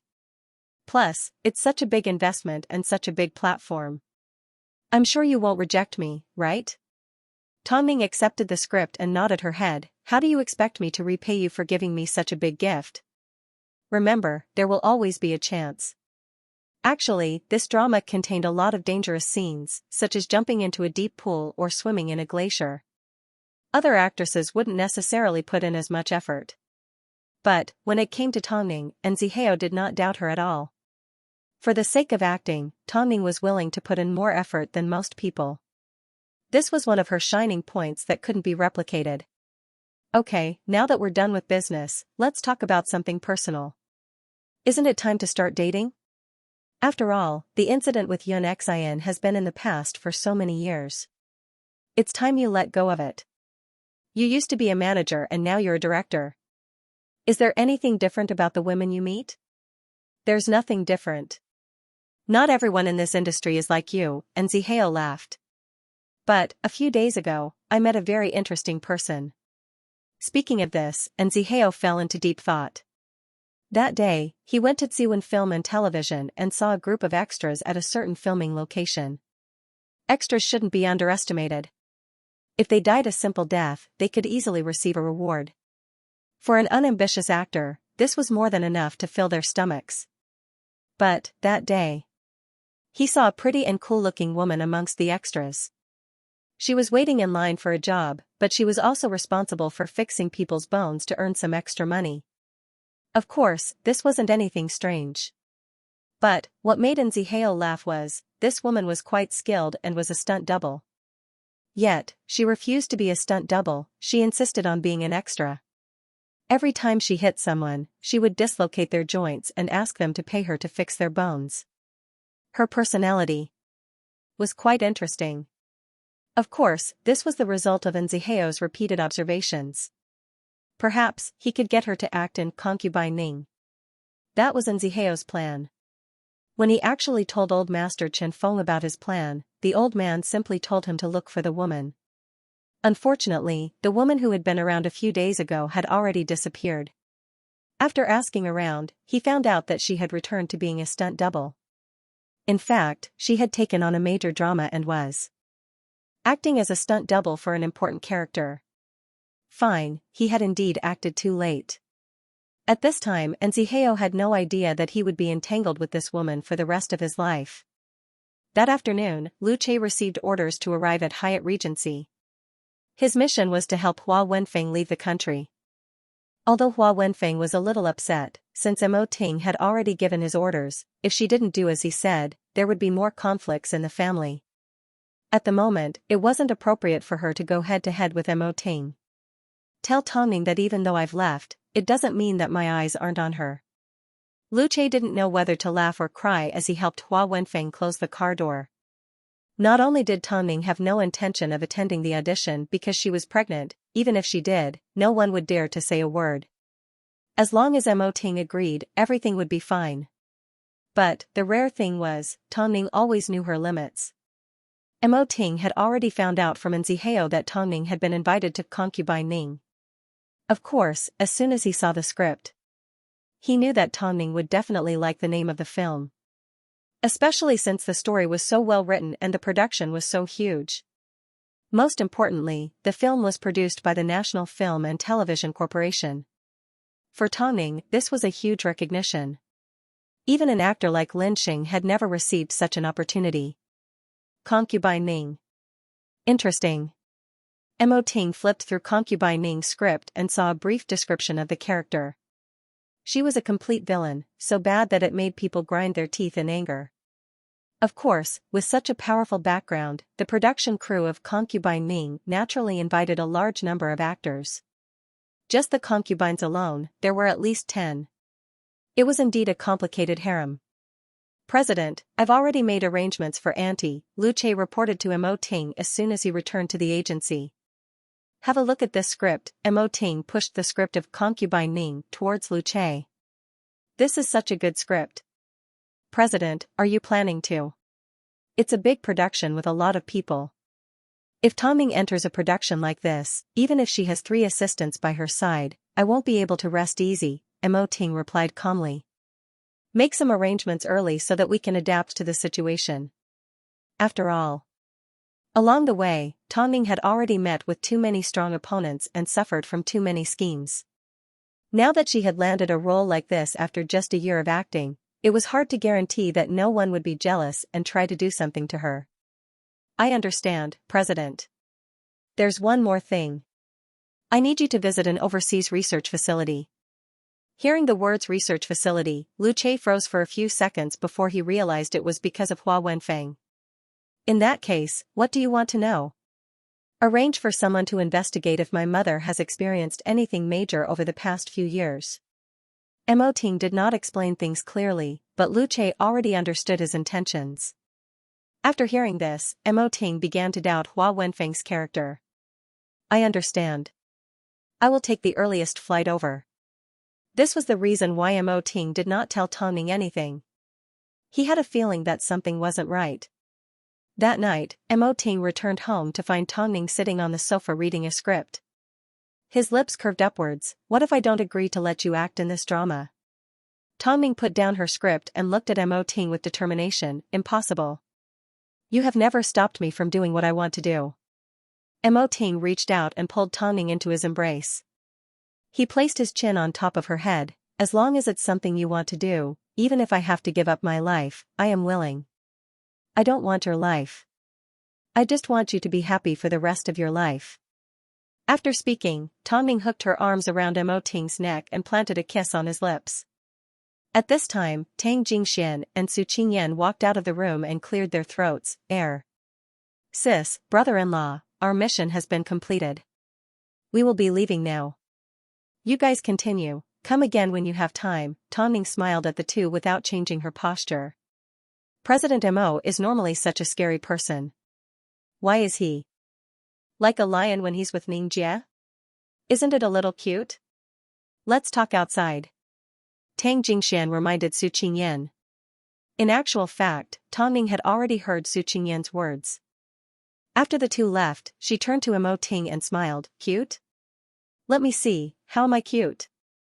Mo Ting looked at her dotingly. Ever since Nzihao heard that the young woman was going to be a stunt double, he tried all sorts of connections to track her down. There was indeed a role in Concubine Ning that suited her. But, the film industry wasn't big, but it wasn't small either. It would be great if he could see the young woman act mysteriously again. And Zihao looked at the line of extras and shook his head. Just as he was about to turn around and leave, however. Just as he opened the car door, he noticed the young woman had opened up a stall to fix people's bones. She was wearing a short military jacket and a pair of black leggings. She looked like a ruffian and a little cool. Her temperament was indeed different from ordinary people. What are you looking at? Do you want to fix your bones? But, someone like you should be nourishing their kidneys. As soon as Nzihao heard the woman's question, he immediately replied, "This is government territory." The young woman lifted her eyes with a hint of disdain. It was like she was asking Nzihao, "What do you care? In that case, how do I nourish my kidneys?" "Bro, take a closer look," the young woman pointed to the words on the stall. The girl pointed at the words "bone fixing" on the stall and said to Nzihao, "I only fix bones, not kidneys. How about I cripple you first? Then, we can do it again. Your temper seems a little strange." The young woman replied as she rolled her eyes. "Why do you need to be so serious? Don't get in my way." And Nzihao had no way of fighting back against a woman like her. It was impossible to guess what she would do next. Seeing that he hadn't left, the young woman asked straightforwardly, "Or, do you want to chase me? I want you to act with me. I know you are a stunt double." "I'm not interested," the young woman waved her hand, pushing Nzihao away. "In that case, can you give me your contact details?" The young woman sighed as she looked at Nzihao like he was retarded. "Didn't you see that there is a QR code on the fix bone sign?" "I saw it, but it's a payment code." Nzihao explained. "Are you actually a scammer? I think I can call the police. Plus, this is government territory, you can use it as you please. If I call the police, I'm sure your stall will be destroyed. Most importantly." A loud bang was heard. Before Nzihao could finish his sentence, the young woman had punched him in the face before she turned and ran. Nzihao never knew that a woman could be this strong. "Mister, are you okay?" a passerby asked kindly as she saw Nzihao get hit. "Why did you provoke Xiaoyi? She grew up here and has a weird temper. Plus, she's an expert at swindling people. She may be a stunt double now, but she could be a fortune teller tomorrow and a drug dealer the day after. Actually, this child has had a hard life. Not long after her father came here as an extra, he went missing. At that time, she was only 6 years old and had no home to return to. She relied on the rice from hundreds of families to grow into the way she is now. Perhaps it's because she has been fighting with evil people since she was young. That's why she is willing to learn everything and be good at everything. Is she going to be a fortune teller tomorrow?" Nzihao couldn't hide his curiosity after hearing the passerby's words. After the passerby heard this, a look of surprise appeared on the passerby's face. It was obvious, she never expected that someone would want to provoke a female hooligan. Logically speaking, she prefers to fix people's broken bones because extra actors tend to get injured, the passerby said as he pointed to the stall in front of Nzihao. Nzihao nodded his head as he adjusted his tie and rubbed the spot where he had just been hit. He then left the filming location. Really, such an interesting girl. Even though, he had already received a punch as soon as he arrived. Tongming did not attend the audition for the French director's film. As a result, the actors that were prepared to compete with Tongming all gave up in disappointment. In the end, the role ended up being given to a martial arts star. The film didn't have a lot of non-action scenes to begin with, so if there was an actor that was better at martial arts, they would be more willing to go with it. However, the French director had previously used Tongming's popularity to promote the film in Beijing. Although Tongming's popularity had increased along with her, in the end, Tongming did not even attend the audition.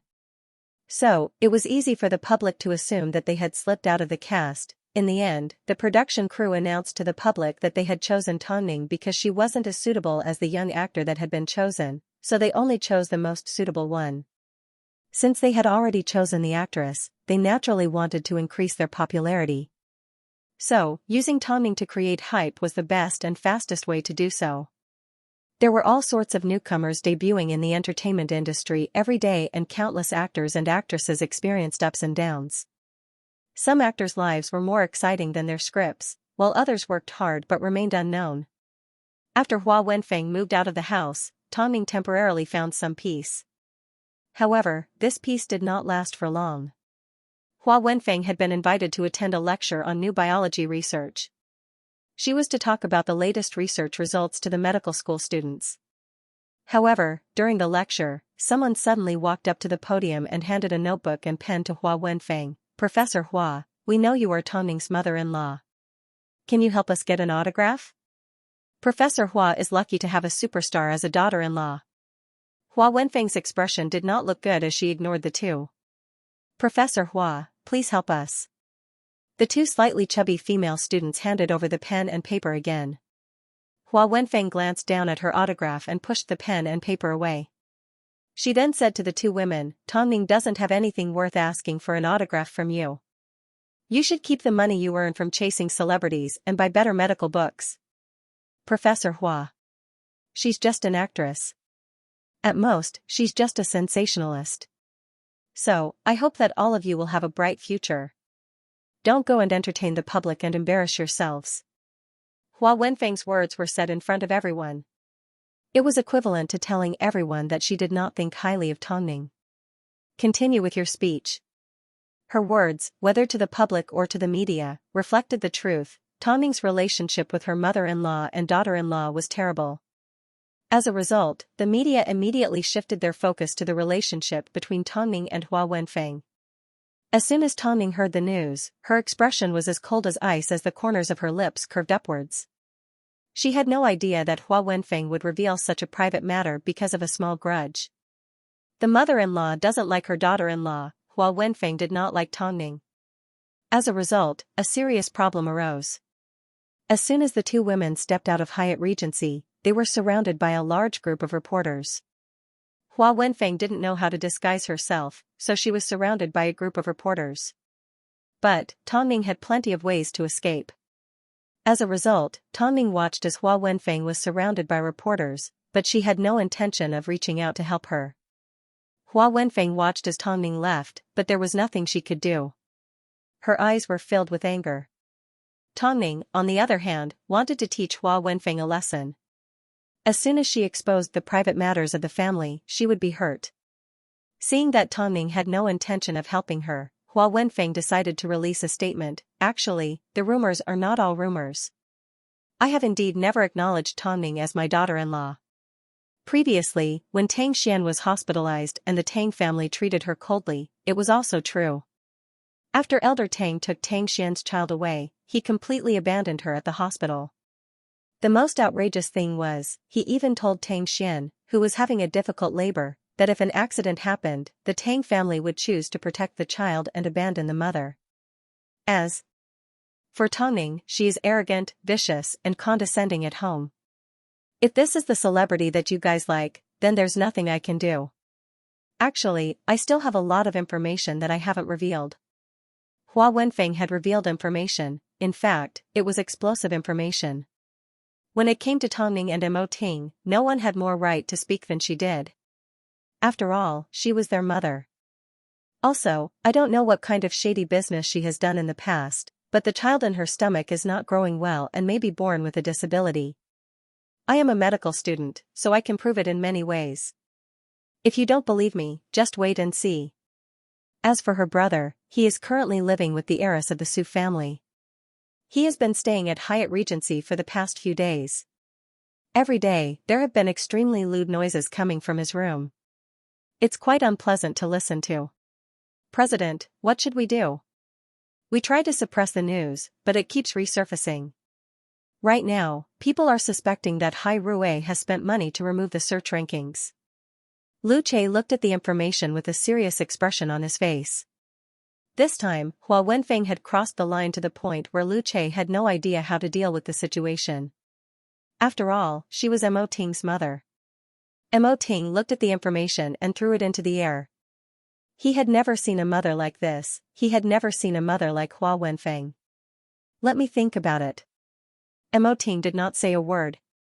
To be exact, he spent the entire day in his office without saying a single word to anyone. It didn't take long before Tongning gave Lu Che a phone call. "Where's Ting?" "The president has locked himself in his office all day," Lu Che replied. Madam, do you want me to come pick you up? No matter how powerful the president is, he is still a human, not a god. No need, I'm already on my way, Tongning replied. Her first thought was whether Emoting would be hurt. After all, they were family. Yet, she never expected that Hua Wenfeng would stab them in the back. How was Tongning to clear her name? How was she to explain herself?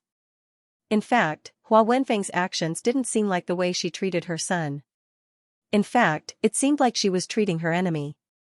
Mo Ting, who was as noble as a king, was supposed to have a magnanimous mother. But, from the way Hua Wenfeng acted, it seemed like she didn't understand the bigger picture. Tongning stepped into Mo Ting's office through the elevator. Seeing him deep in thought, she walked behind him and gently covered his ears. You don't need to listen to anything. Mo Ting felt the warmth of Tongning's hands and immediately covered them with his palms. He then placed a kiss on her lips. Only you would put me first when something happens. Because I care about you the most, Tongning smiled gently. I know that when something like this happens, it wouldn't be difficult for you to deal with it. But, after all, other people have nothing to do with you and can't hurt your heart. But, this time, it's different. She can't hurt me either. Mo Ting's amber eyes emitted a chill. He then pulled Tongning over to the sofa and sat down. He then said calmly, actually, I didn't spend much time with my mother because she was against me taking over Hai Rui from my grandfather. Actually, her surname used to be Bei. She changed her surname to Hua after she had a falling out with my grandfather. But, as for the exact details, only they know. Since I was 10, she has been traveling around the world doing research. So, my understanding of her is actually similar to that of a normal friend. In fact, sometimes, it's even worse. Because of the Mo family's protective nature, even though she was against me taking over Hai Rui, she still chose to turn a blind eye to it. Over the years, our relationship has remained polite and kind on the surface. After hearing this, Tongning was even more confused. All she could do was stare at Mo Ting. In that case, why does she dislike actors so much? Actually, a long time ago, although she was unhappy about me taking over Hai Rui, she didn't hate actors to the extent that she disliked them. In fact, we even argued a few times about this. So, when did this change happen? I was planning to send Lu Che overseas to investigate, but he was held up today, so he didn't have time to leave yet. Mo Ting explained. All in all, Mo Ting's understanding of Hua Wenfeng was still quite hazy. Alright, as long as this matter doesn't hurt you, then it's fine. It's just that our current situation. Don't worry, leave it to me, Mo Ting comforted. You just need to give me some time. I've said it before, I'm never worried that you won't be able to resolve it. I'm simply worried that you won't be able to do it. Tongning was, after all, Mo Ting's mother.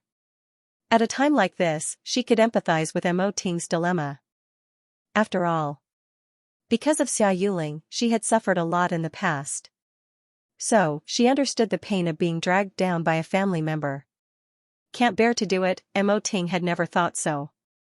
During this time, Elder Mo called to show his concern. At that time, Mo Ting was busy with PR, so Tongning picked up the phone. As soon as Elder Mo heard Tongning's voice, he immediately said, ignore that crazy woman. Even a vicious tiger won't eat its cubs. This woman is simply unreasonable. It wasn't without reason that Elder Mo was so angry. After all, the Mo family and Tang family's reputation had been completely destroyed by Hua Wenfeng. Grandfather, don't worry, Ting will handle it. But, you've implicated your family for no reason, Elder Mo sighed. Elder Mo sighed. Wenfeng wasn't like this before. I don't know when she changed. As soon as Elder Mo heard that Mo Ting would handle it, he immediately hung up the phone. However, Tongning noticed the hidden meaning in Elder Mo's words, so she immediately stopped him. Grandfather, wait. What's wrong? Can you tell me a little about Mom's past? Tongning almost forgot that Elder Mo was the person that was most familiar with Hua Wenfeng. Past? In the past, she was very considerate. But now, perhaps it's because she's going through menopause? Tongning did not ask any further, nor did she continue to chat with Elder Mo. She was certain that the questions in her heart were also unsolved mysteries for Mo Ting. Another big piece of entertainment news was released in Beijing, and the person who revealed it was Mo Ting's mother. The internet was in a heated discussion. Everyone wanted to know if Hua Wenfeng's words were true or not. Nzihao gave Tongning a phone call, but she told him not to worry. So, Nzihao continued to immerse himself in his search for the woman called Xiaoyi.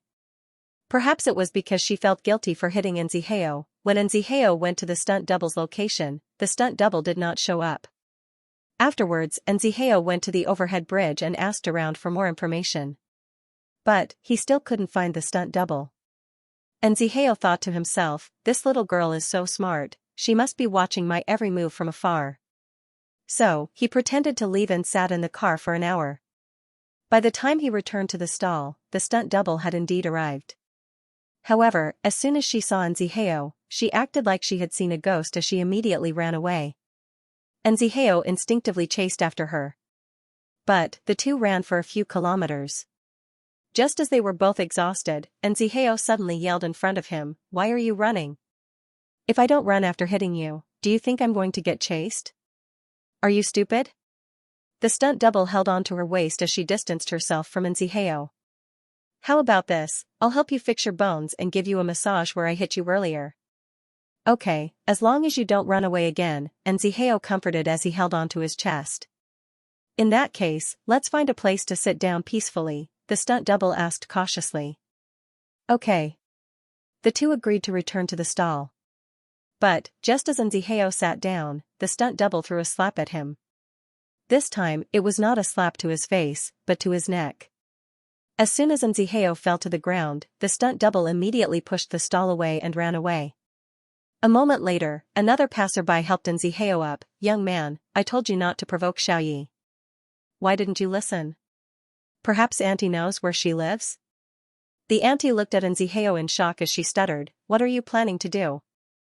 Of course, he was going to do what he had to do. He had been hit by the same woman twice. If he didn't find the little brat, he wasn't going to give up. Nzihao couldn't be bothered talking to the woman as he pulled out his wallet. As soon as the woman saw Nzihao's sincerity, she immediately sold Xiaoyi out. Of course, Nzihao had no idea that this step he had taken was enough to change his life. Nzihao searched for the address. But, even after ringing the doorbell until it broke, there was no response. At this time, Nzihao heard footsteps. He turned around and saw the little brat holding onto a woman wearing a face mask. The little brat obviously noticed him as well. So, she left the old woman and ran off.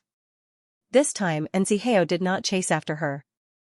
Instead, he directly threatened the little brat, "Hey, brat, are you going to ignore her?" The little brat turned around and said to the old woman, "Mom, you deal with her yourself." In the end, she really did ignore her. Nzihao finally witnessed how wild the little brat was. At this time, the old woman laughed, "Sir, I'm sorry. Has my daughter caused you any trouble?" Nzihao looked at the old woman in detail and realized she didn't seem to be wearing a face mask on purpose. Her face was covered in uneven scars. "Young man, have you seen the scars on my face?" Nzihao nodded. "They were burned over 10 years ago." The old woman lifted her head and looked at Nzihao seriously. But, a few seconds later, she suddenly became excited. You are the young man that won the Best Newcomer Director Award?" Auntie watched the TV too. Nzihao nodded his head, admitting his identity. "I'm here to ask your daughter to act." Because her father had a dream of acting, he never came back, the old woman sighed. The old woman sighed. Afterwards, she seemed to have thought of something else as she asked with a stutter, "Is the incident with the CEO of Hai Rui true? A lot of people have been talking about it recently." "Of course not," Nzihao replied. "The couple was betrayed by their own mother. They were unlucky to have a mother like that." The old woman's expression changed a little, but she did not say another word. She simply said to Nzihao, "Young man, my Xiaoxing has been wild since she was young, so I can't control her. Whether you want to ask her to act or anything else, I hope you won't hurt her." After speaking, the old woman pushed open the metal door that Nzihao had just knocked on. From the looks of it, the villa that the couple lived in wasn't bad at all. Nzihao thought back to how the wild girl looked when she set up her stall outside. He had never seen anyone wilder and stranger than her. Little Star, in his opinion, since it was so difficult to control, it should be called a little gorilla, right? After Nziheo left, Xianxia slowly returned home. Seeing that her mother had already removed her mask and was disinfecting it, Xianxia immediately stepped forward to help. Old madam, step aside. Let me do it. Xing Mom has a favor to ask of you. Beg me, Xianxia said indifferently. No, nothing. After keeping this secret for decades, she suddenly couldn't bring herself to reveal it. The old woman stuttered as she received the item from Xianxia's hands. She then put on a new mask to cover the scars on her face. Spit it out. Can you contact the young man during the day? Actually, I have something to tell him. Oh, that troublemaker. As soon as Xianxia thought of Nziheo, she thought back to how he chased her down the street. It was actually quite funny. That idiot was driving, yet he insisted on using his legs. I'll give it a try. Didn't you want to be an actress in the past? This time, that young man came looking for you. Why didn't you agree? The old woman asked as she stepped out of the bathroom. Me? Acting? Who's going to take care of you? This was the reason why Xianxia spent more time setting up her stall than being a stunt double. For as long as she could remember, her mother had always been covered in burns. At first, she didn't understand much, so she was scared by the old woman. But, she slowly got used to it. Speaking of which, her mother was burned before she was born. And, the person that saved her was Xianxia's father. He didn't mind that his mother was disfigured. Instead, he took good care of her until Xianxia went missing when she was 6 to 7 years old. Mom doesn't need anyone to take care of her. At this time, Xianxia didn't understand the old woman's intention, so she didn't take her words to heart. It wasn't until the next morning, when she was about to set up her fortune-telling stall, that she realized the old woman was nowhere to be seen. Xianxia looked around and finally found a letter in the old woman's room. Xing go act. I'm leaving. Go relax, don't worry about me. The young man that chased after you yesterday wasn't bad. I liked him as soon as I saw him because his eyes were clear. Go act with him, otherwise, you will definitely regret it. Also, I've taken all the money with me. As soon as Xianxia saw this, she was furious. She immediately gave the old woman a phone call, but her phone had already been turned off. Xianxia looked left and right until she arrived at the old woman's favorite place. But, she discovered that her mother had indeed abandoned her this time. She's so clean. She's even picked up a penny from under the bed. The old woman had indeed left. But, she didn't take the money with her to relax. Instead, she took it overseas to see if she could recover her burned appearance. Of course, she didn't do it on a whim, nor did she do it to become beautiful. She did it for Xianxia, and for Mo Ting, especially after seeing Hua Wenfeng's scandal. She wondered if she had gone crazy. How could she treat Mo Ting in such a way? How could Hua Wenfeng treat her son in such a way? In the past, because Mo Ting had someone to take care of and she had a new family, she had no intention of disrupting the peace between the two families. But Hua Wenfeng had finally revealed her true colors. How could she tolerate the way she had bullied Mo Ting? He had been betrayed by his own mother. As soon as she heard these words from Nziheo's mouth, her heart felt like it was being stabbed by a knife. No one knew what she had experienced during the fire. All she knew was, even though she couldn't stay by Mo Ting's side for so many years, she still paid close attention to her son. She watched as Mo Ting grew stronger step by step. Especially after Mo Ting announced his marriage and that he was about to become a father, her excitement was beyond words. She also liked Tongning. There was no particular reason why she liked her son, it was simply because this woman was sincere towards her son. No matter how scheming she was, as long as it was directed towards outsiders, she didn't think it was overboard. Although she didn't know why her mother had left, Xianxia suddenly decided that she would accept Nziheo's role. However, by this time, Nziheo had already received word from director Chen Feng that a suitable candidate had already been found for Xianxia's role. So, Nziheo no longer needed to wait for her every day. Sometimes, things were just so coincidental. But, Nziheo's path should have never crossed again. But, as he passed by the film studio, he still took note of the bone-setting stall. The stall was no longer there. And Zihao did not see Xianxia either. Forget it. And Zihao couldn't help but laugh. She was such an interesting child. Since she didn't deserve to be tied down, there was no need to force her. Since she didn't like being an actress, there was no need to force her. Father Mo returned just in time. While the entire world was discussing the Mo family scandal, as soon as Father Mo stepped out of the airport, he saw all the major entertainment news. They were all reporting on Hua Wenfeng's scandal regarding Mo Ting, Hai Rui, the Tang family and Tongning. Scandals. After boarding his car, Mo Ting immediately gave his father a phone call. What's going on in the news? Mom exposed it, Mo Ting replied coldly. I just want to know why Wenfeng exposed it. Did you guys offend her? Father Mo questioned Mo Ting like he was worried about his wife. The only reason he did not take over Hai Rui was because he was worried about being together with Hua Wenfeng. So, he decided to focus on biological research with her. Of course, when it came to protecting her, Father Mo's protection of Hua Wenfeng was shocking. On the other side of the phone, Mo Ting did not respond. After quite some time, he finally said calmly, Mom was unhappy with my wife.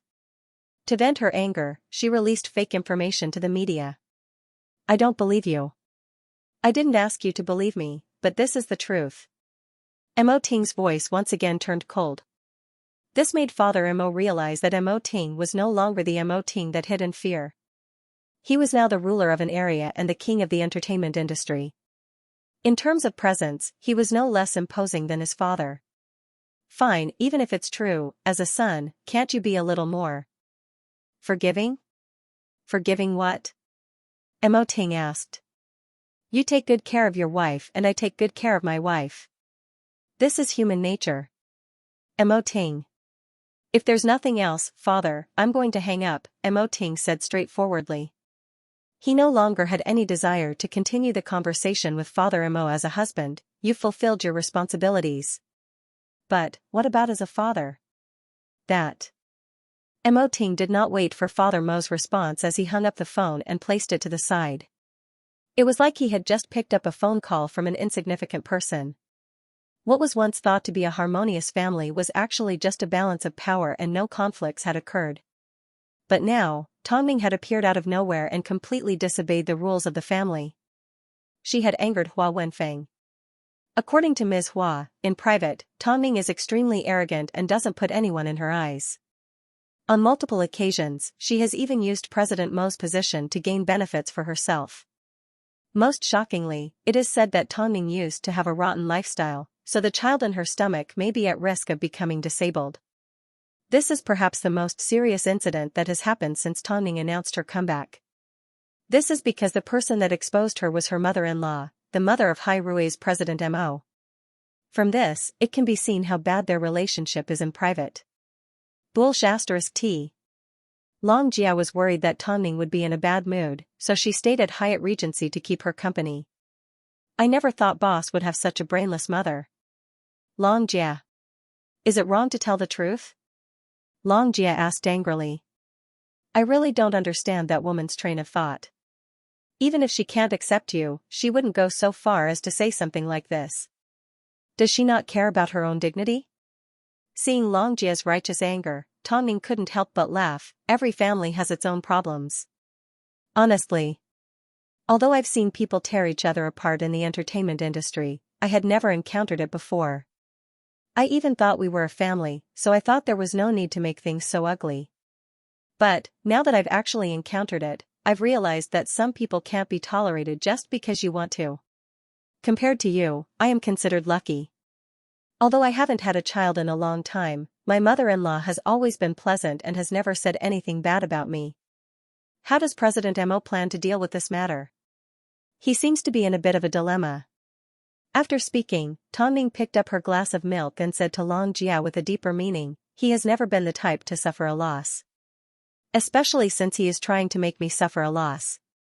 Of course, there was no way Hai Rui would step out and clarify things. If they were suspected of bullying her mother, it wouldn't do Tongming any good. In fact, it would deepen the public's misunderstanding of her. So, they could only guide the situation from the sidelines and slowly remind the public of what kind of person Tongning was.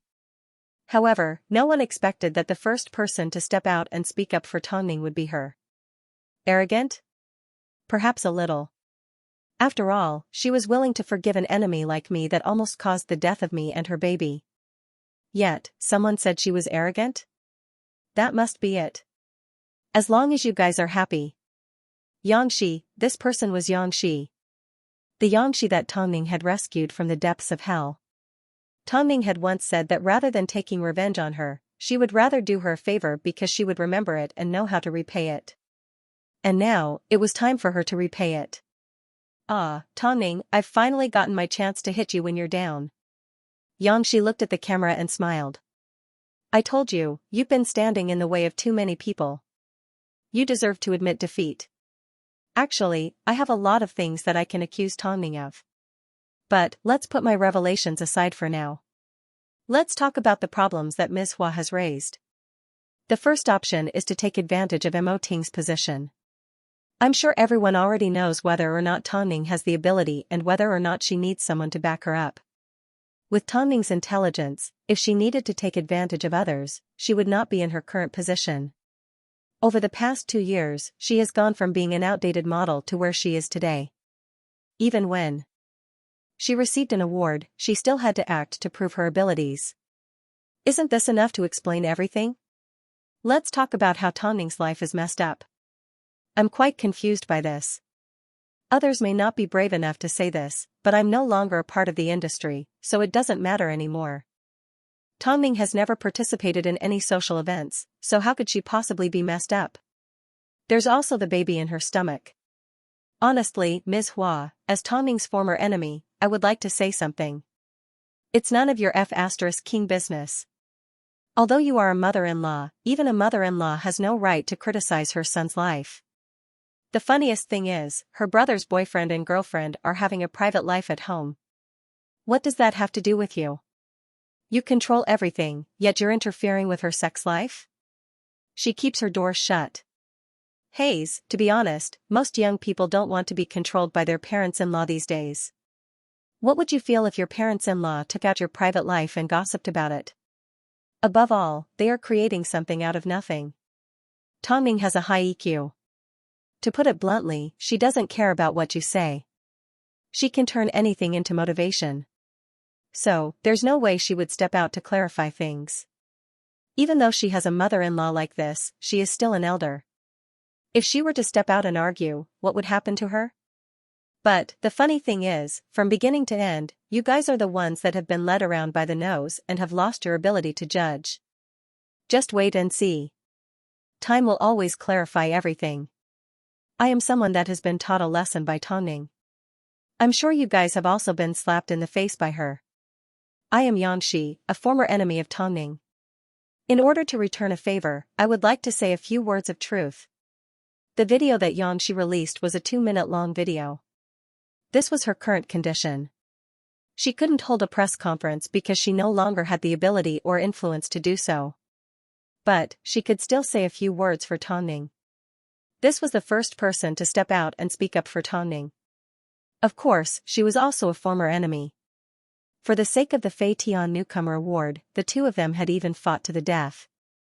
But, at a time like this, when Tongning was in a difficult situation, the first person to speak up for her was actually her. The internet was originally filled with praises for Hua Wenfeng's courage and the fact that she was brave enough to go against Tongning. At the same time, they were also trying to confirm if Hua Wenfeng's words were true. Even though, everyone already had an answer in their hearts. However, no one thought too deeply about the relationship between the mother-in-law and daughter-in-law. It wasn't until Xianxia spoke up that everyone realized what was going on. That's right. In reality, everyone had their own judgment on how trustworthy Hua Wenfeng's words were. In fact, the people in Beijing already had their own judgment on what kind of person Tongning was. At least, up to this point, Tongning had not done anything that was worthy of criticism. She had always been flawless, so how could she possibly reveal so many flaws in front of her mother-in-law? So, Tongning's incident had yet to be investigated. But, Hua Wenfeng had interfered too much with her son and daughter-in-law's lives. In fact, she had even cursed the child in Tonning's stomach, her own grandson. A person like this would never be accepted by a daughter-in-law, no matter what family she was placed in. Above all, this incident had happened in front of the entire nation. So, there was no way Hua Wenfeng could deny it. My mother-in-law is right. But, I've heard worse. Not long after my friend got married, her mother-in-law brought her home with her and told her to get along. What a joke. Oh, right. My mother-in-law previously said sensitive to with, Hua brought with, your daughter-in-law, my friend and told with, woon. No, direct with, I have a with, what I say, Hua, you say, you, ridiculous, with, I have, and with, I, with, they have, no, of to, of, they say, honest. All in all, I think Hua Wenfeng has no proof. She is just spouting nonsense. So, I think I should support Tongning. Otherwise, I'm afraid my mother-in-law will treat me the same way. I can tolerate everything else because my mother-in-law has a loose mouth. But, cursing the child in Tongning's stomach is something I can tolerate. If it was someone else's child, it would have been fine. But, it had to be your grandson. How could you curse him? If the child ever finds out, I don't think you can be his grandmother anymore. Hua Wenfeng had no idea that her original intention to teach Tongning a lesson would go out of control and have the opposite effect. Mother-in-law, as a mother-in-law, she did not act like an elder at all. She did not show any respect to the younger generation. Instead, she revealed her evil side and made people want to vomit. Online, Hua Wenfeng was scolded one after another. In fact, the attacks were quite fierce. After seeing this, Hua Wenfeng was furious. So, she immediately gave Mo Ting a phone call. Isn't Hai Rui the leader of the entertainment industry? Why didn't they suppress this news? What news are you referring to? Mo Ting asked as he sat in his office. Are you going to allow the entire nation to scold your mother? It doesn't hurt or itch. Mo Ting replied calmly. Because, before you were scolded, Tongning and I had already experienced this feeling. You. Mo Ting did not wait for Hua Wenfeng to lose her temper again.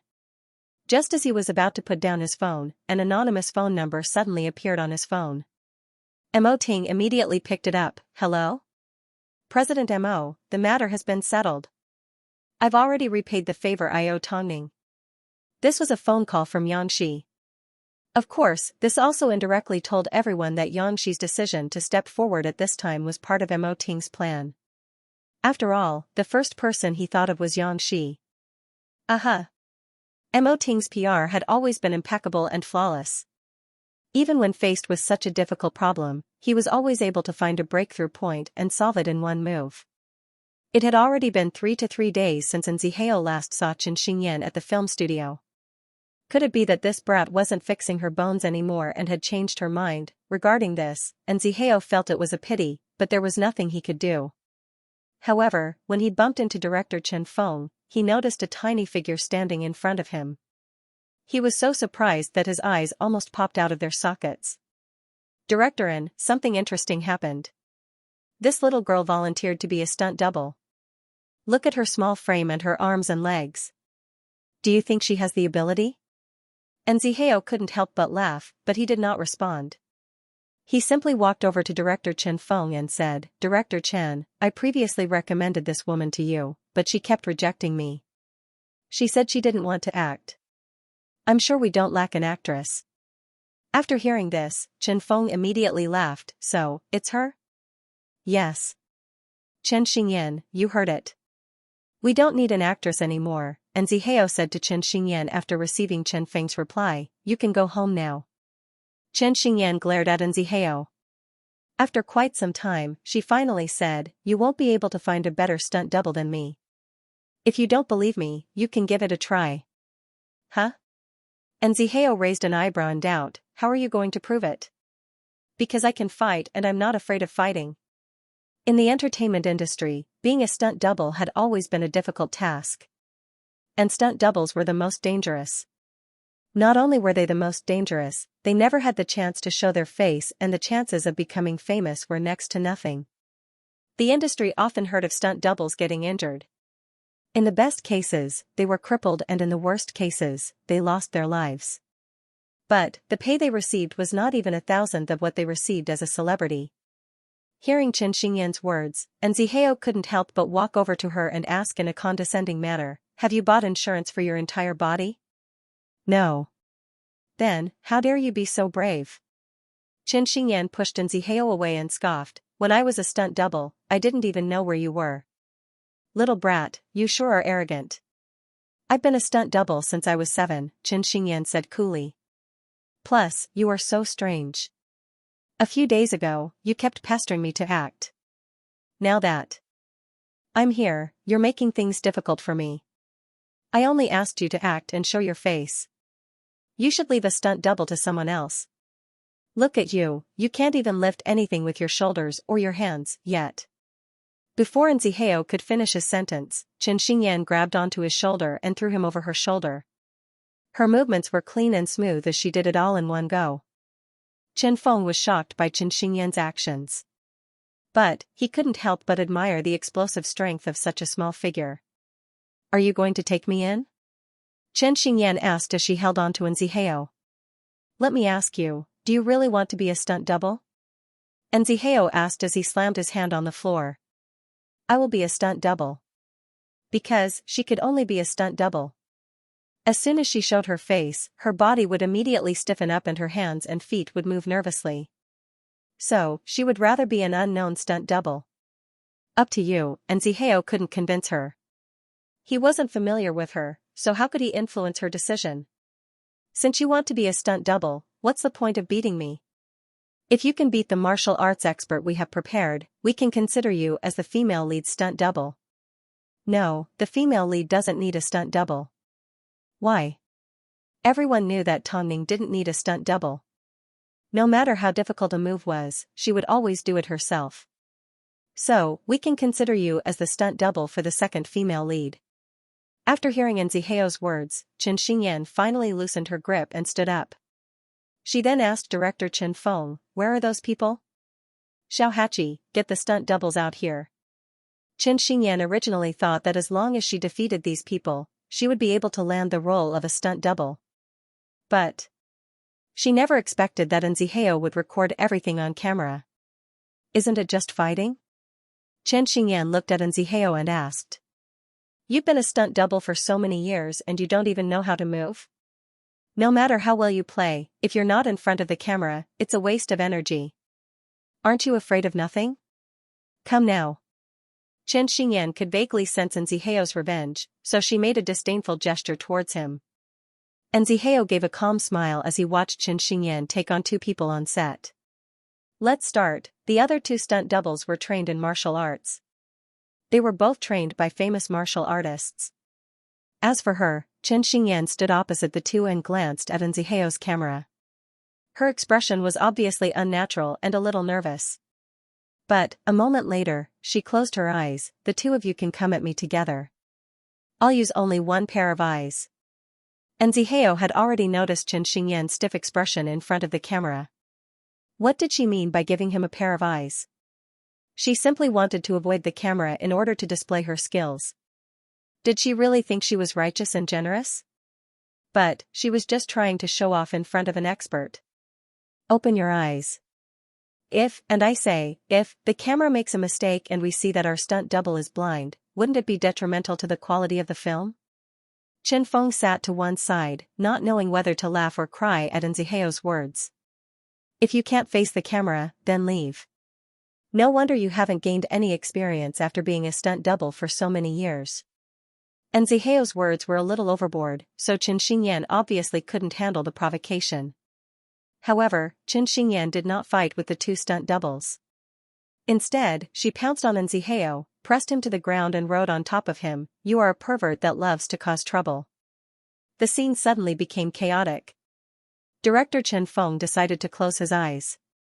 The way the 2 stunt doubles were lying on the ground was too embarrassing. A stunt double is also an actor. If an actor can't face the camera, then why would the crew need you? Do you think you are a big shot that the entire crew has to accommodate you? If you can't face the camera, then leave. There's no point in riding on top of me. I don't care how your previous crew used you. But, now that you're on our set, you can't afford to make any mistakes. Hayes. Director Chen Feng couldn't help but tell Nzihao not to be so harsh with his words. I'm really good at fighting. But, if she had to face the camera, she. After saying this, Chen Xingyan stood up from Nzihao's body with a slightly disappointed expression. Even if this place doesn't want me, there will always be a place for me. As Nzihao watched Chen Xingyan leave, he quickly stood up. However, at that moment, his trousers almost fell to the ground. His Gucci belt had been stolen by Chen Xingyan without him noticing. Hey, why are you so harsh on her? Chen Feng couldn't help but ask. Although Nzihao had almost embarrassed himself, when he thought about Chen Xingyan's mother, he felt that there was no need for Chen Xingyan to end up like that. So, he decided to let her back off. Hey, Nzihao, if you want to cherish her life, then you should take her under your wing and train her properly. According to her personality, do you think she wouldn't look for another production team? Other production teams aren't as humane as us. After hearing Elder Chen Feng's reminder, Nzihao suddenly realized that the little brat was like a demon incarnate. So, he immediately chased after her, only to find Chen Xingyan leaving on a motorcycle. A motorcycle. In fact, it was a heavy machine. Chen Xingyan looked at Nzihao from afar as she grabbed onto his belt with one hand and prepared to leave with a provocative look on her face. At this time, Nzihao suddenly yelled, I'm going to let you be a stunt double. But, I have one condition. You need to sign a contract with me to be my stunt double and listen to everything I say. Otherwise, I can make it so that you won't be able to find work in the industry. Meanwhile, in South Korea. Madam, it's not that we don't want to help you, but you've already been here too many times. With the extent of your injuries, we can't help you recover. Even if you do recover, you won't be able to return to how you used to be. The staff from the plastic surgery hospital spoke in fluent English. I think it's best if you look for another hospital. The woman put on her mask in disappointment. Although she had already gotten used to it after so many years, she had never been as anxious as she was now. If she couldn't recover her looks, then she wouldn't be able to show her face in public. In other words, she would embarrass Mo Ting. She didn't want to endure being pointed at by others, nor did she want Mo Ting and Tong Ning to suffer along with her. Most importantly, even if she went out looking like this, she wouldn't be able to deal with the Hua woman. In reality, she had always had faith in medicine because she believed that science would always improve. But, after so many years, the injuries on her face had already become permanent and irreversible. If this continued, what would Mo Ting and Tong Ning do if they were to encounter endless problems in the future, when the time came? It seemed she could only place her hopes on DNA. Not only did Hua Wenfeng's exposure not hurt Tong Ning, it actually caused her to sink deeper and deeper. The public had already labeled her as the classic example of an evil mother-in-law because her actions were enough to make millions of young people dislike her. Later that night, at Hyatt Regency's seaside villa, Hua Wenfeng saw the insults and attacks online. She did not have the tolerance and intolerance of those in the industry, so her eyes turned red with anger as she threw her phone to the side. Honey, be careful not to hurt yourself, Father Mo comforted. I'll get Mo Ting to deal with this matter. Deal with it? Apart from Tong Ning, does he even have a place in our eyes? Hua Wenfeng asked. Look at this child. We've always treated him well, but look at him now. For the sake of a woman, he's willing to let the entire country curse his mother. What kind of son have I given birth to? Why don't we return to the US? Father Mo suggested. What do you mean by return? You may be able to tolerate this, but I can't, Hua Wenfeng retorted. How did I give birth to a son that doesn't even recognize his own family? Don't tell me you still want to go against Tong Ning? Forget it, it's beneath your status. Especially since she's already married to our son. Don't worry about it. Hua Wenfeng snorted. In reality, Tong Ning had already experienced most of the methods that were used against her in the industry. So, no matter what Hua Wenfeng was going to do, she was not afraid. But, compared to scheming, Tong Ning preferred to spend her time practicing her script. After all, the more she read Concubine Ning, the more interested she became. Originally, Everyone thought that this was simply a story of concubine Ning messing up the court, but what surprised them the most was the various twists and turns in the story. Concubine Ning did all the bad things in the world, but in the end, she was finally caught by a loyal soldier and beheaded in front of the entire nation. But the person that was killed was concubine Ning's older sister. So, she once again escaped and reappeared in the morning court of the next day. The head that was beheaded disappeared without a trace. Some people said that concubine Ning had reincarnated in someone else's body. Others said that the previous emperor must have done too many evil deeds to allow concubine Ning to continue her purgatory. But, at this time, concubine Ning changed her evil ways. Step by step, against the opposition of the public, she revealed her virtue. Eventually, the public's hatred for her changed to love and respect. But, one day, a headless corpse appeared in court and asked for concubine Ning's head. Everyone was scared out of their wits. Only concubine Ning revealed the truth. She was indeed not concubine Ning, she was actually concubine Ning's older sister. She had been framed by her younger sister and beheaded. But, to punish concubine Ning, the heavens chopped off her head and allowed her to reincarnate in concubine Ning's body. After hearing this, everyone present immediately wanted to capture the headless female corpse. However, the headless female corpse cut her finger and wrote a few big words in the main hall. The people in the imperial court are undoubtedly the treacherous concubines. Unfortunately, no one believed the headless female corpse's words, and they directly dismembered her into pieces. But, what was her real identity? Even Tongning did not manage to get her hands on the final script. Are you that obsessed with this script? After returning home from work, Mo Ting saw Tongning engrossed in her book, so he approached her and asked. Tongning put down the script and smiled at Mo Ting. This story is full of ups and downs. It is indeed interesting, but it is also very difficult to film. I like this kind of challenge. No matter how interesting it is, you still need to eat first. Mo Ting put away her script and pulled her into his embrace. If you go hungry, my heart will ache. Okay, Tongning obediently allowed Mo Ting to lead her to the dining table. Lu Che will be away for a few days, so from tomorrow onwards, I will be a little busier. You can ask Feng Yu to share the burden. Feng Yu already has a lot of work to begin with. If you ask him to share the burden, Hu Jingjing will have a problem with it, Mo Ting replied.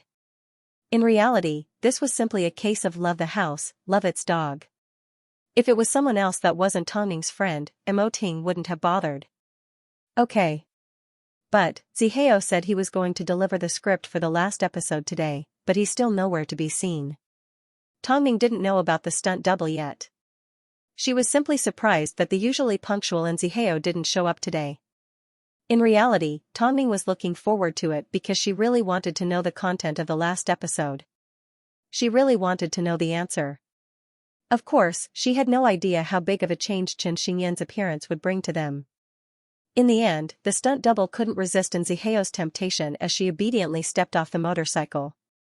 Why did you sign a stunt double for no reason? Is there something wrong with your brain? Chen Xingyan was especially cautious of Zihao because of this. Is this the unspoken rules? Let me tell you, I've seen a lot of dirty things in the industry. I sell my art, not my body. Zihao snatched the belt from her hands and scoffed, You? I haven't even touched a hair on your body yet and I'm already sprawled all over the floor. No matter how tired I am of life, I don't want to die. Plus, you're an old fox in the industry, why are you acting in front of me? If I'm going to be blunt, with your body, I don't need to take the risk of breaking the rules. Then, why did you sign me? To serve the people so that they won't be tricked by you, Zihao humphed. In reality, Zihao had no idea that he had actually done a good deed. Over the past few days, Hua Wenfeng had been furious. On one hand, she was furious at the violence of the internet, on the other hand, she was furious at Mo Ting for ignoring her. No matter what, she was still Mo Ting's mother. But, from the looks of it, her place in Mo Ting's heart wasn't even comparable to an actress. How could someone that had been a mother for over 10 years accept this? You're a high-level intellectual after all. Why are you bickering with an actor? It wouldn't matter if it was someone else, but look at how amazing this performer is. If I really let her go, I don't know how the Mo family will be plotted against by her, Hua Wenfeng said as she glared at Father Mo, don't be an actor. After all, your son owns an entertainment company. Speaking of which, I really regret my decision to object to Mo Ting marrying a model. If I hadn't objected, things wouldn't have gotten out of hand today, Hua Wenfeng said as she turned to Father Mo. Did you know? The professor said that the child in her womb is a daughter? What's wrong with my daughter? Father Mo couldn't understand what she meant. It's fine if it's a son, but if it's a daughter and she doesn't learn from her mother, what should we do? I don't want such a granddaughter. Do you think you can stop the child from being born? Hua Wenfeng did not continue to discuss the matter with Father Mo. Instead, she gave Mo Ting a phone call. Xiao Ting, the other day I took Xiaoning to see the professor. The professor told me that Xiaoning is pregnant with a daughter. But, I remember you like sons, right? Get straight to the point. Also, don't call me Xiaoning. That's not for you to do. Don't make me sick. The professor also said that this child might be born with a serious illness. I didn't know that Professor Li had such a prophetic ability. Ms. Hua, I will only give you one warning. Don't try to scheme against my child, otherwise. Otherwise what? Hua Wenfeng asked. It won't end well, Mo Ting said before he hung up the phone. He never imagined that Hua Wenfeng would do something like this and say something like this. After all, she was just one step away from saying, tell Tongning to abort the child. What was she thinking? Had she never considered that the child growing in Tongning's stomach would also be her grandson? Of course, Mo Ting did not take Hua Wenfeng seriously, so he continued to work.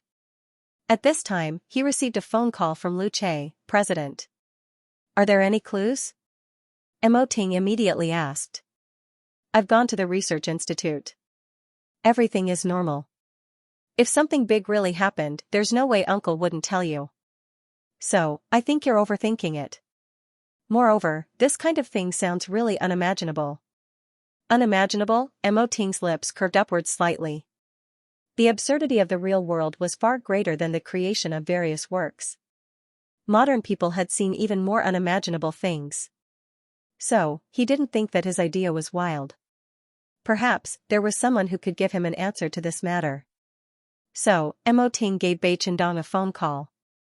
And, the person who picked up the phone was Han Shiner. President Mo, please wait a moment. Brother Dong is filming. Or should I ask him to call you back? At this time, Bai Chendong finished filming and approached Han Shiner, who was on the phone. Do you need to be so respectful? It's President Mo, give it to me. Bai Chendong removed his mask and grabbed the phone impatiently. What is it? I want to know why my mother changed her surname back then, Mo Ting asked straightforwardly. What a joke. As her son, you don't know the answer. Why are you asking me? Bai Chendong scoffed. A moment later, his eyes lit up. It happened over 10 years ago. At that time, I was only 15 to 16. My auntie suddenly returned and said she wanted to change her surname. Grandfather didn't agree, so the two of them had a falling out. In the end, my auntie still changed her surname willfully. So, you should ask Grandpa about the details of this matter. But, I do remember my auntie saying that she hated actors. Mo Ting did not ask any further as he hung up the phone. He remembered that although Hua Wenfeng didn't like him taking over Hai Rui in the past, she didn't say anything. Nor did she have such a deep prejudice against actors. So, what happened to make Hua Wenfeng suddenly hate actors so much? Mo Ting suddenly had a lot of questions in his mind. Mo Ting put down his phone and prepared to return home. But, a moment later, he received another phone call from Lu Che. President, I just found out from an old researcher that before Uncle and Auntie joined Ocean Time Science and Technology Research Institute, they had previously worked at another research institute. According to his recollection, that research institute seemed to have caught on fire, but Uncle and Auntie were fine, so no one mentioned it. Investigate the fire in detail, Mo Ting instructed. Okay. After hanging up the phone, Mo Ting left Hai Rui and headed over to the villa where Father Mo and Hua Wenfeng lived without notifying his wife. Although they were father and son, Father Mo was quite surprised that Mo Ting would visit them at a time like this because of the recent news and other unpleasant incidents. The relationship between father and son was obviously broken and estranged, so it was quite awkward. Of course, this was his property, so Mo Ting did not need to be polite. He directly entered the living room and sat down on the sofa. I want to know about the fire at the Carter Biological Research Institute. How did you know about this? Father Mo was even more surprised. I've never told anyone about this. You simply need to tell me what happened. Father Mo thought for a moment before he walked over to the sofa opposite Mo Ting and sat down. That was 19 years ago. At that time, you were only in your teens. That's why I've never told you about it. It's not a big deal. At that time, the research institute caught on fire because a specialist didn't handle the chemicals properly. Luckily, your mother and I were fine, so we moved to the current research institute. From that day onwards. Has Ms. Hua changed in any way? Mo Ting asked with a deeper meaning. Father Mo did not think too deeply into it, so he replied, your mother was terrified. She was bedridden for over a month before she slowly got better. Perhaps she was affected by the chemicals, so she became a little more irritable. What about her insistence on changing her surname? What's wrong with you today? Father Mo asked curiously. You simply need to answer me, Mo Ting emphasized coldly. It's not like you don't know that your mother is a bit of a believer in luck. Previously, a fortune teller told her that she needed to change her surname to turn her misfortune into fortune. So, she changed it, Father Mo replied casually, like he had no doubts about his wife's words. I remember, although she didn't like actors in the past, it wasn't to the point of hating them. You haven't gotten married for so many years, so your mother was a bit worried about your industry. As time went by, it turned into hatred. In that case, why did she only hate actors? Mo Ting asked as he once again found the crux of the problem. Father Mo was a little surprised. Finally, he understood the meaning behind Mo Ting's words, so he looked at Mo Ting confusedly. Mo Ting, why are you asking me these questions today? It's nothing. I simply want to understand Mom better and solve the problem between her and Tongning. After hearing Mo Ting's answer, Father Mo didn't believe him, but he did not continue to doubt him. Do you need a reason to hate something? Indeed, there was no need, but this wasn't a coincidence. Mo Ting was now certain that there were some things that even his father didn't know about. I'm here today for no other reason. I simply hope that you can control your wife. Otherwise, when I make a move, I won't be able to recognize anyone. Hearing this, Father Mo was finally angered. He pointed at Mo Ting and asked, is this how you treat your parents? Mo Ting did not respond. He simply looked deeply into Father Mo's eyes. Perhaps, he felt a little sympathy for him. Afterwards, Mo Ting returned home.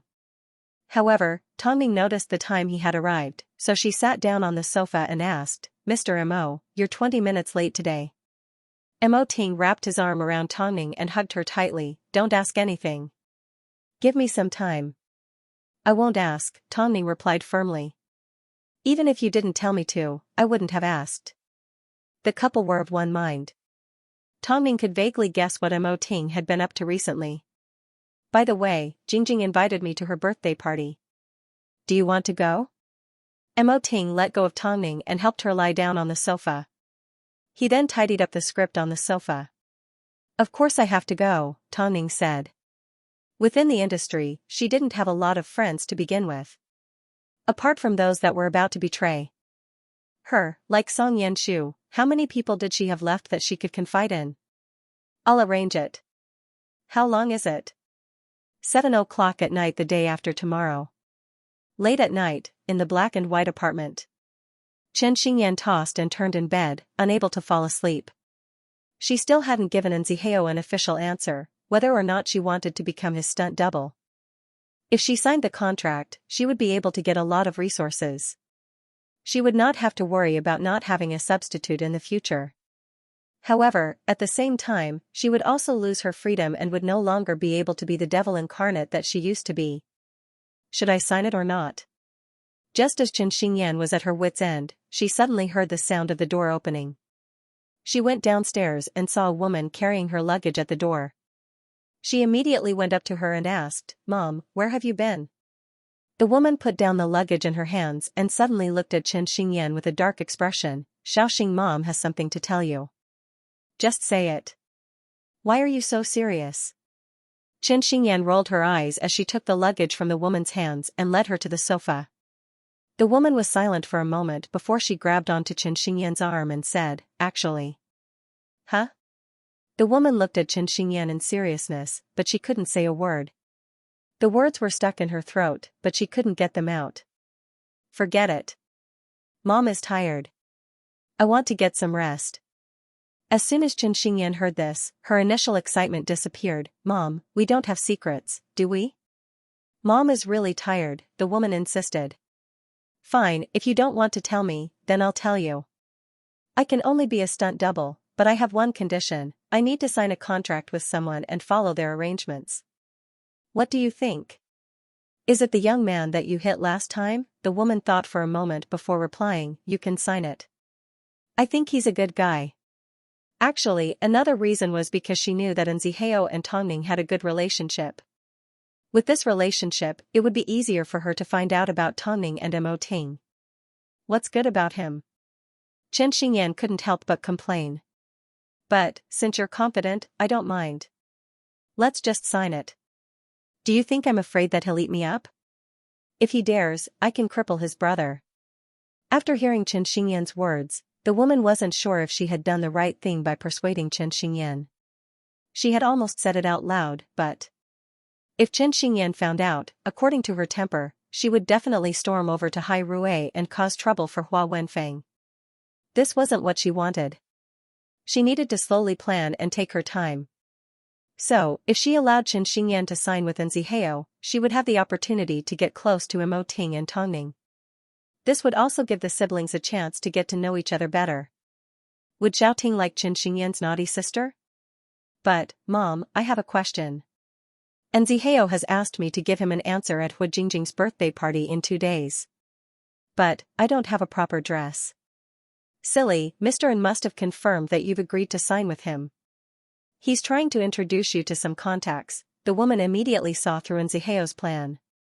"I know, you're trying to trick your mom into giving you back your money, aren't you?" Hu Jingjing's birthday party, according to Hu Jingjing and Tongning's relationship, there was no reason for Tongning not to attend. Perhaps, that would be her only chance to see Mo Ting. "Xiaoxing, since you've decided to sign the contract, you should take Mom with you. I have a few things I want to say to Mr. And Qin Xingyan was a little surprised. She never expected that her mother would one day take the initiative to attend a public event. So, she was completely stunned. "What? Are you afraid that your mother will embarrass you?" "Who would dare to say anything bad about my mother? Unless she doesn't want to live." Qin Xingyan immediately put her arm around the woman's shoulder and said, "Looks are nothing. My mother is the best mother in the world. Of course, if my mother could return my money, that would be even better. I'll return it to you, I'll return it to you." She didn't dare to acknowledge Mo Ting because she was currently in an ugly state. Over the years, she had already seen through the strange gazes of the world. So, she didn't want Mo Ting to be ridiculed and laughed at because of her. In this world, sometimes, a beautiful face could do a lot of things. Hu Jingjing was a supermodel. Even though she was married, her elegance and status were better than before. She was already very famous internationally, and she had even won the title of #1 in Asia. After all, Hai Rui's former PR director and current deputy CEO, Fang Yu, was her husband. When it came to Hu Jingjing's development, Fang Yu naturally had a clear plan and every step was meaningful. Today was Hu Jingjing's birthday. In order to celebrate his beloved wife's birthday, Fang Yu had already prepared Garden Hotel for her. Therefore, the hotel was filled with entrances and surprises. There weren't a lot of people invited to the party. Most of them were models that were popular in the fashion industry and some good friends of Hai Rui. Everyone gathered together and chatted amongst themselves. "I heard Tongning will be here tonight too." If Tongning hadn't chosen to act at that time, her current status would be many times higher than Jingjing's. "Do you think Jingjing is an expert? You guys probably haven't seen her walk the runway." Several young models gathered together to drink and chat. Although they were already famous, if they wanted to become famous artists in Hai Rui, they were still far from being on the same level as Hu Jingjing. These people were attending the event as female companions. In reality, Hairui's other managers were using the event as an excuse to raise their status. In other words, they wanted to use Hu Jingjing's support. Naturally, Fang Yu turned a blind eye to the people from Hairui. After all, this was his usual tactic. I've seen Tongning's acting before. I have to say, this is a gift from God. But, it doesn't seem like President Mo's family has been doing well lately. Tongning's relationship with her mother-in-law and daughter-in-law has caused quite a stir. Could it be that Tongning's child is really unhealthy? Moreover, she was already in such a state. She would never be able to walk on the runway again, right? After all, he's 27. Hearing their discussion, Hu Jingjing, who was standing behind them, immediately approached them. She smiled warmly, but there was a hidden needle in her words, it seems. You guys haven't learned Hairui's rules? Especially when you talk about Tongning. Do you still want your future? As soon as they heard Hu Jingjing's warning, they immediately shut their mouths in fear. But, no matter how much time passed, Hu Jingjing couldn't get used to people talking behind her back.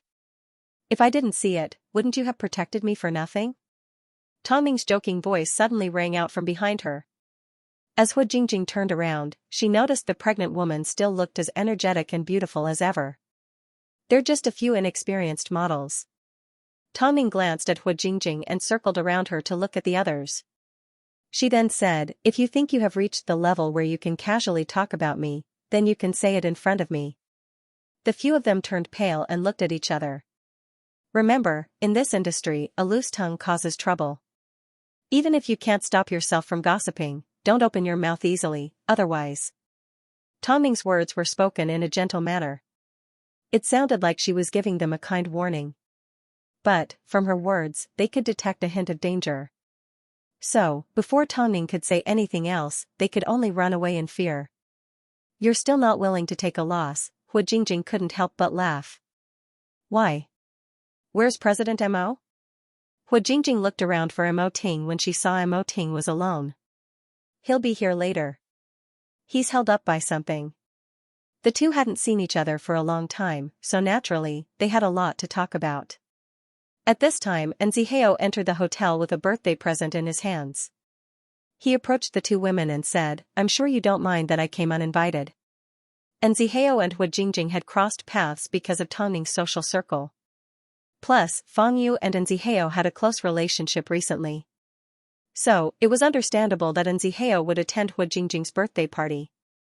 Fang Yu is over there, Hu Jingjing gestured for Nziheo not to disturb her conversation with Tongning.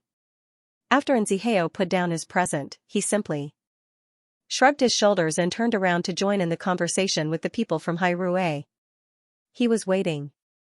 Waiting for Chen Xingyan's final answer. So, he was indeed here with a motive. Not long after, Mo Ting's tall figure entered the venue. Because of his arrival, the entire venue was in an uproar as a round of applause broke out. Mo Ting's expression remained the same. Because this was his empire, even if he didn't say a word, no one would think that he was arrogant. Because everyone knew that the reason why he would attend such an occasion was for one person, Tongning. Or perhaps, he was here because of two people and the child in her stomach. Mo Ting walked over to Tongning's side and pulled her into his embrace. Hu Jingjing looked at Tongning helplessly. Of course, Tongning could only look back at her helplessly. Not long after, the birthday party started and the venue was filled with singing and dancing. The atmosphere was lively. Only Nziheo sat in a corner and looked at the entrance.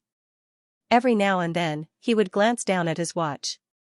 Looking at the time, it seemed Chen Xingyan wouldn't be coming. However, just as Nziheo felt there was no need to stay any longer, the sound of arguing could be heard from the entrance. Nziheo originally wanted to leave, but just as he stood up, he was stopped by a familiar voice, Nziheo, I don't have an invitation, I can't come in. Nziheo was stunned for a moment. Chen Xingyan, dressed in a black leather jacket, poked her head into the hall and waved at him. Everyone turned to look at him, including Tongning. Nziheo felt a little uncomfortable as he immediately walked over to the entrance and said to the attendant, this is my artist. Sorry, Mr. N, the attendant apologized before leaving. At this time, Nziheo lowered his head and asked Chen Xingyan. Why did you come dressed like this? What? I didn't steal or rob you. Did I embarrass you? Chen Xingyan squinted her eyes as she taunted Nzihao. At least, if you changed into a dress, the attendant wouldn't stop you at the entrance. Plus, do you know where you are? President Mo and Tang from Hai Rui are also here. Chen Xingyan peeked her head into the hall and noticed there were plenty of famous celebrities present. But, the strange thing was, she did not feel inferior because she wasn't dressed appropriately. In fact, Chen Xingyan acted naturally.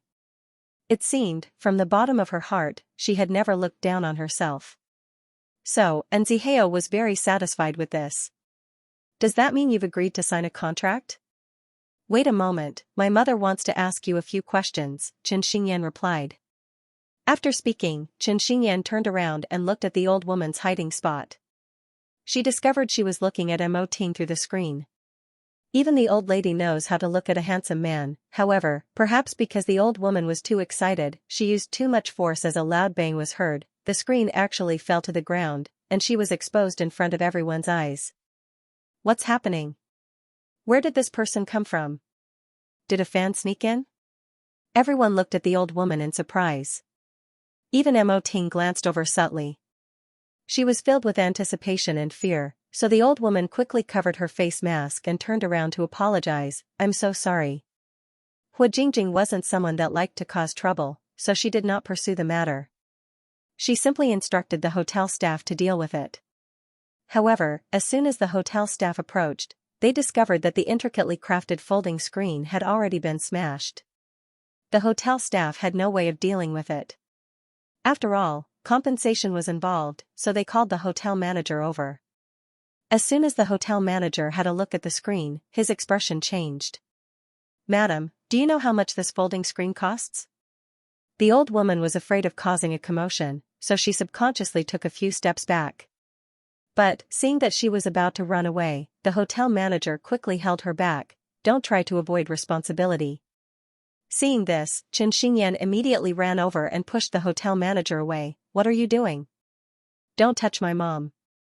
Seeing Chen Xingyan's outfit, the hotel manager was even more certain that she wasn't an artist, but a fan that was trying to take advantage of the situation.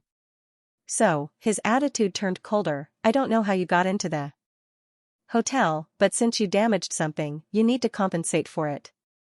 If this madam had controlled herself, perhaps this folding screen wouldn't have been damaged. What nonsense are you talking about? Chen Xingyan was obviously angered. If you have a problem with me, don't insult my mother. This time, Tang Ning heard this. Under Mo Ting's protection, she and Hu Jingjing approached the door. Seeing the scene in front of them, she couldn't help but say to the hotel manager, don't judge a book by its cover. This behavior won't do you any good for your hotel. Seeing that Tang Ning had spoken up, the hotel manager immediately lowered his head and smiled in embarrassment. As the old woman saw Mo Ting and Tang Ning getting so close, she became even more nervous as she wrapped herself up tightly. In order to resolve the matter as soon as possible without being discovered, she said, I will compensate you. But, do you know how much this folding screen costs? Hu Jingjing was about to speak, but the old woman suddenly replied, this folding screen is a brand used by the British royal family. There are less than 50 hotels in the entire world that have the rights to purchase it. When the hotel manager heard this, he was stunned for a moment. His eyes widened in shock. However, his next sentence was much more polite. Then the price. Xiaoxing, give me your contact number. We'll be leaving first, the woman suddenly said anxiously. Actually, even Chen Xingyan was a little surprised that her mother would know about something so exaggerated. At this time, Nzihao stepped forward and said to the hotel manager, put it on my tab. Yes, Mr. and the hotel manager couldn't have asked for more. Afterwards, Nzihao turned to leave with the two women. However, Tang Ning stopped him. Zihao, you still haven't given me something. I'll send it to you later. The woman quickly glanced at Mo Ting and lowered her head.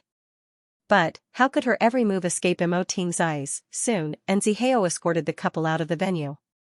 After boarding the car, Nzihao said, Auntie, let me take you home first. The woman's entire body was trembling, but she was actually extremely nervous. Of course, Nzihao was also a little curious about the woman's identity. Mom, how did you know about the screen? I've seen it before, the woman said with a slightly aged tone. Actually, this luxurious home furnishings were opened by an Asian. After all, how could there be a screen in the UK? Furthermore, she had a close relationship with this person. Fine. Don't you have a question for Nziheo? Ask him now. The woman sneaked a glance at Nziheo through the rearview mirror and lowered her head, not daring to look at him. Forget it, let's do it another day. You decide your own business. Nziheo was a little surprised. The woman's emotions seemed to be fluctuating quite a bit. In that case, did you come here to give the hotel money for nothing? Chen Xingyan rolled her eyes. How much did the screen cost? It shouldn't be less than $2 million, Nziheo replied. Chen Xingyan glanced at the woman from behind. Since I'm already your signed artist, then, you can pay for it. You want to be a stunt double?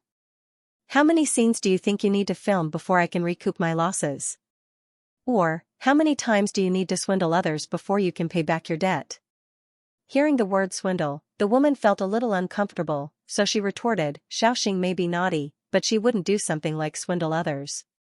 She doesn't need to. The woman did not explain why she didn't need to. So, the two were naturally confused. After escorting the woman home, Nziheo finally asked Chen Xingyan, does your mother seem a little strange today?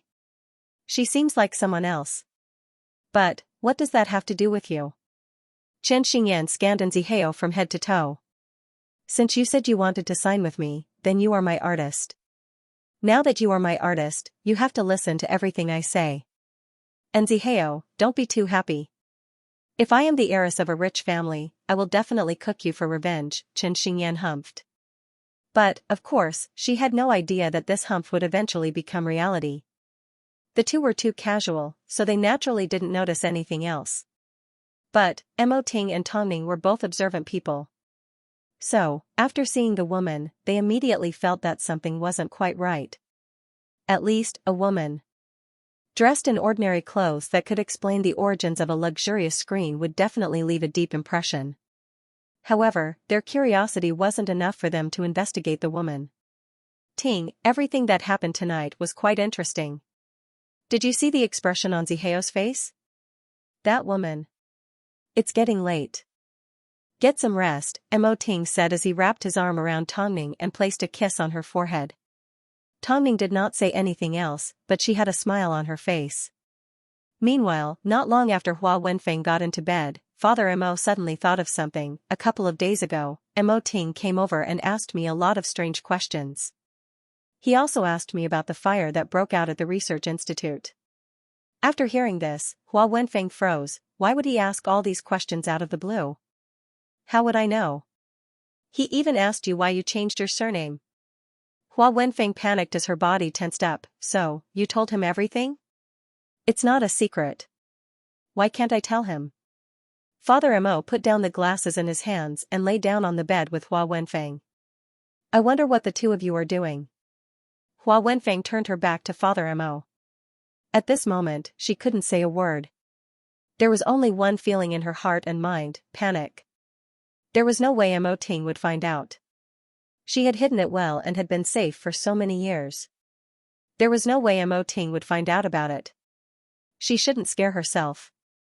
Even so, Hua Wenfeng tried to comfort herself with all sorts of excuses, but she couldn't stop her trembling body.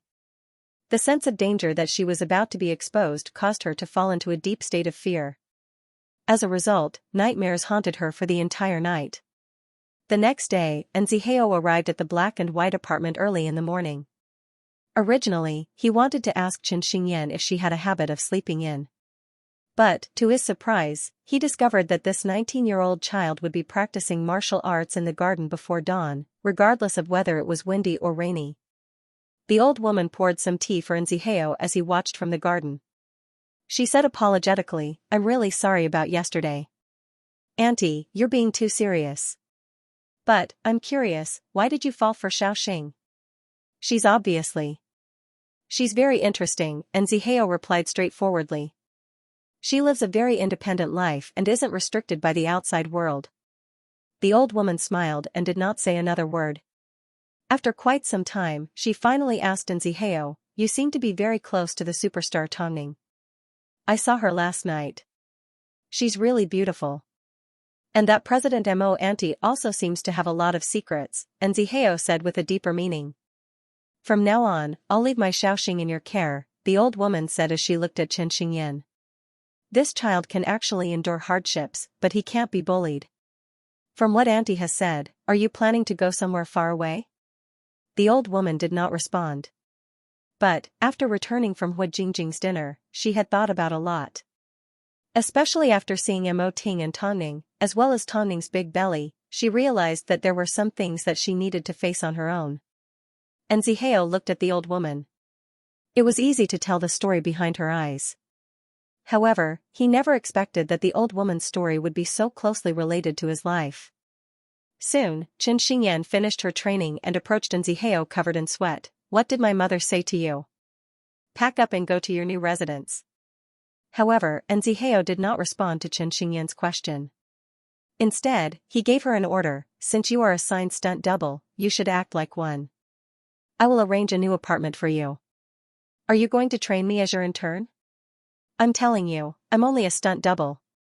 Zihao looked at Chen Xingyan helplessly. But, at the same time, he was glad that, at her age, she hadn't lost her mind because of the extravagance.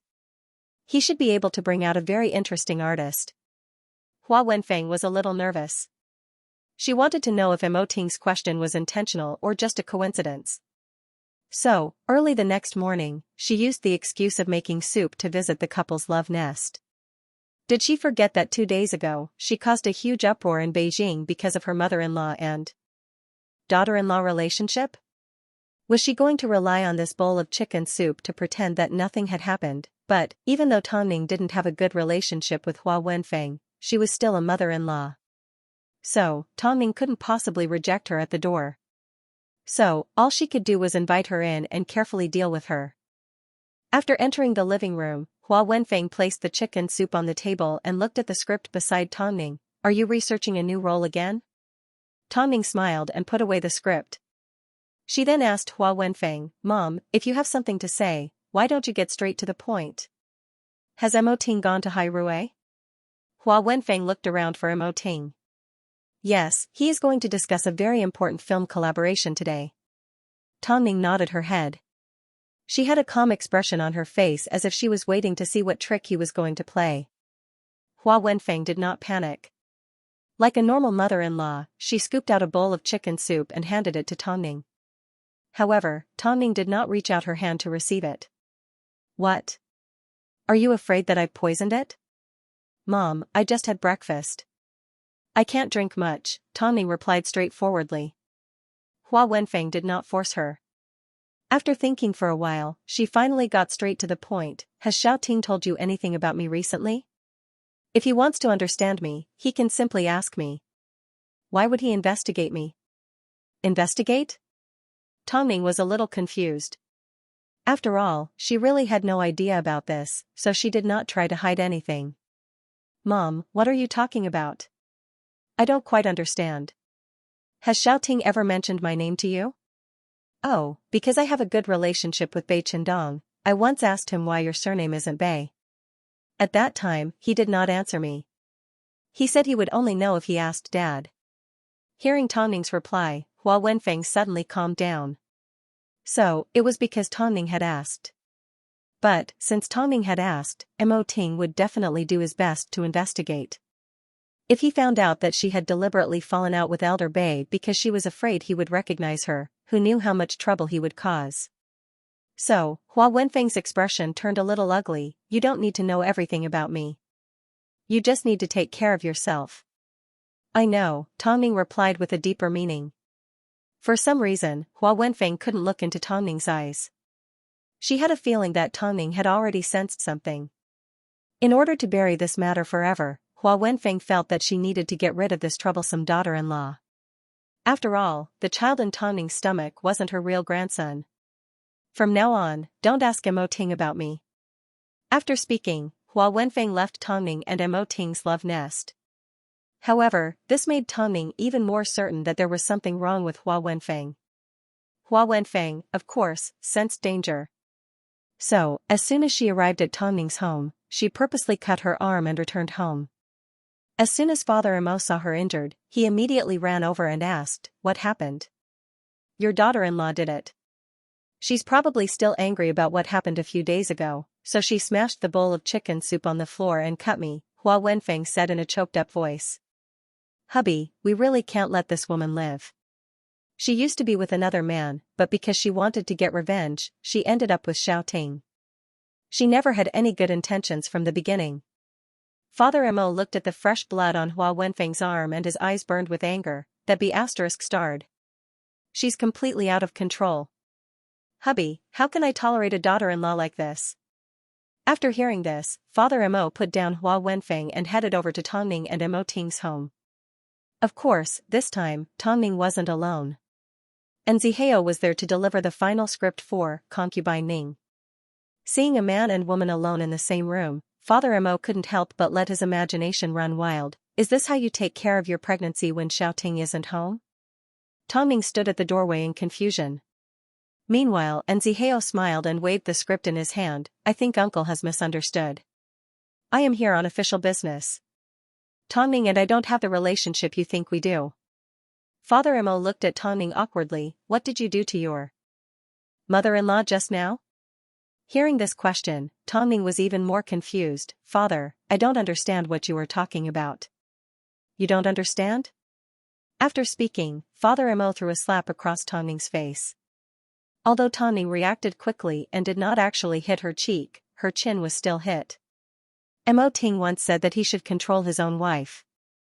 "Since you are so arrogant, don't blame me for taking action." Tongning was a little surprised. At this time, Zihao naturally approached. "Uncle, don't you think you've got a bit overboard? She scratched her mother-in-law and sent Wenfeng home covered in blood. Is that right? I will take Wenfeng to get her injuries examined in a moment. This matter isn't over yet." After speaking, Father Mo turned around and left.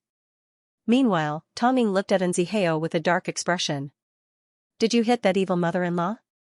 What do you think?" Tongning asked. Zihao thought for a moment and replied, "You have never been one to rely on force to solve a problem. So, I don't believe you actually hit her. In other words, she did it herself." Tongning finished Zihao's sentence. "It seems another drama is about to unfold.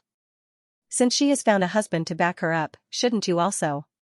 Tongning understood Zihao's hint, but she didn't want to do it. After all, they were Mo Ting's biological parents. She didn't want Mo Ting to be blamed. "I can handle it myself." "Of course, don't think this way. I will endure this humiliation." Father Mo said he wanted to take Hua Wenfeng for a checkup, so the results were sensational. Over half of the Beijing media were alerted. Father Mo is accusing his daughter-in-law of committing a crime by bringing his wife to have her injuries examined.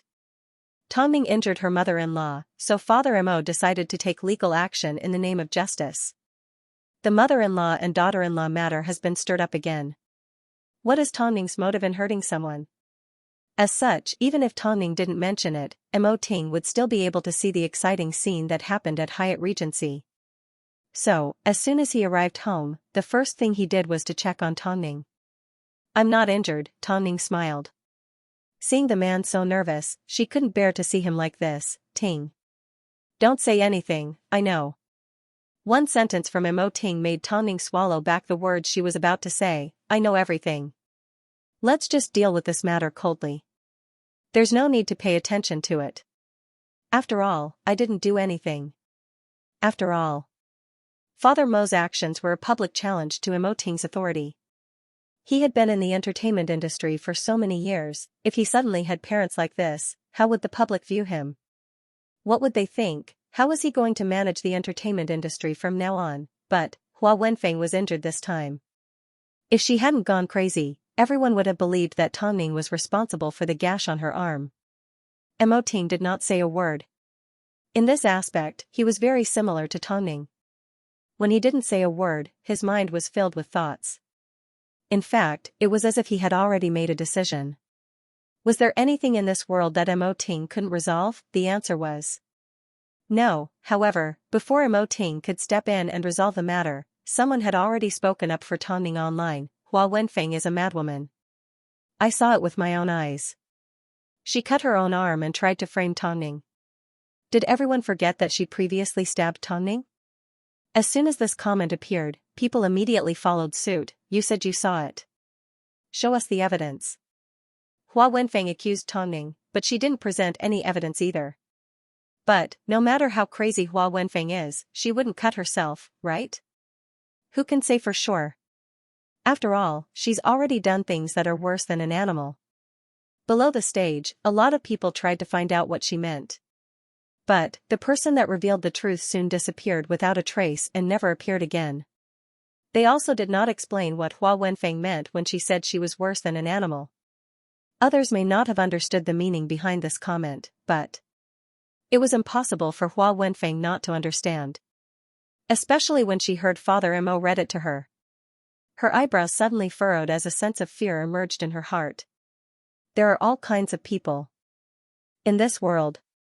I can't believe someone would casually fabricate the truth and believe it. Hua Wenfeng looked at her phone a few times. Deep down, she cared about the comments. But, at the same time, she was confused. No one should have known about this incident. So, why, this was impossible. Absolutely impossible.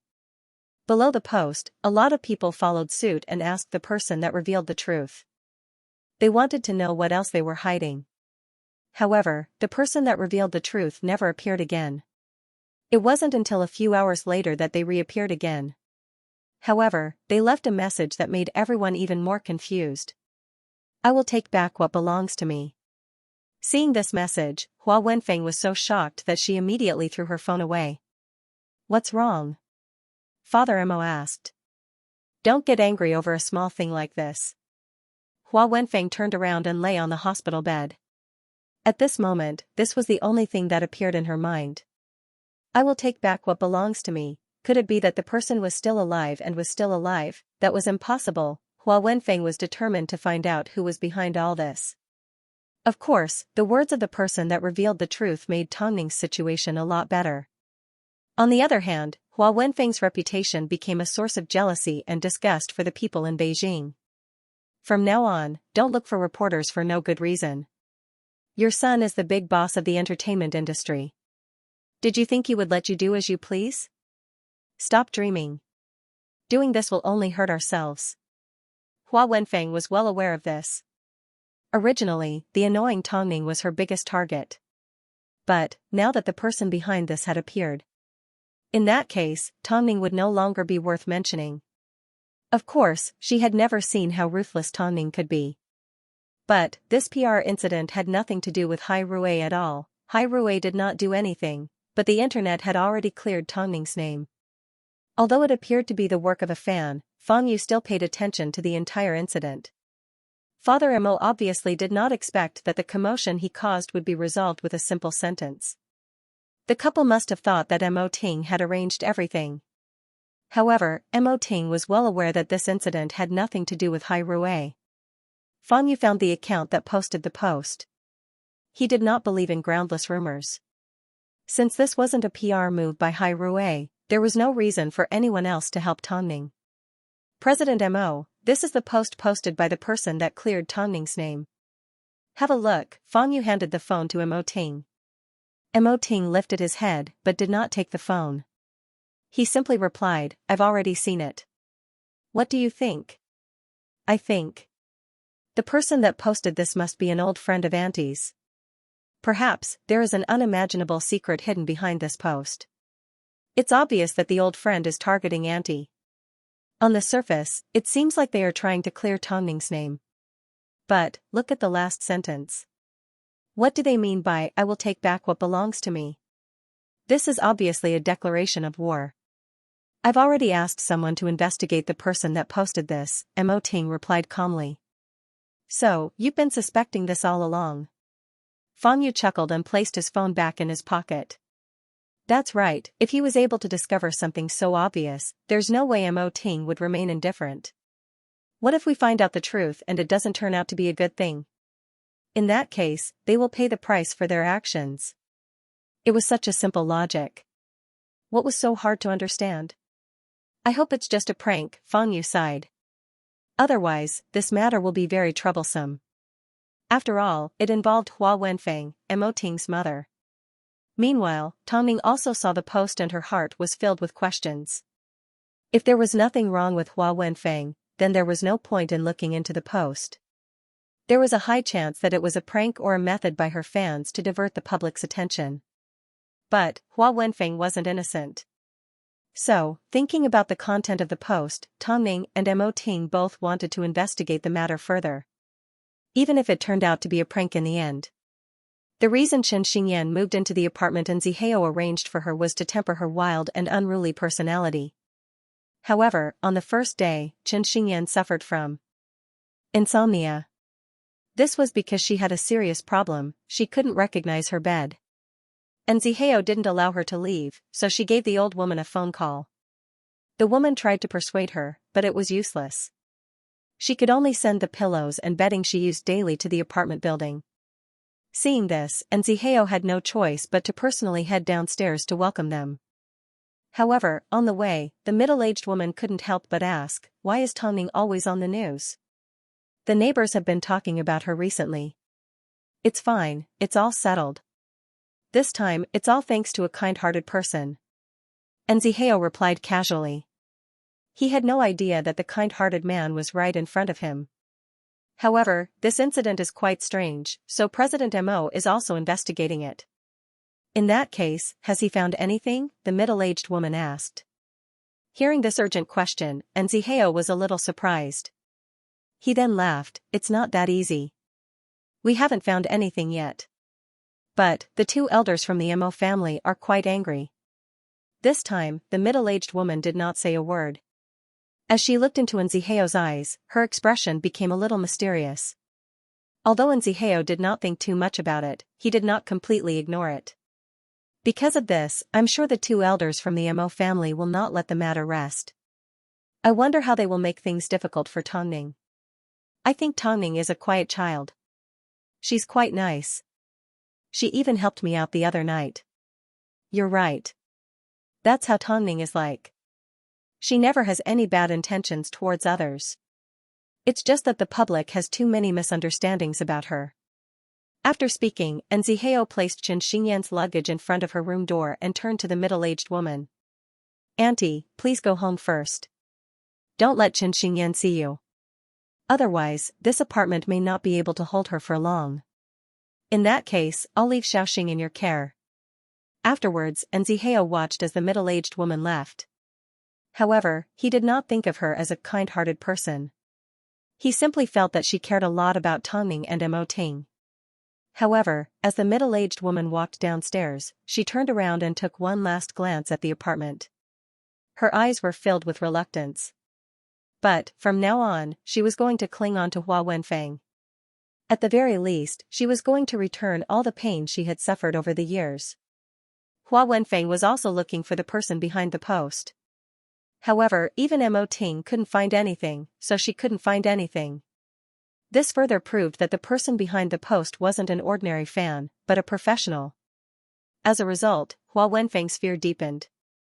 After all, this discovery made it impossible for her to feel at ease. At the same time, she had no idea that she had been exposed in front of Mo Ting. After all, Mo Ting's people were also paying attention to this matter. She had no idea that she was like a mantis, unaware of the aureole behind.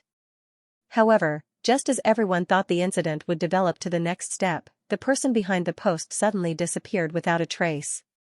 Over the next few days, the search rankings changed a few times, but she was nowhere to be seen.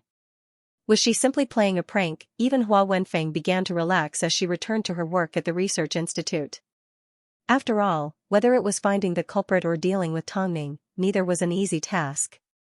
Meanwhile, Tongning continued to study the script for Concubine Ning. For some reason, she had a feeling that something was wrong. Ting, after investigating for so long, we still haven't found anything. I think it's because Mom hasn't caused any trouble. Inside the study room, Mo Ting was signing some documents. After hearing Tongning's words, he couldn't help but ask, are you trying to set a trap for such a small matter? Don't tell me you're not curious. Tongning smiled as she leaned against Mo Ting. Mom has already asked me about your investigation. It's not a secret, Mo Ting replied. Plus, according to Mom's personality, do you think I would set a trap for her? Right now, she hates me to the core. Just wait and see. In less than 3 days, she will definitely come up with something new, Tong Ning said confidently.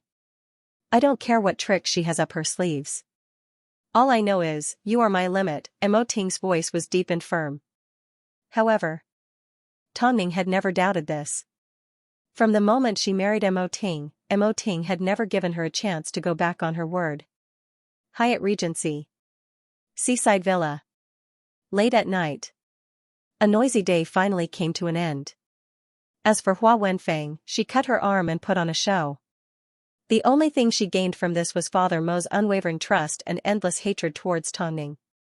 Because, the person that Tong Ning hurt wasn't just anyone, it was his wife. Most importantly, Tong Ning was his and Hua Wenfeng's daughter-in-law. How could a woman with a history of misdeeds like Tong Ning be worthy of his son? Mo Ting must have been possessed. How could he marry a woman like this? How could a woman from the entertainment industry be trusted? Hua Wenfeng knew her words had a deep impact on Father Mo, so she continued to fan the flames. You have a point. Plus, Tong Ning has previously been with someone else and relied on Mo Ting to get to where she is today. Who knows how many men she found behind Mo Ting's back. Every time you mention this, I get angry. Father Mo stood with his hands behind his back as he sneered at Hua Wenfeng. This morning, when I went to look for Tong Ning, I realized she didn't know how to avoid arousing suspicion. She was discussing business with a man at home with her pregnant belly. What business? Only Mo Ting would believe her nonsense. What kind of decent woman would greet a single man at home behind her husband's back? Every word the couple said seemed to have branded Tong Ning as a dissolute woman from the bottom of their hearts. Perhaps it was because of years of prejudice. Father Mo was deeply influenced by Hua Wenfeng and did not have a good impression of the entertainment industry. However, all these years, Mo Ting had never been under his control and never listened to his teachings. So, he had no choice but to turn a blind eye to it. Even when Mo Ting announced that he had married a model, he did not have much of a reaction. He thought, with Mo Ting's power and decisiveness in the entertainment industry, no one would be able to lie to him. But only now did he realize that Tong Ning wasn't a simple woman. He possessed an unfathomable shrewdness. If Mo Ting wants to go into the entertainment industry, I can't force him. After all, everyone has their own ambitions. Plus, he has inherited his grandfather's legacy. But, this Tong Ning, I can't tolerate her hurting you. Hua Wenfeng looked down at her injured arm and said in an aggrieved tone, Hubby, we are just ordinary people. We can't escape the rules of the entertainment industry. Only you would believe that I was injured by Tong Ning. Thinking about the way Hua Wenfeng had been treated, Father Mo's anger intensified. That actress shouldn't think that she can stay by Mo Ting's side safely. Did she think that just because the entertainment industry is in Mo Ting's hands, she would have a backing that would never collapse? Since she likes to use the rules of the entertainment industry to solve problems, fine. These old bones of mine will play with her properly. After hearing this, a smile appeared on Hua Wenfeng's face. She wanted to deepen the relationship between Father Mo and Mo Ting. Only then would she be safe. Alright, go to sleep. After handing everything over to her husband, Hua Wenfeng felt a lot more relaxed. She now needed to put in more effort to find the hidden mastermind. Over the next 2 days, all of a sudden, a rumor began to spread within the industry. Tong Ning was pretending to be pregnant and waiting to give birth, but she was secretly cheating on a man behind Mo Ting's back. Cheating, the culprit was smart. They didn't expose it to the public, nor did they let the sensitive paparazzi spread the rumor. Instead, they slowly spread the rumor within the industry. Their ultimate goal was to infiltrate the entire entertainment industry. What kind of people were in the industry? They were people that would do anything to survive. They had the clearest minds, and had the ability to speak in human language when they saw someone, and speak in a ghost's language when they saw a ghost. In order not to offend Mo Ting, they didn't say anything. This meant, these people weren't as easy to control as the netizens. They were well aware of the rules of the entertainment industry. It didn't take long before Long Jia heard about the rumor. So, she immediately gave Tong Ning a phone call. Everyone in the industry is saying that you cheated during your pregnancy. What's going on? Where did the rumor come from? Tong Ning's circle had always been small. If there was no rumor from the outside and it was only spread within the industry, she would never have found out about it. Rumors like this are just rumors, Tong Ning replied calmly. After all, rumors about me being infertile, my child being unhealthy and a few other random rumors have already spread. Cheating. It is indeed a rumor. Tong Ning, you can ignore this matter, but people will always laugh at boss for being cheated on. Hearing the last few words, Tong Ning froze for a moment as her eyes turned cold. Do you know where the rumor came from? I'm not sure. It suddenly spread throughout the industry, Long Jia explained. It's because it concerns boss's dignity, so no one dared to spread the rumor. They only discussed it within the industry. Okay, I understand. Tong Ning put down her script and finally returned to her senses. She simply wanted to keep a low profile and never wanted to be enemies with anyone. It was such a simple request, but even the heavens refused to grant it to her. Everyone knew that she and Xianxia were on good terms. Now that a rumor like this had spread, it would be extremely awkward between the two of them, whether or not they met in the future. With this thought, Tong Ning finally pulled out her phone and gave Mo Ting a phone call. Ting. I've heard about the rumor that's been spreading in the industry. You don't need to take this matter to heart. Mo Ting did not seem affected at all. If he doesn't take it to heart, would he believe it? His next step would be to say that the child in my stomach may not be yours. Tong Ning revealed a slight smile. When that happens, what are we going to do? What are you going to do? This matter concerns your dignity. I won't allow anyone in the industry to laugh at you and look down on you. You are still the same Mo Ting, the big boss of the entertainment industry. No one can find an excuse to bully you.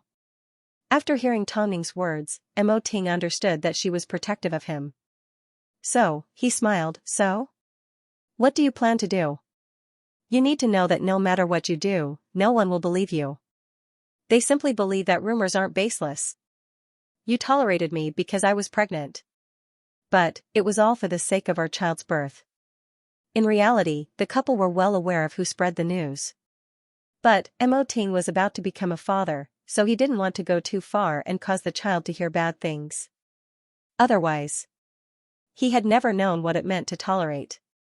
Above all, this matter was difficult to clear up. Even if he used a trick to prove himself, people in the industry would only respond half-heartedly. But, behind his back, they would still take the opportunity to laugh at him. To be able to use such a trick was ruthless. And Xianxia heard about the news from all over the place. Although the source did not mention him by name. He was the only single man that was allowed to enter Hyatt Regency like this. People in the industry directly referred to him as a director and he had no way of refuting them. After all, the people that were discussing this matter were all people with high statuses. In fact, they were people that exceeded a newcomer like him.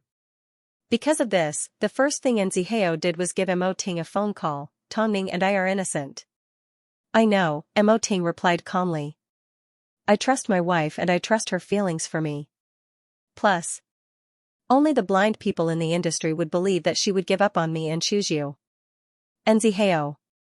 No matter how harsh Mo Ting's words were, at this moment, Xianxia was satisfied with Mo Ting's attitude. However, when he saw Tong Ning in the future, he was bound to feel a little awkward. What's with that sour face? Did you run into some trouble? Xianxia asked as she saw Xianxia staring blankly into his phone after finishing her practice. Xianxia originally wanted to bury the matter deep in his heart, but apart from Xianxia, there was no one else he could confide in. So, he explained the entire situation to Xianxia. After hearing everything, Xianxia looked at Xianxia and couldn't help but slap her thighs and laugh. You be *starred, to think you would have such a day. I said it because I wanted someone to share the burden with, not because I wanted you to treat it as a joke. Xianxia's tone became a little heavier. In reality, he had overestimated Xianxia. Why did he say it out loud to embarrass himself? What kind of advice could a 19-year-old child, and such a willful person, come up with? Seeing that he was really angry, Xianxia quickly reached out and pulled him back. You're a big man, how can you be so petty? This might be a joke to you, but to me, this concerns the reputation of a good friend. Okay, I got it. I'll admit my mistake, okay? Chen Xingyan quickly raised her hands in surrender. But, speaking of which, the person behind this is quite evil. Isn't it obvious that they want her to get a divorce? And Zihao looked at Chen Xingyan like he was looking at an idiot. Don't look at me like that. Actually, it's because you weren't paying attention that people took advantage of you. In reality, Chen Xingyan was right. Perhaps, the main problem was that he had treated Tongning too casually. Do you know how to comfort people?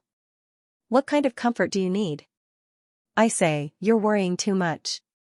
Since it's nothing, what are you afraid of? The culprit likes to see you panicking like this. Aren't you playing right into their hands? Chen Xingyan rolled her eyes at Zihao. Tongning has a high EQ, let alone President Mo. All the important resources in the entertainment industry are in his hands. If you create trouble for yourself like this, aren't you looking down on their intelligence? After hearing this, Zihao's mood seemed to improve a lot. If you're so worried about Tongning, you should be worried about her first. But, if I find the person that came up with such a dirty trick, I will definitely beat him up until he's crippled. For Chen Xingyan, if there was something in this world that couldn't be solved with one beating, then he would do it twice. You have an audition tomorrow. Get ready. After saying this, Zihao turned to leave. However, just as he was about to leave, he noticed an injury on Chen Xingyan's arm. So, he immediately grabbed onto it and asked, how did this happen? It's from practice. Chen Xingyan casually replied. It doesn't look like a new injury. After speaking, Zihao turned his head and looked at Chen Xingyan's motorcycle. With a gentle touch, the wheel fell off. Did you go racing? That's part of the job of a substitute, then why don't you remove your own leg?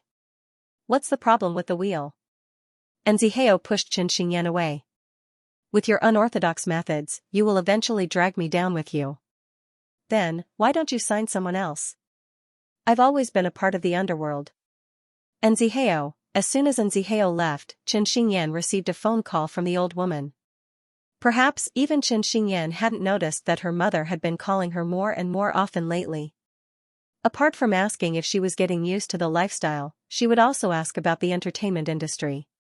Chen Xingyan originally didn't have much to say, but when she thought about Zihao's problem, she casually mentioned it. As soon as the old woman heard it was related to Tongning, her expression darkened. Does that woman really can't stand being lonely? What?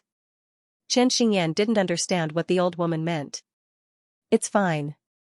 Since Mr. N is in a bad mood, you should comfort him and stop causing trouble. Chen Xingyan rolled her eyes at the empty air. I'm hanging up. After Chen Xingyan hung up the phone, the old woman lowered her right hand. For some reason, Hua Wenfeng had once again challenged her bottom line. What benefit did Hua Wenfeng get from framing Tongning like this? From the looks of it, she would need to make a move to hide her identity. However, the situation this time was a lot trickier than before. After all, she had no way of coming into contact with the higher-ups of the entertainment industry. If she revealed the truth, it wouldn't do Tongning any good. So, what should she do to prove Tongning and Zihao's innocence? It seemed, she needed to find a way to get close to Hua Wenfeng. However, the situation developed faster than everyone expected. Just as no one was able to come up with a plan, a new version of the rumor began to spread.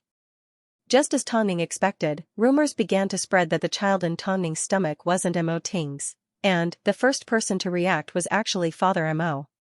It didn't take long before Mo Ting received a phone call. In a questioning tone, he asked, I heard rumors that Tongning's child has nothing to do with you.